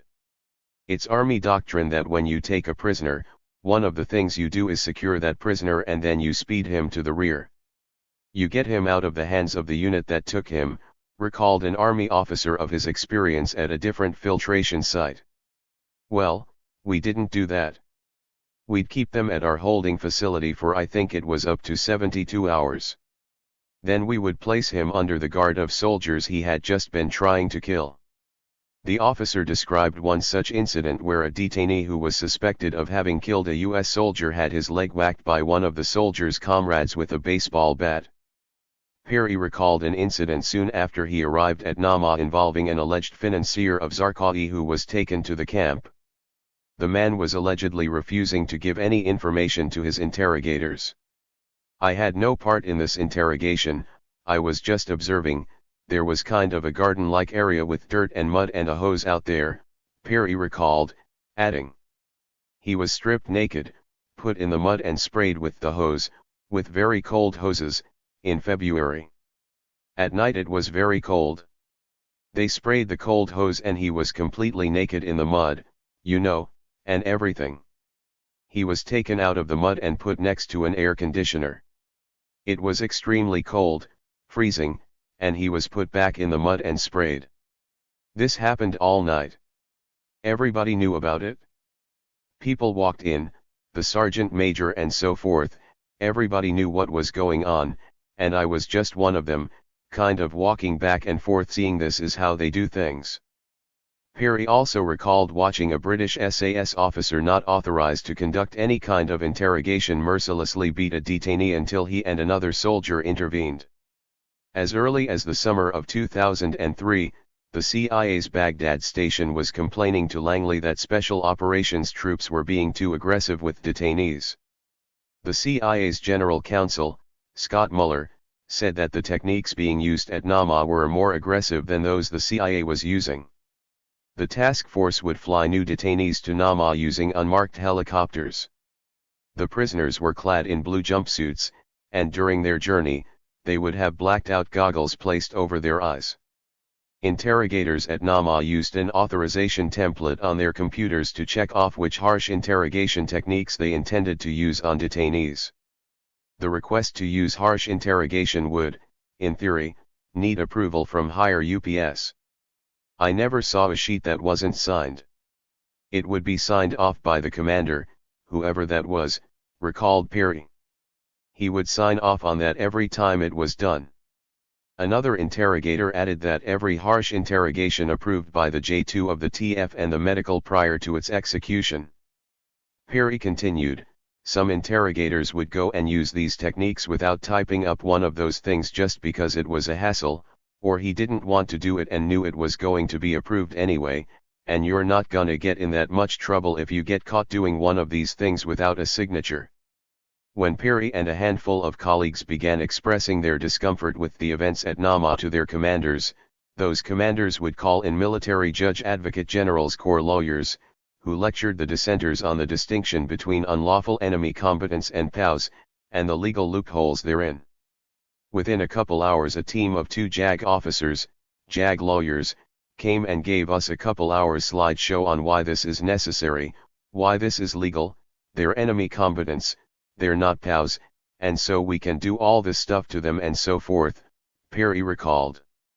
I mean, they had this 2-hour slideshow all prepared, and they came in and gave it to us and they stopped interrogations for it. It was a PowerPoint. The lawyers, Perry alleged, said that we didn't have to abide by the Geneva Conventions, because these people weren't POWs. Perry said he thought the lawyers just came in and said whatever they had to say to patch it up and continue with the war. All task force personnel were required to sign non-disclosure agreements. Interrogators were often told that the White House and Rumsfeld were watching their operations closely. Perry stated that he saw McChrystal at Nama on more than one occasion. The personnel at Nama, he alleged, were given the impression that the techniques had been approved from on high because they were only like a few steps away in the chain of command from the Pentagon. The task force commanders, he said, would tell the interrogators that the White House or Pentagon had been directly briefed on their progress, particularly when it came to intel on Zarqawi. The commanders would tell them, Rumsfeld was informed, such and such a report is on Rumsfeld's desk this morning, read by SecDef. He added, it's a big morale booster for people working 14-hour days. Hey, we got to the White House. Malcolm Nance told me, when you have the President of the United States setting the pace, well, you're gonna get Abu Ghraib, you are going to get abuse. You've got the intelligence community throwing the book out to the point where, in their world, no one was ever subjected to abuse by the U.S. Armed Forces. Major General Keith Dayton, the commander of the Iraq Survey Group, which was established in June 2003 to coordinate the hunt for WMDs, described the situation at Nama as a disaster waiting to happen, warning the Pentagon's Inspector General that he needed to slam some rules on this place right away to basically keep ourselves from getting in trouble and make sure these people are treated properly. Dayton described cases of prisoners transferred to conventional military custody from the task force with signs of being badly burned, having 2 black eyes, back almost broken, multiple contusions on his face. Soldiers and personnel from Camp Cropper stated under oath that detainees arrested and interrogated by the task force and SEAL Team 5 had been delivered to Camp Cropper showing obvious signs of abuse. There are at least 2 known cases of Iraqis dying immediately after being transferred from the custody of Task Force Navy SEAL commandos. After what a SEAL team described as a struggle, on April 5, 2004, the SEALs delivered prisoner Fashad Mohammed to a conventional base, where he was interrogated and then allowed to sleep, at which point he became unresponsive and later died. The medical examiner's report on his death, which was released under the Freedom of Information Act, said that Mohammed died in U.S. custody approximately 72 hours after being apprehended. By report, physical force was required during his initial apprehension during a raid. During his confinement, he was hooded, sleep-deprived, and subjected to hot and cold environmental conditions, including the use of cold water on his body and hood. Although the report described multiple minor injuries, abrasions and contusions and blunt force trauma and positional asphyxia, it concluded that the cause of death was undetermined. On November 4, 2003, Manadal al-Jamadi died at Abu Ghraib prison, amid allegations that he had been beaten to death by members of SEAL Team 7. One team member was court-martialed but was ultimately acquitted and nobody was charged with homicide. By December 2003, a confidential Pentagon memo warned, "It seems clear that the task force needs to be reined in with respect to its treatment of detainees." But the torture and abuse at Nama continued, particularly if a detainee was believed to have any information about Zarqawi or his network. All of the interrogations were aimed at extracting intel that would lead to the next raid, the next strike and the next capture or kill. In an operations center near Nama, task force analysts pored over intelligence collected from spies, detainees, and remotely piloted Predator surveillance aircraft, to piece together clues to aid soldiers on their raids, the New York Times reported. Twice daily at noon and midnight, military interrogators and their supervisors met with officials from the CIA, FBI, and allied military units to review operations and new intelligence. In early 2004, the International Committee of the Red Cross issued a scathing report on the mass arrests of Iraqis. It asserted that over 100 high-value detainees have been held for nearly 23 hours a day in strict solitary confinement in small concrete cells devoid of daylight at a high-value detainees section at the Baghdad airport. Without specifically singling out the task force, the report described the raids that led to arrests of scores of Iraqis. Soldiers would burst into homes, usually after dark, breaking down doors, waking up residents roughly, yelling orders, forcing family members into one room under military guard while searching the rest of the house and further breaking doors, cabinets, and other property. They arrested suspects, tying their hands in the back with flexi cuffs, hooding them, and taking them away. Sometimes they arrested all adult males present in a house, including elderly, handicapped and sick people. Treatment often included pushing people around, insulting, taking aim with rifles, punching and kicking and striking with rifles. Individuals were often led away in whatever they happened to be wearing at the time of arrest, sometimes in pajamas or underwear, and were denied the opportunity to gather a few essential belongings, such as clothing, hygiene items, medicine, or eyeglasses. The report cited military intelligence officers who told the Red Cross that in their estimate between 70% and 90% of the persons deprived of their liberty in Iraq had been arrested by mistake. The Red Cross findings echoed those of the classified military report in late 2003, which warned that the task force's abuse of detainees combined with the mass arrests of Iraqis gave the impression that the United States and its allies were acting like gratuitous enemies of the Iraqi people. When the military finally was permitted to investigate Nama, its agents received threats from personnel at the camp, while DIA interrogators had their vehicle keys confiscated and were ordered not to discuss what they had seen with anyone. On June 25, 2004, Vice Admiral Lowell Jacoby, then director of the DIA, sent a 2-page memo to Stephen Cambone with a list of complaints from DIA personnel at Camp Nama. One interrogator had his photos confiscated after taking pictures of injured detainees, and others complained that task force commandos forbade them from leaving the camp without permission, even for a haircut, and from talking to outsiders. They threatened them and screened their emails. Despite these efforts at suppression, news of detainee abuse at Nama made its way up the ranks, and eventually to lawmakers. In 2004, under pressure from a handful of lawmakers, Stephen Cambone, whose SSB was actually enabling the harsh interrogation ops at Nama, scribbled a handwritten letter to his deputy, Lieutenant General Boykin. Dated June 26, 2004, it read, "Get to the bottom of this immediately. This is not acceptable. In particular, I want to know if this is part of a pattern of behavior by TF6-26. An aide to Boykin said, at the time told Mr. Cambone he had found no pattern of misconduct with the task force. Despite all the whistleblowers' reports, an official U.S. military report on alleged abuses at Nama and other facilities concluded that the prisoners' descriptions of torture were lies. Accusations of wrongdoing and misconduct by members of the task force were handled in-house rather than through traditional military disciplinary procedures. In one case, When an Army Criminal Investigations Division agent attempted to investigate a member of the task force for abusing a detainee, it was quashed because, in the words of the CID, the subject of this investigation is a member of TF6-26 and the task force's own security officer has accepted investigative jurisdiction in this matter. In all, some 34 task force members would be disciplined for misconduct, and at least 11 members were removed from the unit. In 2006, Human Rights Watch reported that a small number of task force members have been administratively disciplined, but not court-martialed. 5 Army Rangers associated with the task force were reportedly court-martialed for abuses they carried out against detainees, but the sentences were all 6 months or less. There are no indications that officers up the chain of command held accountable, despite serious questions about officers' criminal culpability.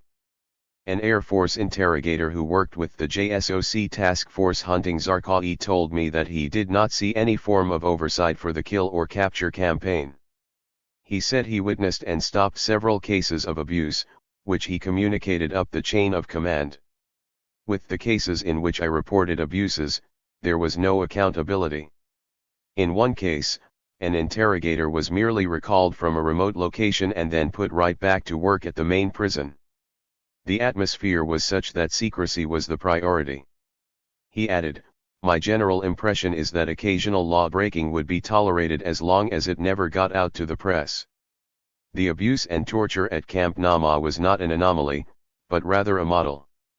When the US government began probing how the shocking horrors meted out against prisoners at Abu Ghraib happened, how it all began, the investigation revealed that those running the prison had looked to the example set at Camp Nama, Guantanamo, and at Bagram in Afghanistan.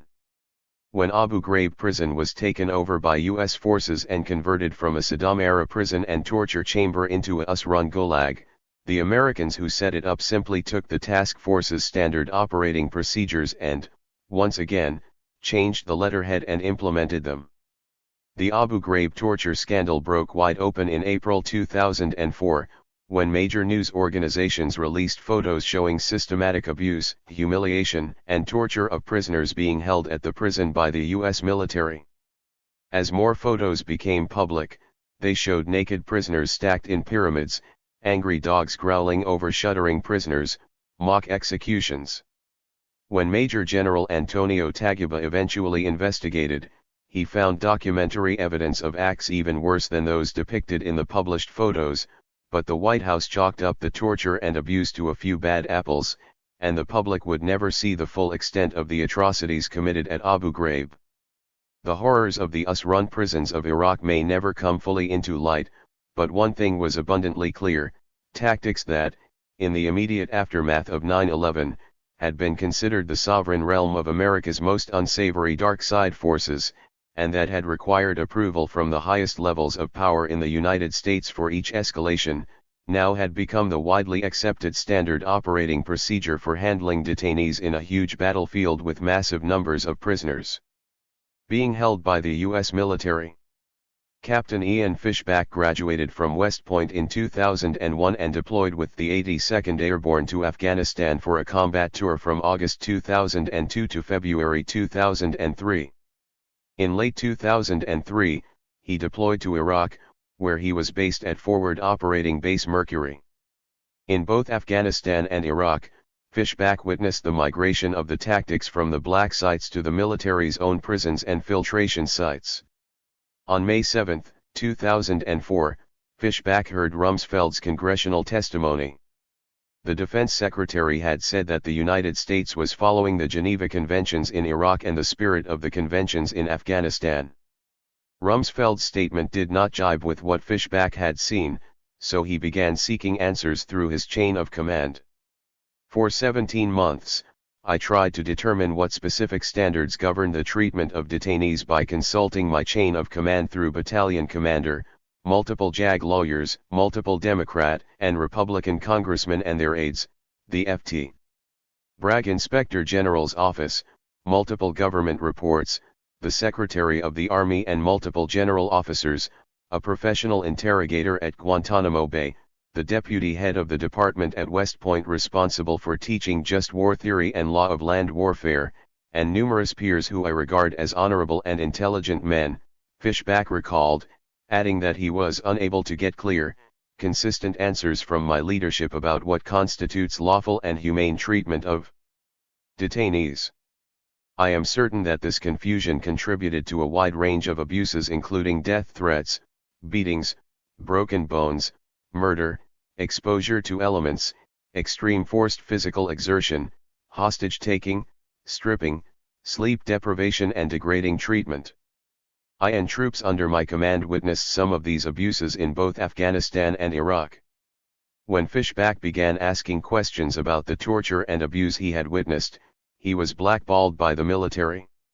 He was confined to Fort Bragg and was denied permission to leave the base to attend a scheduled briefing on Capitol Hill. In a letter to Republican Senators Lindsey Graham and John McCain, Fishback wrote, "Some do not see the need for. Some argue that since our actions are not as horrifying as Al-Qaeda's, we should not be concerned. When did Al-Qaeda become any type of standard by which we measure the morality of the United States?" Fishback's protest barely registered a blip on the radar. In the summer of 2004, McChrystal officially moved the task force 40 miles north of Baghdad to the Balad Air Base and brought the HVT interrogation and filtration site that had been housed at Nama with him. But a change of venue would not end the abuses. McChrystal flatly denied that commanders at Nama ordered the mistreatment of detainees, asserting that any abuse was the result of lapses of discipline among individual members of the task force. Allegations of systematized torture at Nama, he said, were false. That wasn't the case before I assumed command and wasn't true under my command nor under my successors, McChrystal wrote in his memoir. The Death Star. Iraq, 2004. Balad was a massive air base that Saddam had built up with modern facilities and infrastructure. The Kill/Capture Center JSOC established there was a microcosm of how Rumsfeld and Cheney wanted the whole national security apparatus in the United States to function. All U.S. intelligence agencies and assets should be subordinate to the kill team staffed by the Special Ops Warrior class and directed by the White House and Defense Secretary. It would later be hailed by McChrystal and others as an unprecedented joint operation, but in reality it was a JSOC-run show where everyone else played their supporting parts. Journalist Mark Urban, who embedded with British commandos working with McChrystal's task force, said that some JSOC operatives referred to the Joint Operations Center at Balad as the Death Star because of the sense that you could just reach out with a finger, as it were, and eliminate somebody. Others who watched live the white splash of 500-pound bombs on image intensifier cameras referred to the screens above them as Kill TV. The JSOC command center was known as the factory or the shop floor. McChrystal was fond of calling the Kill/Capture apparatus the machine. By mid-2004, the pace of the JSOC operations had accelerated dramatically. The CIA had liaisons assigned to the Fusion Center, along with satellite technicians from the National Geospatial Intelligence Agency, surveillance experts from the NSA and, for good measure, Iraq experts from the State Department.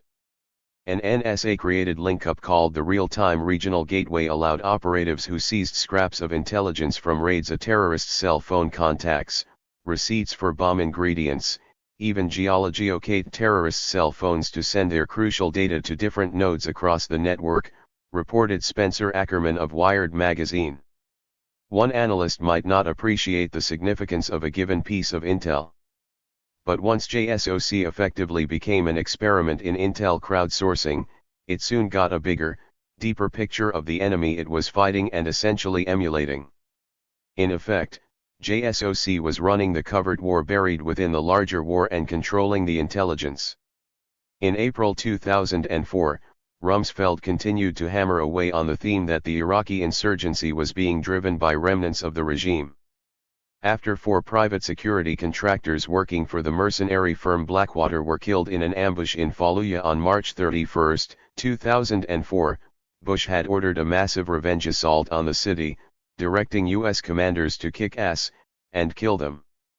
With no apparent understanding that the uprising in Fallujah had been sparked by the U.S. siege of the city, which disproportionately killed civilians, Rumsfeld thundered, thugs and assassins and former Saddam henchmen will not be allowed to oppose peace and freedom.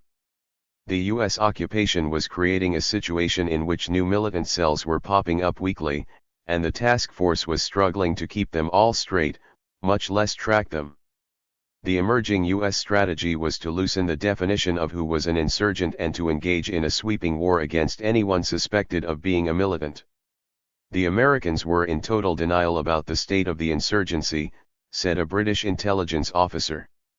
The arrogance and hubris were breathtaking. In early April 2004, a young U.S. businessman named Nicholas Berg went missing in Baghdad. Berg, like tens of thousands of other Americans, had come to Iraq to cash in on the post-invasion contracting boom. Under Saddam, Iraq had no real mobile phone networks and Berg saw dollar signs in the prospect of erecting mobile towers. He would never fulfill his dreams. On May 8, Berg's decapitated body was discovered on a Baghdad bridge by a U.S. military patrol unit. 3 days later, a video appeared online with the title Abu Musab al-Zarqawi slaughters an American. In the video, Berg was dressed in an orange jumpsuit similar to those worn by U.S. prisoners at Guantanamo. The young Jewish American made a brief statement identifying himself before being grabbed by masked men wielding weapons. 2 of the men held him down, while another severed his head with a knife. One of the men screamed Allahu Akbar, while another held the head in front of the camera. The narrator of the video declared, "We tell you that the dignity of the Muslim men and women in Abu Ghraib and others is not redeemed except by blood and souls. You will not receive anything from us but coffins after coffins," warning that more Americans would be slaughtered in this way. How can a free Muslim sleep well as he sees Islam slaughtered and its dignity bleeding, and the pictures of shame and the news of the devilish scorn of the people of Islam men and women in the prison of Abu Ghraib? The voice of the narrator was later determined by U.S. intelligence to be that of Zarqawi. Although Zarqawi's reference to the torture at Abu Ghraib was self-serving, it resonated with Iraqis who had lived to tell the tale of their ordeals there and other prisons or filtration sites. There was no doubt that such acts were fueling the insurgency. In fact, Malcolm Nance, the former SEER instructor who worked in Iraq during this period, told me he saw direct evidence that the way the United States treated prisoners and housed them helped extremist groups recruit new operatives. The prisons, he said, became the Jihadi Advanced University for Suicide Bomber Studies, explaining that you put all the worst of the worst together with guys who would never consider being a jihadi, and suddenly you have guys who were released and now they're suicide bomber fodder. Berg's killing by Zarqawi provided the Bush administration with a convenient opportunity to pivot from its claims that regime dead-enders were driving the violence in Iraq and shift the emphasis to al-Qaeda terrorists. The U.S. focus on Zarqawi, in turn, brought him notoriety and recognition, and he began raising new funds for his previously obscure network. Much of his money poured in from wealthy Saudis, Syrians, and Jordanians. Although the Jordanian terrorist had already been on JSOC's radar for some time, Zarqawi became a propaganda bonanza for the Bush administration because it could now characterize the resistance in Iraq as being led by al-Qaeda. The execution of Nicholas Berg instantly catapulted Zarqawi into the media spotlight, recalled Richard Rowley, an independent journalist who spent extensive time in Iraq during that period, including in Zarqawi strongholds. He said, "The United States was eager to publicly portray the insurgency as led by foreign extremists, and made Zarqawi Iraq's most wanted insurgent. They put a $20 million bounty on his head and retroactively identified him as the mastermind behind virtually every major terrorist attack in Iraq." The hunt for Zarqawi replaced the hunt for Saddam Hussein as a central public goal of the U.S. campaign. The American attention was useful to Zarqawi, who quickly rose to prominence within the insurgency, and Zarqawi's prominence was useful to the Americans, who would use it to justify their bloodiest military operation of the war. That operation would come in November 2004 with the second U.S. siege of Fallujah, which had become a potent symbol of resistance to the U.S. occupation. After that, a bloody civil war would break out in Iraq. Zarqawi would announce a war against Shiites, while the United States, in turn, would build up its own Shiite death squads. At the center of the U.S. contribution to Iraq's civil war were two Americans. One was General David Petraeus, who had close ties to the White House, particularly to Dick Cheney, and had been tapped by Rumsfeld in June 2004 to head the Multinational Security Transition Command, Iraq. The other was retired U.S. Colonel James Steele, a former Enron executive who had been selected for a senior Iraq job by Wolfowitz. Although Enron had been a major backer of the Bush campaign, Steele wasn't in Iraq because of his Enron days. He had a deep history with U.S. dirty wars in Central America. As a colonel in the Marines in the mid-1980s, Steele had been a key counterinsurgency official in the bloody US-fueled war in El Salvador, where he coordinated the U.S. Military Advisory Group, supervising Washington's military assistance and training of Salvadoran army units battling the leftist Farabundo Martí National Liberation Front guerrillas. In the late 1980s, Steele was called to testify during the Iran-Contra investigation about his role in Oliver North's covered weapons pipeline, which ran through the Salvadoran Air Force Base at Ilopango, to the Nicaraguan Contra death squads. Steele and Petraeus were central to a program known as the Salvadorization of Iraq, or simply the Salvador Option. The two men built up local Iraqi special ops units to be used in a counterinsurgency campaign, but they would soon turn into unaccountable death squads. "We will hit these people and teach them a good lesson they won't forget," Iraqi Defense Minister Hazem Shalan said the day the first 600-man battalion of Iraqi Special Operations Forces was to put into action in June 2004. "Americans and allied forces have certain restrictions we won't have. It's our country, it's our culture, and we have different laws than you do." Enraged by another suicide bombing days later, Hazem declared, "We will cut off their hands and behead them." On his own, Steele helped hatch a special police commando unit, made up of former Republican Guard and Saddam Arasafs recruited by the Ministry of Interior. According to a New York Times Magazine piece by Peter Moss from 2005, Petraeus didn't know about the unit right away. He found out about it, visited its base in the Green Zone, challenged the commandos to one of his famous push-up contests, and that was that. He was not just embracing a new military formation, he was embracing a new strategy, Moss reported. The hard men of the past would help shape the country's future. Petraeus decided that the commandos would receive whatever arms, ammunition, and supplies they required, and he gave Steele his full support. After Ayad Alawi, the Sunni interim prime minister, lost the election in January 2005, the Wolf Brigade was taken over by Shiite militia members who then became the beneficiaries of Petraeus's support. It was the moment Iraq descended into unspeakable violence. McChrystal's command center at Balad was now up and running at a decent speed.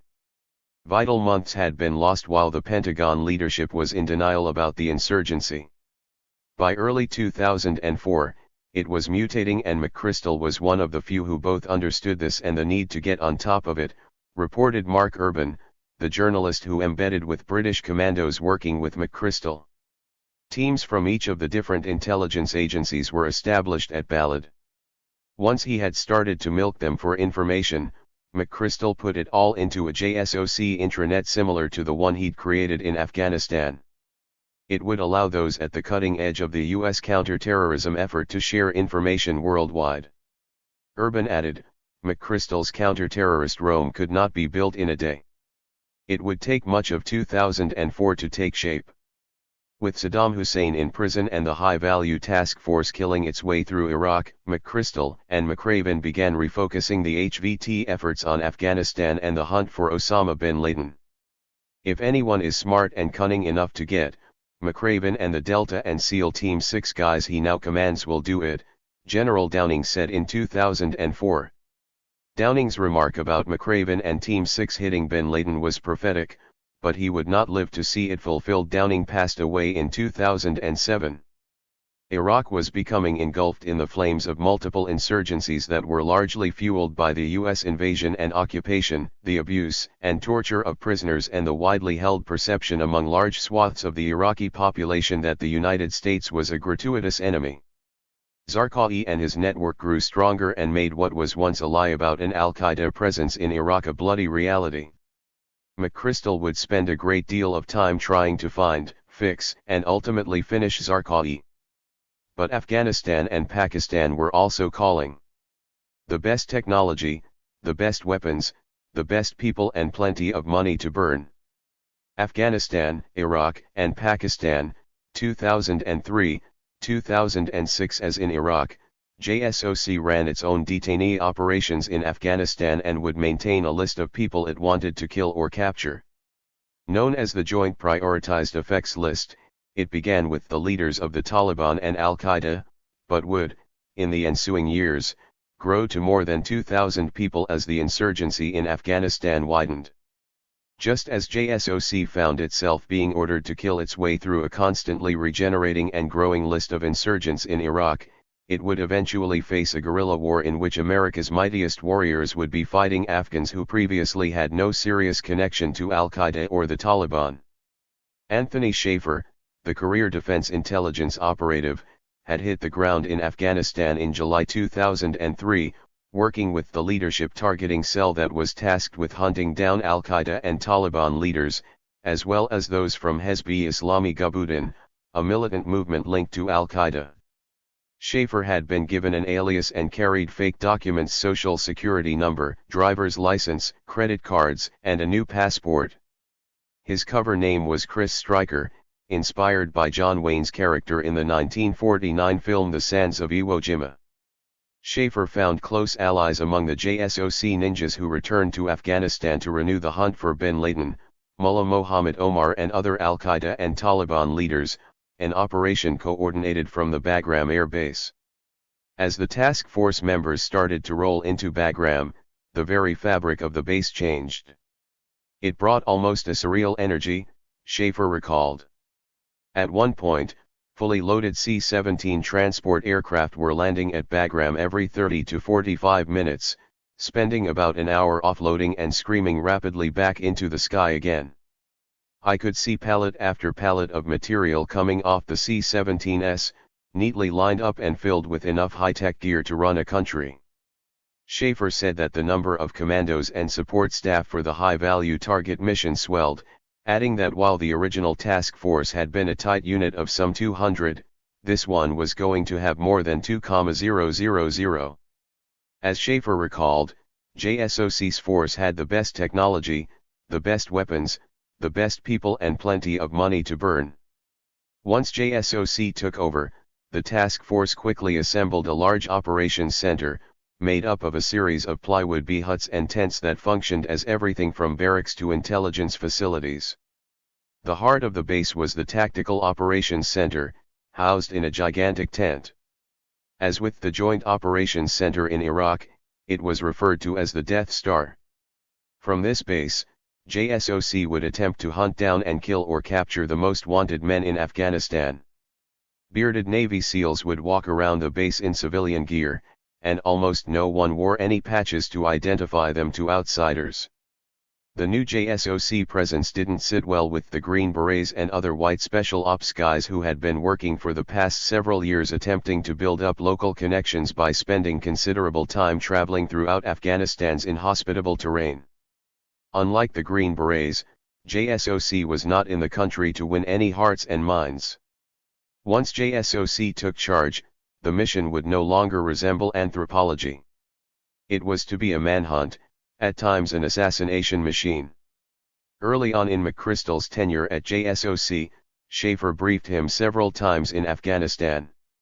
Schaefer had been pushing for authority to conduct operations inside Pakistan and had pushed his supervisor to clear ops across the border against Al-Qaeda havens, saying that the intel indicates that most of the leadership is probably now in Pakistan. Schaefer's superior officer told him that for now, it's not an option.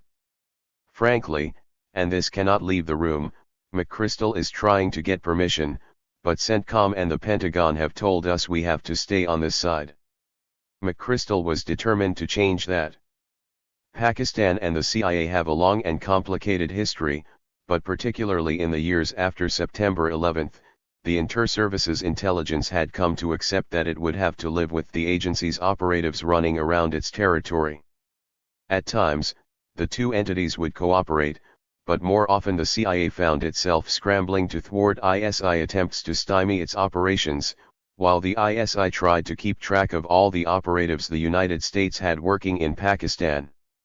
It was a mutually agreed upon relationship based on mistrust, dishonesty, backstabbing and, in the end, necessity.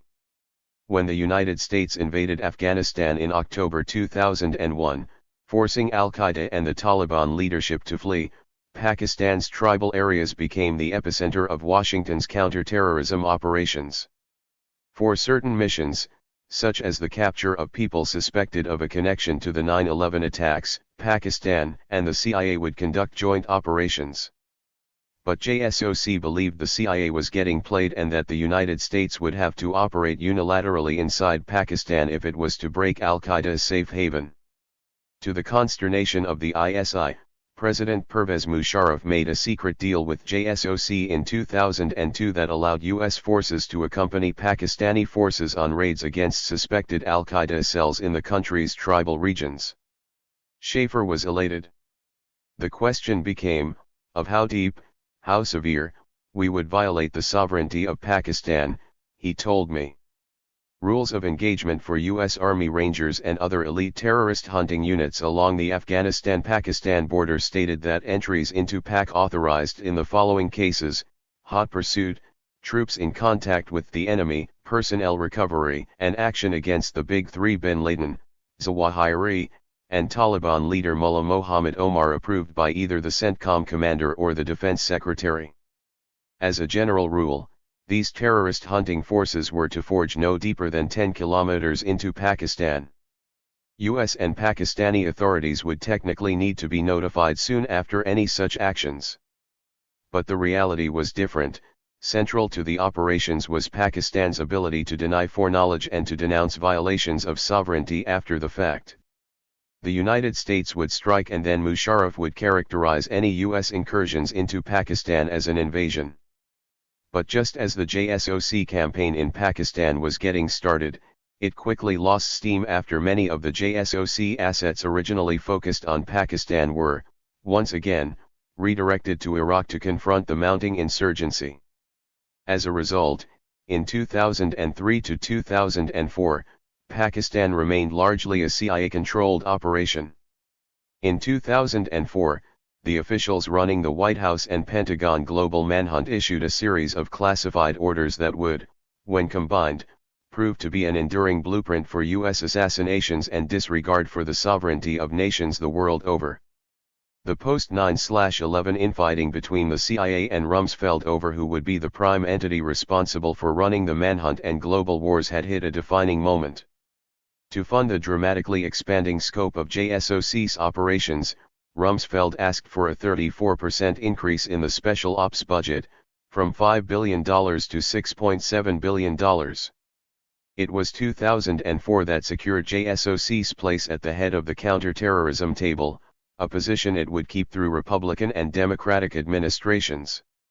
Seeking free rein for Special Operations Forces, President Bush developed an assertion that he and his successor, Barack Obama, would provide verbatim to Congress annually to justify the borderless war strategy that made the world a battlefield. I will direct additional measures as necessary in the exercise of the right of the United States to self-defense and to protect U.S. citizens and interests, Bush declared. Such measures may include short-notice deployments of special operations and other forces for sensitive operations in various locations throughout the world. It is not possible to know at this time either the precise scope or duration of the deployment of U.S. armed forces necessary to counter the terrorist threat to the United States.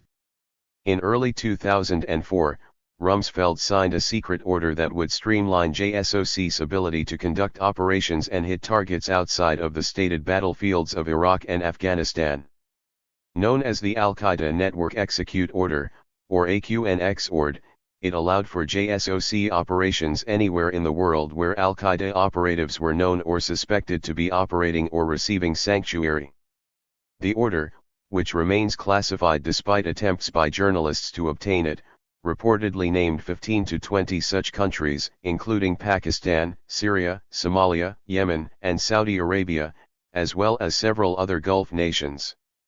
The AQNX ORD was drafted in 2003, primarily by the Special Operations Command and the Office of the Assistant Secretary of Defense for Special Operations/Low-Intensity Conflict and was promoted by Wolfowitz and Cambone as a justification for special forces operating covertly and lethally across the globe. Part of the order provides for what a special operations source called hot pursuit, similar to how some state police are permitted to cross borders into another state to pursue a suspect. That's essentially what they have where they're chasing someone in Somalia and he moves over into Ethiopia or Eritrea. You can go after him, the source told me. The order was signed in the spring of 2004, but it took 15 months for Rumsfeld to get presidential approval from the White House. Part of the delay was a result of bureaucratic drag, but the CIA also offered up resistance, seeing it as another encroachment on its mandate as the lead agency tracking Al-Qaeda after September 11.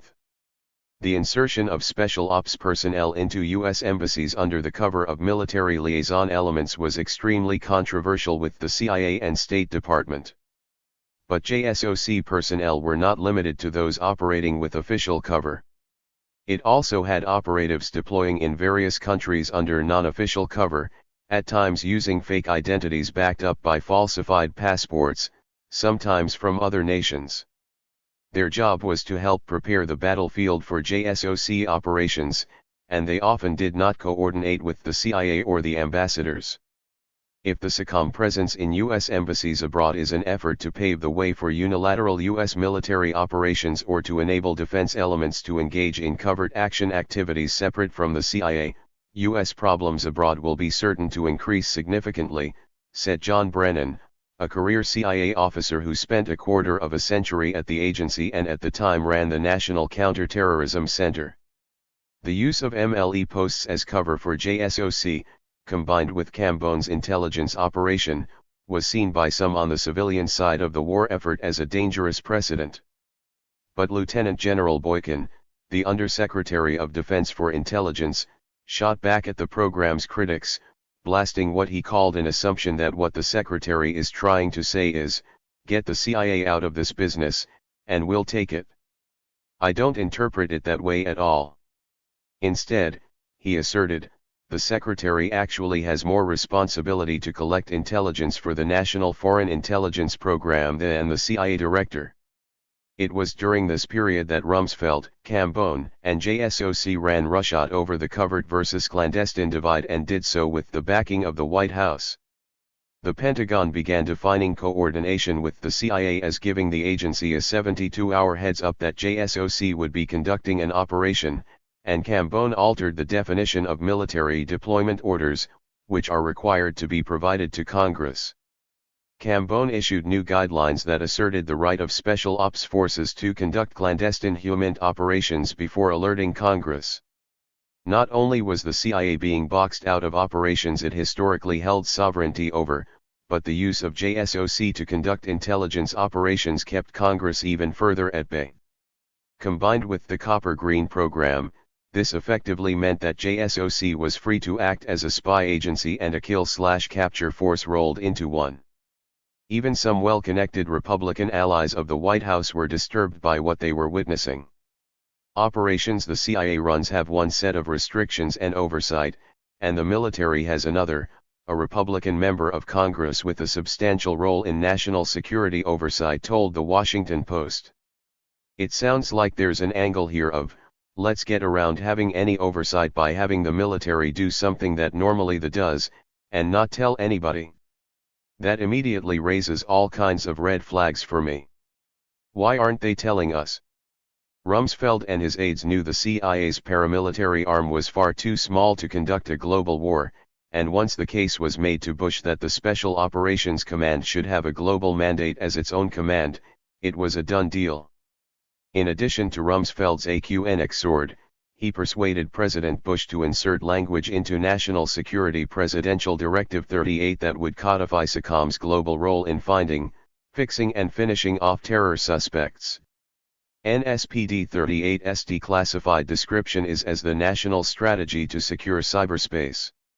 Yet the directive, which remains classified, gave unprecedented latitude for JSOC to hit across the globe, effectively pre-authorizing lethal operations outside of any stated battlefield.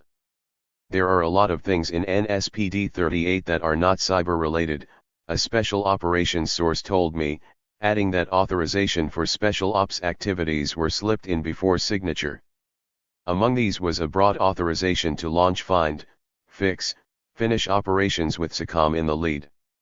He added that the classified directive was a close hold and estimated that there are maybe 5 copies all in the physical NSC office space. Everyone jokes about the man-sized safe. The global manhunt that JSOC was now fully empowered to engage in had multiple tracks. JSOC developed target lists of various Al-Qaeda figures they had authority to pursue globally, lists of irreconcilables who could be assassinated, others they would allow to move freely in an effort to gather intel on their contacts or cells. Although some may have seen what was happening in Iraq and Afghanistan with TF-121 as scandalous, it was in many ways the definitive vision of the type of wars Rumsfeld and Cheney had longed for: no accountability, maximum secrecy and total flexibility. Scott Horton, the human rights lawyer, said the program parallels something that the OSS did during the Second World War, and that CIA did subsequently. Now, to a certain extent, the function is not unusual.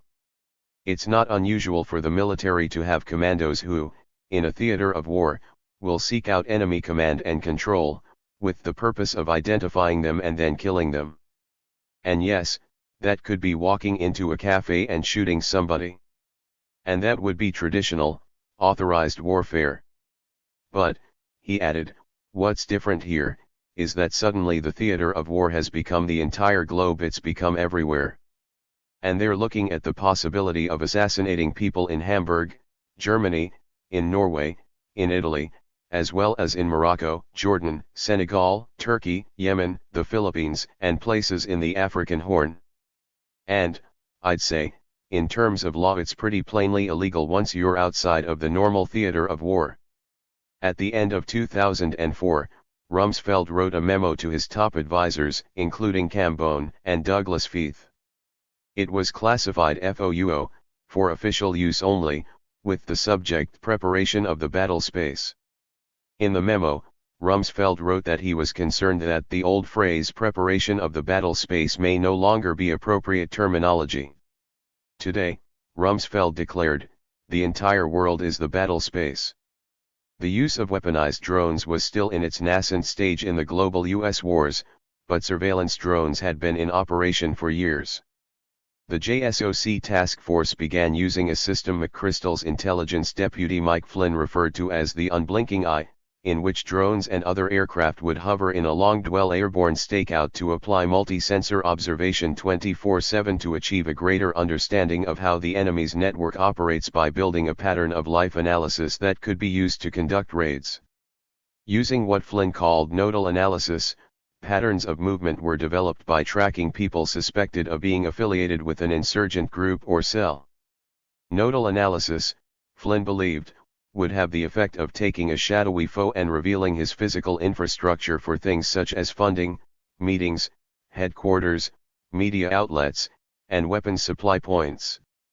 As a result, the network becomes more visible and vulnerable, thus negating the enemy's asymmetric advantage of denying a target. He added, the payoff of this analysis is huge but requires patience to allow the network's picture to develop over a long term and accept the accompanying risk of potentially losing the prey. Finally, the task force would conduct vehicle follows, where they would monitor the movement of vehicles believed to be used by insurgents. At times, the task force would use 3 combat air patrols to surveil a target or a group of people. It is not enough to have several eyes on a target. Several eyes are needed on a target for a long period, Flynn asserted. This approach would allow for persistent surveillance of a target while simultaneously developing the network's pattern of life through nodal analysis and vehicle follows. It gives the finishing force commander more options than merely killing or letting an observed enemy go. With sufficient ISR, a ground force commander can demonstrate much greater operational patience, thus allowing a larger insurgent network to emerge. What differentiated the JSOC forces from the conventional military, Flynn said, was that big army forces tend to cover disparate targets for a shorter period than SOF, which tend to focus collection on a smaller number of targets for much longer. JSOC needed to understand pattern of life of an enemy network.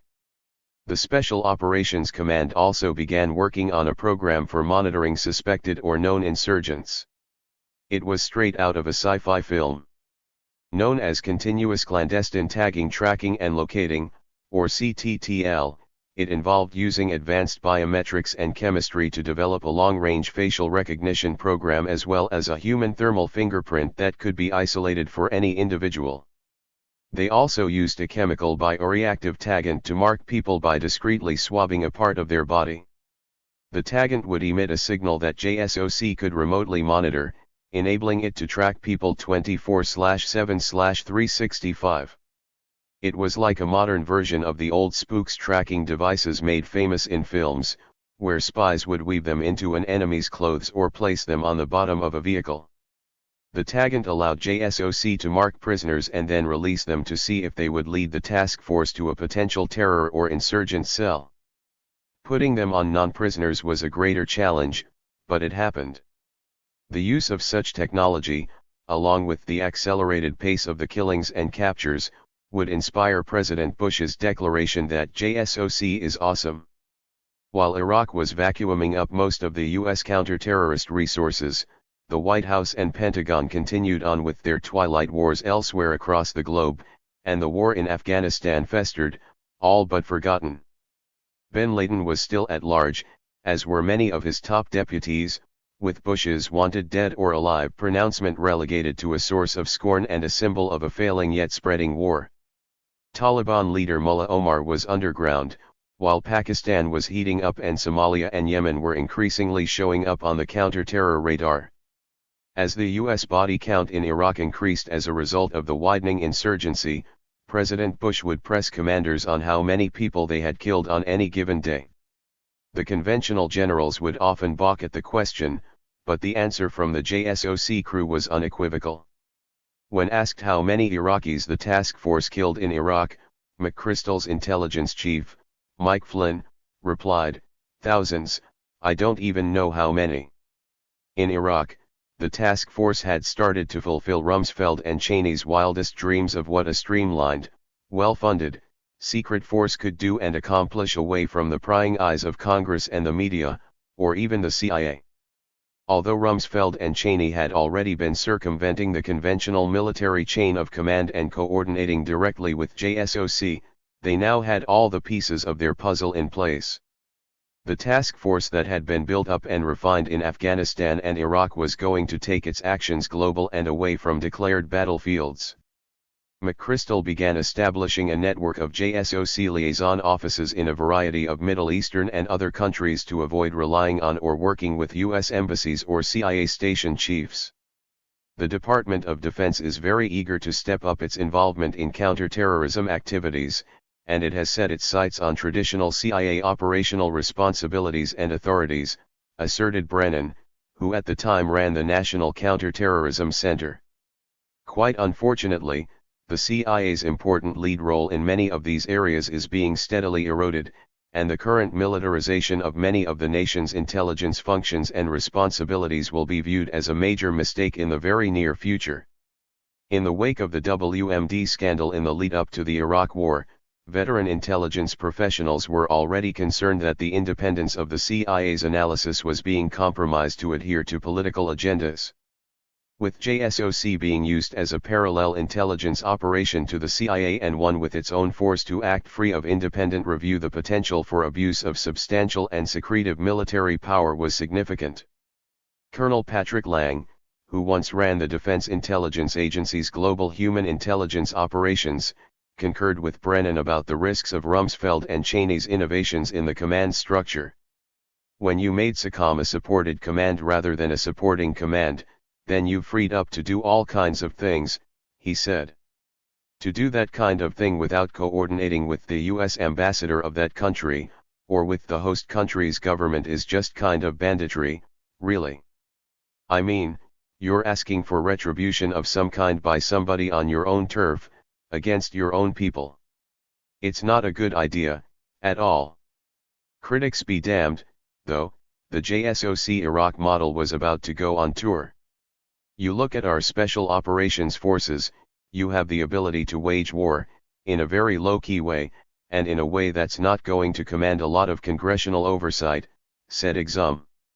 The mindset, he said, was, you have an empowered executive branch that more or less has license to wage war wherever it needs to, wherever it determines it needs to, worldwide. You've got this great hammer, and, you know, why not go hammer some nails? In early 2005, a behind-the-scenes scuffle broke out between the CIA, CENTCOM, and the Pentagon over who should take the lead in targeting al-Qaeda in Pakistan after some U.S. intelligence reports suggested that al-Qaeda's number 2 man, Ayman al-Zawahiri, was believed to be attending a meeting in the tribal area of Bajor in Waziristan. General McChrystal pushed hard for a JSOC raid to capture Zawahiri, and some CIA officials wanted him to do so without informing the U.S. ambassador in Islamabad, Ryan Crocker. Anthony Schaefer said that he and U.S. Special Operations planners had wanted to conduct such missions without informing the CIA, either. We felt that there was a likelihood at some point that CIA would either inadvertently or with knowledge give the ISI information relating to what we were doing, he told me. The idea was, to be blunt about it, to go it alone. We felt that we could not trust the CIA or the Pakistanis, to any great degree. He added, there are just some targets the Pakistanis would never cooperate with us to get. The CIA, however, was well aware of this operation. Teams of Navy SEALs and Army Rangers in Afghanistan were actually preparing to board aircraft for the operation, which included as many as 100 commandos, when the fighting among the CIA, CENTCOM, and the Pentagon leadership became so contentious that the operation was grounded. A former CIA officer told the New York Times that as the raid was being debated, he had told the military guys that this thing was going to be the biggest folly since the Bay of Pigs. Schaefer said that the rules for striking inside Pakistan had changed dramatically and became much more restrictive to the point of where I think it was nearly impossible, adding, the format of the war changed under our feet. General McChrystal, Schaefer said, continued to push for authority to do things in Pakistan, adding, I know for a fact that there was a policy decision made at some level that restricted our ability to do cross-border operations to deal with the things that we all believed from my level was the real issue. Pakistan was the real issue, not Afghanistan. But then, in October 2005, Pakistan suffered a massive 7.6 magnitude earthquake. Some 75,000 Pakistanis died. Millions more were displaced.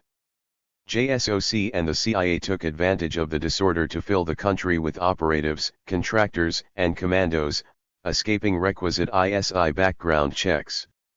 According to journalists Mark M. Binder and D.B. Grady, the JSOC intelligence teams that entered Pakistan with the CIA had multiple goals, including the cultivation of informant rings to collect information on al-Qaeda, as well as intelligence gathering related to how Pakistan transported its nuclear weapons. The elite U.S. force also aimed to penetrate the ISI. Under a secret program codenamed Screen Hunter, JSOC, augmented by the Defense Intelligence Agency and contract personnel, was authorized to shadow and identify members of the ISI suspected of being sympathetic to al-Qaeda, M. Binder and Grady wrote. It is not clear whether JSOC units used lethal force against these ISI officers. One official said that the goal of the program was to track terrorists through the ISI by using disinformation and psychological warfare.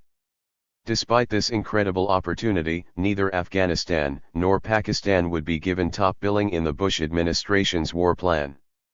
Instead, The top-tier operators from JSOC and the CIA were again redirected to Iraq to confront the rapidly spreading insurgency, which had made a farce of the administration's claims that U.S. forces would be welcomed as liberators. The CIA's unit responsible for hunting down bin Laden, Alex Station, was shut down. "This will clearly denigrate our operations against al-Qaeda," declared former senior CIA official Michael Scheuer, the unit's first director. "These days at the agency, bin Laden and al-Qaeda appear to be treated merely as first among equals." The head of the CIA's clandestine operations branch, Jose Rodriguez, reorganized the CIA's secret U.S. war in Pakistan under the code name Operation Cannonball. In theory, it was an attempt to ratchet up the targeting of al-Qaeda. But with most of the veteran CIA and special ops assets bogged down in Iraq, the operation was largely staffed by inexperienced operatives. "You had a very finite number of agents with operational experience in the Islamic world," a former senior intelligence official told the New York Times. "Those people all went to Iraq. We were all hurting because of Iraq." The secret war in Pakistan became largely a drone bombing campaign, described by CIA officers at the U.S. Embassy in Islamabad as boys with toys. The drone campaign successfully took out several suspected al-Qaeda figures and reportedly narrowly missed Zawahiri, but it also resulted in scores of civilians being killed, sparking protests and outrage among Pakistanis. Although CIA drone strikes became the lead U.S. weapon in Pakistan during this period, JSOC forces did, at times, manage to conduct sporadic ground operations, albeit with a great deal of protest from the Pakistanis, according to Schaefer. In a raid in 2006 in Damadola in Bajor, Navy SEALs from Devgru targeted a suspected al-Qaeda house and detained several people. "They choppered in, rappelled down and went into the compound," a former U.S. official familiar with the operation told the Los Angeles Times. "It was tactically very well executed." Pakistani media sources characterized the operation a bit differently. American soldiers had violated Pakistani airspace, flown to the village in helicopters, killed 8 persons in the home of a cleric Maulana Noor Mohammed, and taken away 5 others to Afghanistan, reported journalist Rahimullah Yousafzai. With resources spread thin in Pakistan as a result of the intensifying insurgency in Iraq, the Bush administration began outsourcing its war in Pakistan. Enter Blackwater, Eric Prince's secretive mercenary company already infamous for its work in Iraq. Like the CIA, Blackwater had its own cover, diplomatic security. From the early stages of the launch of the global war on terror, its operatives were able to deploy in large numbers to war zones as bodyguards for U.S. officials. Blackwater was the elite Praetorian Guard for the senior officials running the U.S. occupation of Iraq and simultaneously worked for the State Department, the Pentagon, and the CIA, providing security for their operations in hostile zones across the globe.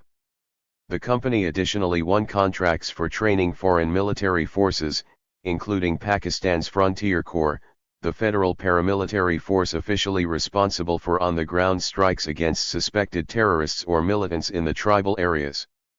Meanwhile, across the border in Afghanistan, Blackwater controlled 4 forward operating bases, including the closest U.S. base to the Pakistan border. All of this was very appealing to both JSOC and the CIA.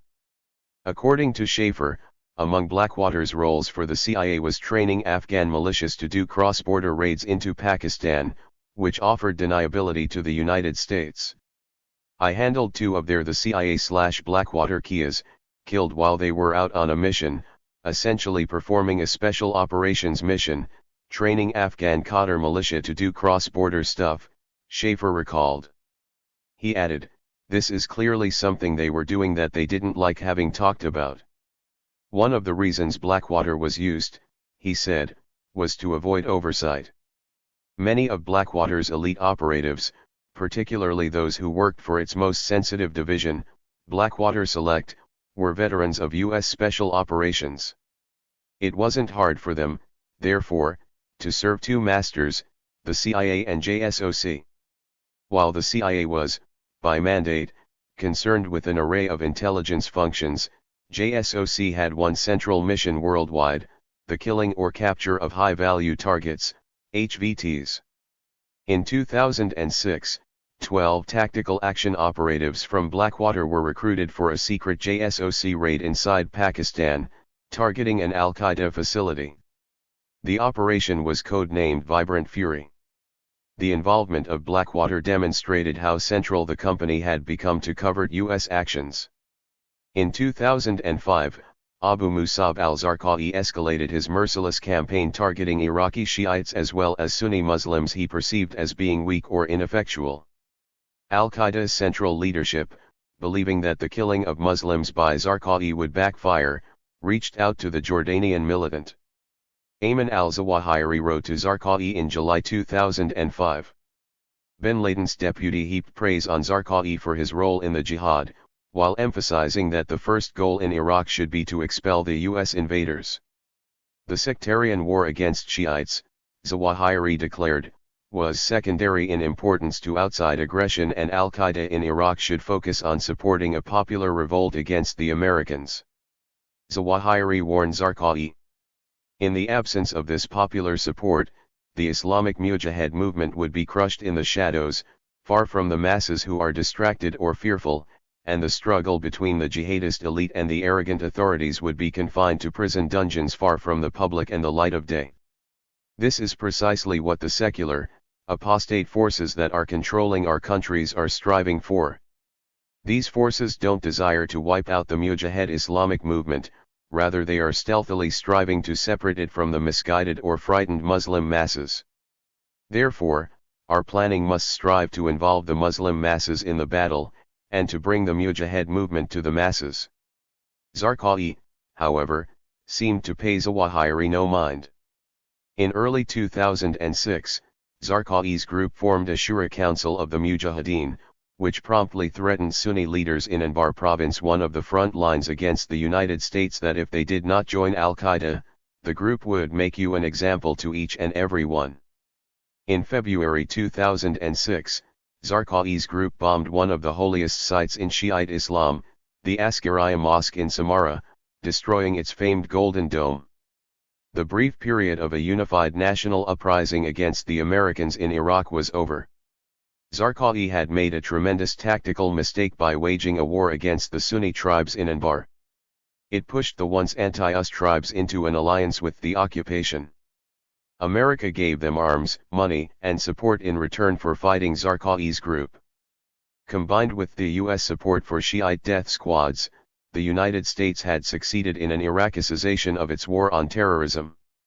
Although General Petraeus would be credited years later with winning the Iraq War through a troop surge, he had also, along with Zarqawi, helped to destroy Iraq and create a sectarian bloodbath that would live on well past the U.S. occupation.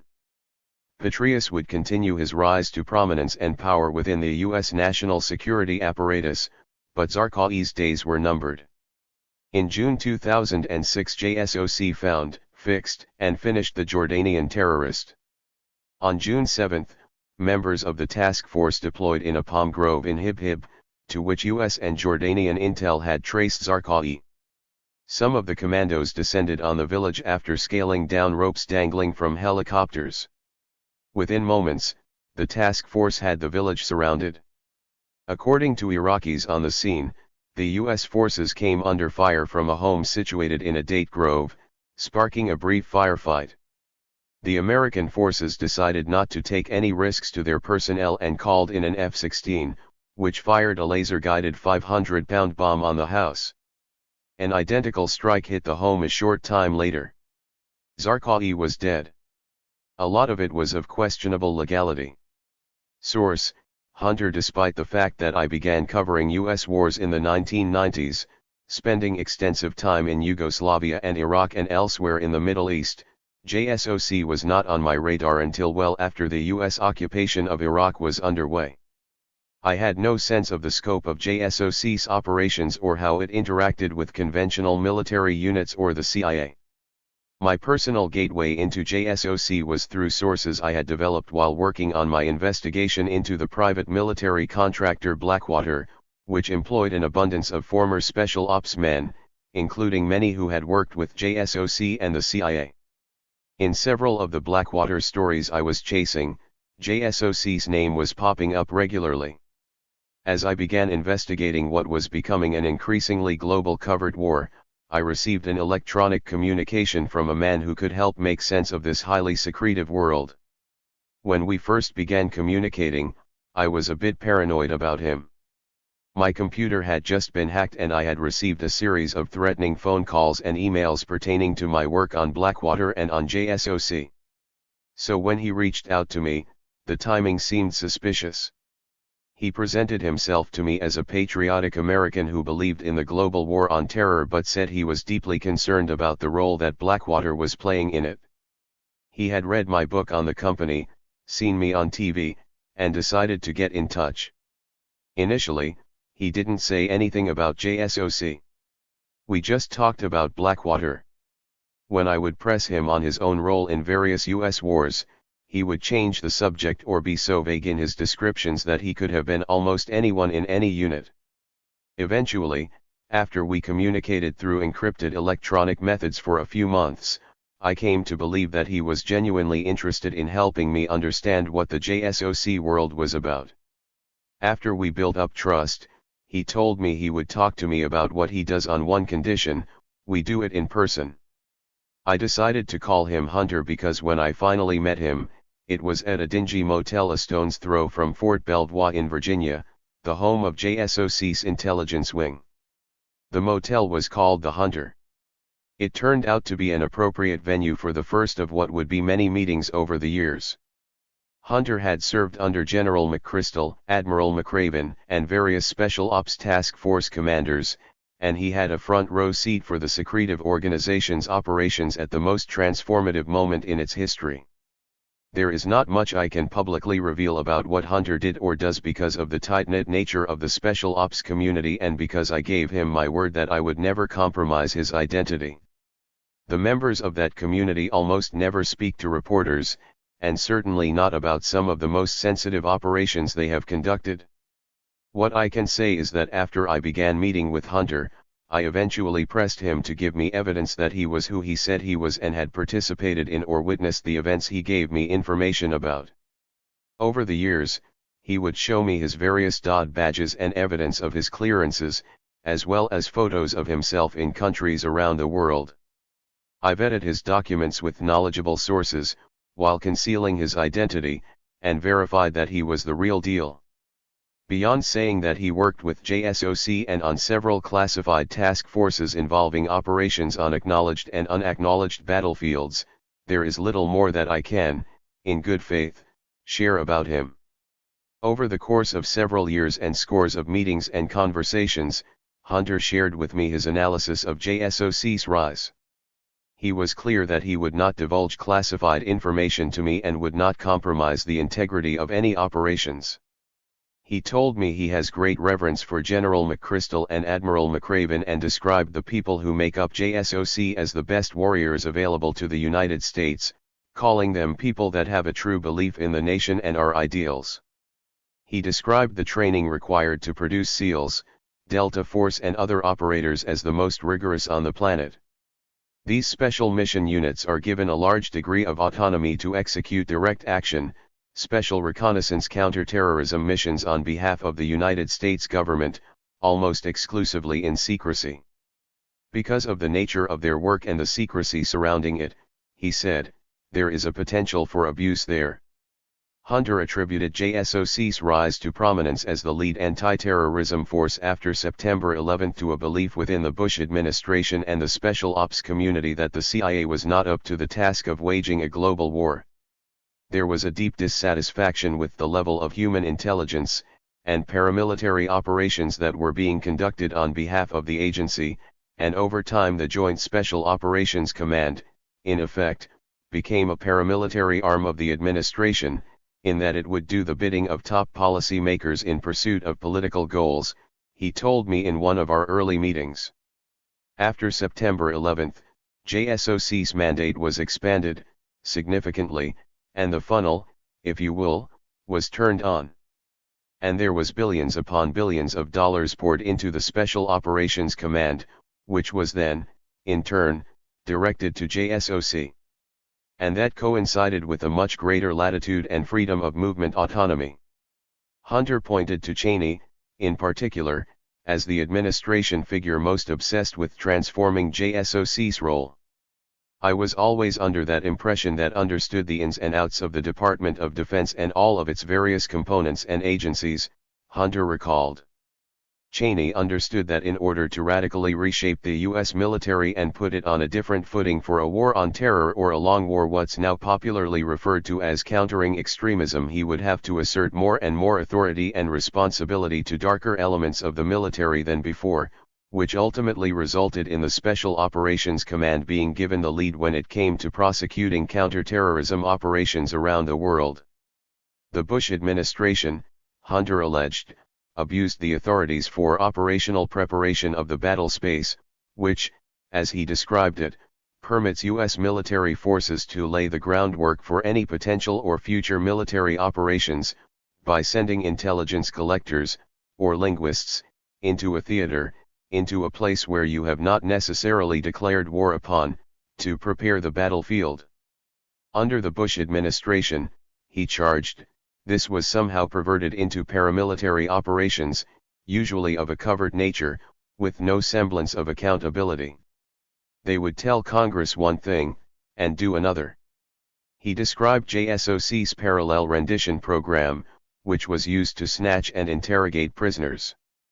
Among the people taken, he said, were individuals whom the administration had made a calculation not to turn over to the Department of Justice and not to have the State Department or the Ambassador at Large for War Crimes or the Central Intelligence Agency get involved.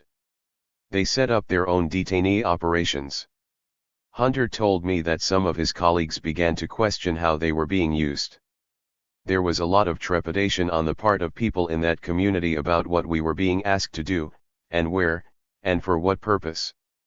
A lot of it was of questionable legality, and most of it was outside of any stated battlefield, he recalled. He also made clear there was a sizable community of JSOC operators and support staff who truly believed in Rumsfeld and Cheney's vision and were completely aware of the extra-legal nature of the operations themselves, and were content with that and believed that they had been provided top cover from the Office of the Secretary of Defense, and ultimately the White House. JSOC guys are like wolf packs at the tip of the spear doing what some believe is God's work and some believe is America's work, he said. Rumsfeld and Cheney, he said, would intentionally sidestep the agency and go to Joint Special Operations Command with a set of mission parameters and goals and policy objectives that they wanted to meet for their own political purposes.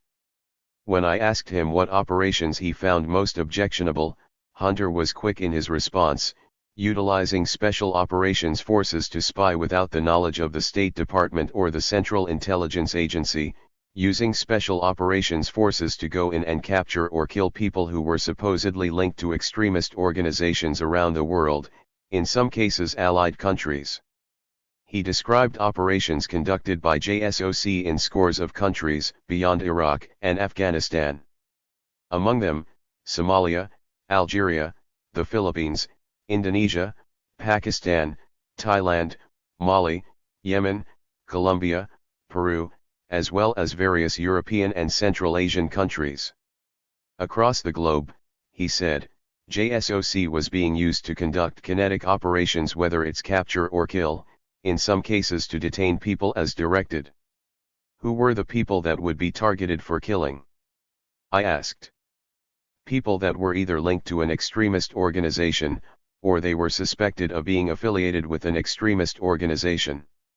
Or they were people that were providing safe harbor or funding, he told me.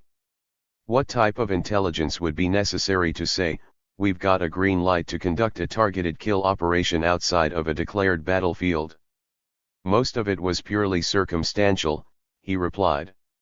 The majority of the operations were predicated on actionable intelligence, but not necessarily definitive intelligence. I think that's the most worrisome aspect of the operations that transpired. The mindset, he said, was, the world is a battlefield and we are at war. Therefore the military can go wherever they please and do whatever it is that they want to do, in order to achieve the national security objectives of whichever administration happens to be in power. The imprisonment of Anwar al-Awlaki. Yemen, 2004, 2007. When Anwar al-Awlaki returned to Yemen in 2004, history was laying a path for him that would lead him toward international infamy and a showdown against JSOC, the CIA, and the US assassination program. It seems unlikely he knew that at the time. How could he? His father, Nasser, said that Anwar's decision to return to Sana'a was a practical one, not an indicator of his growing radicalism. He could not get a scholarship to study in Britain, Nasser asserted, so he decided to come back to Yemen. But what happened to al-Awlaki when he did return would harden his views toward US policies and propel him to renounce any allegiance he had once professed to hold to the country of his birth. Al-Awlaki arrived in Sana'a and was contemplating his next steps. He had plans to study at Iman University and was invited to preach at some mosques. In a lecture at Sana'a University, he delivered a speech on the role of Islam in the world and condemned the US war in Iraq. He and his wife and their children settled into Nasser's home in Sana'a, just near the university. By that time, al-Awlaki's eldest son, Abdul Rahman, was 9 years old. Like his father, he had spent the first years of his life growing up as an American. He was a lanky, bespectacled boy and the spitting image of his father at that age. Anwar thought about creating a center of learning Islam and also language teaching non-Muslims Arabic, and things like that, recalled Nasser. He thought about starting his own school, like an elementary school. He wanted to just do regular preaching, until he found some job which was appropriate for him. But the United States had not forgotten about al-Awlaki, and Yemeni intelligence agents were on him from the day he arrived. Al-Awlaki had grown accustomed to life under surveillance, and he did his best to make a living. But religion, his faith, was his real passion. He spent a lot of time in front of the computer, recording sermons and carrying on extensive correspondence with his followers across the globe. He was mostly doing lecturing, through the internet, said Nasser. And also he got into trying to start some businesses, real estate, some ventures. He was trying to work as a private person, buying and selling real estate. Nasser laughed, shaking his head, before adding, but this didn't work out. Al-Awlaki's children were enjoying the time they spent with their grandparents, aunts, and uncles, and the Al-Awlakis began building a separate apartment for Anwar and his family inside their gated lot in Sana'a. Al-Awlaki's family members describe this period in Sana'a as a time of exploration for Anwar. It seems clear that by 2006, Anwar had come to terms with the fact that his life as an American was over. The FBI was not going to leave him alone. The wars in Iraq and Afghanistan enraged him. He spent endless days and nights toiling over questions of how Muslims should respond to the wars, from Iraq to Gaza to Afghanistan and beyond. His sermons were becoming sharper. He often debated the nature of jihad with those he corresponded with. He truly seemed to be struggling to discover his own truths about the post-9/11 world. But Anwar did not mention Al-Qaeda, at least not in any positive way. Everything was normal, and we thought that he put everything back behind him, recalled Nasser. And we were building our house, and we built him an apartment, and all that. So really, everything to me was very normal. And he himself was just only working on his preaching and things like that. And nothing else. Nothing else, until Anwar was put in prison. That was a turning point, said Nasser. Anwar al-Awlaki was a political prisoner. When he was arrested in mid-2006 by US-backed Yemeni forces, there was a cover story. Something about Anwar intervening in a tribal dispute. But, as with most political prisoners, it was just a thinly veiled excuse to take him off the streets.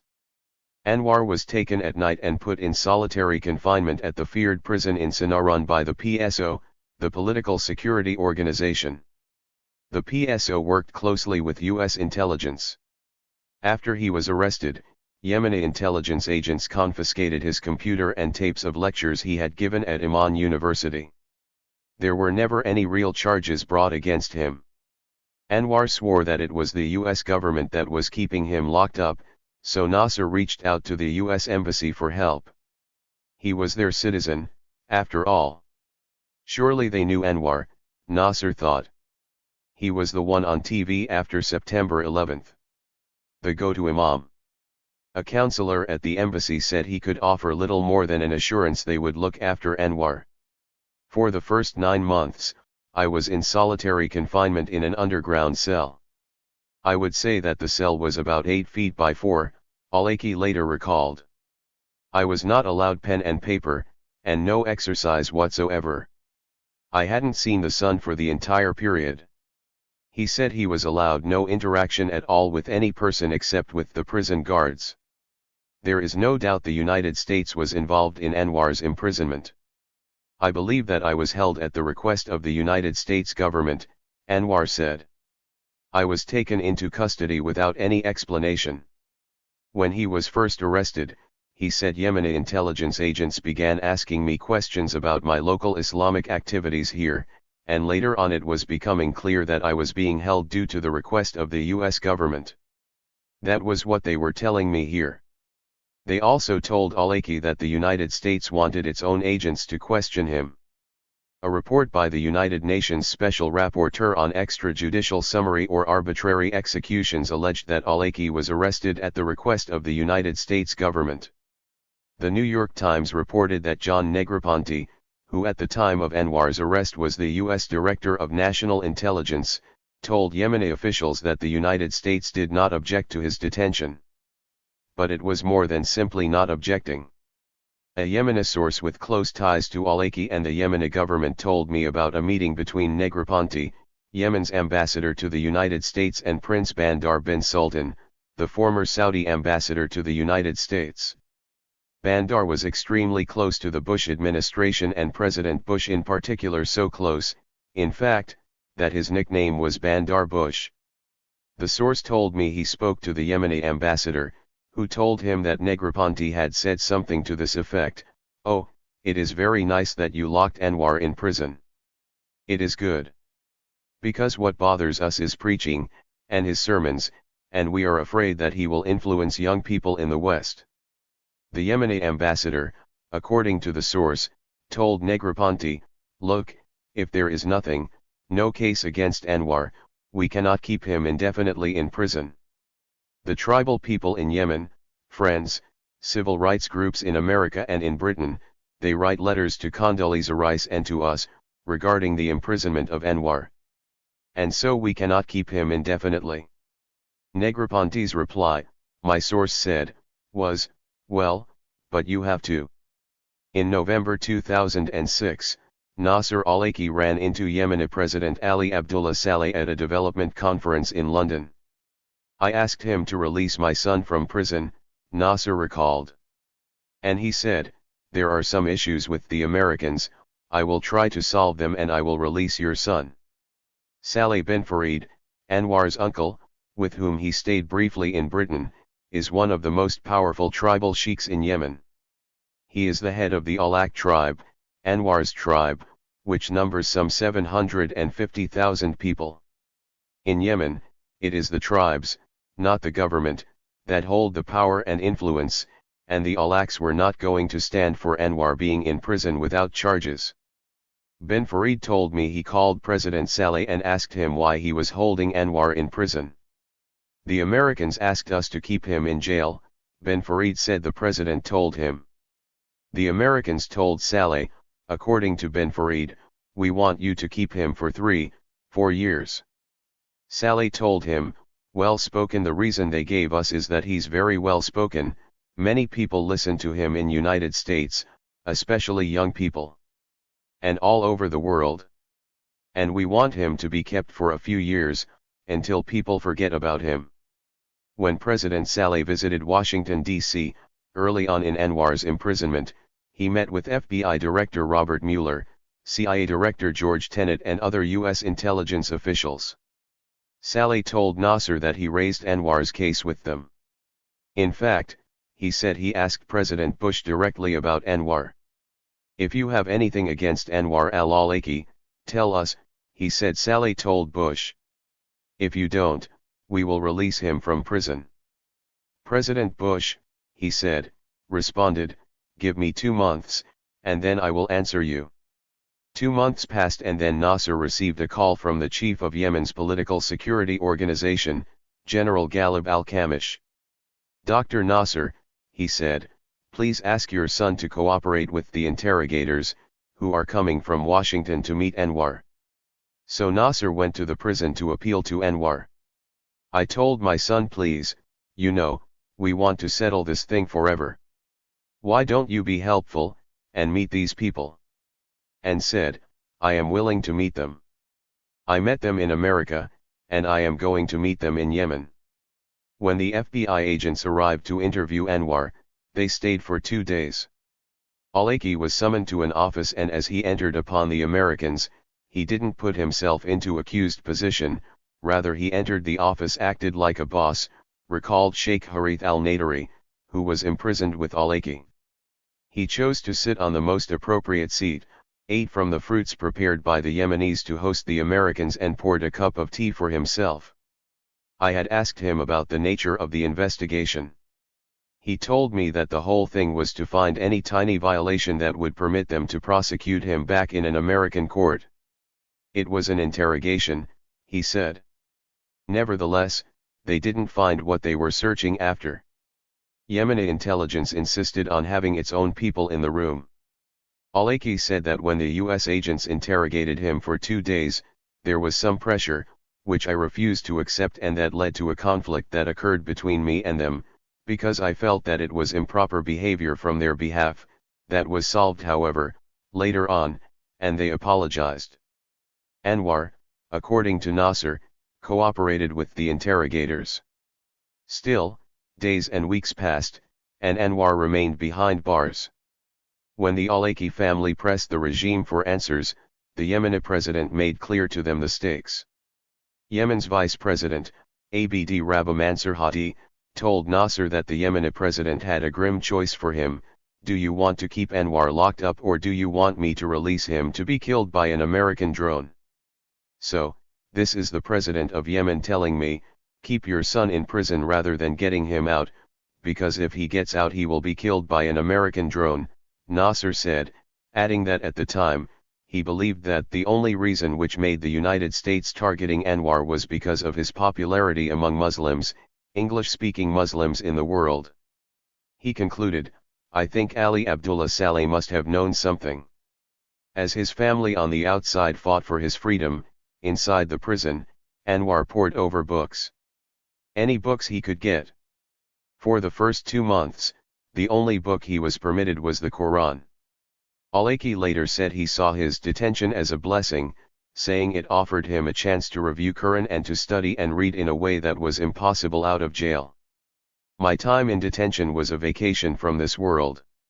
He later said that because they took everything away and gave the Quran, that is why the Quran had this different meaning, adding, it is because of the distractions that are going around us, that we don't get the most benefit from Quran. But when a person is in that solitary environment, all of the distractions are taken away and his heart is fixed on the word of Allah, and the words take on a completely different meaning. Eventually, Al-Awlaki got his hands on In the Shade of the Quran by Sayyid Qutb. There were some striking similarities between Al-Awlaki's life experience and those of Qutb. Qutb was an Egyptian scholar and thinker whose writings and teachings later were credited with forming the intellectual basis for militant Islamist movements. He was a dissident in Egypt who advocated for an Islamic government. Like Al-Awlaki, he spent time studying in Colorado, where he enrolled at Colorado State College of Education in 1949. After his time in the United States, Qutb railed against what he perceived as the excesses of American culture: scantily clad women, jazz music, wrestling and football, alcohol. He labeled America a primitive society, writing that its people were numb to faith in religion, faith in art, and faith in spiritual values altogether. When he returned to Egypt, Qutb developed close ties to the Muslim Brotherhood. In 1954, he was arrested and put in jail, where he would remain for most of the rest of his life. While Qutb was tortured in prison, he also wrote his most influential texts, including the book Al-Aki would read in his own prison cell a half-century later. In 1966, Qutb was hanged after being convicted of plotting to overthrow the Egyptian government. Al-Aki said he was so immersed with the author I would feel that Sayyid was with me in my cell speaking to me directly. There was something about my reading in prison, I could feel the personality of the author through his words. So even though I was in solitary confinement I was never alone. Al-Aki said that he tried to limit his reading to 30 pages a day, but because of the flowing style of Sayyid I would read between 100 to 150 pages a day. In fact I would read until my eyes got tired.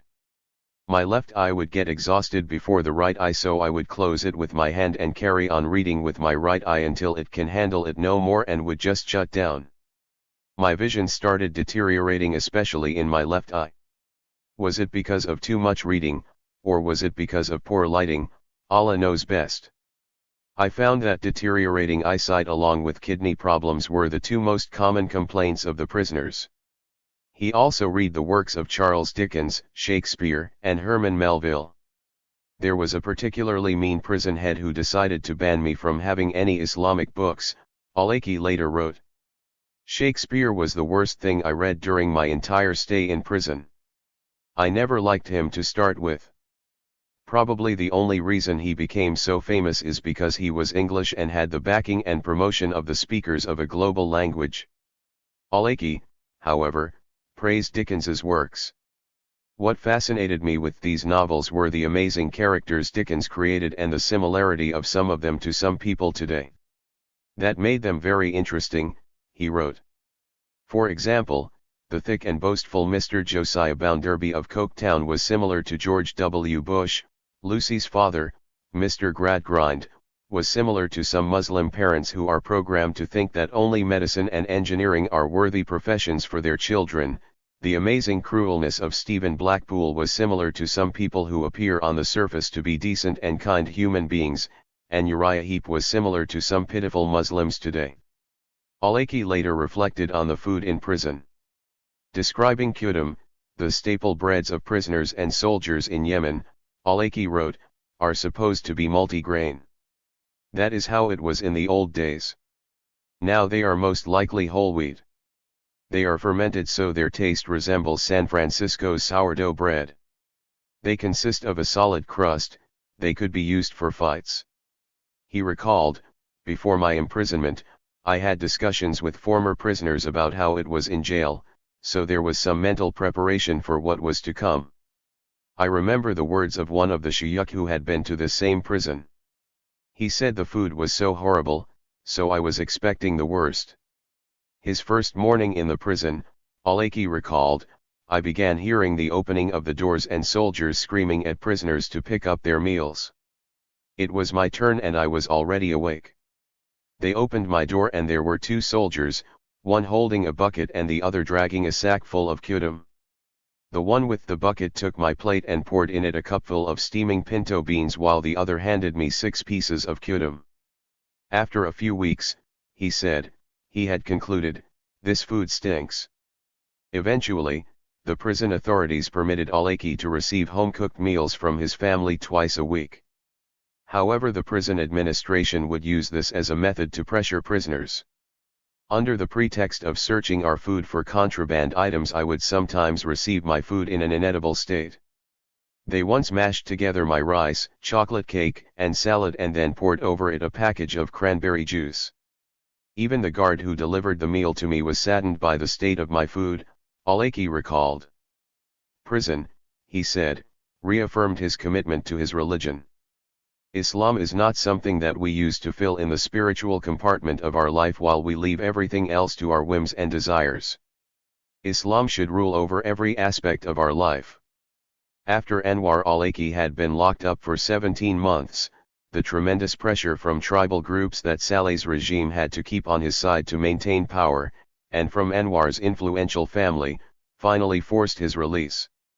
Sheikh Saleh bin Farid had gone to see the Yemeni president to offer his personal guarantees that Anwar would not cause trouble if he was set free.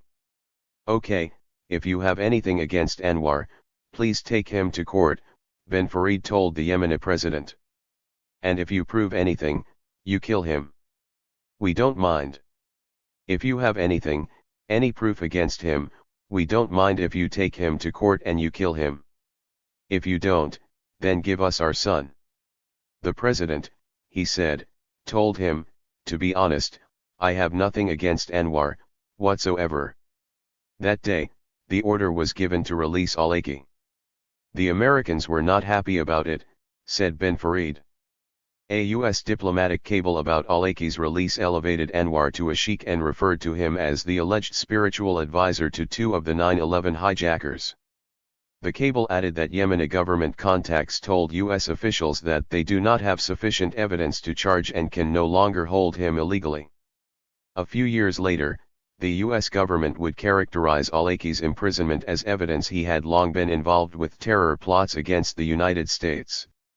Without providing any evidence to support the claim, the U.S. Treasury Department statement alleged al-Awlaki was imprisoned in Yemen in 2006 on charges of kidnapping for ransom and being involved in an al-Qaeda plot to kidnap a U.S. official, but was released from jail in December 2007 and subsequently went into hiding in Yemen. America knows war. They are war masters.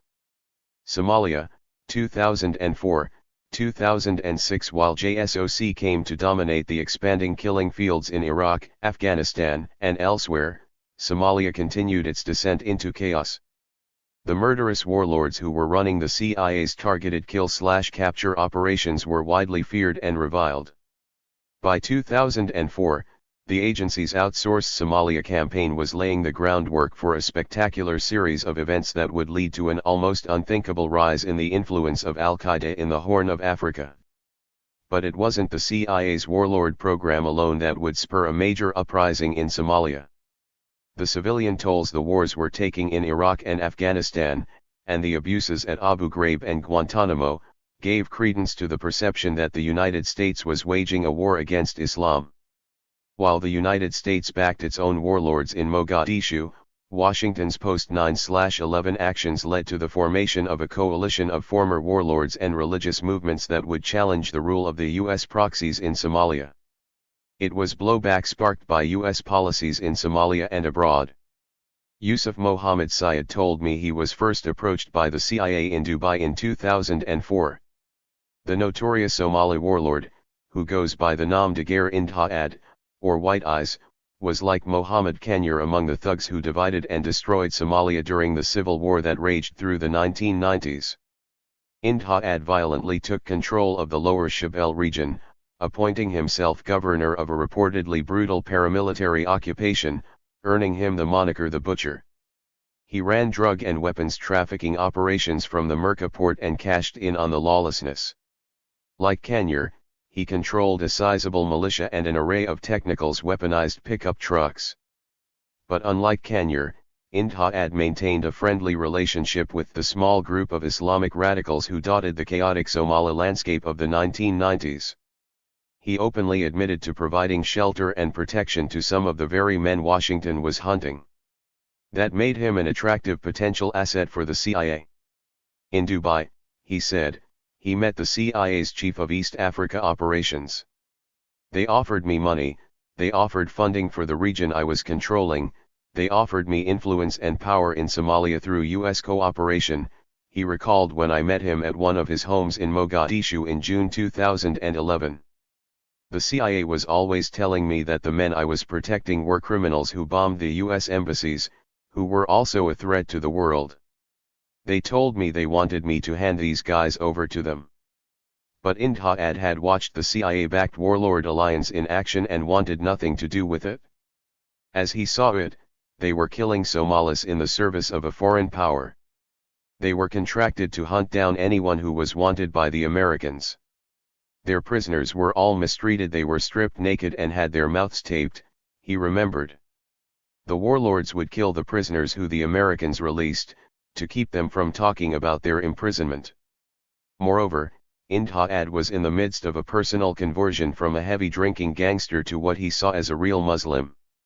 When the United States invaded Iraq in 2003, Ind-Ha'ad, like many Muslims around the globe, viewed the United States as arrogant and on a crusade against Islam.